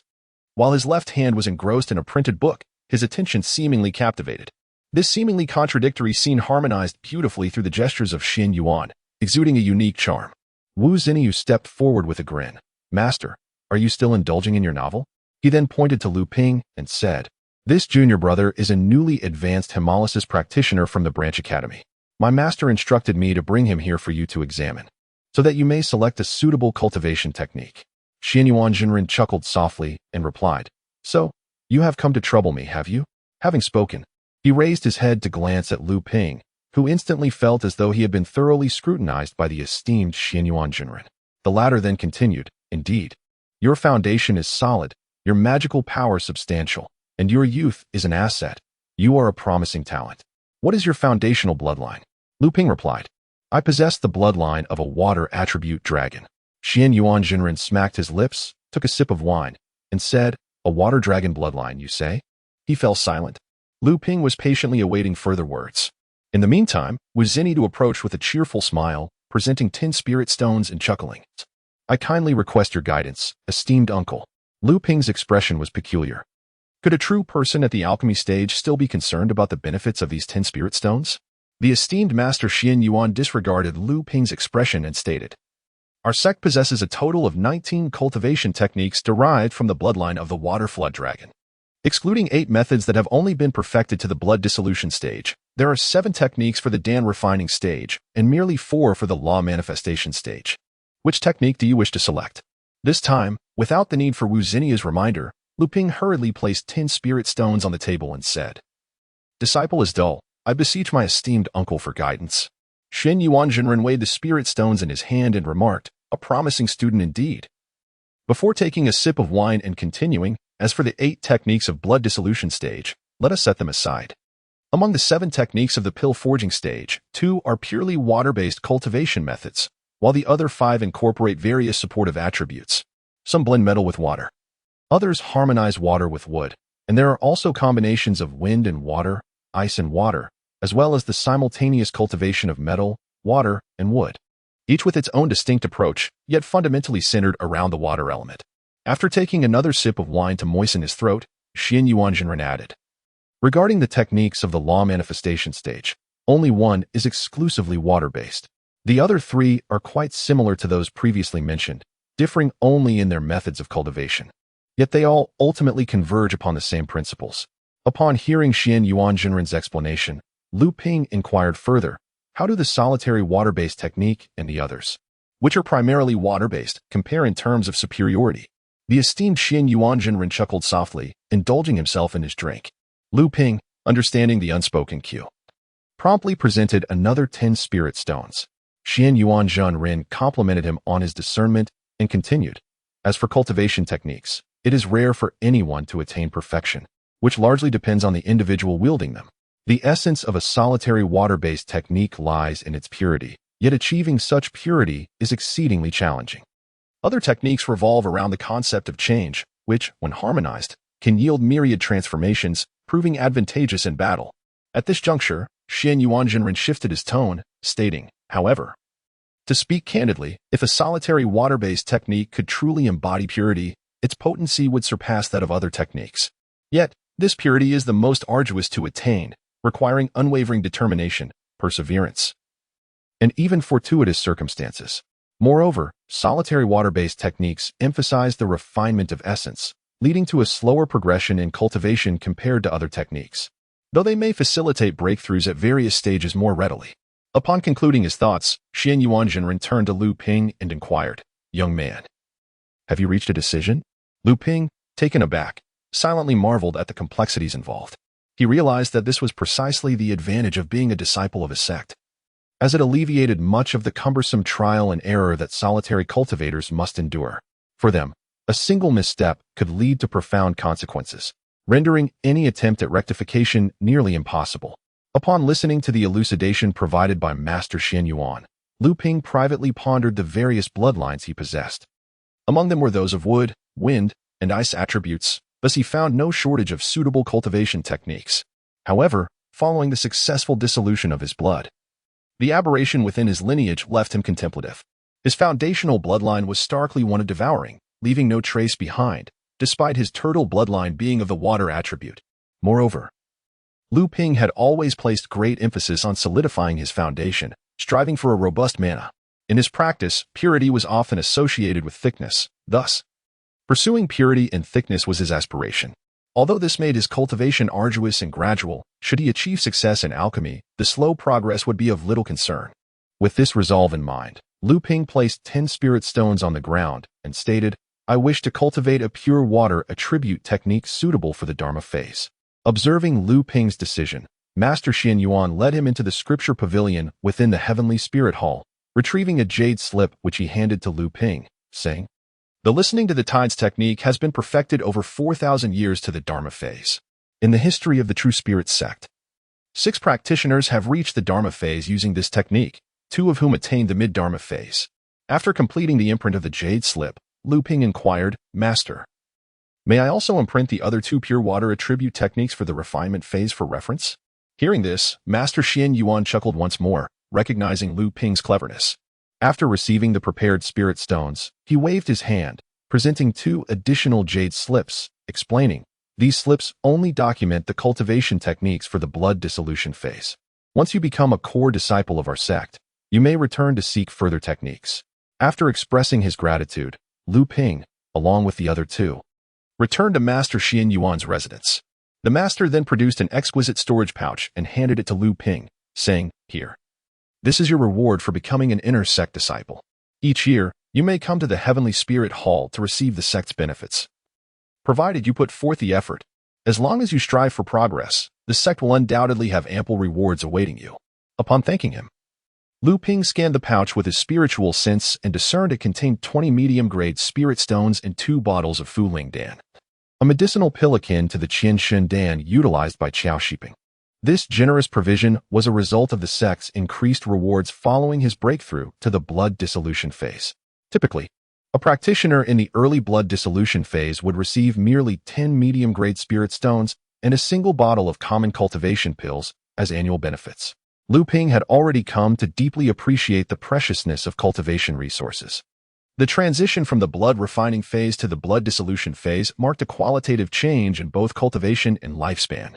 Conversely, in terms of cultivation resources, this transition reflected a shift from abundance to scarcity. From this moment forward, you shall be recognized as a 3rd-generation disciple of the True Spirit Sect, Master Xian Yuan declared. Indeed, the title of 3rd-generation disciple shall be prefixed with Z, and henceforth, your Dharma name shall be Lu Ziping. Additionally, he granted Lu Ping the right to establish a cave dwelling on Tianling Mountain. However, he could also choose to open a cave dwelling outside of Tianling Mountain within the sect's jurisdiction, which would forfeit his right to establish one on the mountain. Though the sect would compensate him in terms of benefits, Lu Ping pondered for a moment, reflecting on the myriad of matters he preferred to keep away from the prying eyes of others. After all, within the Shangtang cave on the Reef Island, there existed a diminutive spiritual vein, which, although not comparable to the grand spiritual vein of Tianling Mountain, was nonetheless exclusively his own. It was not in the slightest inferior to establishing a cave dwelling atop Tianling Mountain. Thus, he declared, "I do not intend to establish a cave dwelling on Tianling Mountain." Master Xian Yuan did not inquire further into his reasoning but simply responded, "Oh, in that case, you will receive an additional 12 medium-grade spirit stones each year." With that, he tossed the spirit stones to Lu Ping. He then picked up a novel from the table and resumed reading, casually remarking, "That is all there is to it. You may enter the scripture repository to see if there is anything you require, but do refrain from examining anything that is under restriction. By the way, once your cave dwelling is completed, be sure to report back here." With that, he paid no further attention to Lu Ping and his companion. The 2 lingered in the scripture repository for a while longer before finally departing from the Tianling Palace and descending the mountain. Along the way, Wu Zenia could not restrain his curiosity and asked, "Junior brother, why do you choose not to construct a cave dwelling on Tianling Mountain? It would greatly benefit your cultivation." Lu Ping had anticipated such an inquiry and replied, "There are too many people on Tianling Mountain.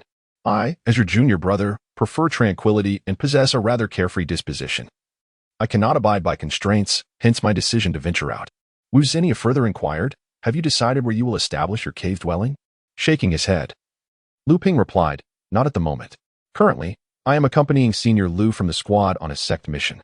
Even if I were to establish a cave dwelling, I would still need to remain on Huangli Island for another year. Thus, I shall not dwell on such matters for now." Seeing that Lu Ping was well prepared for these questions, Wu Ziniu refrained from pressing further and said, "Then focus on your cultivation. Once you reach the 4th layer of the blood melting stage and enter the mid-blood melting phase, you will be eligible to take on a master.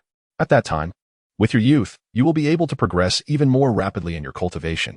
Lu Ping laughed heartily and said, "I appreciate your kind words, senior brother. The True Spirit Sect places great emphasis on nurturing the younger generation while also fostering their independence. Thus, in the first decade at the True Spirit Academy, disciples essentially lead a life akin to compulsory education. Only after becoming third-level disciples do they begin undertaking practical missions under the guidance of senior practitioners. Once they reach the blood melting stage, prior to advancing to the mid-blood melting phase, all progress must rely on the disciples' own efforts and exploration of their cultivation. Only upon reaching the mid-blood melting phase can they take on a master for guidance, thereby becoming elite disciples of the sect. This approach not only cultivates a spirit of independent exploration among disciples, but also ensures that each cultivator's path is unique, as personal circumstances differ. A teacher can only provide guidance. They cannot make decisions for their disciples. Otherwise, such disciples rarely achieve great success. Moreover, should a disciple stray in their cultivation, a teacher can still intervene and offer remedial support after they enter the mid-blood melting phase. After emerging from the celestial spirit mountain, Luming returned to his rented cultivation chamber. Although he had acquired a cultivation technique and grasped many aspects of the blood dissolution period, his knowledge had become disordered upon entering this phase. He recognized the necessity of organizing his insights and formulating a clear cultivation plan for the upcoming period, which required considerable preparation. Seated upon the spirit gathering mat, Luming meticulously contemplated the Linhai technique in his hands. While several jade slips lay before him, these contained the blood dissolution period techniques of other pure water lineage bloodlines, transcribed from the scripture pavilion for his convenience. In fact, Luming also possessed a jade slip detailing the alchemy period cultivation technique, which he had obtained from Qiao Shiping. This technique, named Fuyo Jutian Divine Skill, was a method that harmonized wind and water, specifically tailored for the Peng bloodline.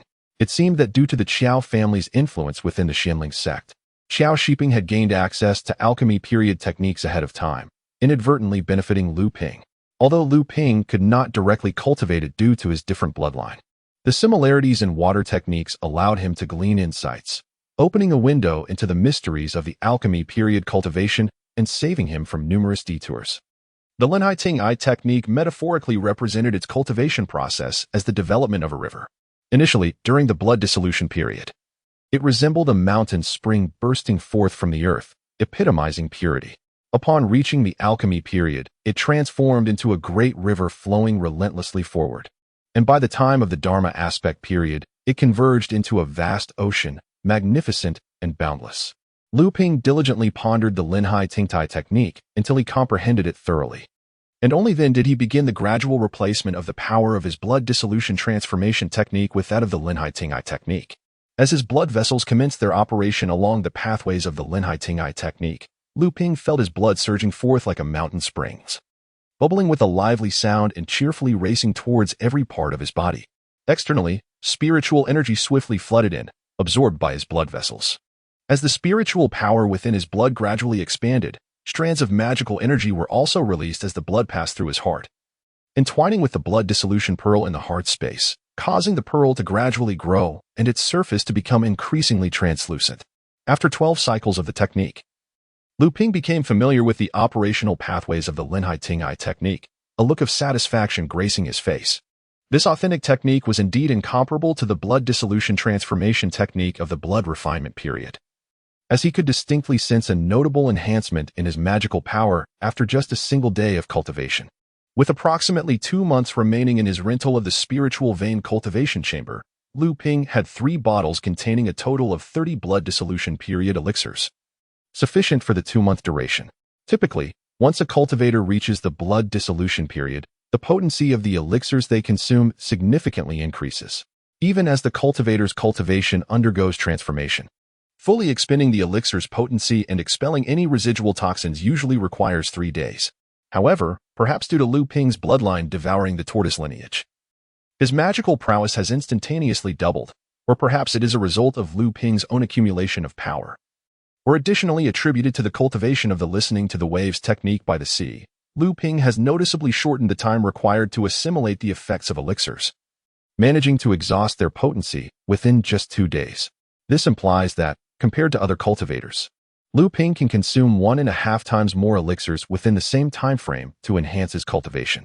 This is undoubtedly favorable for Luming, as he follows a purely water-based cultivation path, which, while minimizing risks associated with practice, inherently results in an exceedingly slow progression of the technique itself. Consequently, Luming enjoys a distinct advantage in the consumption of elixirs. However, this necessitates a significant breakthrough in his alchemical skills. Following the absorption of the tortoise bloodline of the same attribute, Luming's foundational bloodline now holds an absolute advantage over the remaining 6 bloodlines. This scenario was originally anticipated to manifest only when a cultivator progressed to the second layer of blood fusion, amalgamating multiple bloodlines. Luming remains uncertain about the fluctuating state of his bloodline, yet he harbors a reluctance to seek counsel from others. Deep within, he is acutely aware of the precariousness of his situation and wishes to keep the secrets of his existence hidden from others, particularly the additional 20 years of experience embedded within his soul that surpasses his actual age. 2 months later, having made significant advancements in his cultivation, Luming emerged from seclusion to express his gratitude to Master Xian Yong, only to learn that Master Xian Yong had departed for Shuanqi Island. Accompanied by Wu Xinyu and a cadre of senior cultivators and third-level disciples who had reached the late stage of blood refinement, Luming instinctively sensed that unrest was brewing on Shuanqi Island, especially after he had consecutively eliminated the Qiao brothers, causing the Qiao family of the Zhenling Sect to lose 2 direct heirs. It would indeed be peculiar for the Zhenling Sect and the Qiao family to remain unresponsive. Surprisingly, it has been nearly half a year since these events, and the Zhenling Sect has only now begun to stir, rendering Luming to perceive their reactions as rather sluggish.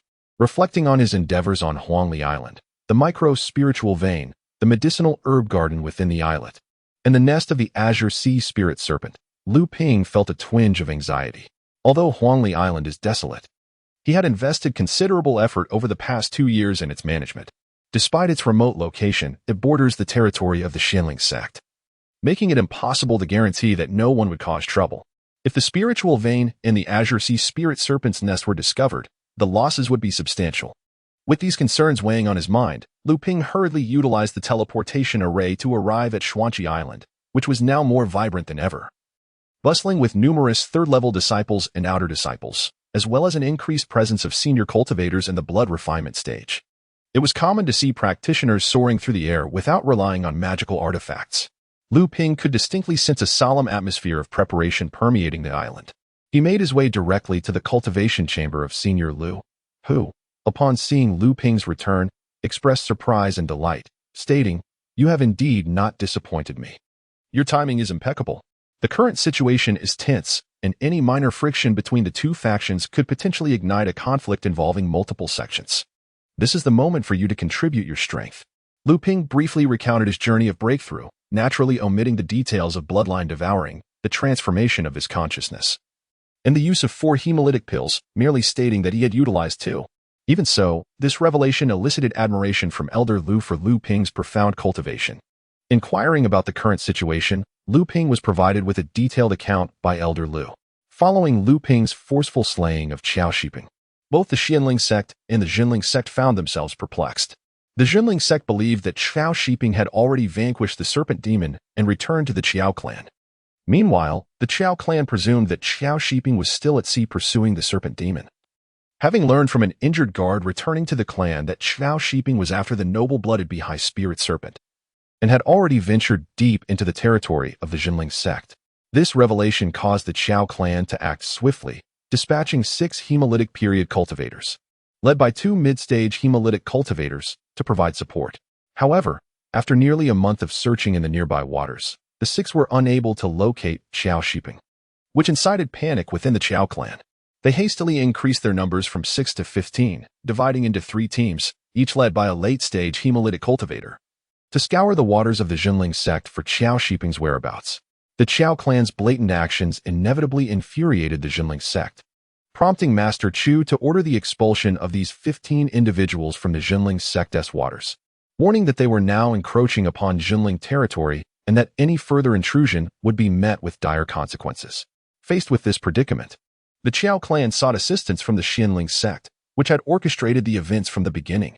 With Qiao Shiping's disappearance, the Zhenling Sect found themselves unprepared and quickly accused the Zhenling Sect of plotting against the Qiao clan's heir. Naturally, the Zhenling Sect would not be outdone.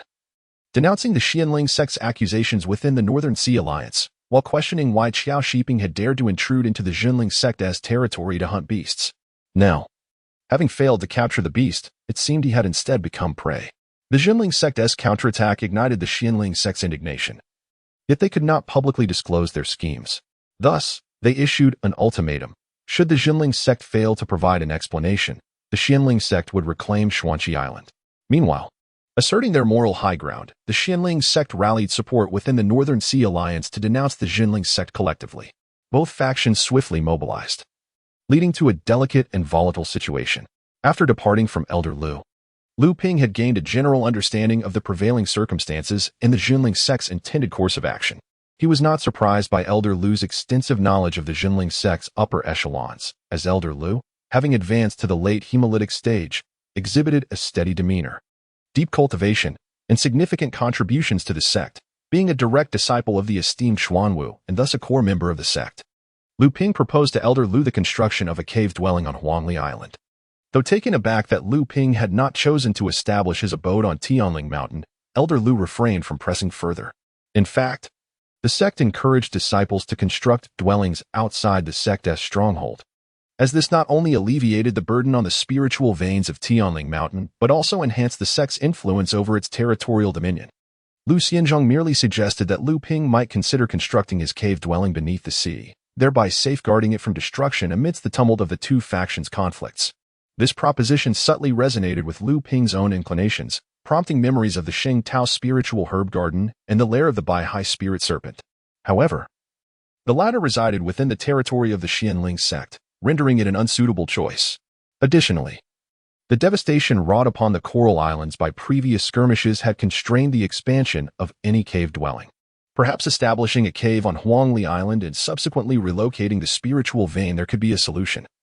Though the task of moving a spiritual vein is fraught with challenges, such movements inevitably produce tremors that might attract the attention of other cultivators. It would be prudent to proceed with caution, focusing first on the establishment of the cave. After entering the blood-melting stage, Lu Ping found his spiritual awareness to be twice as potent as that of ordinary individuals, and his senses were considerably heightened. He discerned several formidable auras enveloping Xuanqi Island, likely emanating from those at the Dan refinement stage, although he could not ascertain their precise numbers. Upon leaving Xuanqi Island, however, that overwhelming presence abruptly vanished, leaving Lu Ping both astonished by the capabilities of those at the Dan refinement stage and aware that it was likely part of a strategy aimed at the Zhenling Sect. The pervasive aura on Xuanqi Island served to bolster the confidence of the hundreds of cultivators present, dispelling any panic prior to the impending conflict. Simultaneously, the aura's confinement to the island prevented the Zhenling Sect from discerning the true intentions and arrangements of the Zhenling Sect, a misjudgment that could lead to their embarrassment. Lu Ping held a low opinion of the Zhenling Sect's actions. The rivalry between the two factions was fundamentally a struggle for resources critical to the path of cultivation. It was a well-known adage in the cultivation world that obstructing another's ascension was akin to committing fratricide, a situation that could only end in bloodshed.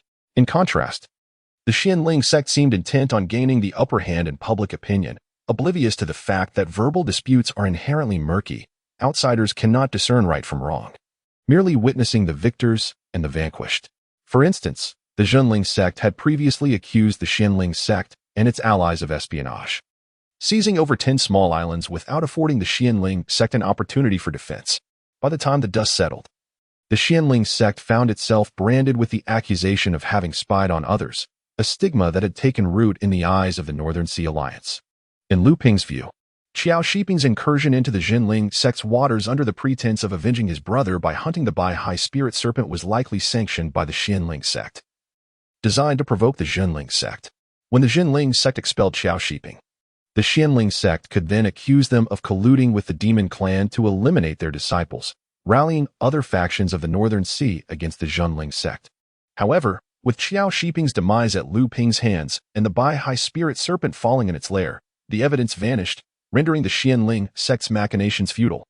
By the time the Zhenling Sect grasped the developments, the Zhenling Sect was already prepared.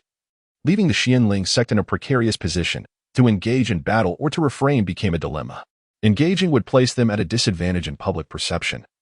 Refraining would mean suffering a significant loss without the courage to retaliate, thereby jeopardizing their dignity as the foremost sect in the Northern Sea.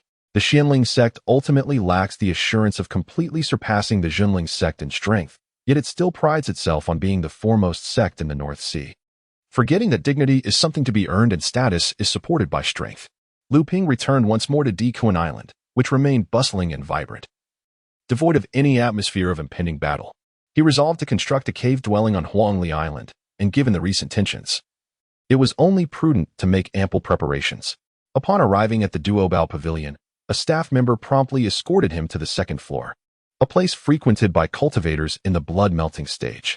A manager approached with a warm smile and said, "You seem rather unfamiliar, esteemed friend. This must be your first visit to our establishment?"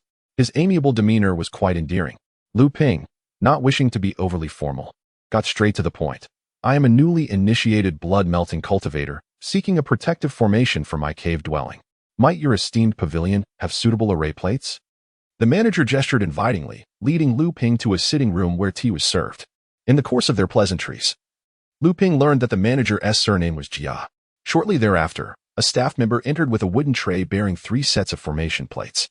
Manager Jia pointed to each set and explained, "Young friend Lu, these 3 arrays are among the finest for those in the blood-melting stage. The first set is inscribed with the minor 3 talents formation, which boasts formidable power and is simple to deploy, making it a common choice for cultivators guarding their cave abodes. The second is known as the Mirage in the Mist formation, which, while not particularly potent, excels in illusion and has its own peculiar efficacy, also easy to set up and relatively inexpensive. As for the third, it is the Glacial Killing formation, whose might rivals that of the minor 3 talents formation, yet due to its intricate setup and high consumption, it is seldom used by cultivators, and naturally, it is the most costly." Luming pondered briefly before inquiring, "What requirements do these formations impose on cultivators?" Manager Jia commended him, saying, "Young friend Lu is quite thorough in his considerations. The minor 3 talents formation has a broad applicability and imposes no special requirements. The Mirage in the Mist formation is best executed by those who cultivate wind, water, ice, or wood attributes. As for the Glacial Killing formation, it is suitable solely for cultivators of ice and water attributes."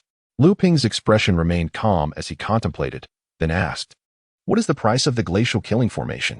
Manager Jia's face brightened at this inquiry, recognizing the potential in this customer, and replied, "This array is valued at 5,000 spirit stones.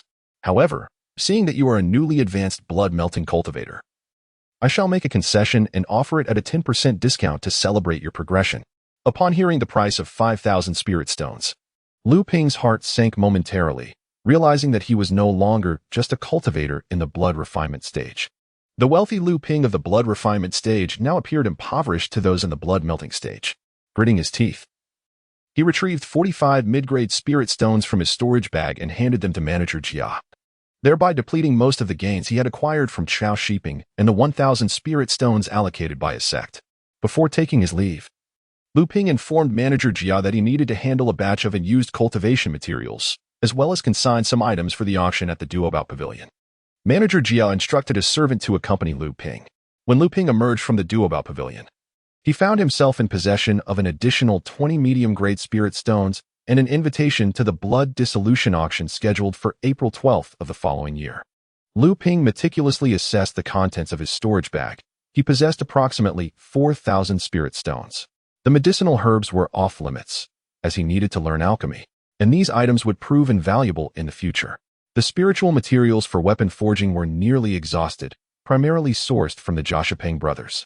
The talismans had been largely dealt with. The talismans suitable for the blood refining stage held little relevance for Luming now.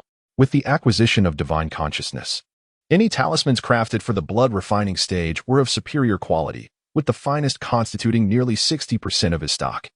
Several sets of warning talismans and landmine talismans had already been entrusted to an auction house for sale, alongside the 6 remaining thick blood pills and a few intermediate-grade magical artifacts that were no longer of use to him, items meant for the blood refining stage auction.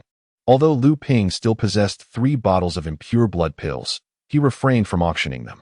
While the effects of the impure blood pills on his cultivation were minimal, they still offered some benefit, particularly given the scarcity of dissolving blood stage pills. Even a mosquito's leg is meat in such circumstances. Now, Luming began to comprehend why impure blood pills were so scarce during the blood refining stage. It was likely that cultivators of the dissolving blood stage had intercepted them. as blood refining stage cultivators stood little chance against their counterparts of the dissolving blood stage. Additionally, the 3 dissolving blood pearls from Joshua were a significant reason for Lu Ping's invitation. Otherwise, he would have had to expend spirit stones to purchase an entry ticket for the dissolving blood stage auction. Subsequently, he intended to attempt crafting talismans for the dissolving blood stage. Unlike before, these talismans would no longer be categorized by potency. All dissolving blood stage talismans bore similar power, though their frequency of use varied.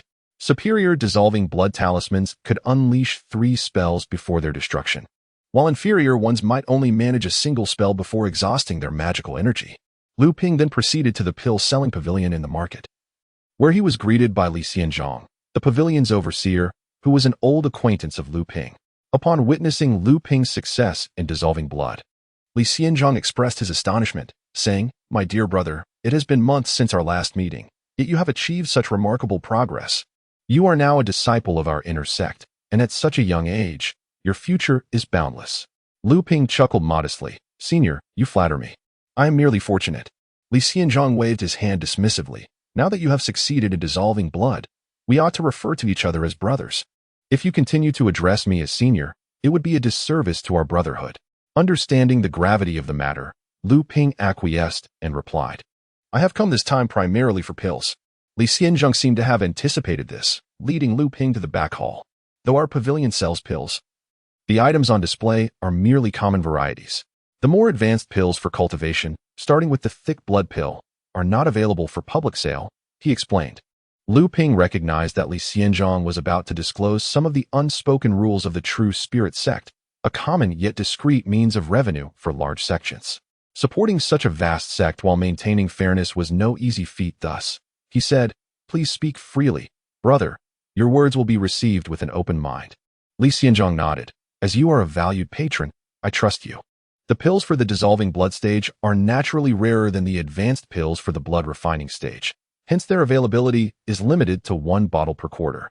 Lu Ping was aware of the challenges surrounding the supply of elixirs during the blood dissolution period, yet he was taken aback by the severity of the situation. Li Xianzhong, seemingly accustomed to such expressions, continued, "Moreover, due to the scarcity of spiritual herbs, we cannot provide them in bulk. We often gather the requisite herbs for a specific elixir and refine only that. Consequently, the elixirs supplied each quarter vary significantly, and even a bottle containing 10 elixirs may consist of several different types." At this point, Lu Ping was already left speechless by the revelations. Once Li Xianzhong concluded, he remarked, "So it is indeed this arduous. I am now even more eager. Please do share the price." Li Xianzhong smiled slightly. "As you know, the common elixirs during the blood dissolution period are generally valued at 10 times that of the thick blood elixir. However, the reality is that they are often priced yet unavailable. Therefore, the price for a bottle is set at approximately 1,200 spiritual stones.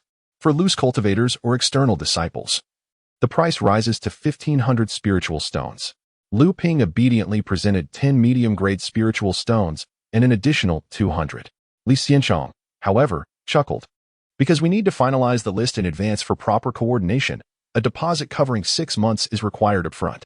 With no other choice, Lu Ping added another 1,200 spiritual stones. After receiving a bottle of Fu Ling Dan, identical to the benefits provided by the sect, he was also given a copper token, which bore the 2 characters Di Kuan on one side, with a depiction of a Dan furnace above. Li Xianzhong explained, "This token serves as your proof of purchase from the elixir pavilion. With this token, you will be able to procure elixirs from any elixir pavilion of our sect in a timely manner. I know you are acquainted with Su Zixian from the other courtyards market, but you need not think of procuring double portions of elixirs as you did during the blood refinement period. Supplies for elixirs above the blood dissolution level are uniformly managed. Once you register here, you will naturally be informed." Lu Ping smiled sheepishly, as he indeed harbored such thoughts. After a moment of hesitation, he inquired, "Senior brother, I wish to learn alchemy from the sect's alchemist. Do you think that would be possible?" Li Xianzhong seemed to anticipate this question, sighed, and said, "When I learned of the difficulties surrounding elixir supplies, my first thought was also to learn alchemy. Ultimately, however, I dismissed that notion and instead sought a position at the elixir pavilion. May I ask, what is the attribute of your bloodline after the blood dissolution?" Lu Ping, having gained some understanding of alchemy, could only smile awkwardly and replied, "I possess a water attribute." Li Xianchang shook his head. The path of the alchemist is one of noble standing, with strict codes of conduct and rigorous traditions. To become an alchemist, the foremost requirement is the attribute of the cultivator's bloodline, with a dual wood and fire attribute being the most desirable, followed by a pure wood or fire attribute.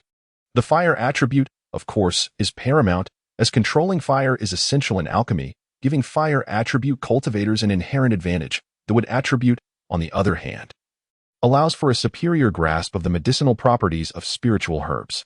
Additionally, one must consider the cultivator's comprehension, talent, and whether they have guidance from esteemed masters. Before becoming an alchemist, one must also have access to a substantial quantity of spiritual herbs for practice, which alone constitutes a significant expense. Thus, every alchemist is highly selective in choosing their disciples and typically engages in solitary transmission. Once a successor is chosen, they will devote their utmost efforts to their training. Lu Ping, still unwilling to give up, said, "I would like to give it a try. May I request some insights, or even a few formulas for alchemy from our sect's alchemist?" Master Li regarded Lu Ping and replied, "Very well. But I must dissuade you from your futile ambitions. Although some insights may be available, they are unlikely to be of high caliber. As for the formulas, they exist. Yet they encompass more than merely the necessary spiritual herbs for crafting a particular elixir. They meticulously detail the timing for introducing each herb during the alchemical process, the sequence in which they must be added, and the precise moments for their incorporation, among other intricate particulars. Consequently, each formula is rendered into a one-time use talisman that disintegrates upon examination. Therefore, each formula must be acquired with spiritual stones." Lu Ping nodded and remarked, "I shall refrain from burdening you with these trivialities, esteemed brother." After Lu Ping exited the Dan Pavilion, he proceeded to Old Chen's artifact shop. The scene within the shop remained much the same as during his previous visit. Old Chen was absent, yet Chen Lian recognized Lu Ping.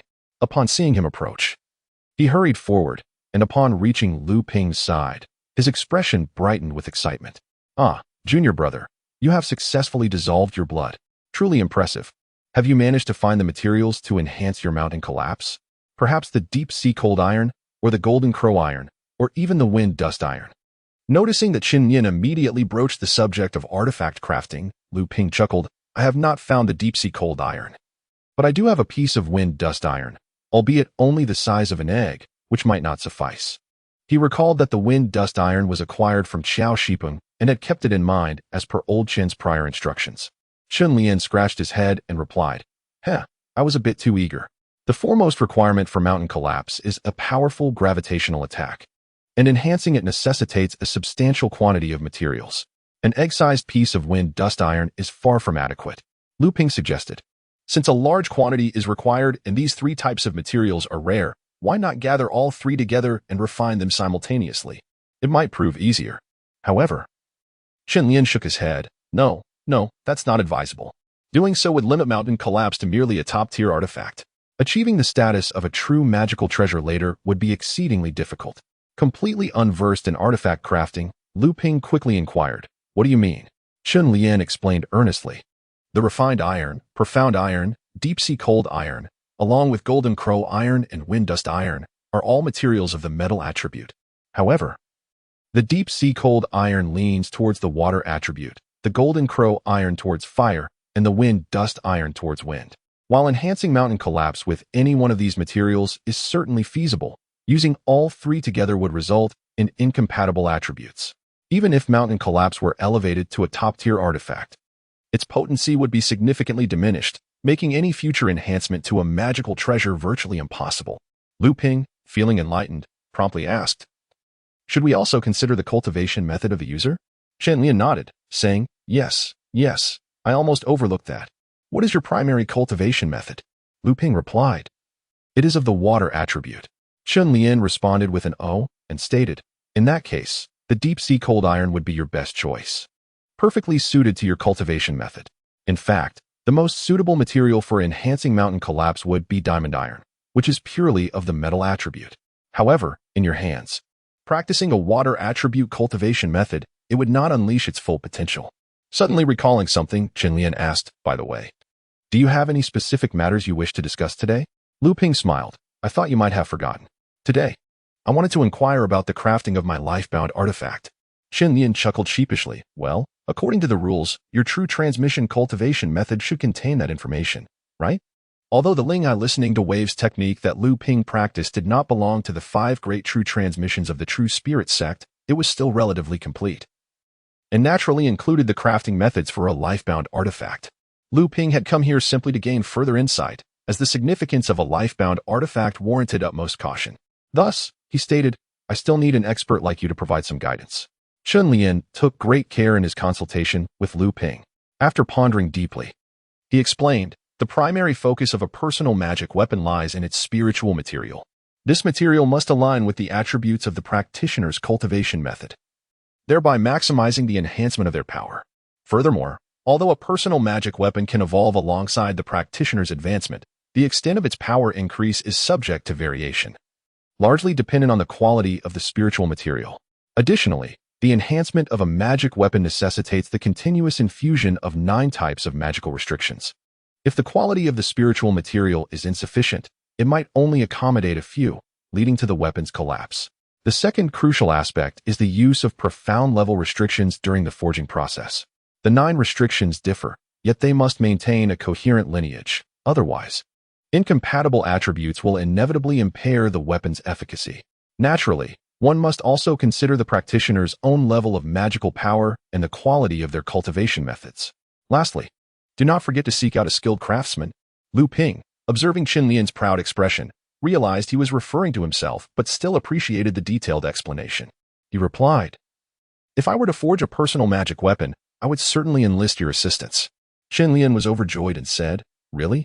That would be splendid. So far, I have only forged a personal magic weapon for myself. Rest assured, I will craft you a superior weapon. Lu Ping, feeling a bit nervous, quickly asked, you mentioned that the essence of a personal magic weapon lies in its spiritual material. What type of spiritual material is best for forging such a weapon? Zhenling responded, naturally, it is the earthly spiritual materials that have lost their spiritual essence. Noticing Lu Ping's confusion, Zhenling elaborated, earthly spiritual materials refer to the various attributes of materials generated by nature, such as the stone fire from my family. These materials are categorized into 3 tiers and 9 grades. Although stone fire is of the low-grade profound tier, this classification pertains only to the magnitude of its power. In truth, each earthly spiritual material is exceedingly rare and invaluable. Lu Ping was somewhat familiar with this, as he possessed an earthly spiritual material himself, the blue spiritual fire from the renowned alchemist Xing Tao, which was of the high-grade profound tier and far more precious than stone fire. However, stone fire is explosively fiery and suitable for forging, while blue spiritual fire is relatively gentle and ideal for alchemy. Seeing Lu Ping listen intently, Zhenling became increasingly animated. Although these earthly spiritual materials are born of nature, they are not everlasting. Over time, if they lack energy replenishment, they will gradually deplete and regress into high-quality spiritual materials. For instance, without my father's nurturing, the stone fire might deteriorate into a mere stone after several centuries. These spiritual materials are most suitable for forging personal magic weapons, making it considerably easier to achieve a personal treasure, which will undoubtedly possess formidable power. Lu Ping lamented, such treasures are not easily found in a hurry. Zhenling reassured him, there is no need for haste. Although personal magic weapons are powerful, the differences during the blood dissolution phase are not particularly pronounced. Other magic weapons can serve as substitutes. For example, your mountain collapse is formidable enough that even an ordinary high-grade personal magic weapon may not surpass it. Of course, the grade of a personal magic weapon increases with the practitioner's cultivation level, and only those in the later stages of blood dissolution can possess high-grade personal magic weapons. Thus, it ultimately depends on who wields the weapon. However, it is advisable to refine one's destined artifact before advancing to the dance stage, as doing otherwise may hinder the artifact's ascension to a treasured status. The reasons for such an impact, however, elude my current understanding, as I have yet to reach that level of proficiency. Upon departing from Old Shen's workshop, Lu Ping directly utilized the teleportation array to return to Xuanqi Island, and subsequently flew back to Huangli Island. The journey was swift, with the speed of the low-tier artifact flying boat fully unleashed. Lu Ping experienced a taste of the prowess characteristic of a blood-melting stage master. Seated within the cultivation chamber, Lu Ping had formulated a preliminary plan for his cultivation at the blood-melting stage through a series of exchanges. Nevertheless, he must first prepare for the pressing situation between the two factions, despite having been in a state of readiness for some time. The first course of action was to establish a cave dwelling. Luming initially intended to scour the lair of the Beehive spirit serpent, for he had nearly exhausted his resources accumulated during the blood refinement stage, leaving him in a state of financial embarrassment. However, considering the current circumstances and the fact that the lair was situated within the territory of the Zhenling Sect, he resolved to wait until nightfall to avoid drawing the attention of those with ulterior motives. Luming decided to create his cultivation chamber underground, largely influenced by a conversation with Senior Lu at the Xingyao Cave. He arrived near a small hillside on Huangli Island, where two freshwater rivers originated, one to the northeast and the other to the southeast. Between these two rivers, at the rear of the hillside, stood a steep cliff approximately several tens of feet high, where Luming resolved to construct his cave dwelling. He was also curious to ascertain whether the two rivers shared a common source, as he practiced water-based techniques, which made proximity to water particularly comforting. Releasing betrayals, who had been cooped up in the spirit beast pouch for the past few months, Luming watched as betrayals joyfully circled around him, resembling a large, rolling meatball. Betrayals had indeed gained weight, to the point where its legs were no longer visible. Yet it had made progress in cultivation, now reaching the third layer of blood melting, a commendable achievement amongst spirit-seeking mice. Summoning his flying sword, the fiend sword gracefully performed a flourish, immediately executing a series of sword techniques in midair. This was the set of swordsmanship known as the chaotic stone-piercing sword technique, part of the 8 techniques of listening to waves, which accompany the Linhai listening to waves technique. This was Luming's first practice of this sword technique, having only previously familiarized himself with its essentials. However, having already comprehended the essence of water-based cultivation, he soon grasped much of the technique's profundity. The fiend sword transformed into a white wave reflecting the sunlight, rushing towards the cliff as if to carve out a vast hollow, akin to the crashing waves against the shore. In a brief moment, a passage large enough for a person to enter was created in the cliff, extending several feet deep into the slope below. At that instant, betrayals, who had been trailing behind Luming, suddenly dashed forward, chirping excitedly. Luming's expression brightened. It appeared that there was indeed a place where spiritual energy converged. The origins of rivers often lie in places of extraordinary beauty, cherished by nature, where spiritual energy tends to converge. It is said that many prominent sects in the realm of cultivation established their abodes near the sources of great rivers. The fiend sword carved a path approximately 10 zhang downward, and as it pierced the void, it revealed a hollow within the mountain, roughly 30 zhang in circumference and about 4 to 5 zhang in height. A clear spring erupted from a crevice in the stone, flowing outward, likely the source of the 2 rivers on the island. However, the water was quite meager, suggesting that it would be supplemented by other tributaries as it flowed through the stone fissures to the outside. Surrounding the mountain's hollow were sheer stone walls. Despite the flowing water above, it did not feel damp or stifling, presenting an ideal living environment. The place where the spring gushed forth served as a focal point of spiritual energy, where Daba had already quenched his thirst and lay lazily on a nearby stone platform. Luming was quite satisfied with the locale, though it was only suitable as a meditation chamber. He returned to the newly carved passage and, wielding the fiend sword, created a grand hall on either side as a reception area for the cave dwelling. He then returned to the mountain's hollow, carving out an alchemy room and a study within the stone walls, and also established a spirit beast chamber for Daba. Furthermore, he created a half-moon spiritual herb garden on either side of the spring's flow, preparing to relocate the spiritual vein from the Shangtao herb garden and transplant the herbs there. Upon completing the cave dwelling, Luming began to arrange an ice river killing array around it. After positioning the array plate within the mountain's hollow, he placed 8 medium-grade spirit stones in the central vacant area of the plate. Subsequently, he carefully positioned several types of ice water attribute spiritual materials at specific locations around the cave. Returning to the hollow, Luming activated the array, and a chilling wind swept through the cave, turning the atmosphere frigid. Should a practitioner in the blood dissolution stage intrude, they would be met with a barrage of ice spikes and hail. Luming himself experienced the effect, barely enduring an hour before feeling his magical energy deplete. No wonder Master Jiao from Duobao Pavilion confidently asserted that even practitioners in the late blood dissolution stage would find themselves ensnared within. The arrangement of the array was based on the position of the array plate, a decision made solely by Luming. Even the array master who crafted the plate would need to ascertain its location and placement before attempting to decipher the array. Otherwise, they would have to start from scratch. This ensured that practitioners could confidently purchase array plates and set up formations within their cave dwellings. Surrounding the array was a minor illusion formation to prevent mortals from inadvertently entering, though it held no effect on practitioners. Luming modified the array plate to a trigger mode, allowing the formation to remain concealed during normal times, only to spring into action unexpectedly when an enemy entered its vicinity. Observing the 8 medium-grade spirit stones upon the array plate and the 36 types of spiritual materials buried around, he couldn't help but chuckle at himself, realizing he was likely the blood dissolution stage practitioner with the fewest spirit stones. Currently, he possessed only 29 low-grade spirit stones in his storage bag. Originally, this formation had 3 activation modes. The first required 60 inferior spirit stones, which limited the formation's power and resulted in the shortest duration. The second involved 4 medium-grade spirit stones combined with 32 inferior ones, allowing the formation to unleash an 8th-level power with a slightly extended duration. The third mode entailed directly placing 8 medium-grade spirit stones, maximizing the formation's potential. Luming was a person who could make do with anything if he had none, yet demanded the best when he possessed something. Given that he had ample spirit stones at his disposal, why should he hold back? Moreover, Luming had quite a few valuable items that could easily be converted into spirit stones. After a long day of toil, Luming finally managed to organize his future living and working space. As the sun set, its golden rays bathed Huangli Island, as if draping it in a layer of golden sand. Watching the darkening sky, Luming felt a surge of anticipation. He eagerly awaited the bounty from the high spirit snake's lair. 29 spirit stones. When had he last found himself in such a predicament? What level of blood refining had he reached back then? As night fell, the calm sea was devoid of wind.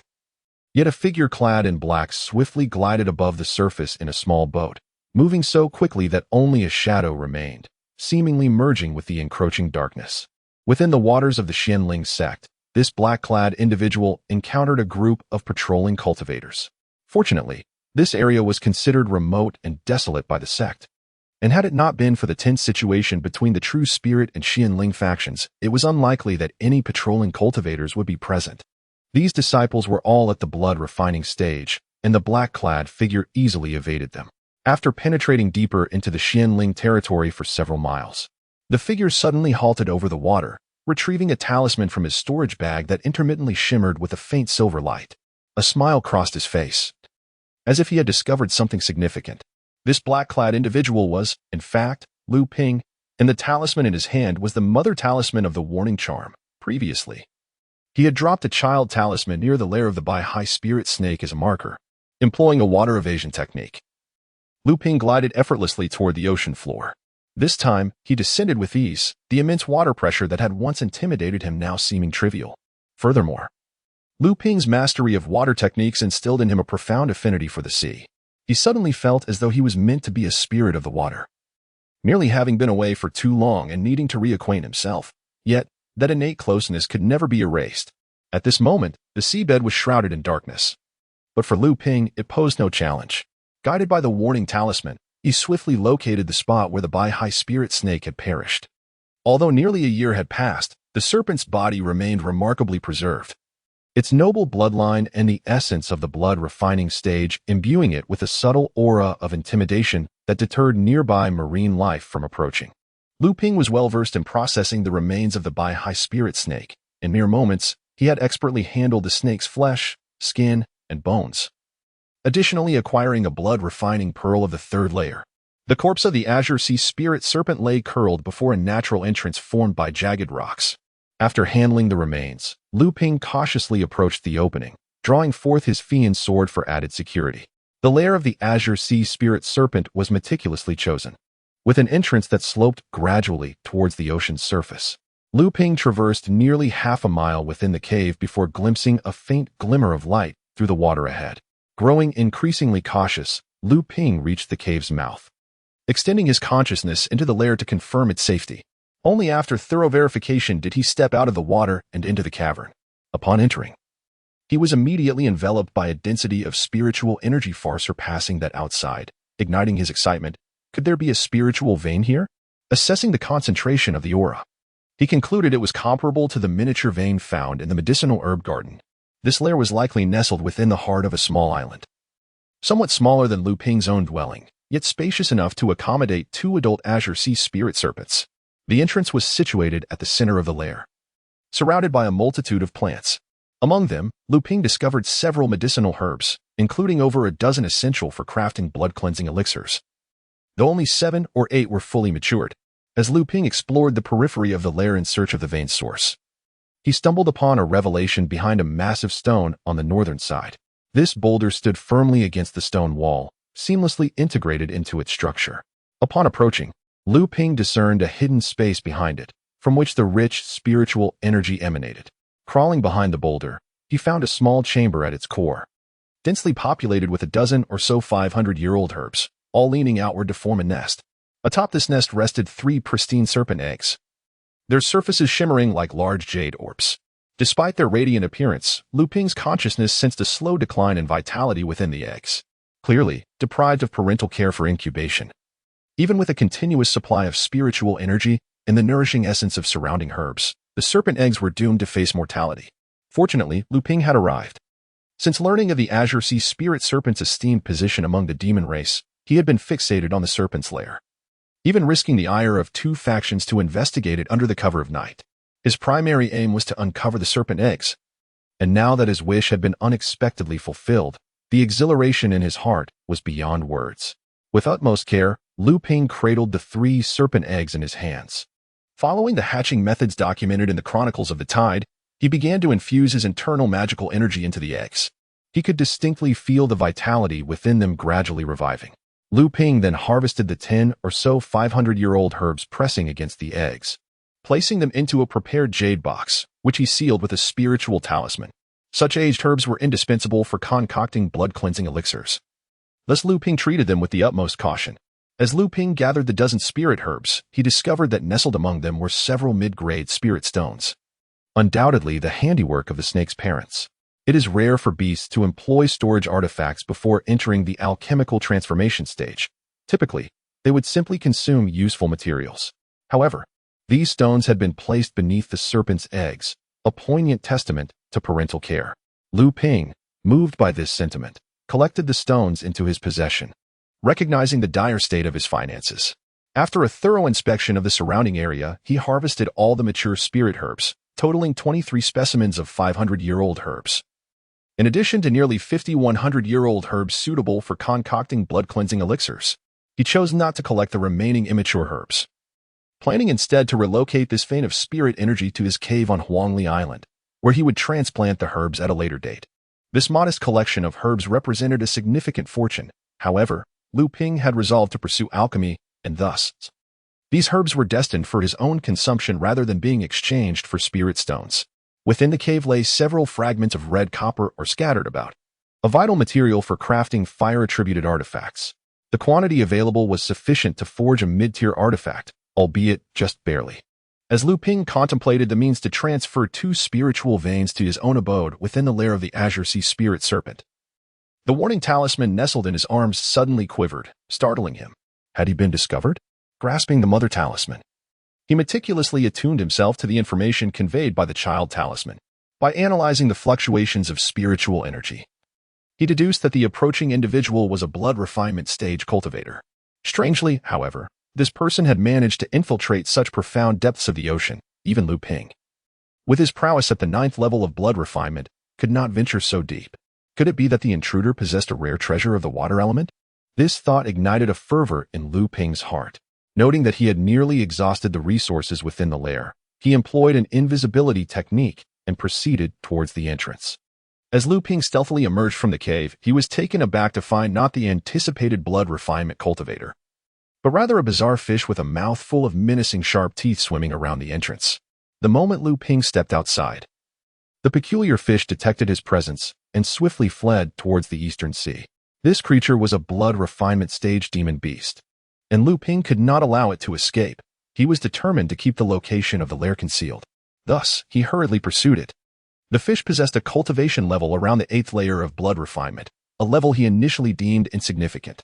However, as Luming chased after it, he quickly realized his grave miscalculation.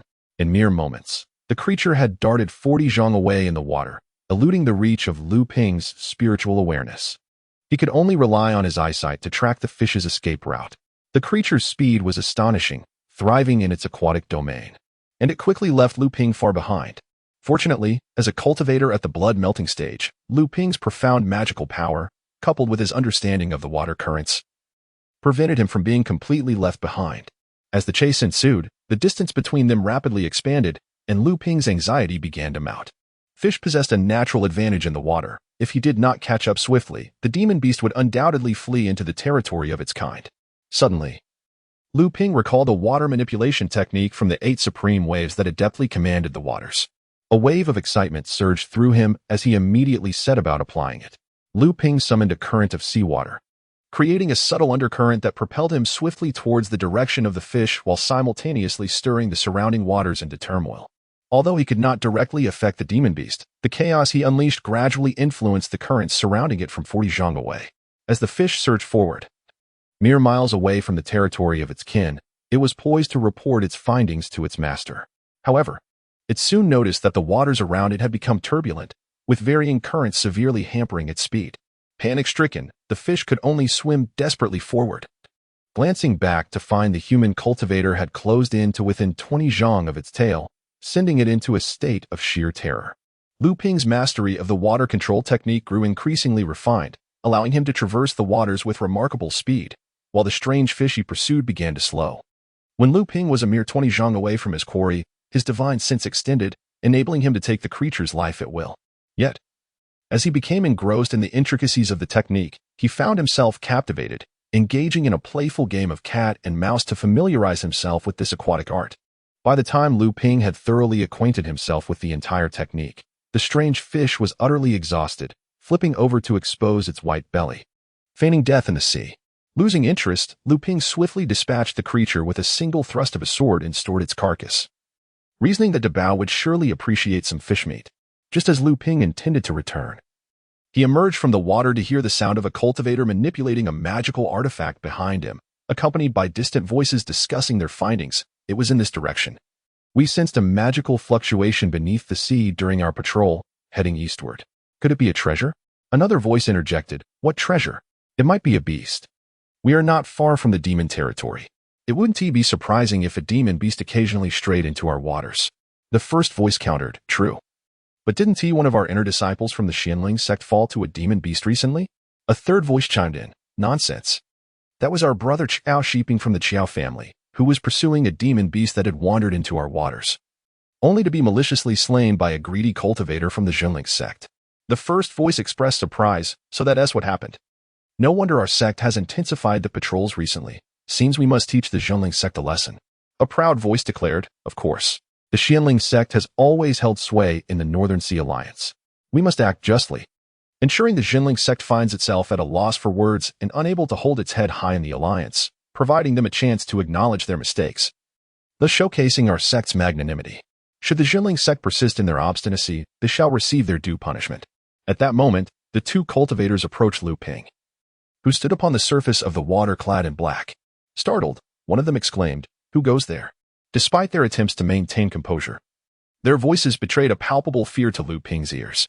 With a mischievous smile, Lu Ping replied, "So it is your sect that holds the reins in the Northern Sea Alliance. Allow me to impart a lesson to you both." As his words fell, a streak of light darted through the air. The 2 cultivators barely had time to react before they felt the light pass through their bodies, leaving them in a state of oblivion. Lu Ping smirked, incinerating their bodies with a flicker of flame and collecting their storage bags, setting his sights on Huangli Island. As he journeyed, he reflected on the conversation of the Zhenling Sect disciples, a smile creeping across his face, realizing it was merely the explanation provided by the sect's higher-ups following the turmoil sparked by Qiao Shiping's demise. It appears that the governing cultivators of the Zhenling Sect are reluctant to engage in war with the Zhenling Sect, or perhaps they lack the confidence of assured victory. Yet, they feel compelled to provide an explanation to their own faction, leading to such rhetoric. They fail to realize that this narrative ultimately cultivates a sense of arrogance and stubbornness among the disciples of the Zhenling Sect. In the world of cultivation, strength speaks volumes. There is little room for benevolence or moral righteousness. Upon returning to Huangli Island, Lu Ping arrived at the entrance of his cave dwelling and observed a sound transmission sword spinning around the formation at the entrance. He extended his hand and drew the sword into his grasp, simultaneously casting a spell upon it, which promptly resonated with the voice of Elder Lu. A great battle looms between the two sects, should our disciples stationed on the island witness an unmanageable situation. They are to swiftly return to Xianshi Island and await further orders. Luming contemplated the sound transmission sword in his hand, pondering the imminent conflict between the two sections. It seemed that the Zhenling Sect was approaching with formidable intent. Otherwise, Elder Lu would not have issued such a directive. Clearly, our faction possesses keen insights into the movements of the Zhenling Sect. After returning the sword, Luming retreated to his cultivation chamber. He examined the 2 storage bags obtained from the late-stage blood-refining disciples of the Zhenling Sect and could not help but smile wryly. Not all disciples in the blood-refining stage are as affluent as he is, possessing thousands of spirit stones. He placed 500 spirit stones into his own storage bag, organized some century-old spirit herbs, a mid-tier magical artifact, and 3 low-tier magical artifacts to one side. The remainder consisted of low-tier spiritual materials and several bottles of essence blood pills. In all fairness, the wealth of these 2 ordinary late-stage blood-refining disciples from the Zhenling Sect is still somewhat more substantial compared to their counterparts in the Zhenling Sect. After all, the Zhenling Sect, being the foremost sect of the North Sea Alliance, boasts a history of nearly 2 to 3 millennia, accumulating wealth beyond the reach of the Zhenling Sect. Just 2 days later, Luming received another sound transmission sword from Elder Lu, this time addressed solely to him. Recently, Zhenling Sect Sea Patrol disciples were slain near the waters surrounding Huangli Island. We must guard against any reckless retaliation from the Zhenling Sect. Luming felt a surge of gratitude. Elder Lu, a man of seemingly cold demeanor but warm heart, has truly regarded Luming as a disciple. However, he was the very one responsible for the demise of the Zhenling disciple. Luming marveled at the swiftness of their faction's intelligence network. It seemed that there were indeed numerous spies within the Zhenling Sect. In the ensuing period, the North Sea waters fell into a calm, as if both parties had suddenly ceased their hostilities. Yet, the cultivators in the vicinity of Xianshi Island could still sense an undercurrent of impending conflict lurking beneath the eerie tranquility. Seizing this moment of peace, Luming dedicated himself to his cultivation while simultaneously attempting to forge talismans for the blood dissolution stage. Upon entering the blood dissolution stage, due to the emergence of spiritual consciousness, the minor tricks he once employed in the blood refining stage became obsolete. Fortunately, these techniques had laid a solid foundation for him. To create talismans for the blood dissolution stage, the talisman paper must be crafted from the hides of late-stage blood refining beasts or equivalent spiritual materials. Furthermore, the spiritual ink must be prepared from the blood of blood dissolution beasts or fluids of the same rank. Lastly, the talisman brush must also meet the standards required for the blood dissolution stage. Fortunately, Luming was well prepared. In his possession were not only a complete skin of a late-stage blood-refining monster fish, but also a skin of a blood-dissolving by high spirit serpent, both suitable for crafting talismans.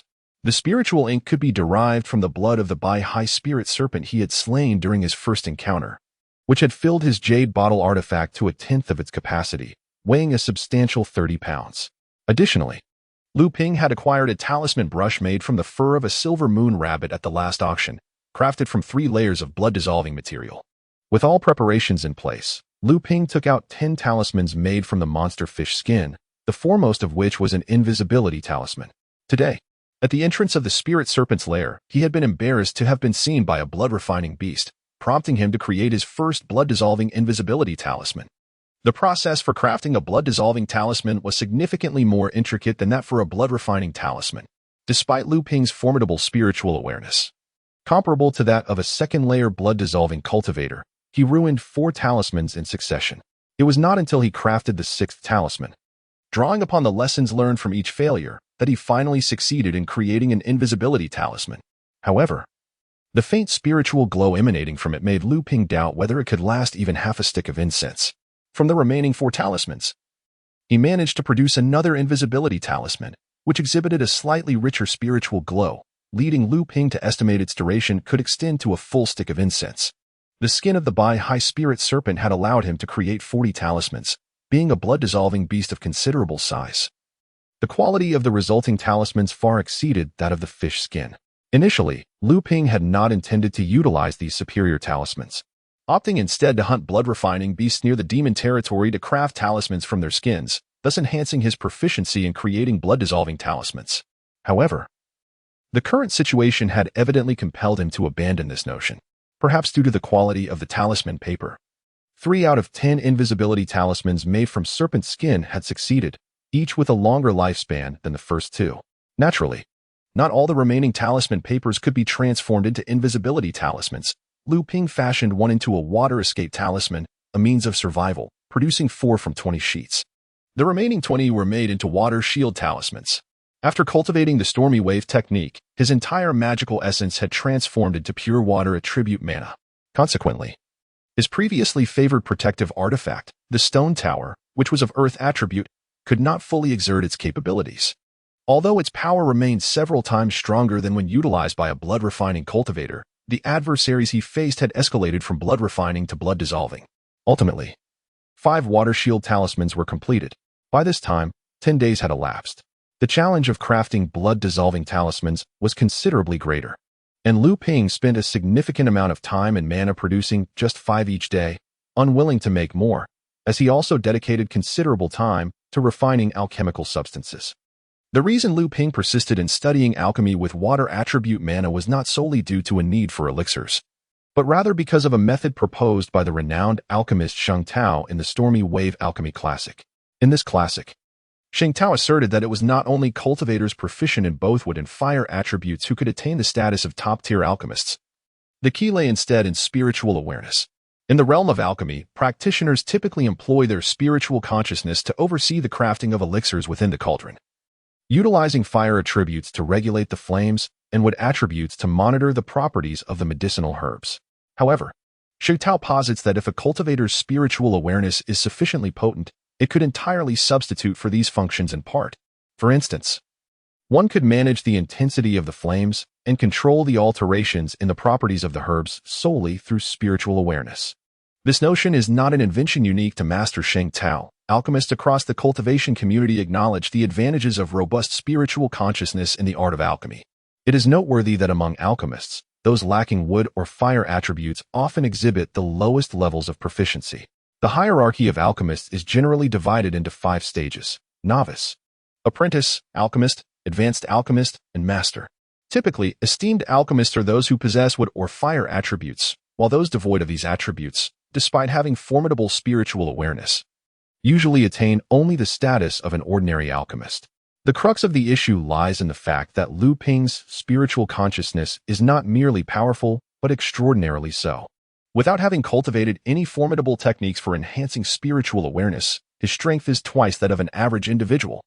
This extraordinary capability serves as Luming's foundation for aspiring to become an alchemist, even once surpassing the ordinary.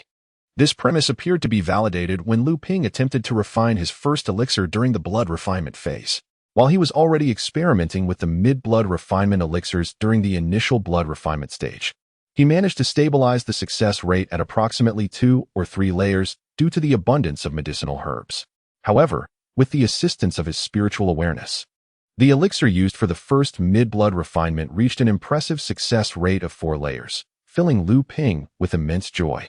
Luming gazed at the 4 pure blood pills within the alchemical furnace, his heart brimming with excitement. Should he achieve a success rate of 5 layers, he would be poised to attempt the refinement of pills suitable for the late stages of blood refining.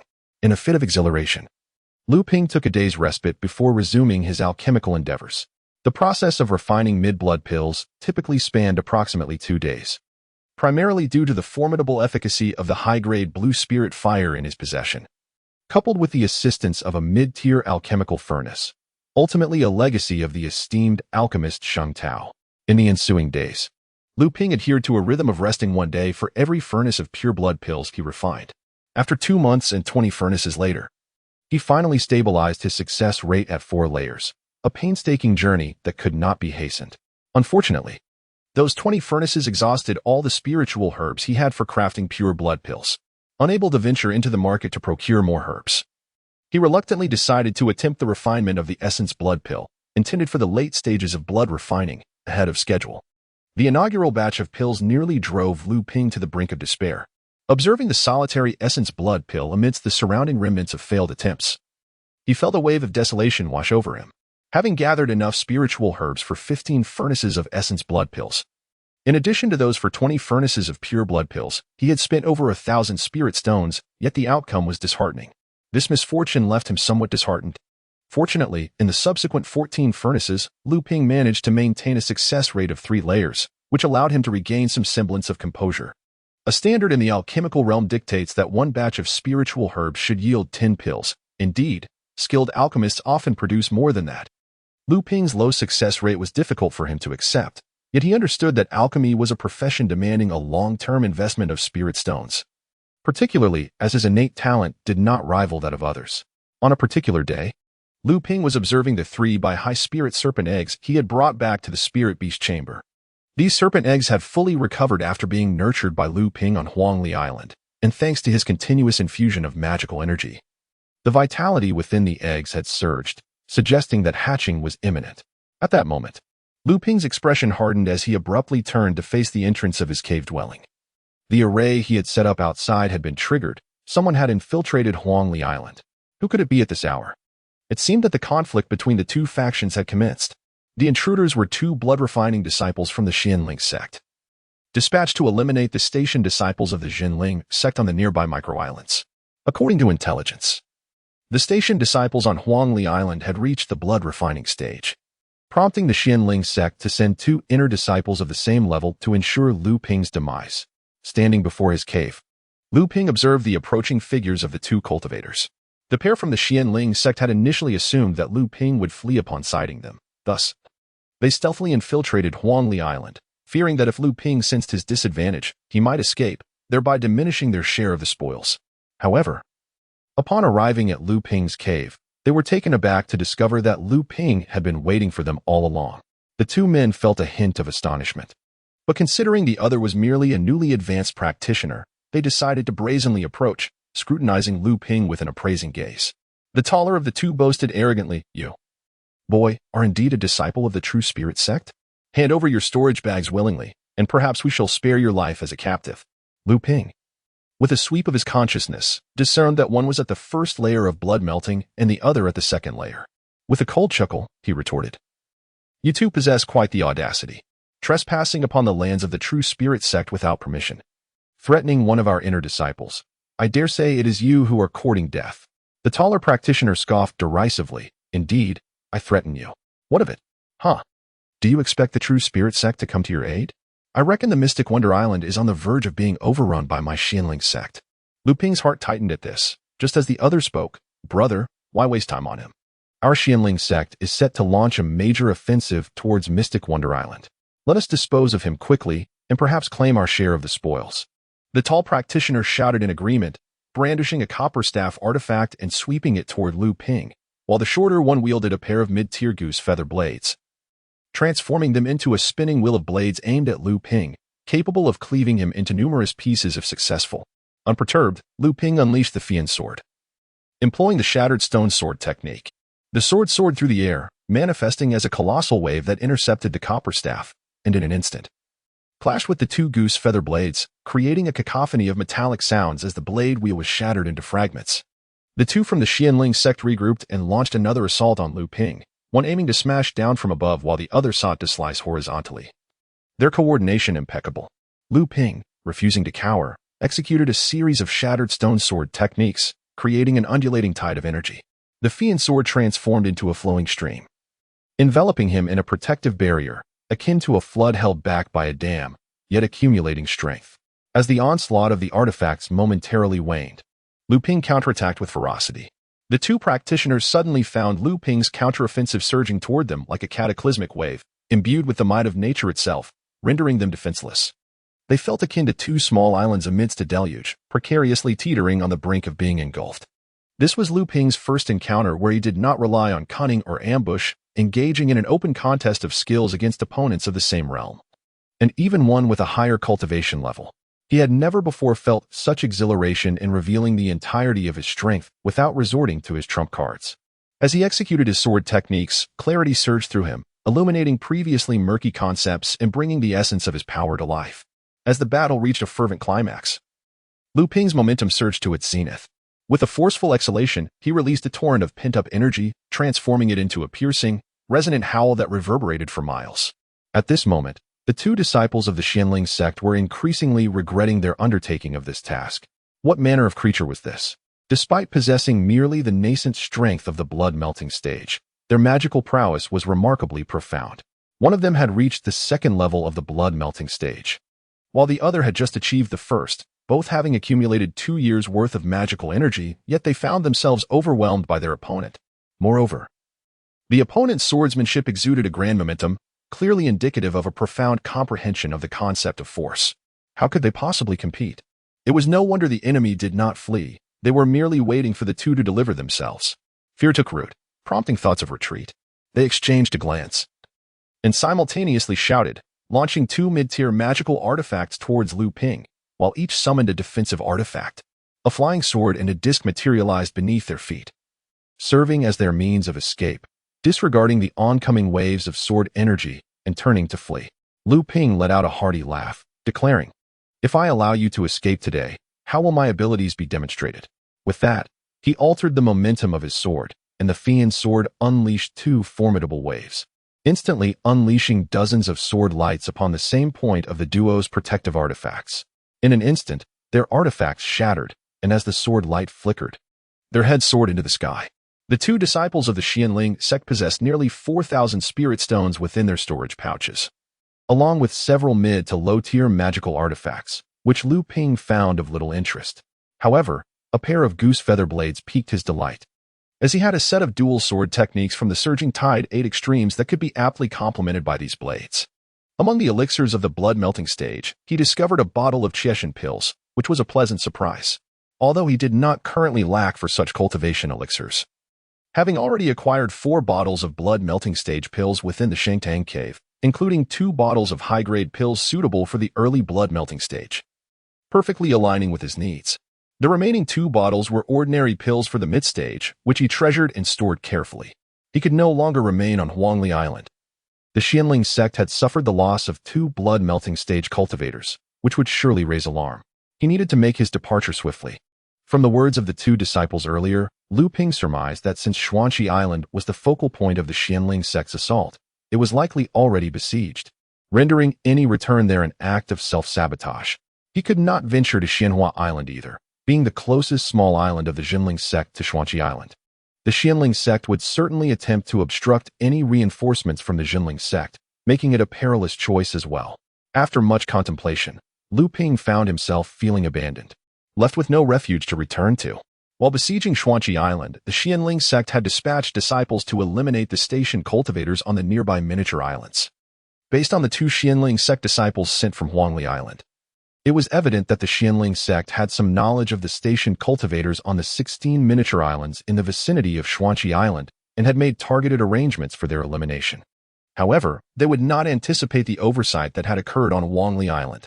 Perhaps he could turn the tables, employing their own tactics against them, and launch a counterattack to ambush those dispatched to the various miniature islands?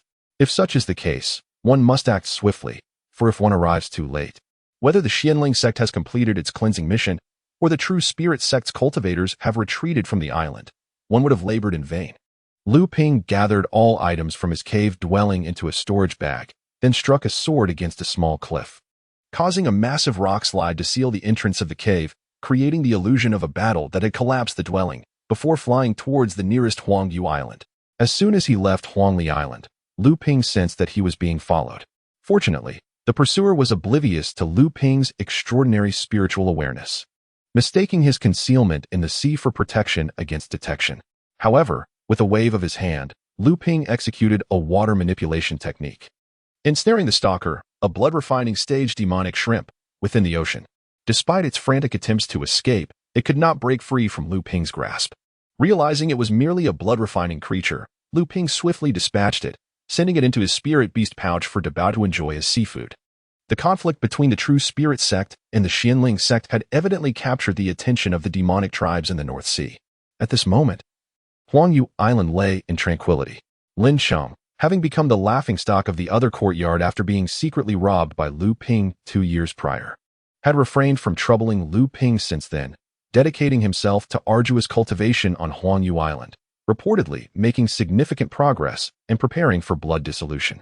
In recent years, disciples of the 3rd rank from the other courtyard who reached the late blood-refining stage were consecutively dispatched to Xuanqi Island and nearby miniature islands for training. Excluding those stationed on Xuanqi Island, Luming knew that among the 16 miniature island station disciples, 5 had successfully undergone blood dissolution, including himself, Yao Yong, and Du Feng from the 7th Squad. Luming was quite familiar with Huangyu Island. Upon visiting Lin Cheng's residence, he found no trace of him, nor any signs of a battle, indicating that Lin Cheng had likely anticipated trouble and fled in advance. At a spiritual stone mine on the island, Luming encountered 3 Zhenling Sect disciples at the 9th layer of blood refining. The anger they had intended to unleash on the mortal miners dissipated upon seeing a cultivator from the true spirit sect at the blood dissolution stage, and they begged for mercy in despair. Luming, however, was not inclined to show any courtesy. Unlike him, these 3 lacked the capability to challenge a blood dissolution stage cultivator at their level, and without hesitation, Luming dispatched them with a mere flick of his hand, seizing their storage bags along with several hundred spiritual stones from the mine. After questioning the mortal miners, Luming confirmed that Lin Cheng had indeed retreated upon realizing he could not contend with the 3. Upon exiting Huangli Island, Luming mused that ambushing these blood-refining disciples yielded little profit. The total spoils from the 3 Zhenling Sect disciples amounted to merely 700 spiritual stones and a few low-tier magical artifacts. No wonder Lin Cheng had managed to escape with ease. Thus, Luming resolved to visit the other islands guarded by his 4 senior brothers who had successfully undergone blood dissolution. Traveling westward, Luming reached Huanglin Island, which was stationed by Du Feng, a mere 200 miles away. Upon arriving at Huanglin Island, however, he found himself once again at a loss. After inquiring with the mortals on the island, he learned that an hour prior, a tremendous commotion had erupted, with the island's celestial guardian being pursued by 2 individuals. Fleeing northward, Luming, hearing Du Feng's plight, felt a sense of helplessness but could not withstand the dual onslaught from the Zhenling Sect. Thus, he did not linger and hastened northward to assist Du Feng. After pursuing for several dozen miles, Luming suddenly spotted a Zhenling Sect cultivator approaching him. The cultivator, upon noticing Luming's Zhenling Sect attire, was momentarily taken aback. However, upon utilizing his divine sense to ascertain that Luming was merely a cultivator at the blood-melting stage, he visibly relaxed. At that moment, a woman's voice unexpectedly echoed from behind the Zhenling cultivator. "Junior brother Lu, save me." Luming was momentarily stunned, only to notice a bulging bag slung across the cultivator's back, clearly containing a person. The voice was somewhat familiar, yet he could not immediately recall who it was. Upon hearing the words from the bag, the Zhenling cultivator's expression shifted, and without uttering a word, he summoned an iron wheel, 2 feet in diameter, adorned with sharp blades that emitted a chilling whistle as it spun, hurtling towards Luming. Luming, possessing a divine sense equal to that of the Zhenling cultivator, discerned that the opponent was at the blood-melting 2nd layer and appeared pale, evidently having been injured earlier. He did not hesitate and unleashed the surging waves and 8 extremes. Having only recently familiarized himself with the Raging Stone Pierces the Sky Sword technique and the Water Control technique, although he had practiced the other 6 techniques, he had yet to test them in battle, and now he had found a worthy opponent for experimentation. With a flourish of his hands, Luming summoned a pair of Yanling Dao artifacts he had previously acquired, executing a set of the Surging Waves and Crashing Shores sword technique.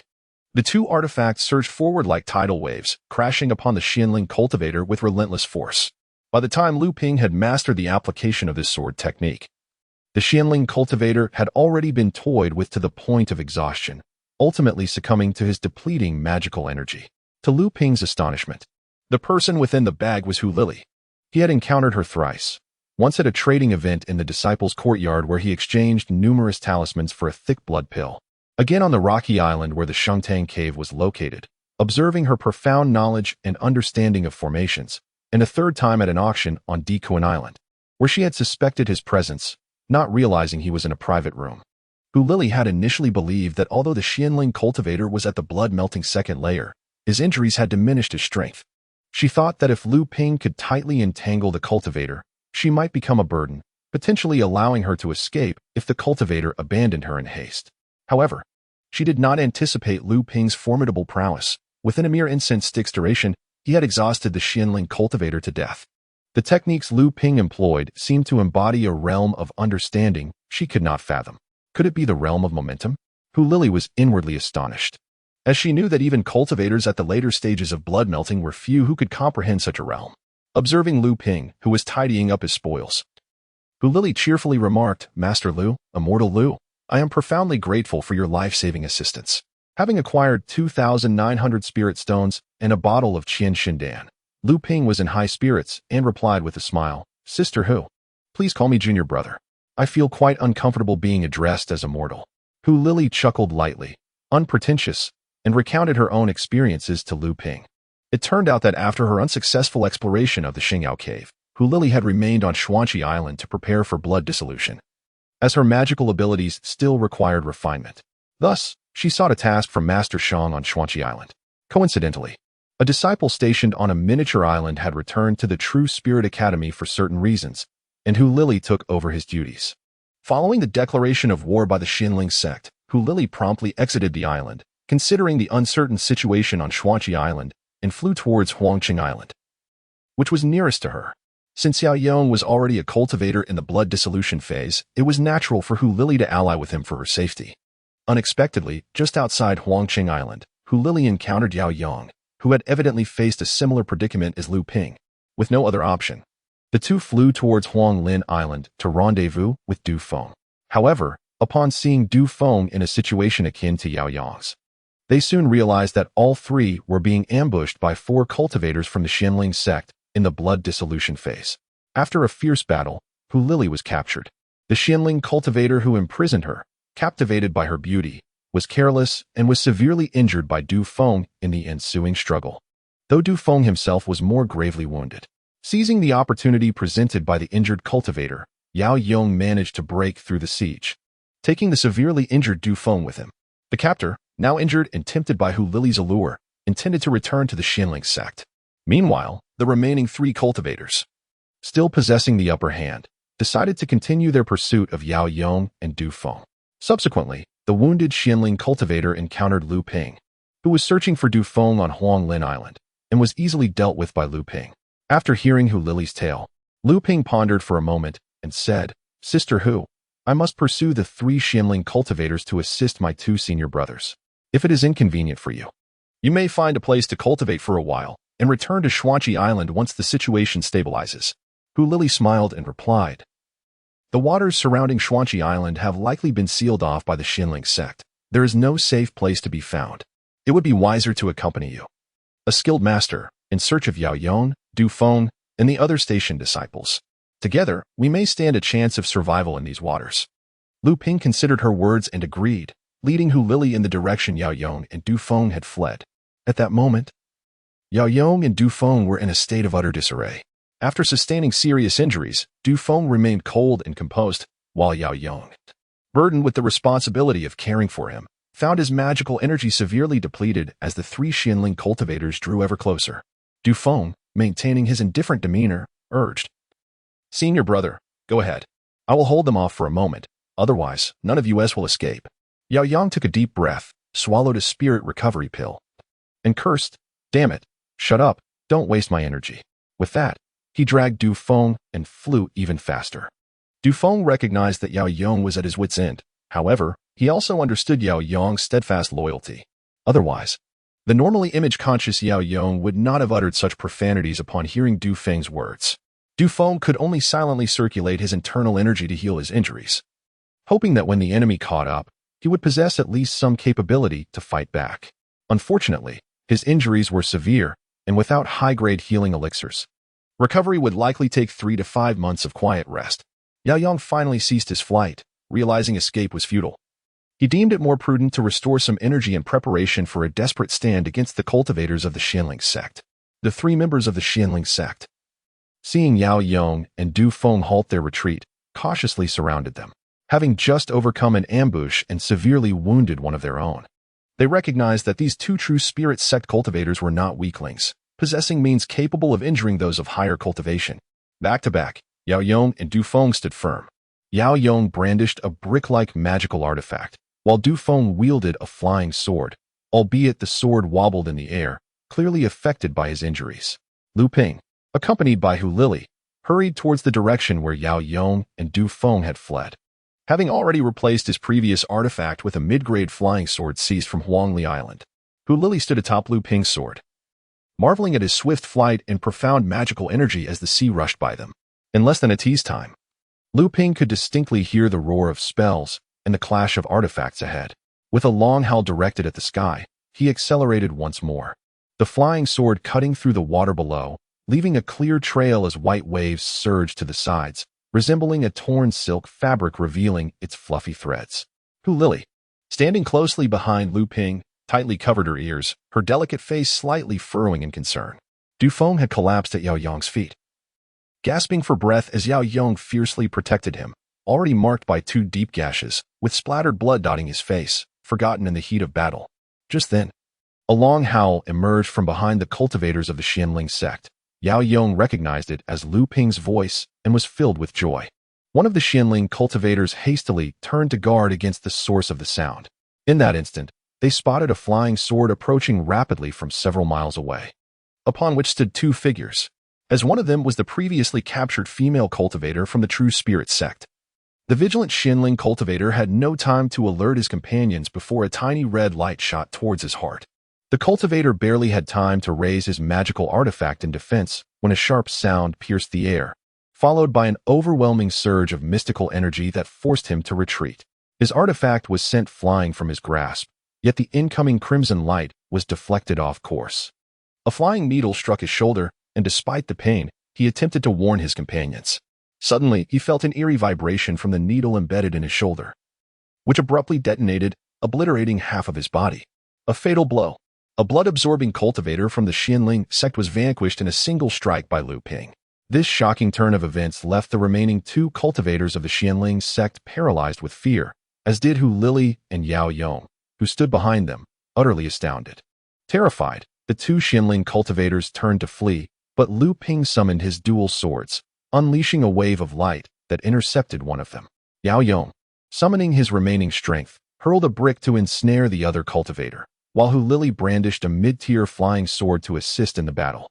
The morale of the Zhenling cultivators crumbled under Luming's relentless assault. Their magical energy waned, and their spells and swordplay were no match for him. In an instant, they were dismembered by his chaotic strikes. The remaining cultivator, desperate to escape, exposed his back to Yao Yong and fled southward with all his might. He overlooked Lily, who, despite being at the 9th layer of blood refinement, was quite renowned among the outer disciples of the Zhenling Sect. Her magical prowess was formidable, and although she could not rival a blood-absorbing cultivator, her flying sword managed to impede the fleeing cultivator momentarily. At that moment, Yao Yong's brick descended from the sky, reducing the cultivator to a mere pulp. On a small reef island in the sea, Luming and his companions were resting, preparing to discuss the situation in the mysterious island waters and their future plans. Luming had acquired 2 storage bags and intended to divide the spoils among the 4 of them. However, the 3 others adamantly refused. Understanding their prideful nature, Luming refrained from insisting and sat aside to examine the loot. The 2 cultivators they had slain were quite wealthy, and Luming amassed a total of 5,000 spirit stones, his first time holding over 10,000 in his hands, which filled him with a sense of pride. The blood-absorbing elixirs remained scarce as ever, with only a handful available, yet this brought him some excitement. As for the mid-tier artifacts, he no longer found them appealing and carelessly tossed them into his storage bag. The other cultivator's storage bag was divided among Yao Yong, Dufeng, and Lily, the latter of whom was exhilarated. Luming retrieved a red jade vial from the storage bag and handed it to Dufeng, containing 3 exquisite recovery pills, top-tier healing elixirs for blood-absorbing cultivators. Dufeng's eyes brightened, and he promptly consumed one, exclaiming, "What a treasure! In 3 days, I shall regain my 8th layer strength." Luming smiled and tossed another vial of pills to Yao Yong. Upon inspection, Yao Yong discovered a full 10 top-tier recovery pills, designed to replenish internal magical energy. He quickly swallowed one and remarked, "Lu, you possess quite a collection of fine items. I shall benefit from your good fortune." At this moment, the 4 individuals had formed a bond of deep friendship, allowing for a more casual exchange. Luming chuckled and remarked, "Fortune favored me. I purchased this on D Kuan Island, though the expenditure of spirit stones has certainly stung my younger brother." At this juncture, Lily, who had been listening intently, approached and commented, "Your methods of killing are truly unique. One dismembers victims into numerous pieces, while the other simply pulverizes them into a meat patty. I must admit, I find it rather unsettling." Luming and Yao Yong laughed heartily, and even Du Feng, who sat nearby, couldn't help but smile faintly. As the four gathered, they shared their personal experiences in detail, amalgamating the information they knew and speculated. Consequently, Yao Yong inquired, "So, what shall we do next?" Aware that she was the weakest link in this group, Hu Lili understood that to avoid being a burden, she needed to demonstrate her capabilities. Although Yao Yong and the others were not particularly authoritative figures, she possessed her own pride and asserted, "It is evident that the Zhenling Sect has not engaged in a full-scale war with our Zhenling Sect along the borders, as we had presumed. Instead, they have chosen Xuanqi Island as their primary target for assault. Thus, it is likely that Xuanqi Island is currently besieged by the Zhenling Sect. And a fierce battle is underway, especially with experts such as Master Chu on the island, who are in the Dan refining stage, supported by the island's protective array. The Zhenling Sect will not breach it in the short term. Moreover, they must remain vigilant against our Zhenling Sect experts attempting to provide support from other directions. Therefore, the waters surrounding Xuanqi Island are likely sealed off by the Zhenling Sect's elite." Yao Yong furrowed his brow and stated, "So, we cannot return to Xuanqi Island or any of our other larger islands in the immediate future, and we may be pursued by the Zhenling Sect's experts patrolling these waters?" Hu Lili nodded gravely in acknowledgement. Du Feng, whose injuries had improved somewhat, suddenly interjected, "What should we do then?" His question was directed solely at Hu Lili. Upon hearing this, Hu Lili's expression brightened, realizing that her analysis had gained their acknowledgement, confirming her standing within the group. She continued, "First, we must remain discreet in our movements, circulating within the Xuanqi Island waters without being detected by the Zhenling Sect cultivators. If discovered, we must eliminate any witnesses. Secondly, we should exert every effort to rescue the cultivators stationed on the smaller islands, thereby bolstering our strength. Notably, aside from the three of you, there are also 2 blood-melting stage cultivators, who will significantly enhance our power. Lastly, we must seek out any isolated blood-melting stage cultivators from the Zhenling Sect in the waters and eliminate them to weaken their assault on Xuanqi Island." Luming cautioned, "Wouldn't that provoke the higher-ups of the Zhenling Sect, prompting them to send their experts to hunt us down?" Hu Lili replied confidently with a smile, "That is precisely the intention." Noticing that aside from Luming, both Yao Yong and Du Feng appeared bewildered, she explained, "The Zhenling Sect's strength lies in their ability to launch surprise attacks with concentrated force against our sect. If they are unable to breach Xuanqi Island within a certain time frame, and we manage to respond and mobilize our support, the outcome would become unpredictable." Hu Lili paused briefly to collect her thoughts before continuing, in order to besiege Xuanqi Island. The Zhenling Sect must first establish formations outside the island to sever the teleportation arrays on Xuanqi Island, thereby obstructing our reinforcements. If we can lure a few of the experts attacking Xuanqi Island away, the pressure on the island will be alleviated. Should a few late-stage blood dissolution experts risk their lives to break through the protective array, they could destroy the formation cutting off the teleportation array. Our adept practitioners would then be able to rush in through the teleportation array to provide support, effectively resolving the siege on Xuanqi Island and thwarting the Zhenling Sect schemes. Upon hearing Hu Lili's strategic exposition, Yao Yong and his companion were greatly impressed. Luming remarked, "This is akin to guerrilla warfare at sea." Hu Lili paused in surprise, then chuckled, "Guerrilla warfare, what an apt term." Luming calmed himself and reflected, "However, there may be unforeseen variables in this situation. I have already encountered blood refinement stage beasts tracking us twice in these waters. If the Northern Sea Demon Clan intervenes, wouldn't they become the opportunistic beneficiaries?" Upon hearing Luming's words, the previously relaxed atmosphere grew tense once more. Hu Lili pondered for a moment and suggested, "We must find a way to inform the cultivators on Xuanqi Island of our plans. If the elders on the island are prepared, the losses will be minimal, while the Zhenling Sect will be caught off guard. This could work in our favor once the Demon Clan intervenes. The conflict between the two sects will inevitably cease under the mediation of the Northern Sea factions, leaving the Zhenling Sect at a disadvantage." Over the next 2 days, the four exercised utmost caution in concealing their whereabouts, lingering near the 16 miniature islands in the waters surrounding Xuanqi Island. Thanks to Luming's possession of a detailed map of the Xuanqi Island waters, they expended little effort in rescuing 5 island disciples who had been pursued or captured, while the 15 blood refinement stage disciples from the Zhenling Sect met their demise. On the evening of the 2nd day, they finally encountered one of the late-stage blood dissolution disciples, who was on the verge of collapse, fleeing solely by sheer will. The 2 cultivators chasing him were swiftly dealt with by Luming, Yao Yong, and the mostly healed Du Feng. By the 3rd day, the team had expanded to 10 members, Yet they did not find any additional island cultivators. Instead, they encountered 2 late-stage blood dissolution cultivators from the Zhenling Sect patrolling nearby. The group overwhelmed and captured them. Hu Lili separated the two, imprisoning them on a reef island, coercing them to divulge the details of the Zhenling Sect's assault on Shuanqi Island. Any discrepancies in their accounts would result in a fate most gruesome. Yao Yong even demonstrated the power and effect of his brick artifact by crushing one of the previously captured blood refinement disciples into a pulp, causing the 2 witnessing Zhenling Sect cultivators to retch in horror. The 2, seeing no alternative, readily disclosed all they knew, pleading for their lives. Upon confirming their accounts matched, Hu Lili ordered Du Feng to cripple their cultivation and abandon them on the reef island to fend for themselves.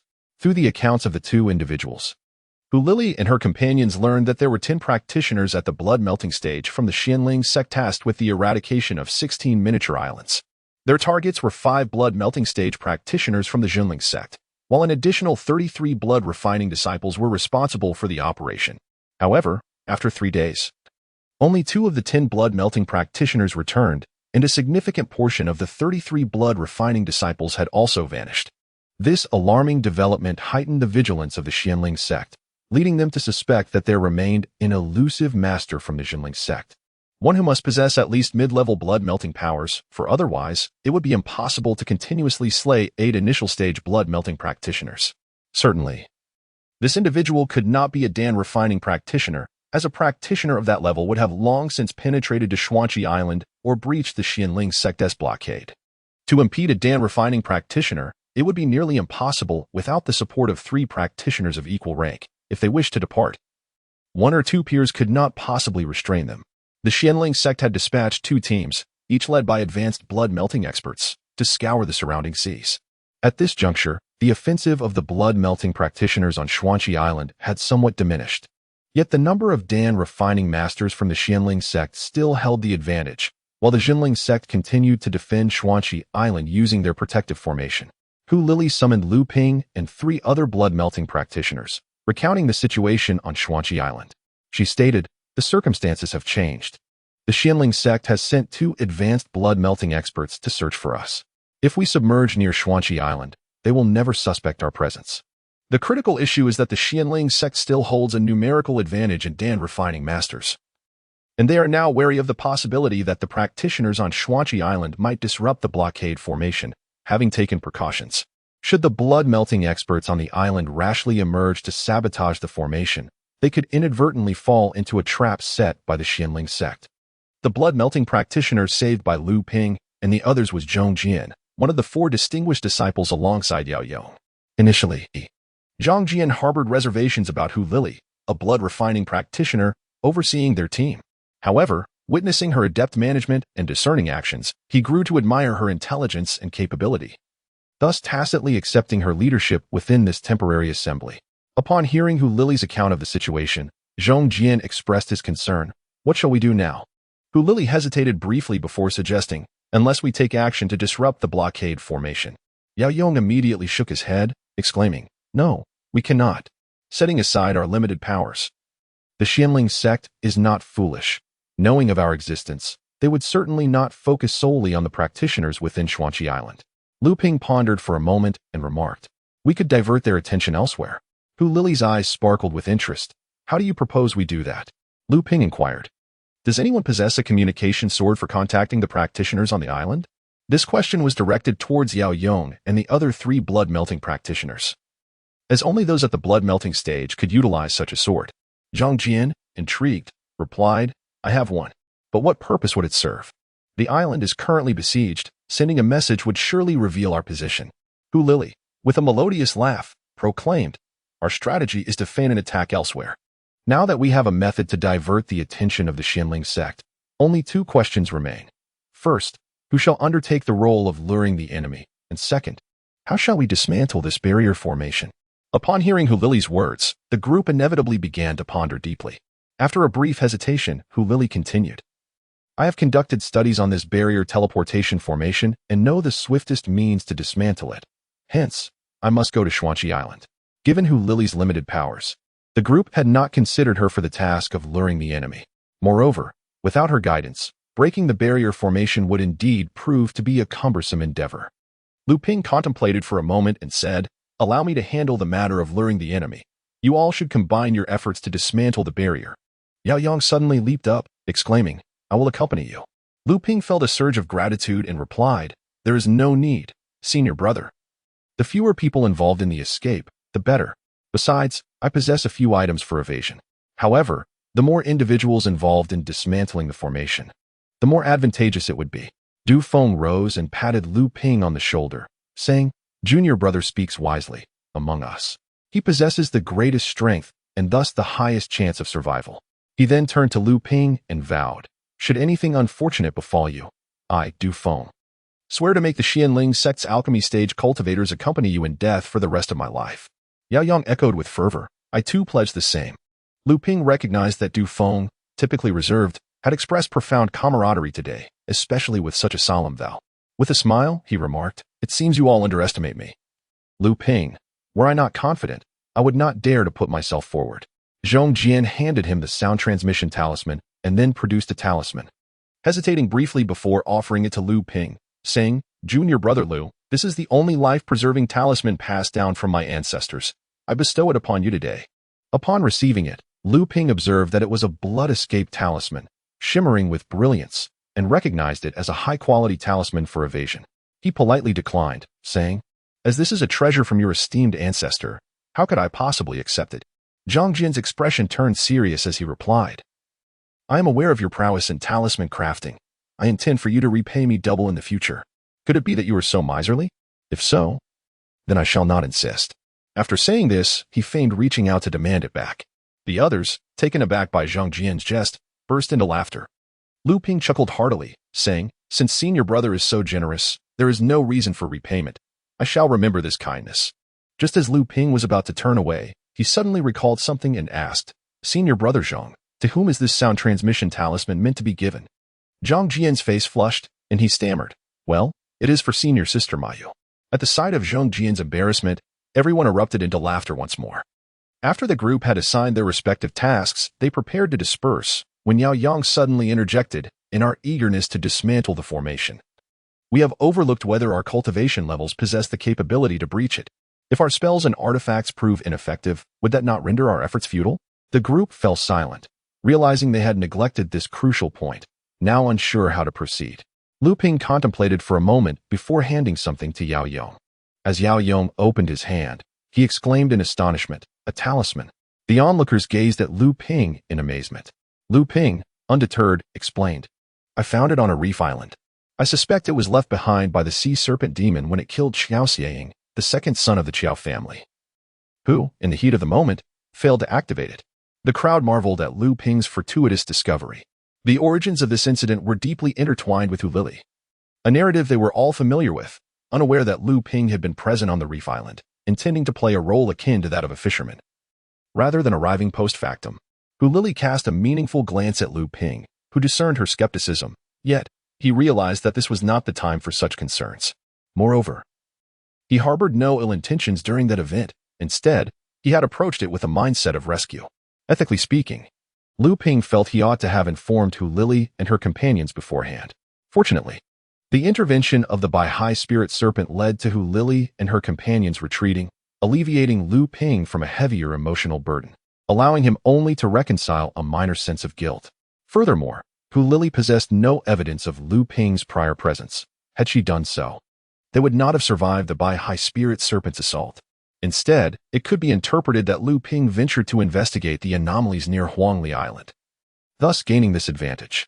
A pivotal aspect of this situation was that no one, including Qiao Shiping, believed that the Bai spirit serpent had perished that day, let alone at Lu Ping's hands. They merely assumed it was the same serpent pursuing Qiao Shiping that had appeared on the reef island. The Zhenling Sect resided in the northern expanse of Xianqi Island, and thus, the sealing formations must have been established in the northern waters of Xianqi Island. Lili and her three companions, equipped with the invisibility talisman Lu Ping had provided, observed Xianqi Island from a nearby reef, awaiting the designated time. As per their agreement, Lu Ping would transmit a message using a sound-conveying sword within half an hour of the appointed time, detailing their plans to the cultivators on the island. At that moment, while the attention of the Zhenling Sect was diverted by Lu Ping's communication, the island's cultivators would launch an assault, creating the illusion that they were attempting to break through, thereby granting Hu Lili and her companions an opportunity. At this juncture, Xianqi Island was enveloped in a deep azure protective formation, while the cultivators of the Zhenling Sect bombarded it with an array of magical artifacts. The defenders within the island relied on the formation to withstand the attacks, hoping to inflict damage upon their assailants in return. The skies above Xianqi Island became a spectacle of whirling magical artifacts, akin to a grand exhibition, showcasing everything from low-tier to high-tier artifacts. Much to the delight of Hu Lili and her companions. Occasionally, towering waves surged unexpectedly from the sea, crashing down upon the protective formation, or massive boulders appeared in midair, resembling celestial meteors plummeting towards the formation. Additionally, enormous fireballs, akin to shooting stars, streaked across the sky, hurtling toward the protective barrier with fervor. At such moments, a spell or the projection of a colossal magical artifact often rises above Su-Nq Island, shielding the spells and projections of the Zhenling Sect at the periphery of the island's protective formation. This is where the alchemical practitioners engage in a grand contest, leaving HLL and her companions utterly mesmerized. However, the alchemical practitioners of the Zhenling Sect hold a numerical advantage, which means that, at times, they're unable to thwart these assaults in time. Whenever these attacks strike the protective barrier, the ethereal blue formation shudders violently, as if the entire Su-Nq Island were trembling, instilling fear in HLL and her three companions.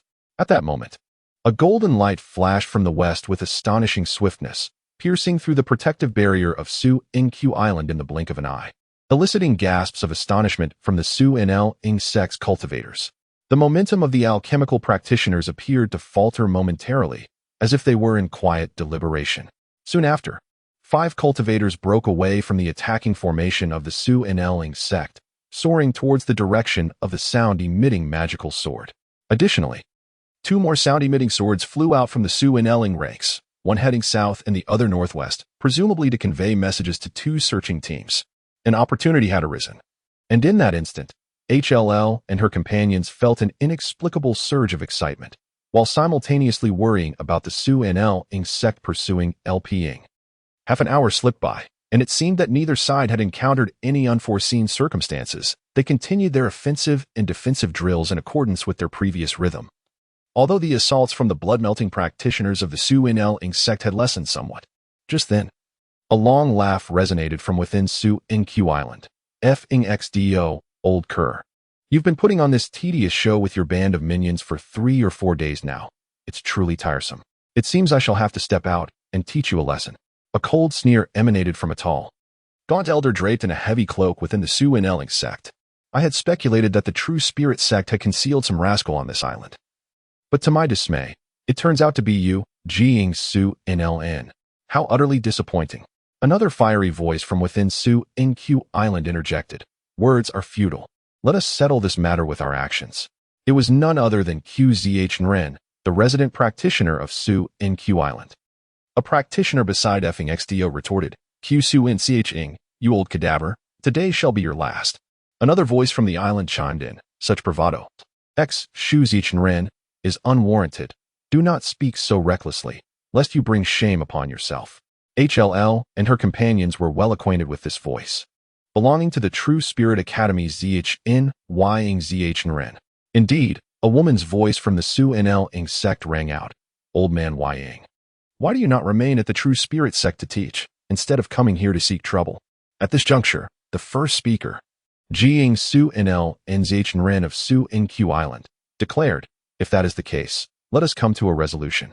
With that, 5 colossal projections of magical artifacts rose within Su-Nq Island, and the 5 resident practitioners of the island soared beyond the protective barrier under the artifact's safeguard.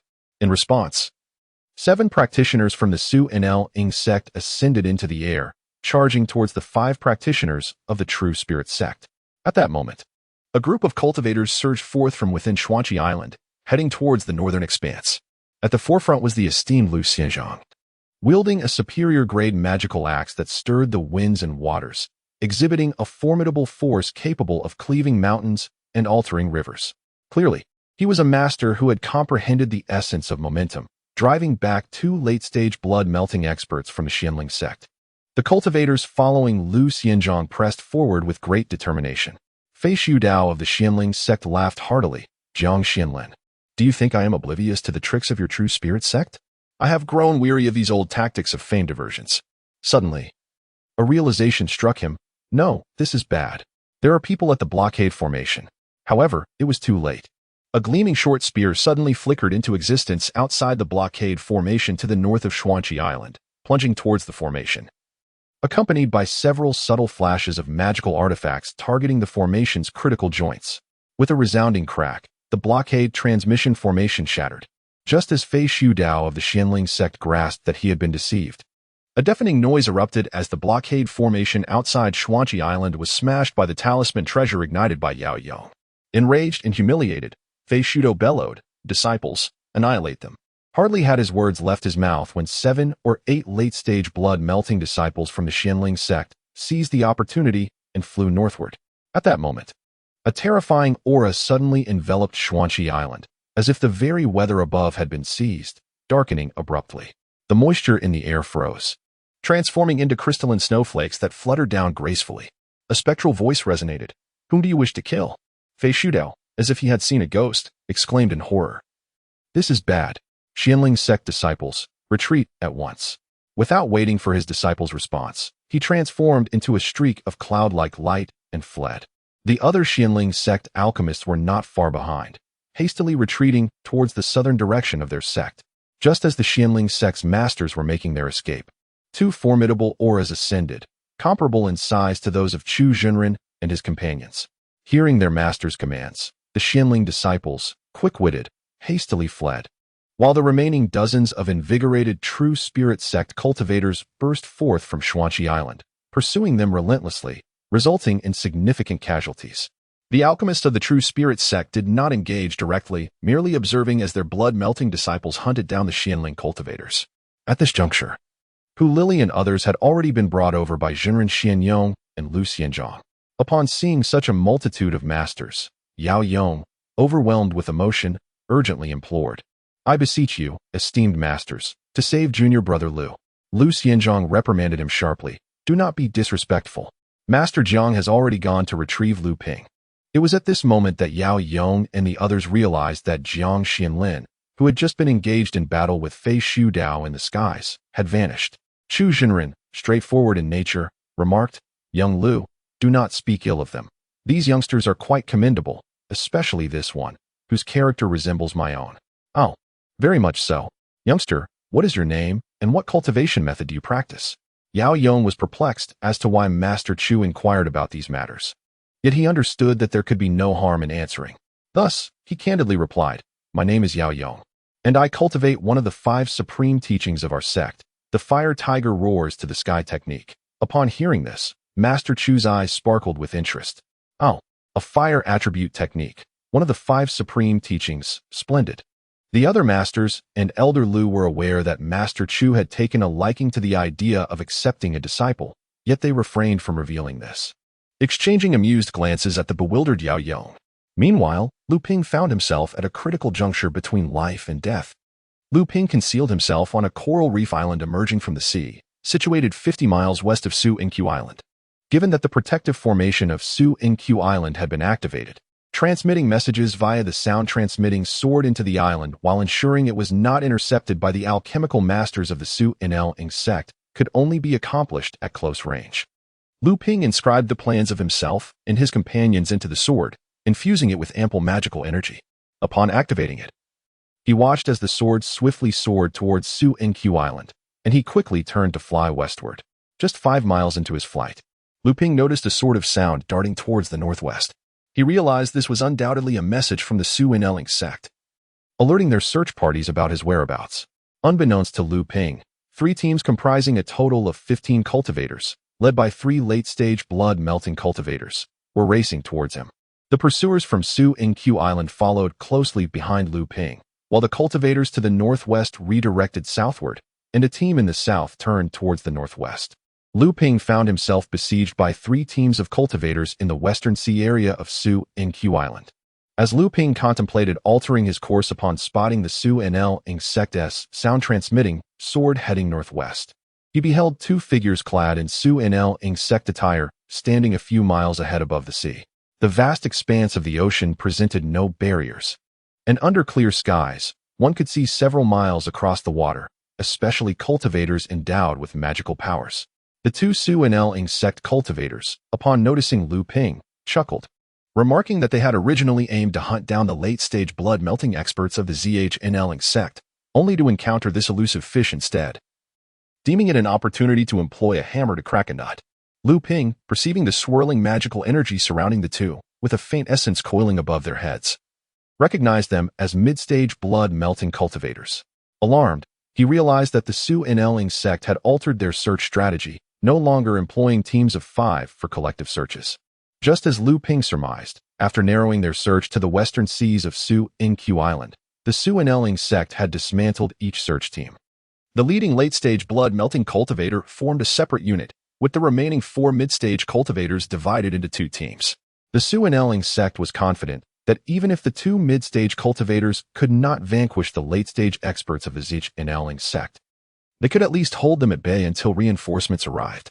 However, these 2 mid-stage blood-melting cultivators were unaware that the individual before them, a mere first-stage blood-melting cultivator, was precisely whom the Zhenling Sect believed to be a late-stage expert of the Zhenling Sect.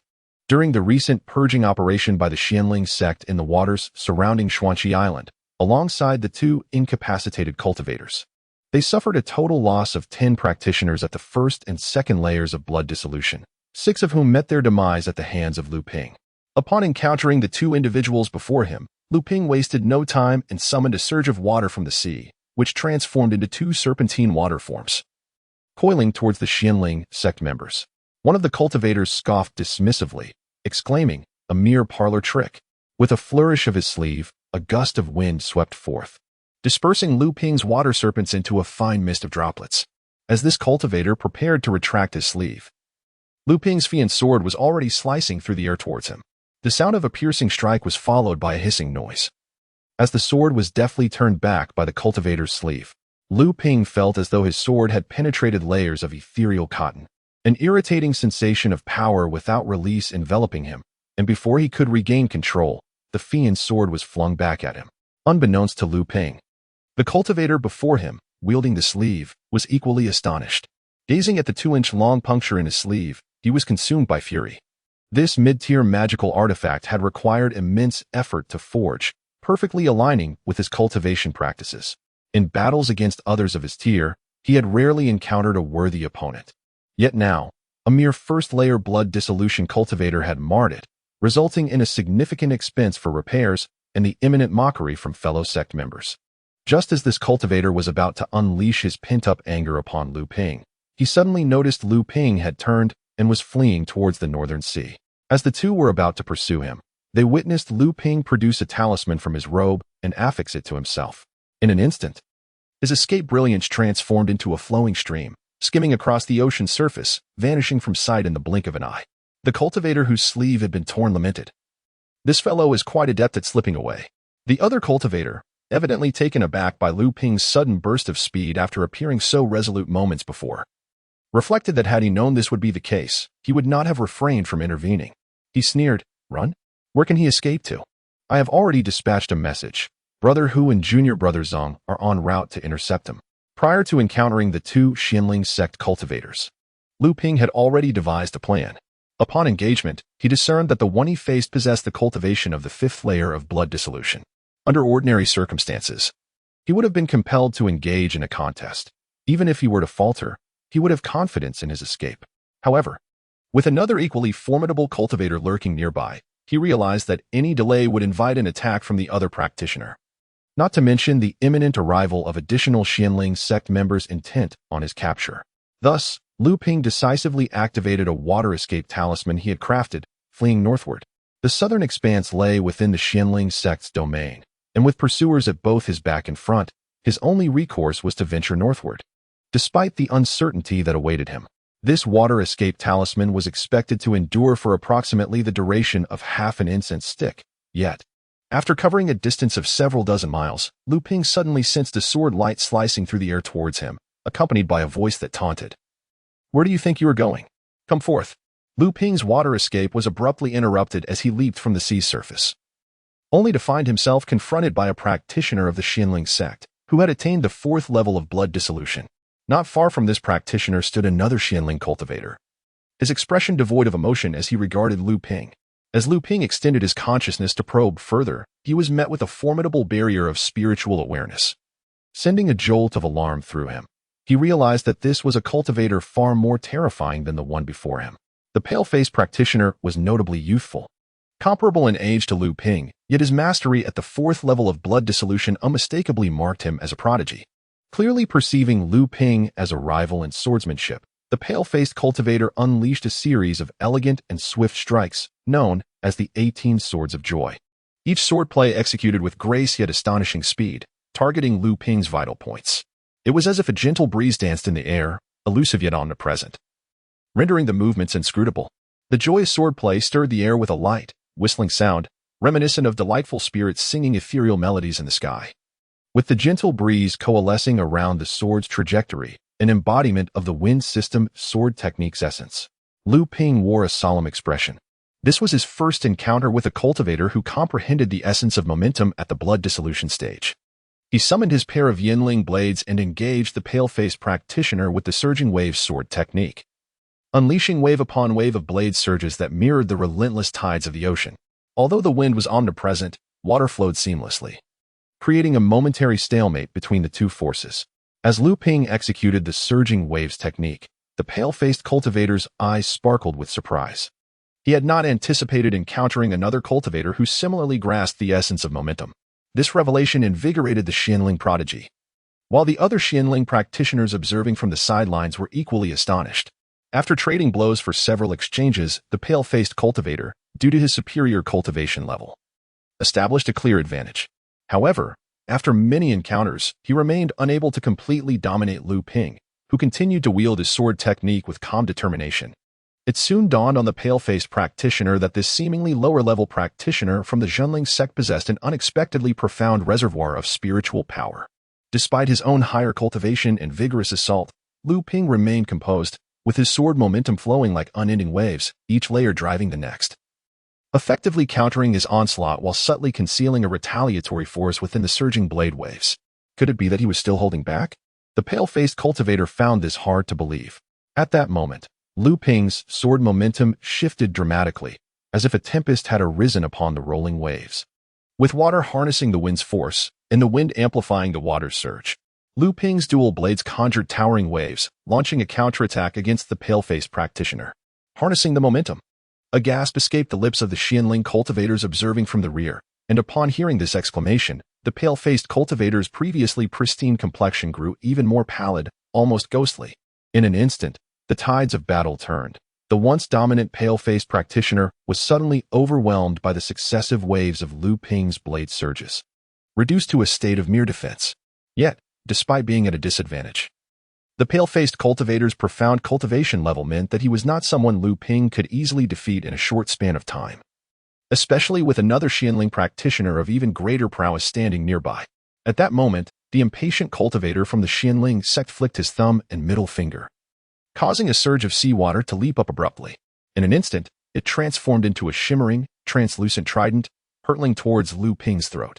Even from several zhang away, Luming felt a chilling aura prickling at his throat. With a startled cry, he hastily threw out 2 talismans, which morphed into 2 water shields that shielded him from the front and back. Simultaneously, he leaped into the sea, slapping a water escape talisman onto himself, transforming into a stream of water and fleeing towards the northwest. The trident struck the 2 water shields, shattering them, yet by the time it did, Luming had already made his escape. The pale-faced cultivator, having lost the sword duel, was in a foul mood and grumbled, "What a cunning little fellow. Does he only know how to run away?" A nearby cold-hearted cultivator glanced at him and replied, "If you hadn't insisted on confronting him first, he wouldn't have been able to escape from this place. But he won't get far. Senior Brother Pang has already pursued him." With Senior Brother Pang's advanced blood-melting cultivation and speed, no amount of water escape talismans will avail him. Upon hearing this, the pale-faced cultivator's agitation subsided considerably. That is true. At this moment, Luming was still unaware that the greatest challenge in his pursuit awaited him halfway. He had seemingly made progress in his swordplay during the duel with the pale-faced cultivator, and for a moment, he forgot to flee. Immersed in the comprehension of his sword technique, It was only when the cold-hearted cultivator made his move that Lu Ping jolted back to reality, escaping swiftly. Had the opponent not overstepped this time, even if he managed to escape, he would have suffered greatly.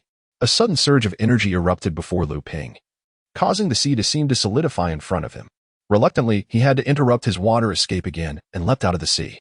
Before him stood a cultivator from the Zhenling Sect, arms crossed behind his back, his gaze filled with a hint of surprise as he seemed to ponder how Lu Ping, with his blood-melting cultivation, had managed to evade his 4 junior brothers. At that moment, Lu Ping's eyes were filled with horror. Within his perception, a straight stream of vital energy soared into the sky above the cultivator's head. The vital energy smoke. This was the manifestation of a substantial bloodline spiritual power that could only be condensed by a cultivator at the advanced stage of blood melting. In that instant, it felt as if Lu Ping was trapped in an inescapable calamity. Lu Ping, without a word, continued his flight, this time devoid of even the courage to engage in combat. Throughout his escape, he had been ambushed 3 times. Feeling that against a cultivator at the 4th layer of blood melting, he might gain the upper hand, but against one at the 5th layer, he could only hope to retreat unscathed. However, when faced with the ruthless cultivator who had previously guarded the white-faced practitioner, Lu Ping sensed that he was ill-equipped to withstand an opponent at the 6th layer of blood melting. Now, confronted by a late-stage practitioner of blood melting, he realized that his only option was to flee. Any attempt to retaliate would surely lead to his demise. Lu Ping wished fervently to endure for just half an hour. Once the encirclement of Xuanqi Island was lifted, his chance of salvation might materialize. However, after exhausting his last water escape talisman, he resurfaced to find a figure behind him, arms crossed, gliding over the waves and maintaining a mere several yards distance. Upon noticing Lu Ping turn around, the figure even smiled at him. A chill ran down Lu Ping's spine. This individual could match the speed of his water escape talisman. Diving back into the water, Lu Ping pressed his final water escape talisman against himself. Even after traveling dozens of miles, the late-stage blood-melting practitioner from the Zhenling Sect remained hot on his heels. Struggling to regain his composure, Lu Ping quickly applied a blood-red talisman, one that had been gifted to him by Zheng Jian, the blood escape talisman. Transforming into a beam of blood-red light, he fled once more. The Zhenling practitioner finally furrowed his brow, and suddenly, a large goose appeared beneath him. A spirit beast evidently nurtured by the cultivator, possessing the strength of the blood-melting stage. With a resounding call, the goose flapped its wings and soared after Lu Ping, vanishing into the horizon in an instant. This time, Lu Ping managed to escape nearly 100 miles.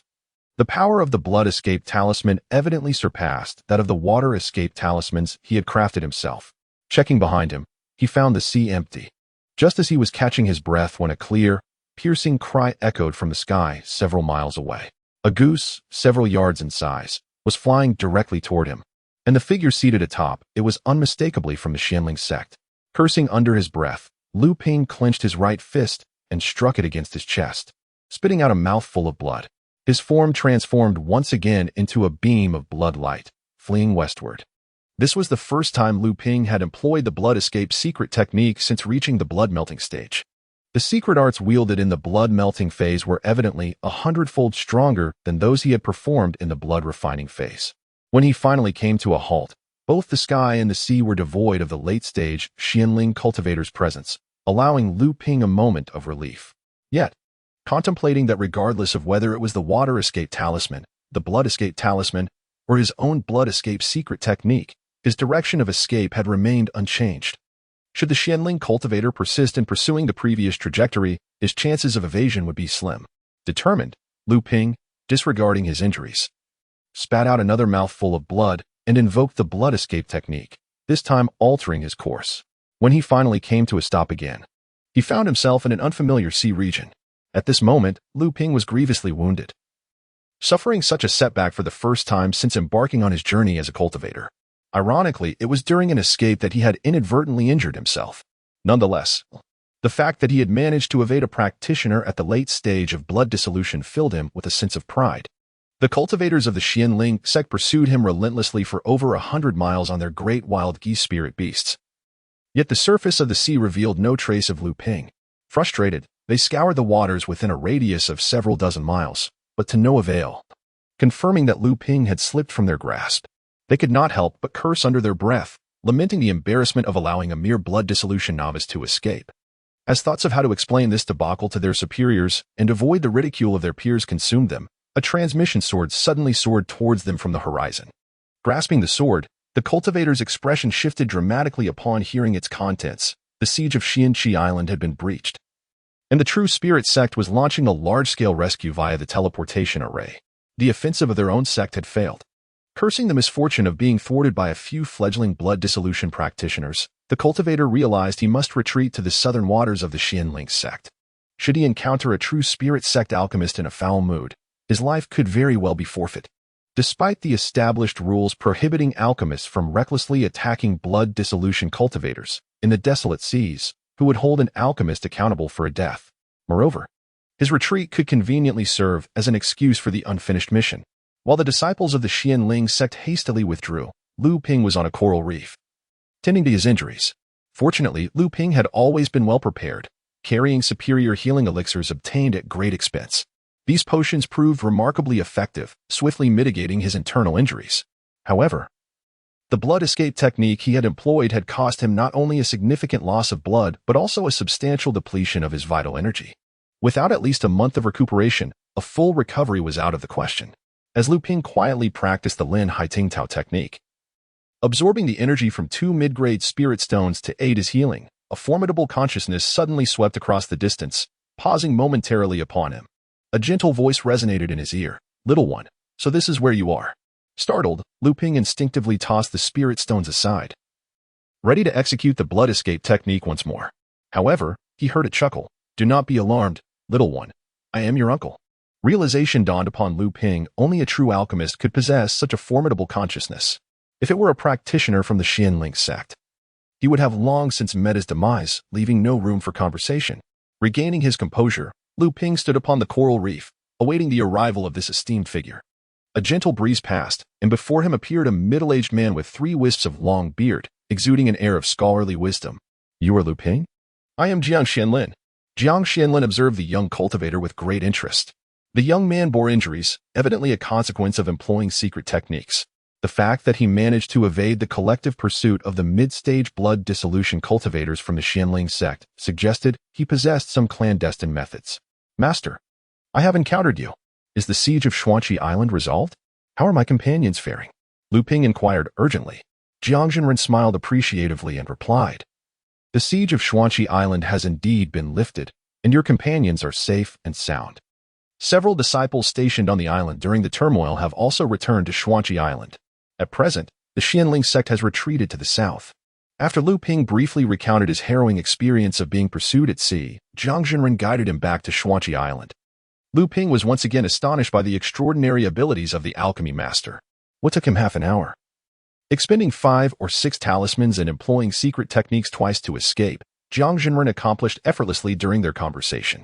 Upon returning to Xianqi Island, Luming was assigned by Lu Xianchang to a secluded training chamber to recuperate from his injuries. For the next 2 months, Luming remained in seclusion. During this time, his fellow brothers from the 7th team, including Yao Yong, came to visit, though they mourned the absence of their senior brother, who had perished during the Zhenling Sect's purge. The group reminisced about the peaceful days spent in the side courtyard and reflected on the loss of their senior brother with a heavy heart. Even Li Qing, who had often clashed with Luming, remained silent. Fortunately, Shi Lingling, sensing the awkward atmosphere, swiftly mentioned the upcoming rewards for Luming and the other 4 who contributed to the resolution of the siege, which enlivened the group as they began speculating about the nature of the rewards. Hu Lili and Zhong Jian also visited Luming, with Zhong Jian bringing along his girlfriend. Ma Yu, a second-layer blood dissolution cultivator, was among the elite of the previous cohort of side courtyard disciples. Luming jokingly remarked to Zhong Jian that he needed to work hard, lest he be overshadowed by senior sister Ma Yu, which would be quite embarrassing. Zhong Jian, having grown more relaxed after the previous teasing, laughed heartily and assured Luming there was no issue, while Ma Yu blushed profusely at Luming's comment. Hu Lili then shared updates regarding the situation between the Zhenling Sect and the Zhenling Sect. Following the retreat of the Zhenling Sect, skirmishes erupted in the waters bordering the 2 sects, with cultivators clashing daily. News of losses among cultivators occasionally surfaced, yet overall, both sides exhibited a degree of restraint, avoiding the escalation to battles involving alchemy masters. Of course, it was possible that both factions harbored deeper schemes. though such considerations were beyond the purview of Lu Ping and his companions. Inquiring about the casualty figures, Lu Ping learned from Hu Lili that the Zhenling Sect had suffered over 50 losses in the blood dissolution stage, while the Zhenling Sect incurred even greater losses, exceeding 70. Furthermore, various resource points and subordinate miniature islands in the vicinity of Xuanqi Island had been thoroughly pillaged, resulting in a significant depletion of spiritual stones. Lu Ping instructed Hu Lili to report the emergence of the demon clan in the waters of Xuanqi Island to the elders of the sect. This revelation was originally Lu Ping's own discovery. However, due to the lingering guilt he felt towards Hu Lili for having acquired the inheritance of the Xing Tao Cave, he decided to let her report the findings. Furthermore, Hu Lili possessed keen insight into the situation, and he hoped this would draw the attention of the sect's higher-ups. In truth, Lu Ping had fully recovered from his injuries within a month. As the foremost contributor to the resolution of the crisis at Xuanqi Island, he was rewarded with exceptional healing elixirs upon his return. He remained on Xuanqi Island because his cultivation had advanced remarkably during the recent conflicts. Additionally, throughout the year of breaking through the blood dissolution stage, he had scarcely paused in consuming various elixirs for his training. At this juncture, Lu Ping had reached the threshold of the first layer of blood dissolution and was poised to make a breakthrough into the second layer at any moment. After Lu Ping's recovery, Yao Yong, Hu Lili, and others paid him another visit, this time to convey the rewards their sect had conferred upon them. Following Hu Lili's report on the demon clan's activities, she indeed garnered the sect's attention and was instructed to maintain strict confidentiality. The sect rewarded her with 3,000 spirit stones and promised her 2 blood dissolution pills to aid in her advancement through the blood dissolution stage. After this visit, she would enter seclusion to break through, and everyone naturally congratulated her on her impending success. Lu Ping also presented her with his own gift: 2 vials of blood dissolution pills, which elicited envy from the others. Zhang Jian received 3,000 spirit stones, 2 vials of blood dissolution pills, a high-quality mid-tier earth element flying sword, and an exquisite blood escape talisman to compensate for his losses. He had only joined the group after being rescued by Lu Ping and others along the way, so his contributions were somewhat lesser, nonetheless. These rewards stirred considerable envy among his peers of the same rank. Du Feng was similarly awarded 3,000 spirit stones, 2 vials of blood dissolution pills, and a superior artifact, the flying honk sword, of exceptional quality, rumored to possess potential for further enhancement. Among the group, Yao Yong was the luckiest. In addition to the 3,000 spirit stones, 2 vials of blood dissolution pills, and a superior red tiger sword, he had also caught the attention of Master Chu, who took him as a registered disciple. Once he advanced to the mid-stage of blood dissolution, he would formally become a student under Master Chu. Even now, he could frequently receive guidance from Master Chu, significantly accelerating his cultivation progress. Among the 5, Lu Ping's contributions were the most substantial. Yet he emerged from this endeavor with little to show for it.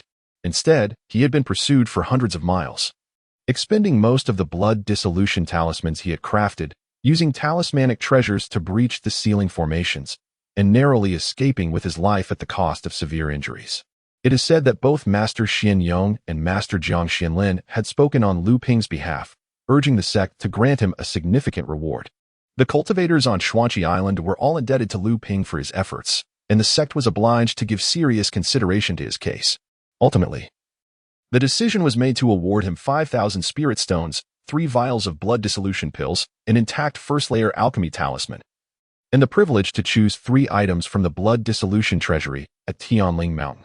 Such rewards are undoubtedly enough to make even the late-stage cultivators of the blood-melting period envious. However, it is said that Master Jiang Xianlin muttered, "Only 3 items? What could possibly be of value in the blood-melting repository?" Lu Ping was unfamiliar with the concept of the blood-melting repository, and Hu Lili explained that every sect possesses a treasury to reserve cultivation resources. The blood-melting repository is one such treasury belonging to the True Spirit sect. Generally, the items contained within are suitable only for cultivators of the blood-melting stage, hence its nomenclature. Regarding Master Jiang Xianlin's remarks, Lu Ping was rather indifferent. To Jiang, the blood-melting repository might seem trivial. Should he truly offer Lu Ping any extraordinary treasures, it is likely that Lu Ping would lack the ability to safeguard them. Lowering the standards of the rewards and diminishing Lu Ping's prominence among the cultivators could be viewed as a form of care for his growth. These rewards would only be accessible once Lu Ping had recovered and exited his seclusion, and he felt no urgency. His primary focus was to elevate his cultivation to the second level of blood melting. The recent incident at Xuanqi Island served once again to illuminate the harsh realities of the cultivation world and the frustration stemming from his own limited prowess. This realization further solidified Lu Ping's determination and courage to ascend to the pinnacle of the cultivation realm. The process through which Lu Ping transcended the second layer of hemolysis unfolded silently, without any hindrance, as if it were a natural progression. There was no manifestation of the foundational bloodline devouring others, nor was there a fusion with any other bloodline. Instead, a second hemolysis pearl was directly formed within the space of his heart. Lu Ping's hemolysis pearl far surpassed that of ordinary cultivators, being comparable in size to the 4 hemolysis pearls of the Azure Sea Spirit Serpent at the 4th layer, and larger than the hemolysis pearls of Josh Peng at the 3rd layer and another Azure Sea Spirit Serpent. With his consciousness enveloping a range of 40 zhang and the blood pulsating with immense magical power, Lu Ping felt an undeniable sense of elation. He commenced practicing his swordsmanship outside his secluded cultivation chamber.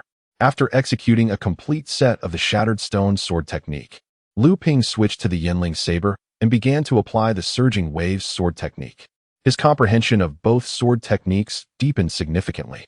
The shattered stone sword technique emphasized momentum and explosive power, embodying a swift and decisive combat style, while the surging waves sword technique, in stark contrast, focused on overcoming the strong with the weak, relying on the continuous flow of magical energy, akin to waves relentlessly eroding the coastal boulders, demonstrating a patient and indomitable spirit. During his swordplay with the pale-faced cultivator from the Zhenling Sect, Lu Ping had previously gained a vague insight into another realm of momentum. This time, through practicing the surging waves sword technique, he once again entered that same realm. The realm of momentum is divided into 3 stages. The first, known as generating momentum, involves creating a powerful trend within one's own techniques. The second allows one to harness the techniques of others, even enemies, to amplify their own spells and counter the adversary, reminiscent of the principle of using the enemy's own weapon against them. The third stage embodies an unshakable presence, where one's spells resonate with the immutable forces of nature, often leading to victories without direct confrontation. Lu Ping had already received other rewards from Elder Lu. The 5,000 spiritual stones propelled him toward a fortune of 20,000, alongside 3 vials of blood essence pills, which were significantly superior to the Fu Ling pills, and an intact talisman containing a golden core level fire fan spell. The hemolysis repository was located on Tianling Mountain, and Lu Ping needed to return to Zhenling Island. This marked Lu Ping's second visit to Tianling Mountain, this time undertaken alone. Inhaling the rich spiritual energy of Tianling Mountain greedily, Lu Ping contemplated the urgency of relocating 2 miniature spiritual veins to his cave dwelling on Huangli Island, lest he fall behind his fellow disciples who were establishing their own dwellings on Tianling Mountain. The hemolysis repository was established on the mountainside, not far from Tianling Hall, underscoring the sect's commitment to maintaining a reserve of treasures. Lu Ping presented the credentials issued by his sect to a late-stage hemolysis cultivator guarding the repository. This cultivator, evidently informed by the sect, regarded Lu Ping with mild interest before leading him to the entrance of the repository. The treasury was enveloped by an intricate array of locks, and as Lu Ping probed with his divine sense, he found himself ensnared within its convoluted pathways, nearly losing his way. After a strenuous effort to extricate himself from the array's influence, he shook his slightly dizzy head and noticed several fellow cultivators in the later stages of blood melting emerging from an unknown source.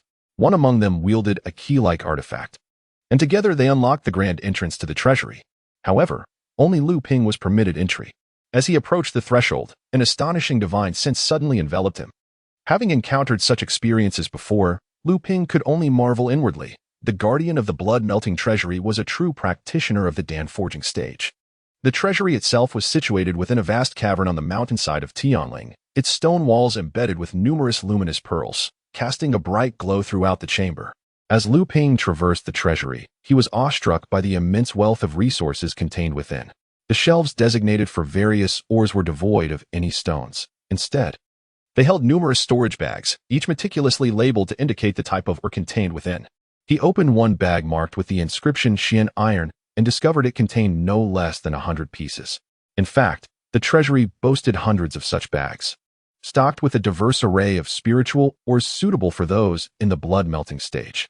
Other sections of the treasury included areas for spiritual herbs, medicinal pills, artifacts, talismans, array plates, spirit beast eggs, manuals, and spiritual materials, each further classified into finer subdivisions. For instance, the medicinal pill section was divided into categories for cultivation, healing, spiritual restoration, and miscellaneous types. Within the cultivation category, there were further distinctions into early, mid, and late stages, as well as breakthrough categories, followed by specific pill names. The vast array of resources within the blood-melting treasury opened Lu Ping's eyes, allowing him to appreciate the profound heritage of the Zhenling Sect. A lineage spanning over 10,000 years. He pondered whether there were also Dan-forging treasuries or Dharma treasuries, and if so, what wonders they might contain. In the North Sea region, the most powerful and affluent sect was undoubtedly the Zhenling Sect. Lu Ping found himself yearning to uncover the treasures held within their vaults. As Lu Ping wandered through the blood-melting treasury, he was at a loss as to where to begin his selection. After calming his mind, he realized that an hour had already elapsed since he entered, while the Guardian had granted him merely 3 hours. Initially perplexed by the seemingly ample time, Lu Ping now felt it was woefully insufficient. Contemplating his needs, Lu Ping first approached the section. He had only met Zhenling twice, yet the latter had repeatedly mentioned the deep-sea cold iron. Furthermore, Lu Ping was eager to witness the power of a mountain collapse transformed into a top-tier artifact. Thus, he sought out the shelf dedicated to iron ores among the hundreds of spiritual or storage bags and, upon reaching the 3rd tier, discovered the section for water attribute ores. There, he located the bag containing the deep-sea cold iron and selected the largest piece, placing it into a storage bag he had prepared prior to entering the treasury.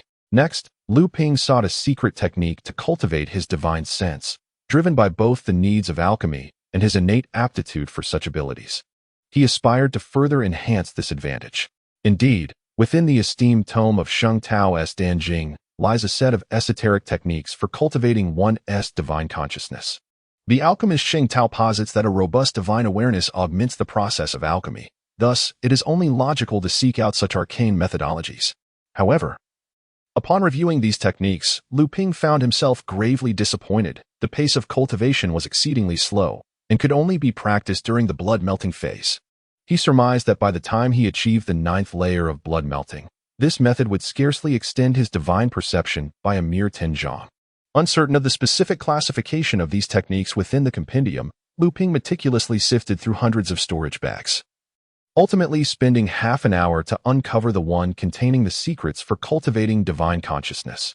This endeavor evoked memories of Hu Lily, a woman of vast knowledge. Had she been present, her insights would have undoubtedly saved him considerable time.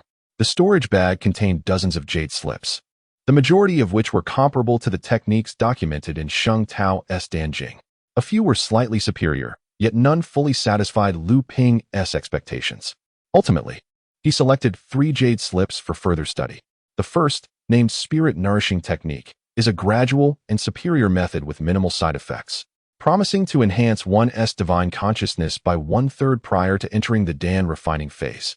The second technique, known as Spirit Expansion Technique, necessitates the aid of a potion called Spirit Expansion Pill during the blood-melting phase, capable of enlarging one's divine awareness by 1/3 to 1/2.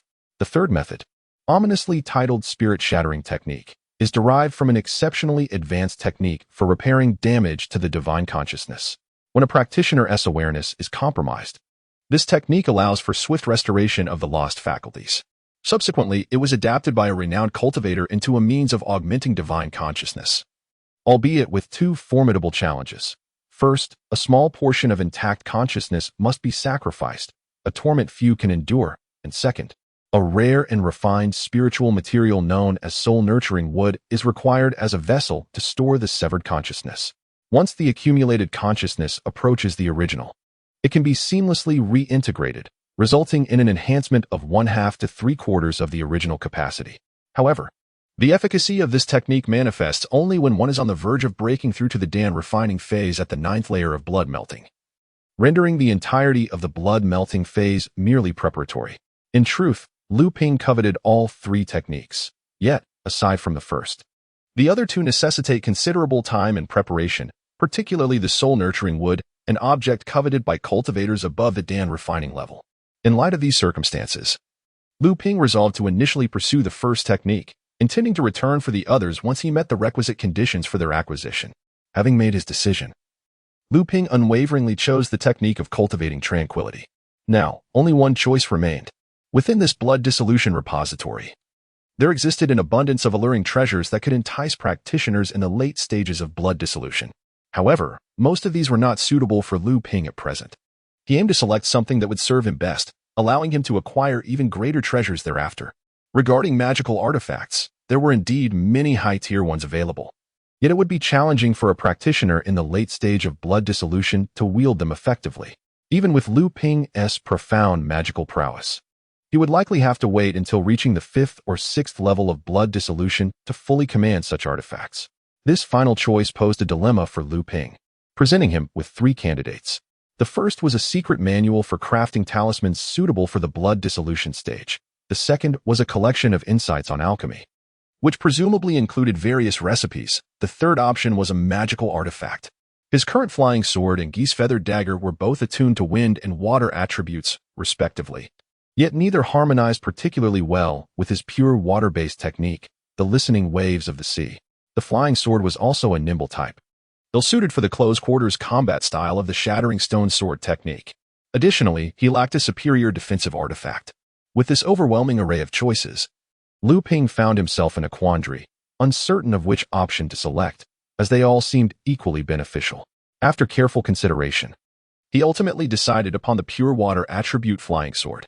The manual for crafting talismans was not an immediate necessity, as his current success rate with the few talismans he could create was rather low. It would be prudent to wait until his proficiency improved. The insights on alchemy were already being sought by Seniorly, and he was confident news would arrive soon. Moreover, his alchemical skills were still lacking, so there was no rush. Initially, Luming had intended to seek a defensive artifact, but his recent advancements in swordsmanship proved too tempting, leading him to choose a flying sword instead. He found the flying sword section and carefully examined the high-tier water attribute flying swords within their storage bags. Eventually, he selected a pair of matching swords, with the male sword being slightly larger, perfectly suited for executing the shattering stone sword technique.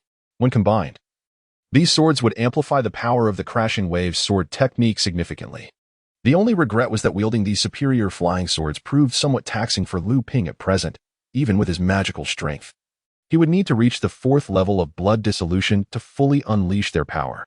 Having made his selection, Luming finally felt at ease and was able to explore the myriad treasures within this repository with a discerning eye. Every disciple of the true spirit sect, upon reaching the 8th level of blood refining, was granted the opportunity to embark on external training. At this juncture, their guiding master would bestow upon them 2 jade slips, one detailing their experiences during training, including cultivation insights and geographical knowledge, the other cataloging various cultivation resources encountered along the way, along with descriptions of the locales, methods of collection, and more. However, like Luming, many young practitioners had limited exposure to the world beyond, primarily acquiring knowledge through the jade slips. Thus, with a rare opportunity to witness tangible treasures and broaden his horizons, Luming would not let it slip away. Luming first arrived at the location of the spirit beast eggs, surveying the various specimens.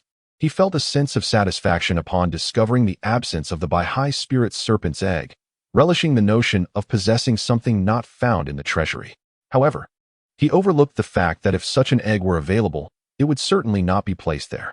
He then proceeded to the area where spirit herbs were stored, utilizing the labels on his storage bag to familiarize himself with the unfamiliar herbs, which also provided brief descriptions of their medicinal properties. This knowledge was akin to discovering a treasure for Luming. As time was of the essence, Luming could only manage to note the types of refining pills and their efficacy on the shelves before he heard the treasury being reopened. The guardian of the treasury urged him to depart hastily. Reluctantly leaving the blood essence treasury, Luming registered the 3 rewards he had selected and hurried back to Xuanqi Island. Meanwhile, the Zhenling Sect and the Zhenling Sect continued their tense standoff in the surrounding seas, with daily skirmishes between the blood essence cultivators of both factions. However, these conflicts primarily involved late-stage cultivators.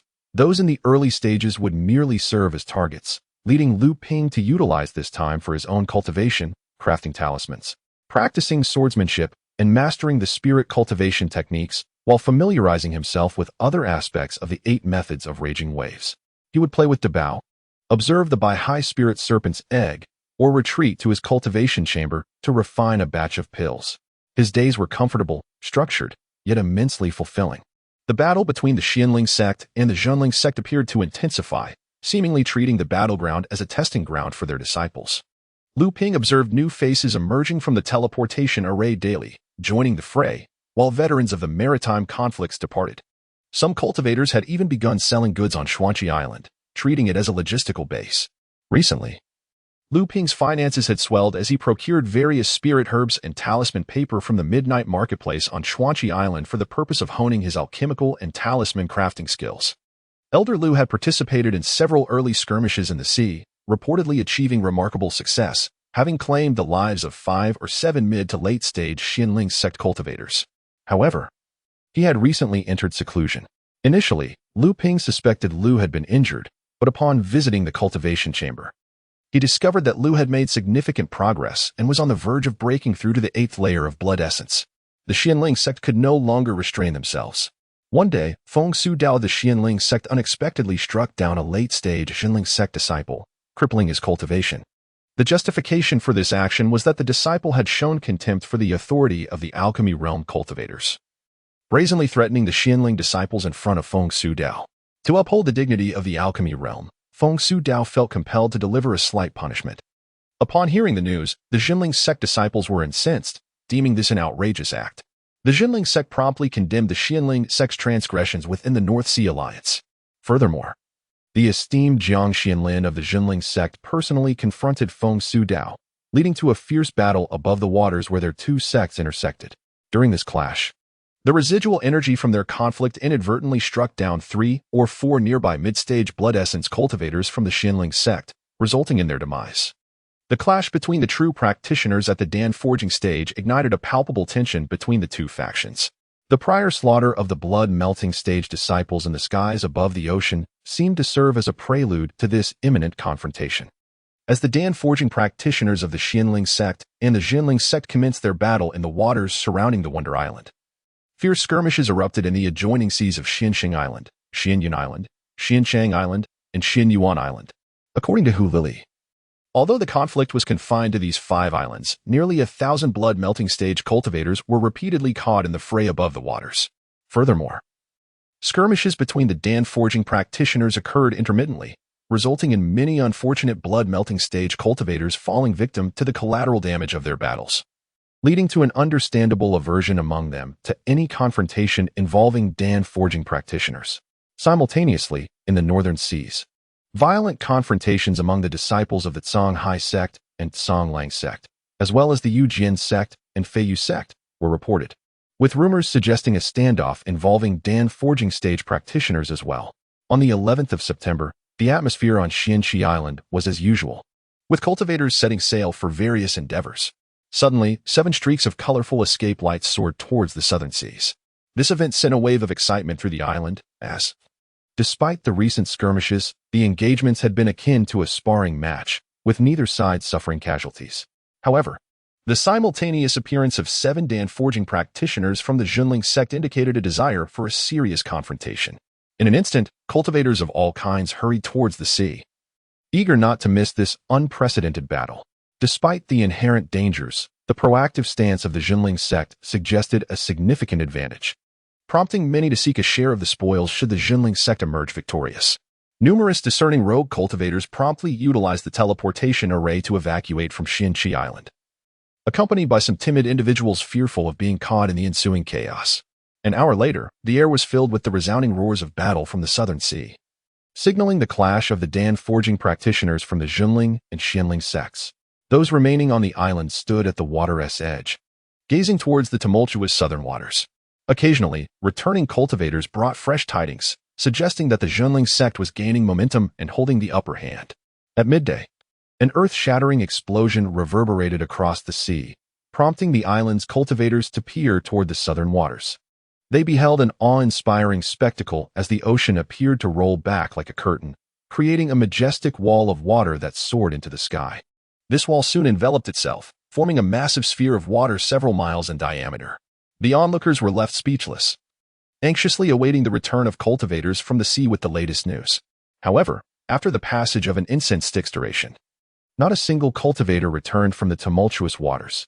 On the island, several impatient cultivators resolved to venture out to sea, some alone, while others in groups. As the dwindling number of practitioners on Su-Inku Island hurriedly departed, just after these eager cultivators had set sail, an injured disciple from the True Spirit Sect staggered back to Su-Inku Island, bearing shocking news of a massive invasion by the Northern Sea Demon tribe. In a fleeting moment, aside from the disciples remaining to guard the island, all other cultivators, including Luming and even those like Zhenling, who had yet to undergo blood coagulation, swiftly advanced towards the maritime expanse. The Northern Sea Demon clan stood as the arch-nemesis of the entire Northern Sea Alliance, and it could be asserted that the very establishment of the alliance was largely motivated by a need to defend against and compete with the Demon clan. Upon reaching the vicinity of the maritime boundary between the two factions, Luming and his companions encountered a chaotic battlefield, where human cultivators and demon beasts had become enmeshed in a tumultuous fray.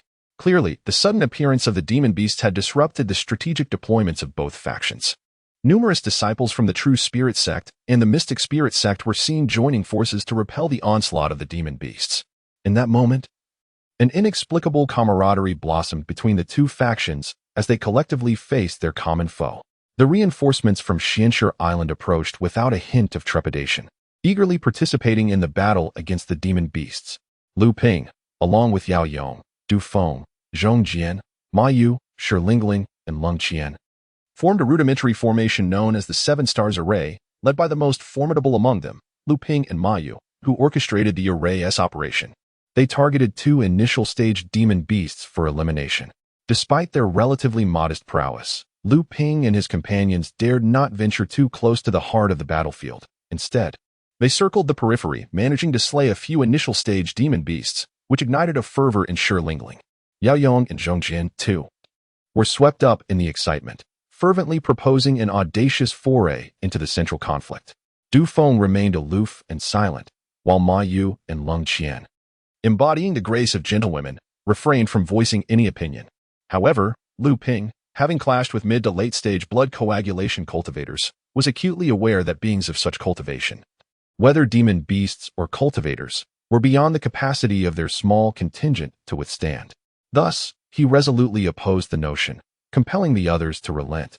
Just then, a colossal sound of something piercing the air reverberated across the sea once more. At the moment when the human cultivators and the beastly creatures clashed ferociously upon the ocean's surface, a series of 3 thunderous booms resounded. Above the massive water sphere, spanning several miles, 3 colossal phantasms of magical artifacts emerged in succession: a sword, a mirror, and a tome.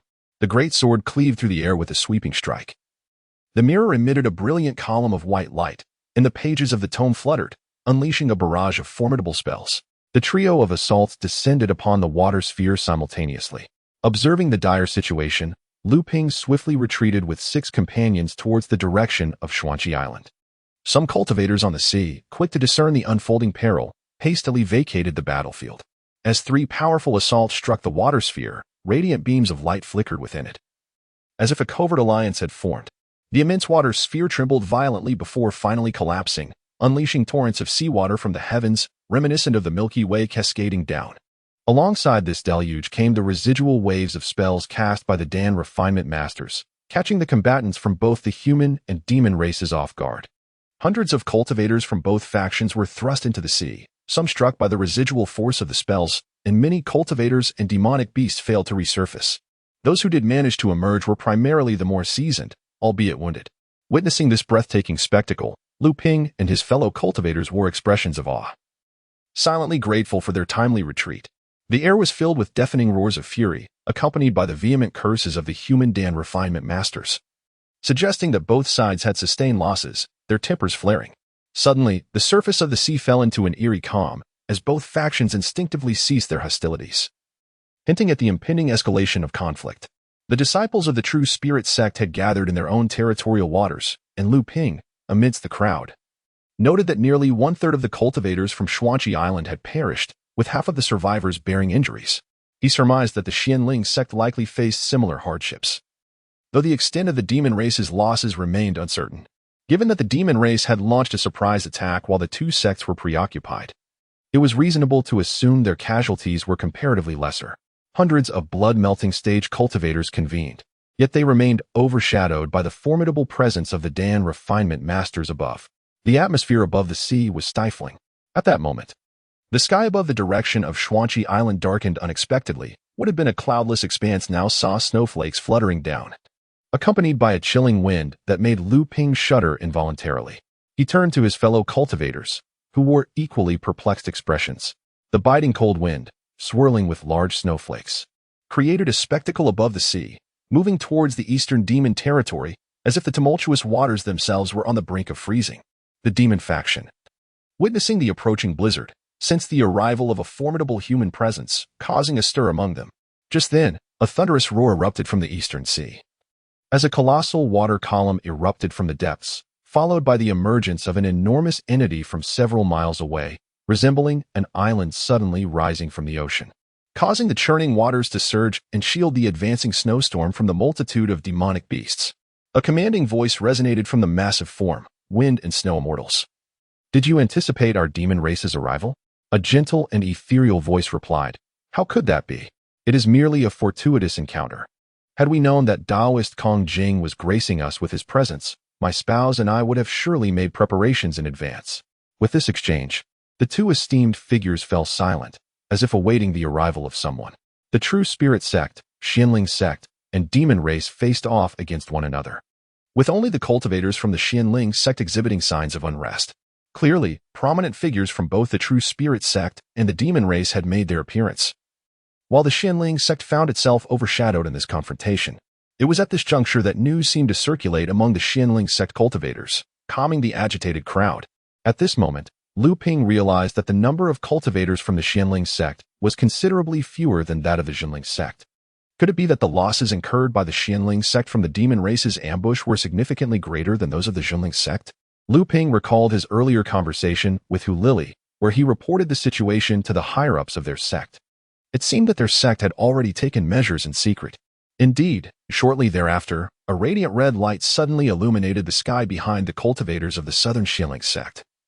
As if the sun had emerged at dusk, dyeing several white clouds in the southern sky a brilliant red. An irate voice echoed, "You all have arrived quite early. It appears my Zhenling Sect has come a bit late." The speaker's tone was filled with anger and a hint of grievance. A light laugh emerged from the Zhenling Sect. As a woman's voice chimed in, "Brother Chiu has arrived just in time. Since that is the case, let the younger generation disperse." At this moment, Master Chu suddenly appeared before the gathered Zhenling Sect cultivators, declaring, "You youngsters have no business here. Return to Xuanqi Island at once." The members of the Zhenling Sect, already feeling stifled by the atmosphere of this grand scene, instantly scattered upon hearing Master Chu's command. The situation was similar for the Zhenling Sect and the demon race. On their way back to Xuanqi Island, Luming and his 6 companions were filled with excitement, speculating whether the 4 who had just appeared were ancestors of the law phase, while marveling at the formidable power of the alchemy stage masters, their faces reflecting a yearning admiration. Luming was also astonished by the abilities of these high-level beings, apart from Master Chu. No other experts above the alchemy stage had emerged on the surface of the sea, yet everyone seemed to sense their presence. At that moment, they commanded the very realm itself, influencing the course of events. The conflict between the two sects had ceased the instant the demon race launched their ambush. At this time, many cultivators on Xuanqi Island awaited orders from their sect leaders, speculating about the impending developments in the North Sea. Luming merely listened to the discussions of others, using the remaining time to attend to his own matters. Elder Lu had sustained injuries, this time, genuine wounds of severity. Initially, Elder Lu intended to enter seclusion for a breakthrough, but upon hearing of the demon race's attack, he had joined the battlefield. The members of the 7th Squad all went to visit him.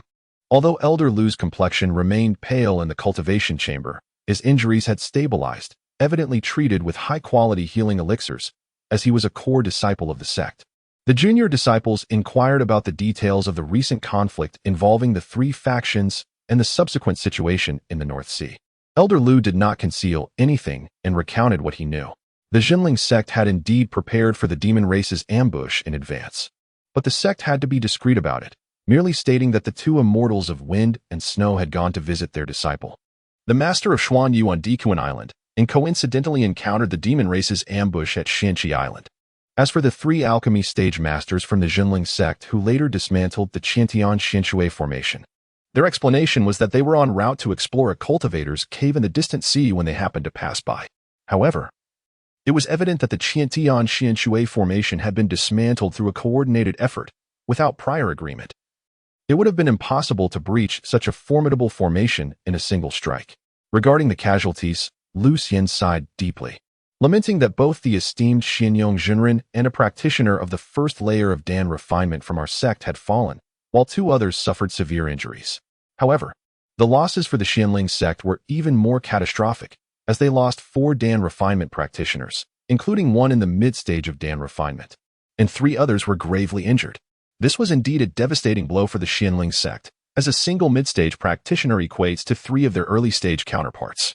The Demon Clan, on the other hand, did not emerge entirely unscathed.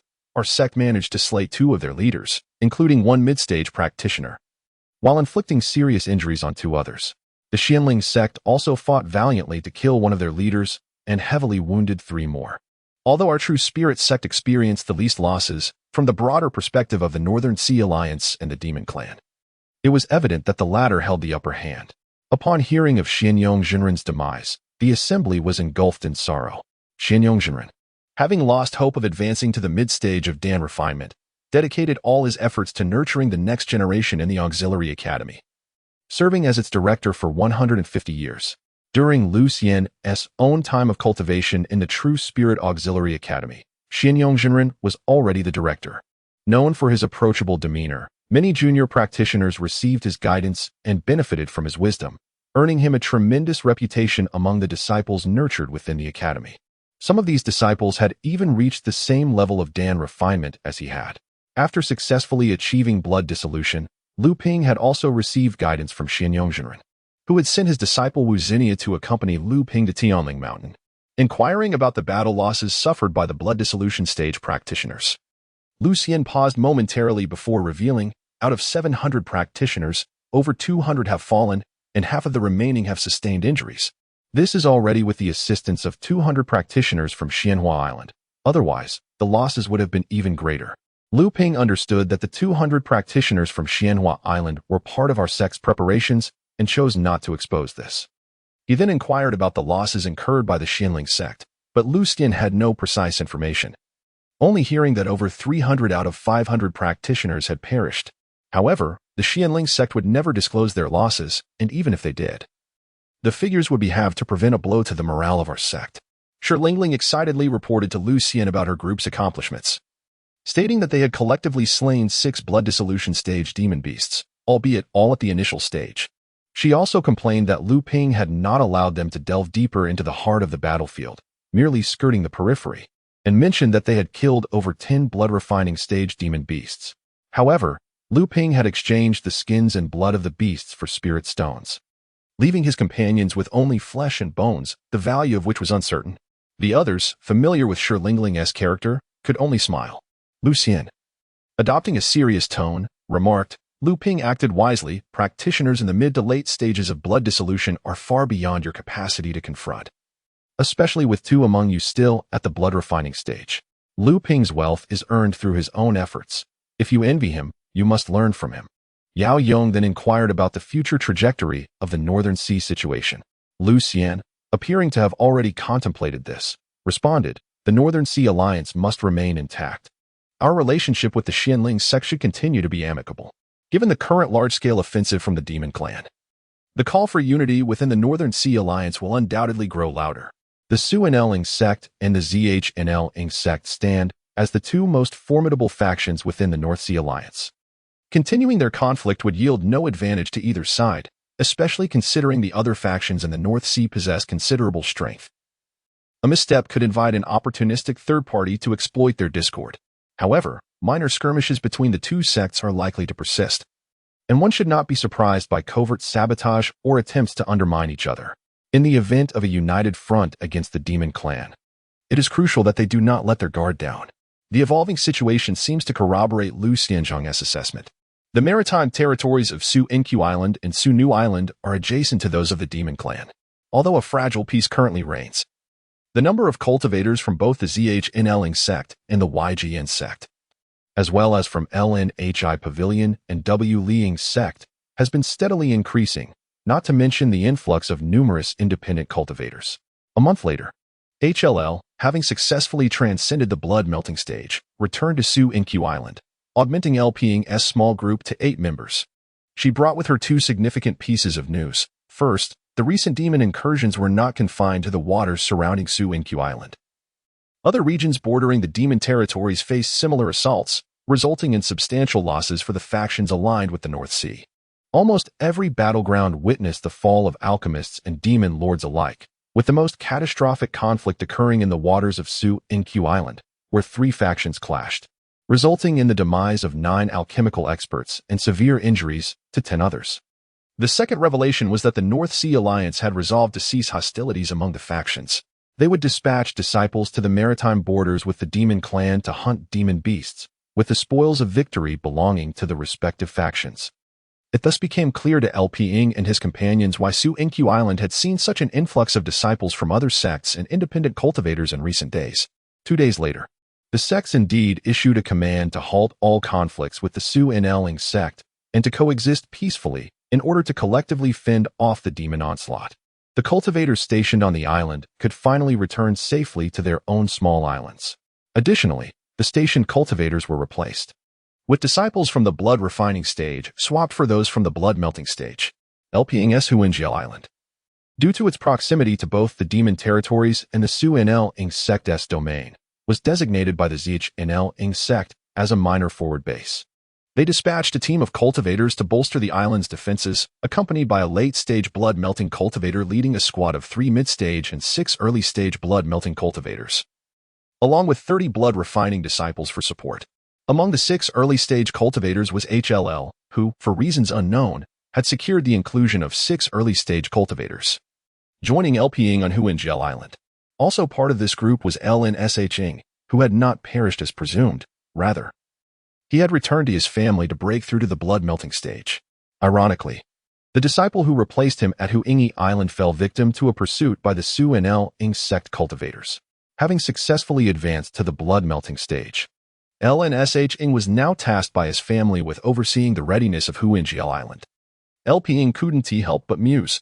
Good people often meet untimely ends, while calamity seems to endure through the ages. It dawned on LPing why HLL and LNSHing were so intent on coming to Zhenling Island. Its unique geographical positioning held significant strategic importance. Xuanqi Island is destined to become a logistical base for confronting the Demon Clan, while Huangli Island serves as the forefront of this conflict. Here, it will transform into a preparatory hub for numerous cultivators embarking on sea voyages and a reception point for those returning. It is foreseeable that once the 2 clans engage in battle, a multitude of cultivators will flock here, drawing vast wealth and resources, thus rapidly elevating Huangli Island to prosperity. The arrival of the 2 individuals is undoubtedly aimed at accumulating the cultivation resources that will be stockpiled here in the future. Luming contemplated the situation and realized he needed to make some preparations in advance. He must secure a share of this impending fortune. His most urgent task was to swiftly relocate 2 micro-spirit veins into his cave abode to avoid any unforeseen complications. Following that, he needed to hasten his cultivation progress. It was apparent that once the conflict erupted, with countless cultivators converging, numerous troubles would arise on the island. Without sufficient strength, how could he possibly suppress these cultivators?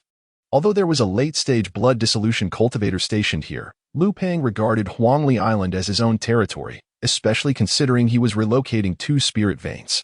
If discovered, it could lead to further turmoil. The construction of the base on Huangli Island was primarily overseen by 3 mid-stage blood dissolution cultivators, with 30 disciples in the blood refining stage responsible for the implementation. Additionally, they were recruiting mortals to establish a marketplace on Huangli Island. Meanwhile, Luming and 5 other early-stage blood dissolution disciples accompanied senior brother Zhang Zifeng, a late-stage blood dissolution cultivator, to arrange the protective formation for the island. 3 days later, upon completing the formation, Luming immersed himself in a disciplined routine of cultivation within his cave abode. Periodically, he would venture to the marketplace on Dequan Island to procure some alchemical herbs, while also disposing of unnecessary items acquired during the incidents on Xuanqi Island.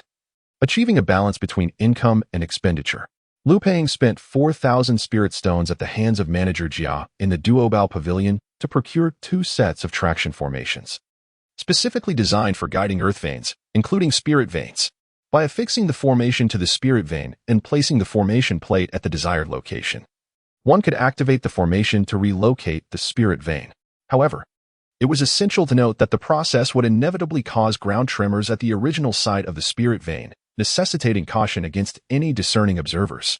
On one particular day, after successfully refining a batch of blood-cleansing pills and observing the 6 blood-red pills within the furnace, Luming felt a surge of joy.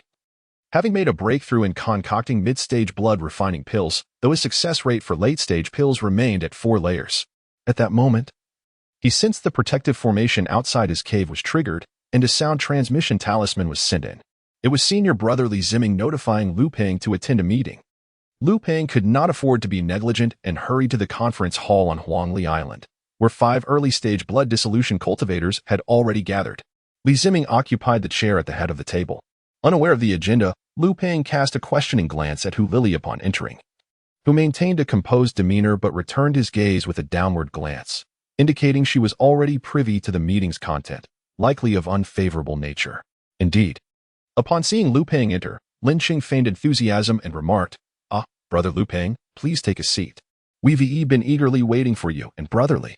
Amidst the seemingly mundane conversation, Luming discerned an underlying tone that was far from pleasant. Was today destined to be a trial directed at him? Indeed. As Linqing's words faded, Zhenling from the upper seat interjected, "Junior Lu, you must henceforth attend the discussions punctually. You must understand that the present circumstances differ significantly from the past.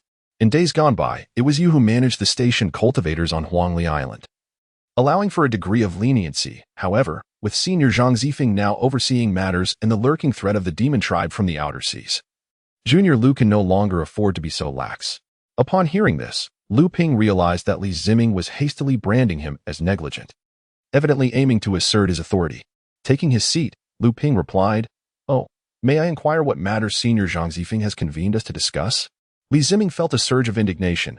Luming was well aware that Senior Zhang Zifeng was solely focused on cultivation and had little concern for administrative affairs.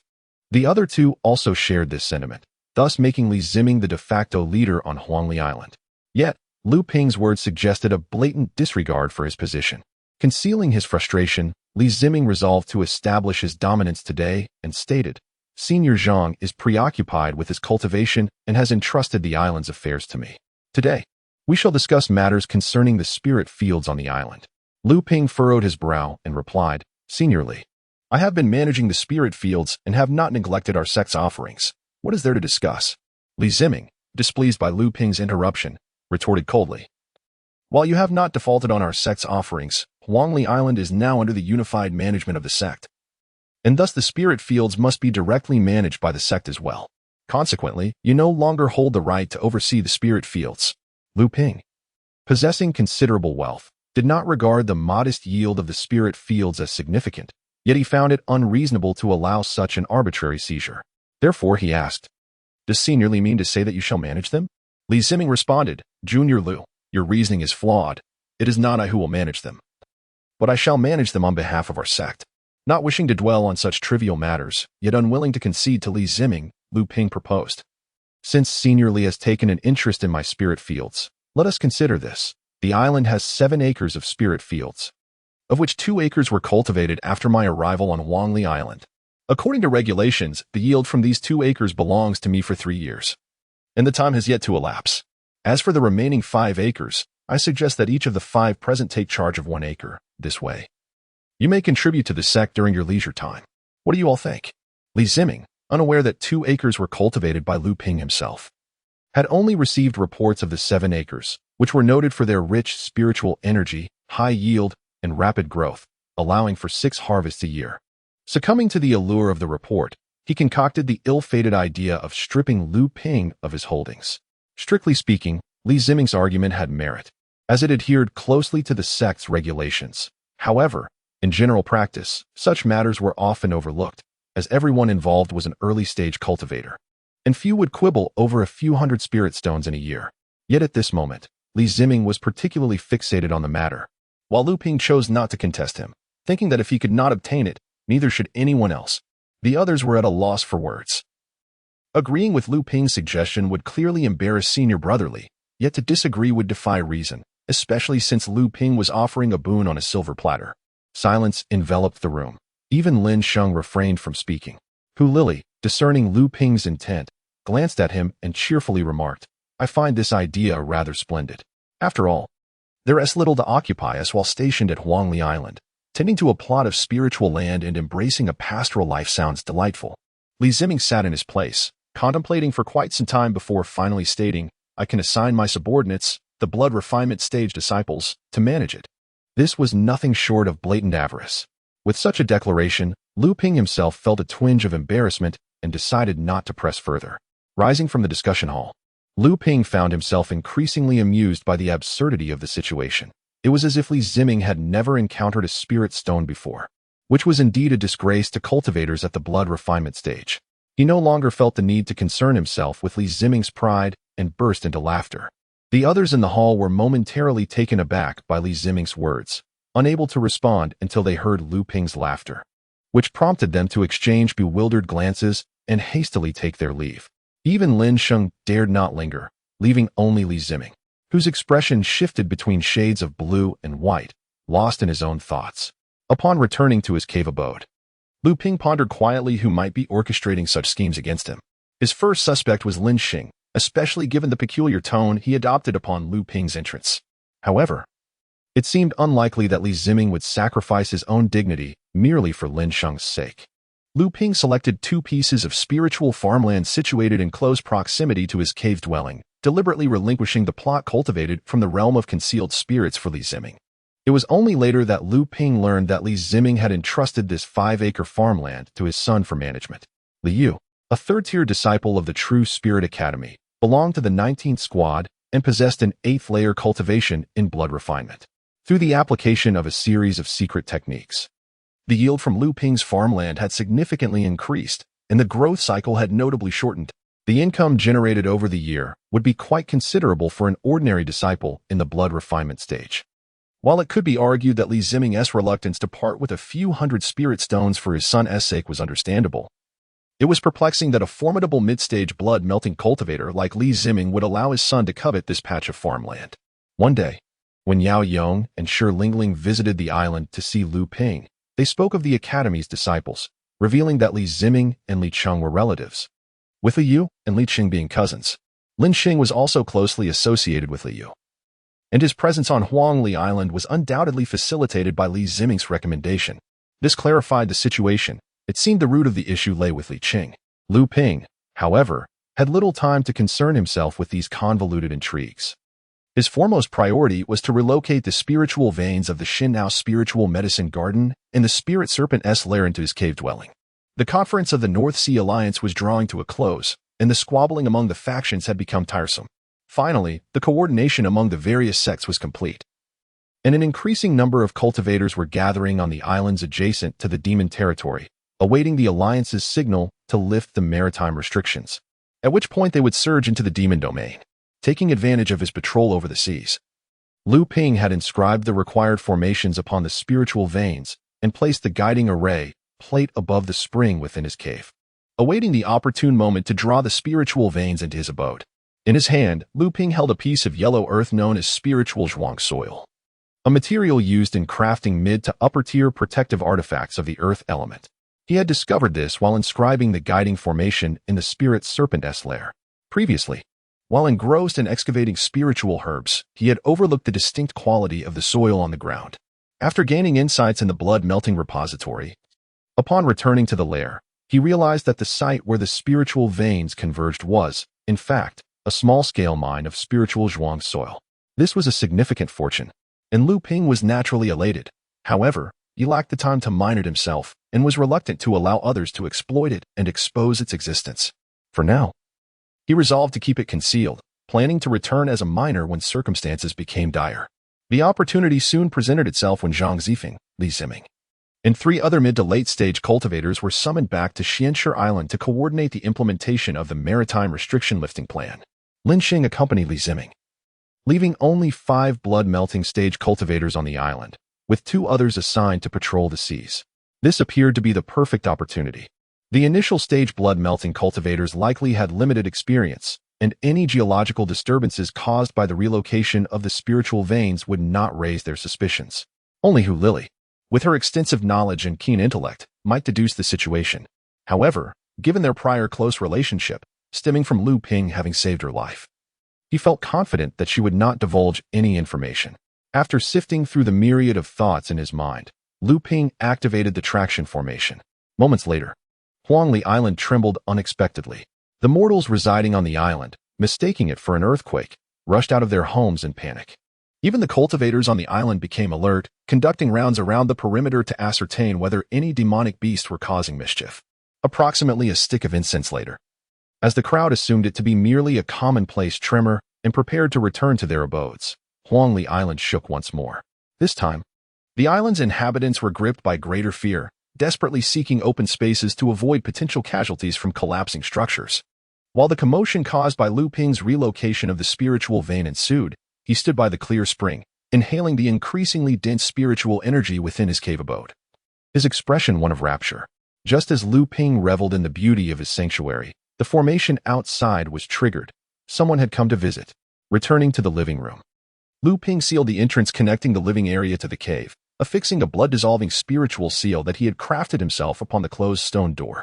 As anticipated, the visitor was none other than Hu Lili. Sipping the Qi Yin tea brewed with Lu Ping's spiritual spring water, Hu Lili remarked, "Junior brother Lu certainly knows how to indulge. Even spiritual tea is not spared." Lu Ping chuckled, "It is merely the most basic spiritual tea. I have some more to spare, and I shall prepare a portion for senior sister to take back and savor." Hu Lili laughed lightly. "Even the cheapest costs 100 spirit stones per tale. I am indeed fortunate to enjoy your hospitality." Curious, Lu Ping inquired, "What brings you here this time, senior sister?" Setting down her teacup, Hu Lili replied, "During your time on Huangli Island, have you encountered any earthquakes?" Lu Ping thought to himself that this woman had indeed grown suspicious. He responded, "Not at all. However, it is not uncommon for earthquakes to occur at sea. It could hardly be deemed extraordinary. Could it be that senior sister fears an attack from the demonic clans?" Hu Lili shot him a knowing glance. If there were indeed a beast capable of provoking earthquakes on Huangli Island, it would be akin to walking into the jaws of a tiger. Intriguingly, this tremor bore a resemblance to several types of geological shifts and volcanic eruptions described in books, though he could not quite recall which it was.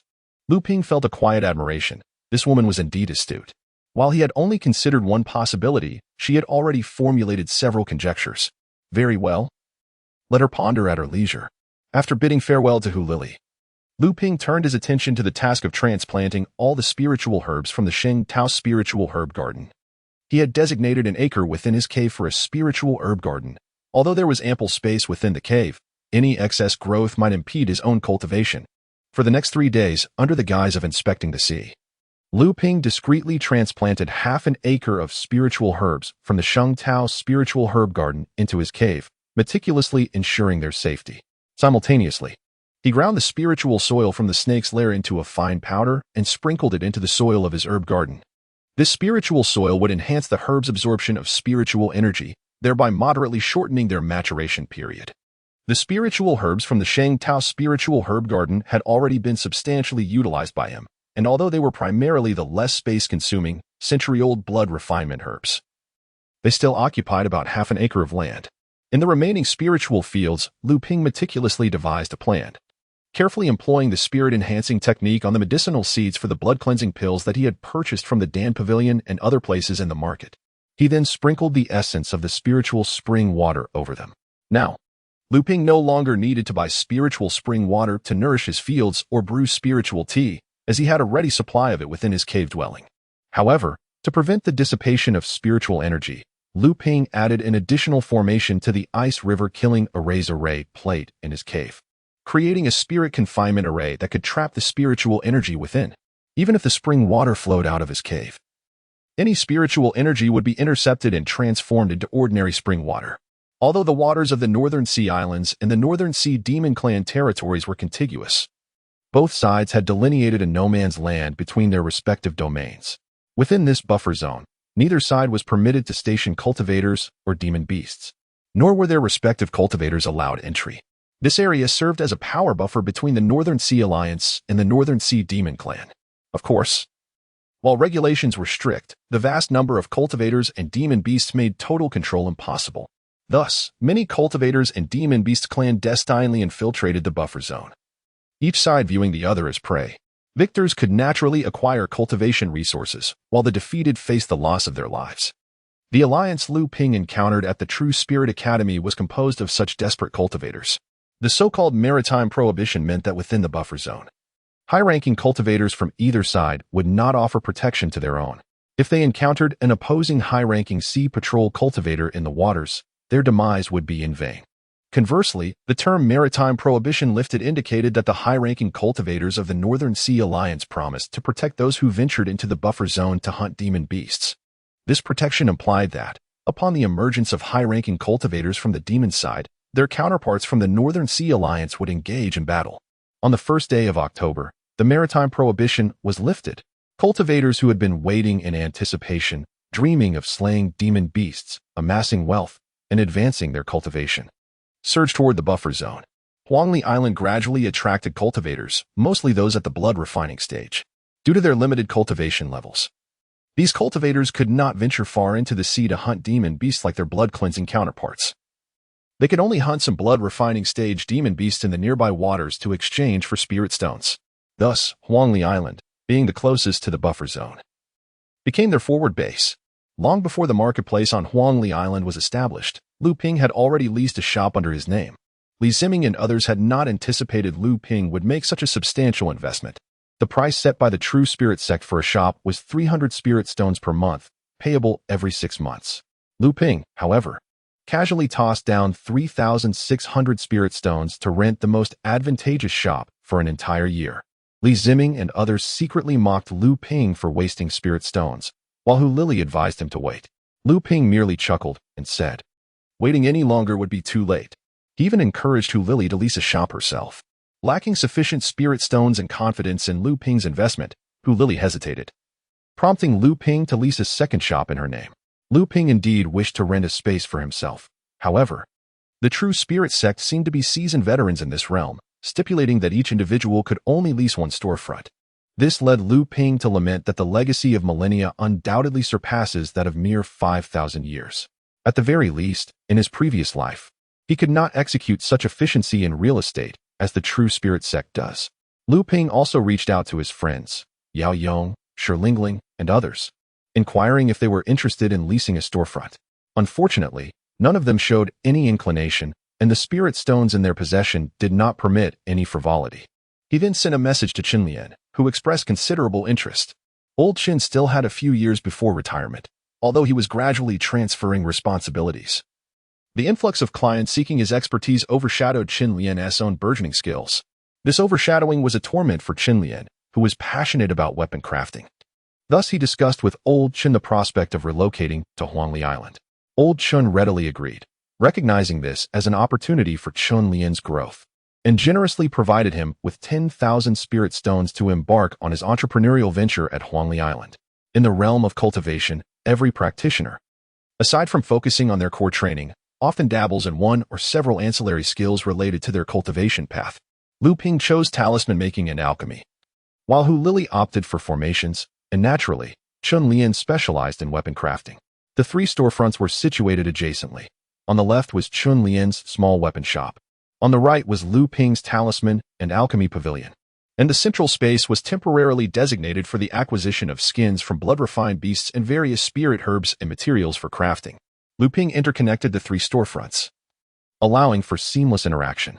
The weapon shop's operations were to be directly managed by Qin Lian, whereas the talisman and alchemy pavilion employed a disciple of about 40 years from the True Spirit Sect's outer gate, Feng Tao, as the manager for a monthly salary of 50 spirit stones. Later, reconsidering, Lu Ping decided to increase the salary by 30 spirit stones, entrusting him with the dual role of managing the acquisition of spirit materials and herbs as well. Qin Lian and Lu Ping each prepared a procurement list with attached prices for Feng Tao to oversee. While Lu Ping was oblivious to how Qin Lian arranged his affairs, he took the opportunity during a trip to Dekuan Island to acquire spirit herbs and pills, purchasing all available blood-refined pills he could find. He did the same for talismans and also acquired several pills available for the blood-refining stage, though he himself desired more for personal use. Even with discounts offered for bulk purchases, he still expended nearly 10,000 spirit stones, which constituted almost half of his wealth. Upon returning, He marked up the items at the original price by twofold for sale in the Talisman and Alchemy Pavilion, while the remainder was stored in a spatial bag to be entrusted to Feng Tao for sale with instructions to restock as necessary. Lu Ping's own refined blood pills were also displayed prominently. Despite his relentless dedication to learning alchemy, he had yet to achieve profitability. However, his proficiency in talisman making had seen significant improvement, benefiting from Lu Ping's formidable spiritual awareness. The success rate for several early-stage blood-refining talismans he crafted reached approximately 5 tiers. And the quality of the talismans produced had markedly enhanced as well. In the marketplace, there exists a treasure house established by the True Spirit Sect, strategically located in the most favorable position. However, considering the limited capacity of Huangli Island, even with the lifting of maritime restrictions, only this single treasure house was opened, akin to a general store in a mundane market, offering a diverse array of goods. Following the relaxation of maritime prohibitions, it was the strategically significant islands like Xuanqi Island that first flourished, engaging in extensive trade and witnessing a substantial increase in transaction volumes, thereby enhancing the profits of the True Spirit Sect. After half a month of open seas, Huangli Island gradually captured the attention of cultivators venturing out to sea. Not only was it the closest to the buffer zone, but the island's facilities, though rudimentary, were adequate for timely resupply, thereby saving considerable time for greater gains. Consequently, the number of cultivators on Huangli Island began to steadily rise.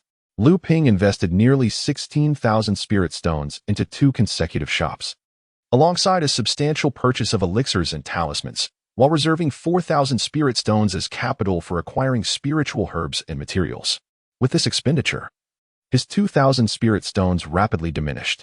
The rewards from the Xuanqi Island events and the 5,000 spirit stones granted by the sect had previously swelled his storage bag, but it now began to deflate. At this juncture, Lu Ping remained calm, while Hu Lili grew increasingly anxious, frequently inquiring about the state of their business. Chen Lian and his companions found her concern amusing, teasing, "What is this? If she were a friend, would she inquire so often? If she were the proprietress, she would have taken action directly, leaving Lu Ping out of it." This remark left Hu Lili blushing, causing her to absent herself from the Danfu Pavilion for several days. In truth, Lu Ping understood that after the maritime restrictions were lifted, cultivators entering the sea would undergo an initial acclimatization phase. During this period, they needed to familiarize themselves with the local maritime environment, the distribution, strength, species, and habits of the demonic beasts, as it was a matter of life and death. Only after this familiarization could large-scale hunting and counter-hunting commence. In 6 months, the triennial blood melting period auction on Di Kuan Island would take place. Lu Ping was uncertain whether he could recoup his costs before the auction. However, his cultivation had made remarkable progress during this time. Having been in the blood melting period for just over a year, Lu Ping faced several life and death trials, and 3 months prior, he ascended to the second layer of blood melting. The ample supply of elixirs proved to be a significant factor in Lu Ping's advancement. During his time in the blood melting period, he benefited from sect rewards, personal purchases, the legacy of the deceased cultivator Sheng Tao, the spoils from hunting Zhenling Sect cultivators, and the provision of 2 miniature spiritual veins, allowing him to once again experience the exhilarating sensation of rapid cultivation growth reminiscent of his earlier stages. Nevertheless, the lack of spirit stones left Lu Ping feeling discontented. Although he was confident in his ability to generate spirit stones from the 2 shops, his expenses were equally substantial. Living off past gains without replenishment was not in Lu Ping's nature.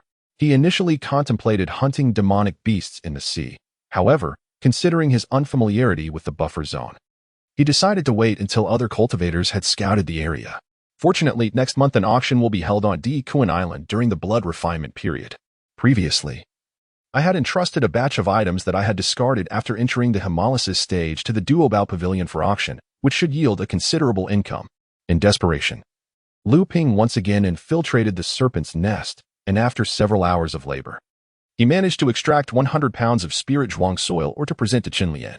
Chen Lian's workshop had begun to undertake minor repairs of magical artifacts, tasks that predominantly relied on skill rather than requiring significant upfront investment.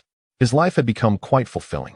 When Lu Ping encountered Chen Lian, he had just extinguished the fire array. Naturally, Chen Lian could not utilize his father's Shiyu fire. Instead, he employed a family heirloom fire concentration array, arranged with spirit stones and ignited using his internal mana. thus consuming his mana with every crafting session. Fortunately, the fire concentration array helped conserve a considerable amount of mana. Otherwise, crafting high-difficulty magical artifacts would be unsustainable given Zhenling's current level of cultivation.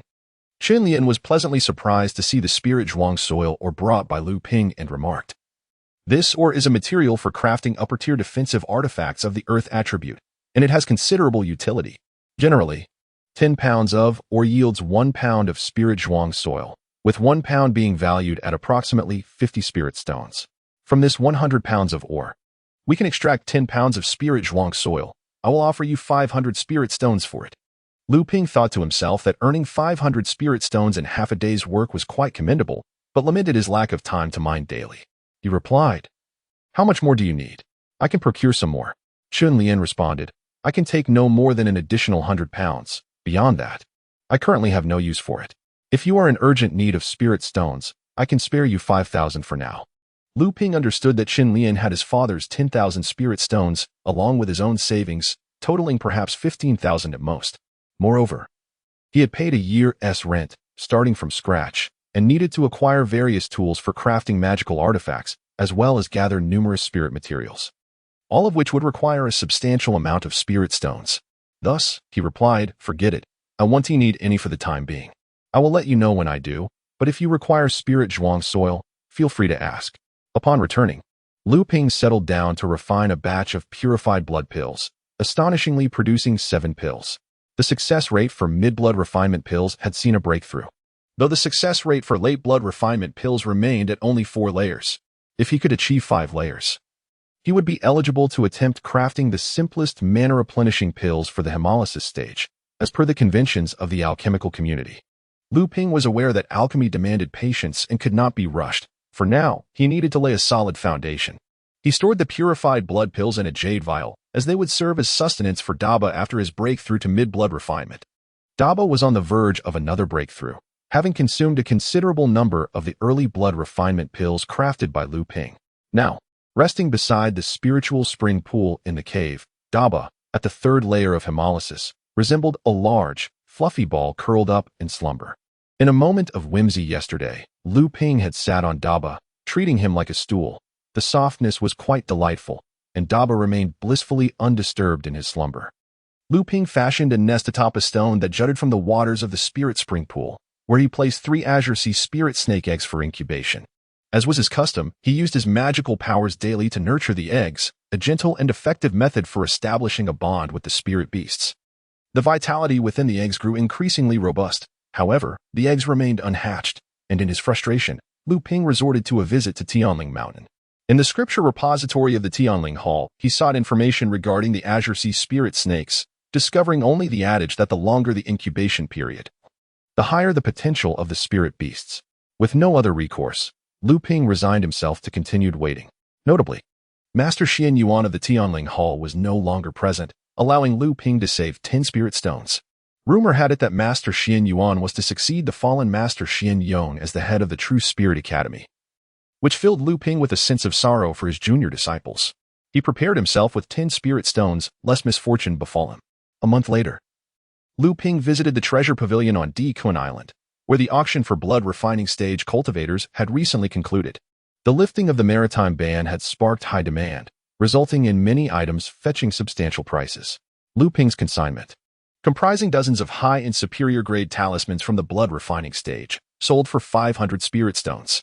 The warning talismans and landmine talismans were particularly sought after, indispensable for ambushes and sneak attacks, with each set of warning talismans fetching 250 spirit stones, while landmine talismans were even more coveted at 300 spirit stones per set.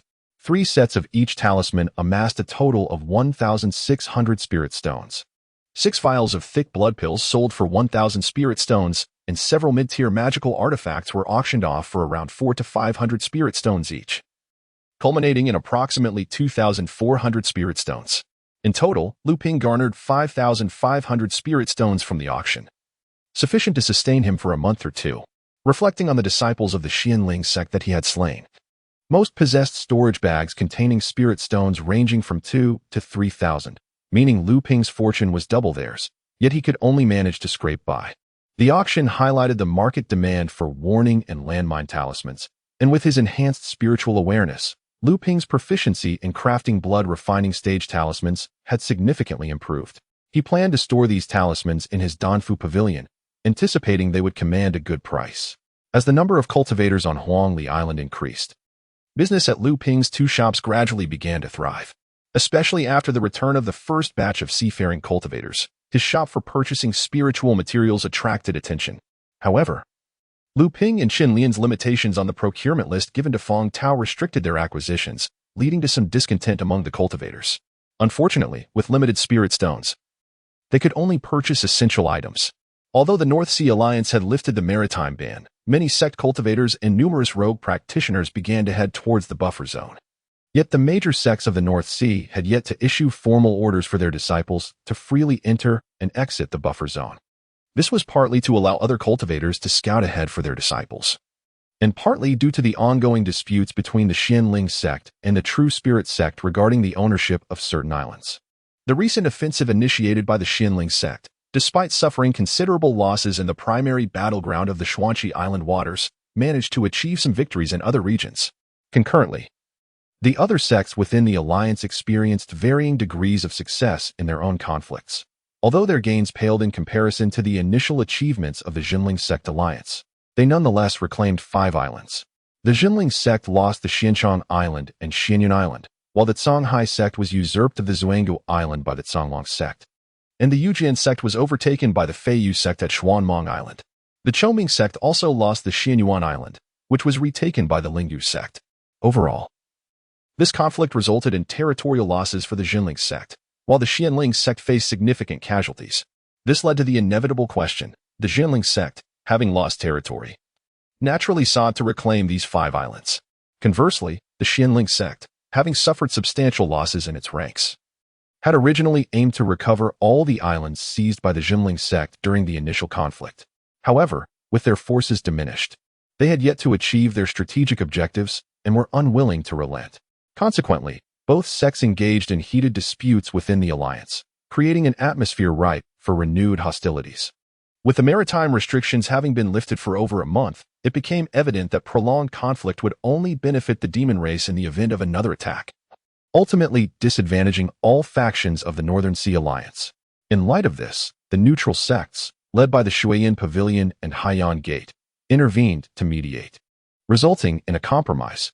The dispute over the 5 islands was set aside, and the failing ruins were opened, allowing each side to select their early-stage disciples to resolve their grievances. Speaking of the failing ruins, it is essential to note the failing sect, which, 4,000 years ago, was the true sovereign of the Northern Sea Alliance.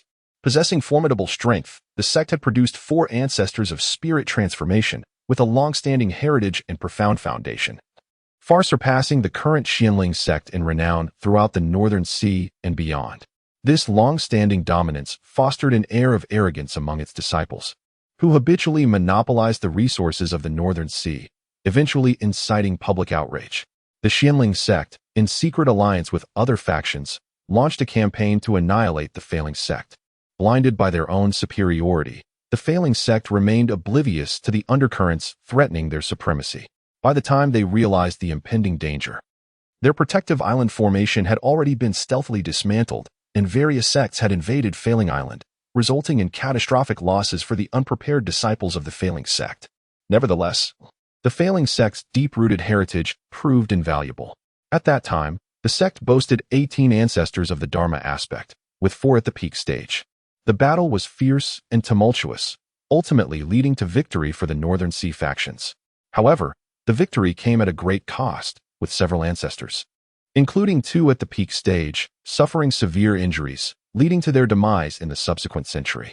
The intense clashes among dozens of Dharma aspect ancestors left Failing Island in ruins, with residual magical energies rendering it inaccessible to cultivators below the Dharma aspect level.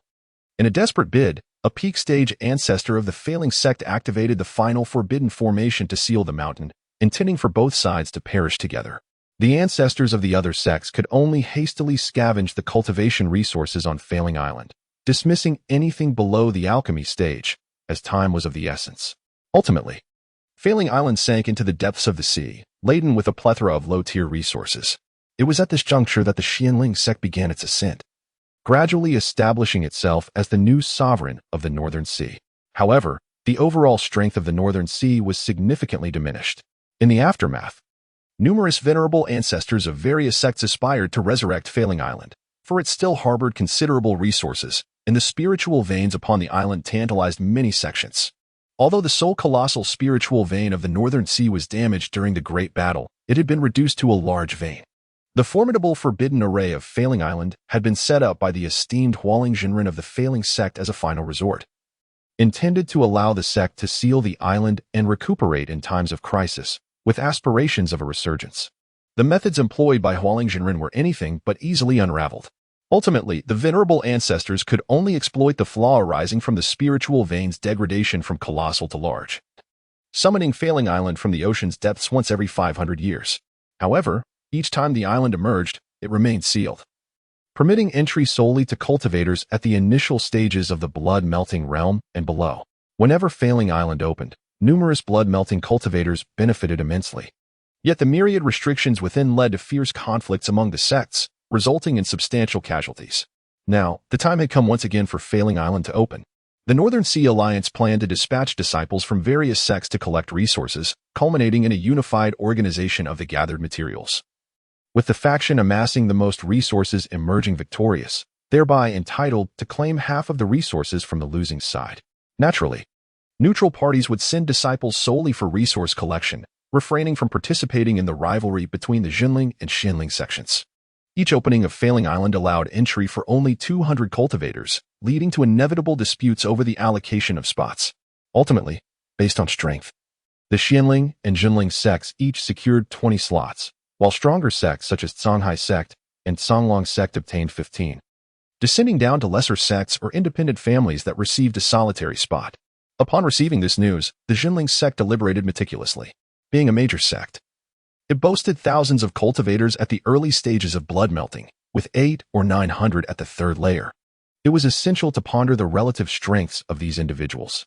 Given the limited time frame of only 5 days and the dispersed locations of the disciples, a grand selection competition could not be convened to identify the 20 most formidable cultivators.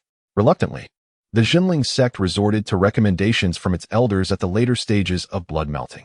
Consequently, the name of Luming emerged into the sight of the sect's upper echelons.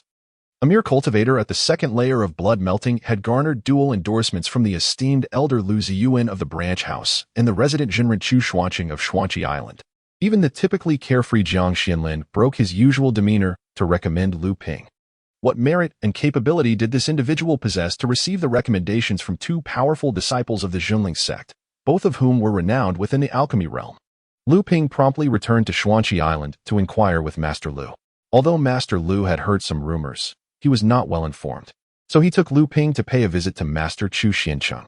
Master Chu, possessing some knowledge on the matter, had not personally experienced the opening of Flying Spirit Island. After imparting what he knew, he advised Luming to seek out Master Jiang Xianlin at Tianling Mountain. At last, Luming had found the right person. Master Jiang Xianlin recounted in detail his own involvement in the opening of Flying Spirit Island, cautioning Luming that the island was not as bountiful as people claimed.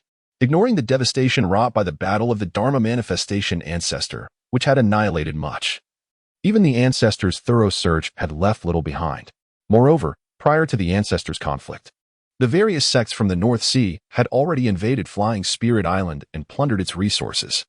With the passage of 4,000 years and a search conducted every 500 years, one could hardly expect many treasures to remain. The only significant resource was the large spiritual vein that allowed the spiritual herbs on the island to mature every 500 years, marking it as the island's most vital asset.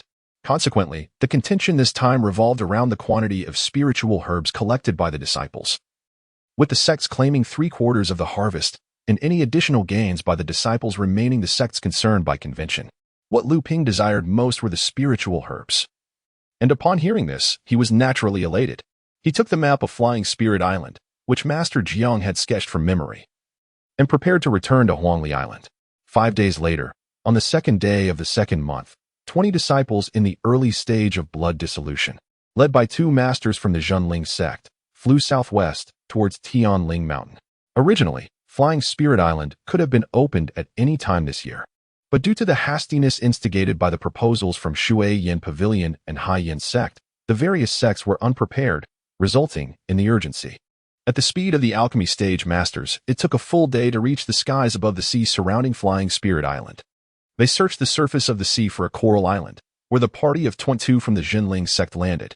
Luming toyed with a mid-tier water attribute defensive artifact, a crystal mirror, silently familiarizing himself with its properties. This was a preparation made by the sect for the 10 disciples entering Flying Spirit Island.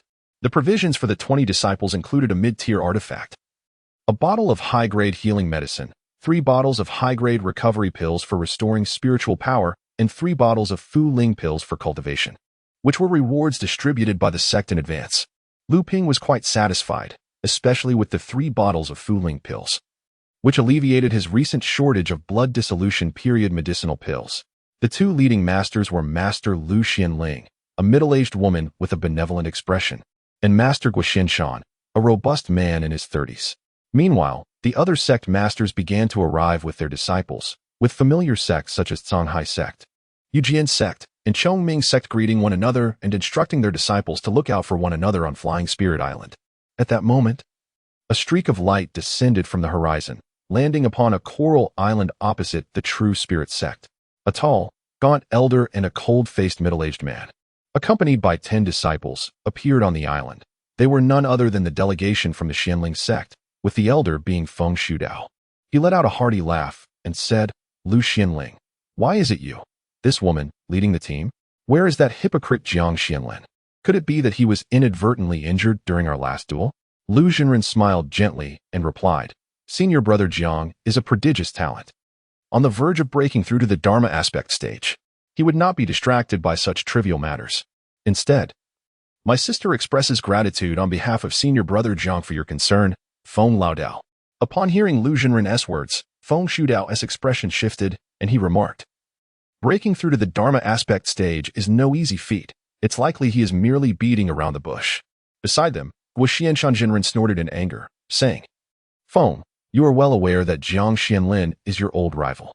Whether he can break through the Dharma aspect stage, you should know best." Quickly interjecting was Jiang Rushi Zhenren from the Shui Yin Pavilion, who said, "Everyone, let us not quarrel. The time is drawing near. We should prepare to activate the formation beneath the sea, so these young ones need not be anxious." Jiang Rushi's voice was soft and gentle, reminiscent of a young bride. Feng Shudao and Guoxianshan, recognizing the futility of further argument, merely huffed and fell silent. The 200 cultivators participating in this journey to Failing Island hailed from 20 different sects or independent families.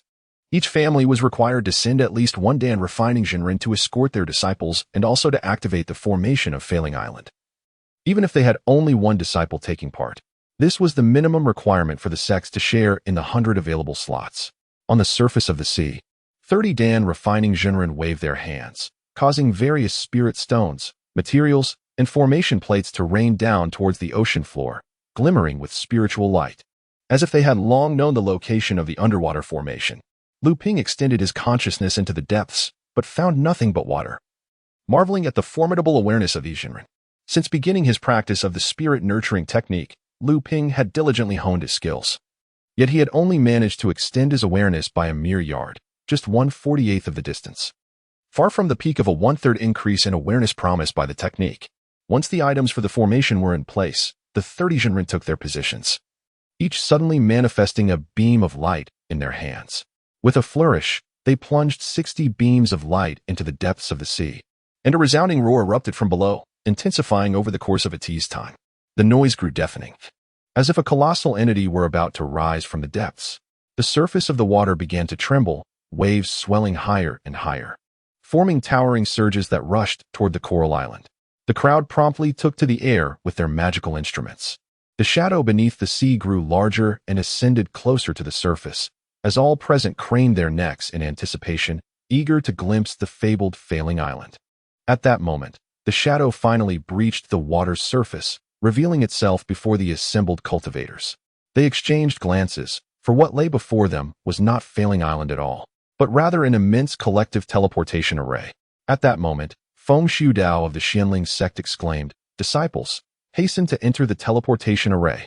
The leaders of various sects similarly instructed their disciples to proceed. Lu Ping, following the members of the Zhenling Sect, stepped into the teleportation array. As the world spun around him, he felt a solid ground beneath his feet and promptly summoned the crystal mirror above his head, casting his gaze around. Before him lay a verdant expanse amidst the ruins. The trees along the indistinct pathways leaned precariously yet thrived stubbornly. Alas, these were merely common weeds and trees, not the coveted spiritual herbs. Lu Ping extended his consciousness and was instantly elated. He pointed out a glimmering stone amidst the grass, which turned out to be a mid-grade spiritual stone. A sense of joy welled up within him. This was indeed a stroke of good fortune. Failing Island, once the only massive island in the North Sea, is recorded to have a circumference of no less than 1,700 li. Such grandeur explains why everyone could only enter via the teleportation array. Summoning this colossal entity would be beyond the capabilities of several leaders. Even the venerable ancestors would find it challenging. This incited awe at the boundless magical prowess of the Hualing Zhenren. It is said that on the Tianling Mountain, the Zhenling Sect's residence harbors the legacy of their sole Hualing ancestor, Taishan, but the specifics remain unknown to outsiders. Lu Ping continued to survey his surroundings and ultimately confirmed that he was at the foot of Tsongshan Mountain to the west of Failing Island, approximately 100 li from the main peak of Failing Mountain. According to the records of Jiang Zhenren, this place once housed the refining hall of the Zhenling Sect. In its heyday, aside from the main peak, Failing Peak, the sect boasted 5 other peaks, each designated for alchemy rooms, scripture repositories, refining halls, talisman pavilions, and spiritual herb gardens. The teleportation array could only randomly transport individuals to Feiyu Island, and the specific location depended on luck. Lu Ping could not help but envy those who arrived at the spiritual herb garden. However, any place where spiritual energy converged would be cultivated for spiritual herbs by various sects, albeit none would rival the quantity and variety found in the spiritual herb garden. As Lu Ping ascended towards the main peak of Tsongshan, he utilized his consciousness to scan the surroundings for spiritual herbs or materials, while also remaining vigilant of the surrounding forbidden formations. This forbidden formation, hastily deployed by the ancestors of the Zhenling Sect and significantly damaged, not only caused Failing Island to sink permanently beneath the waves, but also rendered the island fraught with numerous restrictions. A careless misstep could lead to being trapped for a time. In severe cases, one might be confined indefinitely. Encountering a lethal killing formation could result in instantaneous obliteration. Lu Ping contracted his consciousness to a radius of 20 zhang. While this might cause him to overlook certain items due to the reduced range, the focused consciousness allowed for a more nuanced exploration, revealing some hidden restrictions. Throughout his journey, Lu Ping had successfully evaded several concealed traps, one of which possessed formidable power. He tossed a fragment of a mid-tier magical artifact he had found onto it, and the piece shattered into 7 or 8 smaller fragments, utterly destroyed. This revelation sent a chill down Lu Ping's spine. No wonder Master Jiang had remarked that a significant portion of the cultivators lost during each expedition to Flying Spirit Island fell victim to the island's restrictions or were slain. Along the journey, Lu Ping had encountered numerous skeletal remains, most of which were severely decayed, rendering it impossible to discern whether they belonged to disciples of the Flying Spirit Sect or practitioners from the Northern Sea. With no storage bags remaining on these corpses, Lu Ping resolved to incinerate them using his fire-based spells. Although he practiced water-based techniques, wielding a simple fire spell posed no challenge to him. He also gathered a considerable amount of discarded magical artifacts and fragments, intending to bring them back to Chunlian for appraisal, as he had ample storage bags at his disposal. Additionally, he collected various spiritual herbs, amassing a good number of century-old herbs suitable for concocting blood refinement pills. Though he found not a single specimen of the 500-year variety, a few low-grade spirit stones were also salvaged, which, although meager, were better than nothing. The expedition to Flying Spirit Island spanned 18 days for the 200 cultivators involved. Despite the ample time, the island was vast beyond measure. Having been cultivated by the Flying Spirit Sect for millennia, with countless hidden locales yet to be discovered, Lu Ping's destination was the summit of Tsongshan, where the refining hall was located, along with a branch of the Flying Spirit Mountain's spiritual vein. Surrounding the refining hall were 2 small spiritual herb gardens, the current status of which was uncertain. As Lu Ping cautiously surveyed his surroundings and made his way toward the refining hall, a sudden rush of air sliced through the stillness behind him. He turned to see a cultivator soaring through the air, glancing down at Lu Ping with an expression of bemusement as he effortlessly surpassed him, heading toward the main peak of Tsongshan. Lu Ping shook his head, recognizing the garb of this practitioner as belonging to a sect that had only risen in prominence in recent centuries. It was no surprise that he was unaware of the prohibition against flying on Flying Spirit Island. Years ago, during the island's inaugural opening, nearly 50 of the 200 blood-dissolving cultivators had perished beneath the ominous aerial restrictions. Indeed, as the cultivator flew just a mile ahead, a piercing scream echoed through the air.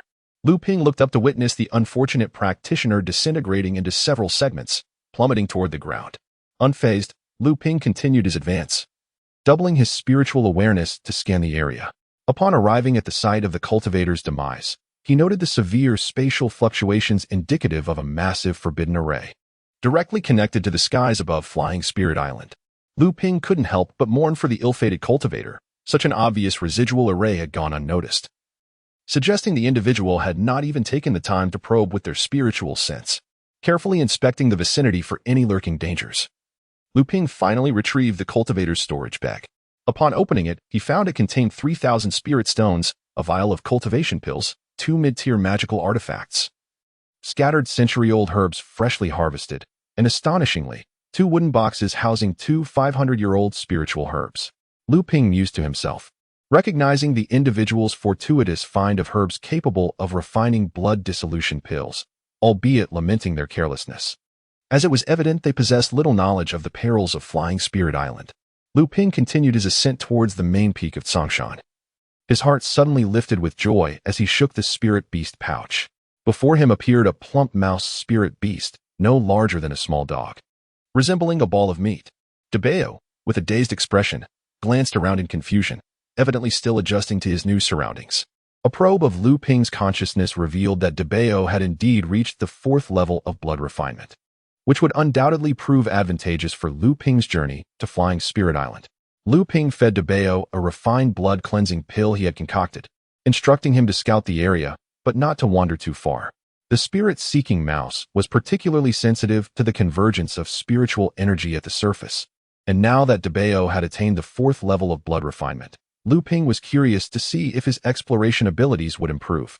As expected, Debeo complied with Lu Ping's request and soon began digging a half-foot-deep pit in the ground not far behind Lu Ping, retrieving a piece of mid-grade spirit stone in his mouth. This delighted Lu Ping, as it confirmed that Debeo's probing skills had indeed enhanced, allowing him to sense items buried in the shallow earth. By the time they reached the main peak of Tsongshan, Debeo had located a total of 3 mid-grade spirit stones and several low-grade ones, along with a considerable number of broken remnants of magical artifacts. Additionally, behind a boulder, they discovered a 500-year-old spiritual herb. According to the records of Master Jiang Xianlin, there were 3 small spiritual herb gardens atop the main peak of Tsongshan, which housed numerous herbs used to concoct blood dissolution period elixirs. After 500 years, the herbs there should have matured. Lu Ping first approached one of the spiritual herb gardens, typically shrouded by small formations. However, he had yet to locate the entrance when a flash of lightning erupted, creating a large crater in front of him. Upon looking up, Lu Ping observed that a cultivator from the Feiyu sect had arrived ahead of him. Holding a flickering small round mirror while addressing Lu Ping, "This place has already been claimed by me. I kindly ask you to leave." Momentarily taken aback, Lu Ping chose not to engage in a dispute, recognizing the urgency of his quest for herbs, and thus set off towards another herb garden. The Feiyu cultivator's expression changed upon seeing Lu Ping's chosen direction, clearly aware of the situation concerning the Flying Spirit Sect. Upon probing with his consciousness, he discovered that Lu Ping was merely a 2nd-level blood dissolution cultivator, prompting a smirk as he bent down to gather the herbs from the garden. Fortunately for Lu Ping, the 2nd herb garden had not been preemptively claimed by other cultivators. He summoned the Fian sword and launched a fierce assault on the formation surrounding the garden, swiftly cutting an entrance through the outer barrier. This herb garden, less than half an acre in size, boasted a plethora of century-old herbs, alongside approximately 100 mature 500-year-old herbs. This sight filled Lu Ping with exuberance as he carefully opened the jade box he had brought, meticulously collecting and categorizing the herbs within. After thoroughly raiding the herb garden, adhering to tradition, Lu Ping scattered the seeds of the mature herbs throughout the garden for the benefit of future cultivators when Flying Spirit Island next opened. In a desperate bid to reach the final herb garden swiftly, Lu Ping hastily organized the site and emerged from the almost restored formation, only to feel a subtle, Sinister breeze approach him. Had it not been for Luming's dual-layered spiritual awareness, he might have missed it entirely. Suddenly, a crystalline mirror shot forth from Luming, transforming into a 3-foot size. With a sharp clang, the incoming threat was deflected by Luming. A 3-inch needle-like magical artifact rebounded, landing in the hands of a cultivator over 20 zhang away to Luming's left. Upon turning, Luming recognized the figure as a disciple from the Zhenling Sect, whom he had encountered earlier at the first herb garden. The cultivator, shrouded by an invisibility talisman, was finally revealed due to the energy fluctuations from his summoned artifact. Clearly taken aback by Luming's unexpected defense against his ambush, the Zhenling cultivator muttered a curse under his breath, stating, "You got lucky, kid, managing to block this needle. But your fortune ends here." With that, he summoned a small mirror capable of conjuring lightning, unleashing a bolt toward Luming. The electric strike collided with the crystalline mirror, causing Luming to feel a tingling sensation coursing through him, albeit faint, which heightened his vigilance. Not only was the opponent's cultivation level superior to his own, but the Zhenling Sect also held considerable prestige in the North Sea. The fact that this cultivator emerged as one of the 10 chosen by his sect to enter Failing Island among a multitude of third-layer cultivators spoke volumes of his capabilities. Luming brandished the Fian sword and inquired, "Are you intent on murder and thievery?" The Zhenling cultivator chuckled, "Indeed. And it will also eliminate a rival for my Zhenling Sect ally." Luming replied with a smile, "You certainly speak plainly." With that, he unleashed the shattered stone sky sword technique towards his adversary. The Zhenling cultivator was unprepared for the ferocity of Luming's counterattack, which was far beyond what one would expect from a second-layer cultivator. Realizing that this disciple of the true spirit sect, despite his second-layer cultivation, had managed to secure a spot among the 10 chosen for Failing Island, the Zhenling cultivator understood that Luming's prowess was not merely a result of familial connections within the sect. In a moment of dawning realization, the Zhenling cultivator quickly summoned a mid-tier magical artifact for defense while releasing the needle-like artifact to conceal itself around Luming, waiting for an opportune moment to strike. Unfortunately, he had comprehended the situation too late. With a swift motion of his right hand, Luming sent the Zhenling twin blades soaring into action. His formidable spiritual awareness, twice as potent as that of his peers, came into play as the stormy waves sword technique unfolded, executing 2 sword techniques that seamlessly coordinated to tear through the Zhenling cultivator's protective artifact. Amidst the cries of shock, the Zhenling cultivator unleashed several talismans, transforming some into wooden shields, others into stone walls, and some into offensive spells to counter Luming's onslaught. Yet, one by one, they were effortlessly dismantled by Luming. As the Fian sword swept through, the Zhenling cultivator was pierced through the heart, and with a resounding explosion, his body disintegrated into ash, a consequence of the collapse of his core space. Luming sighed in regret. Typically, when faced with peril, cultivators would unleash the power of their blood dissolution pearls, with some even opting for self-destruction of the pearls or their core spaces to seize a final opportunity for retaliation. Thus, the demise of cultivators seldom leaves behind their blood dissolution pearls. The blood dissolution pearl that Luming acquired from the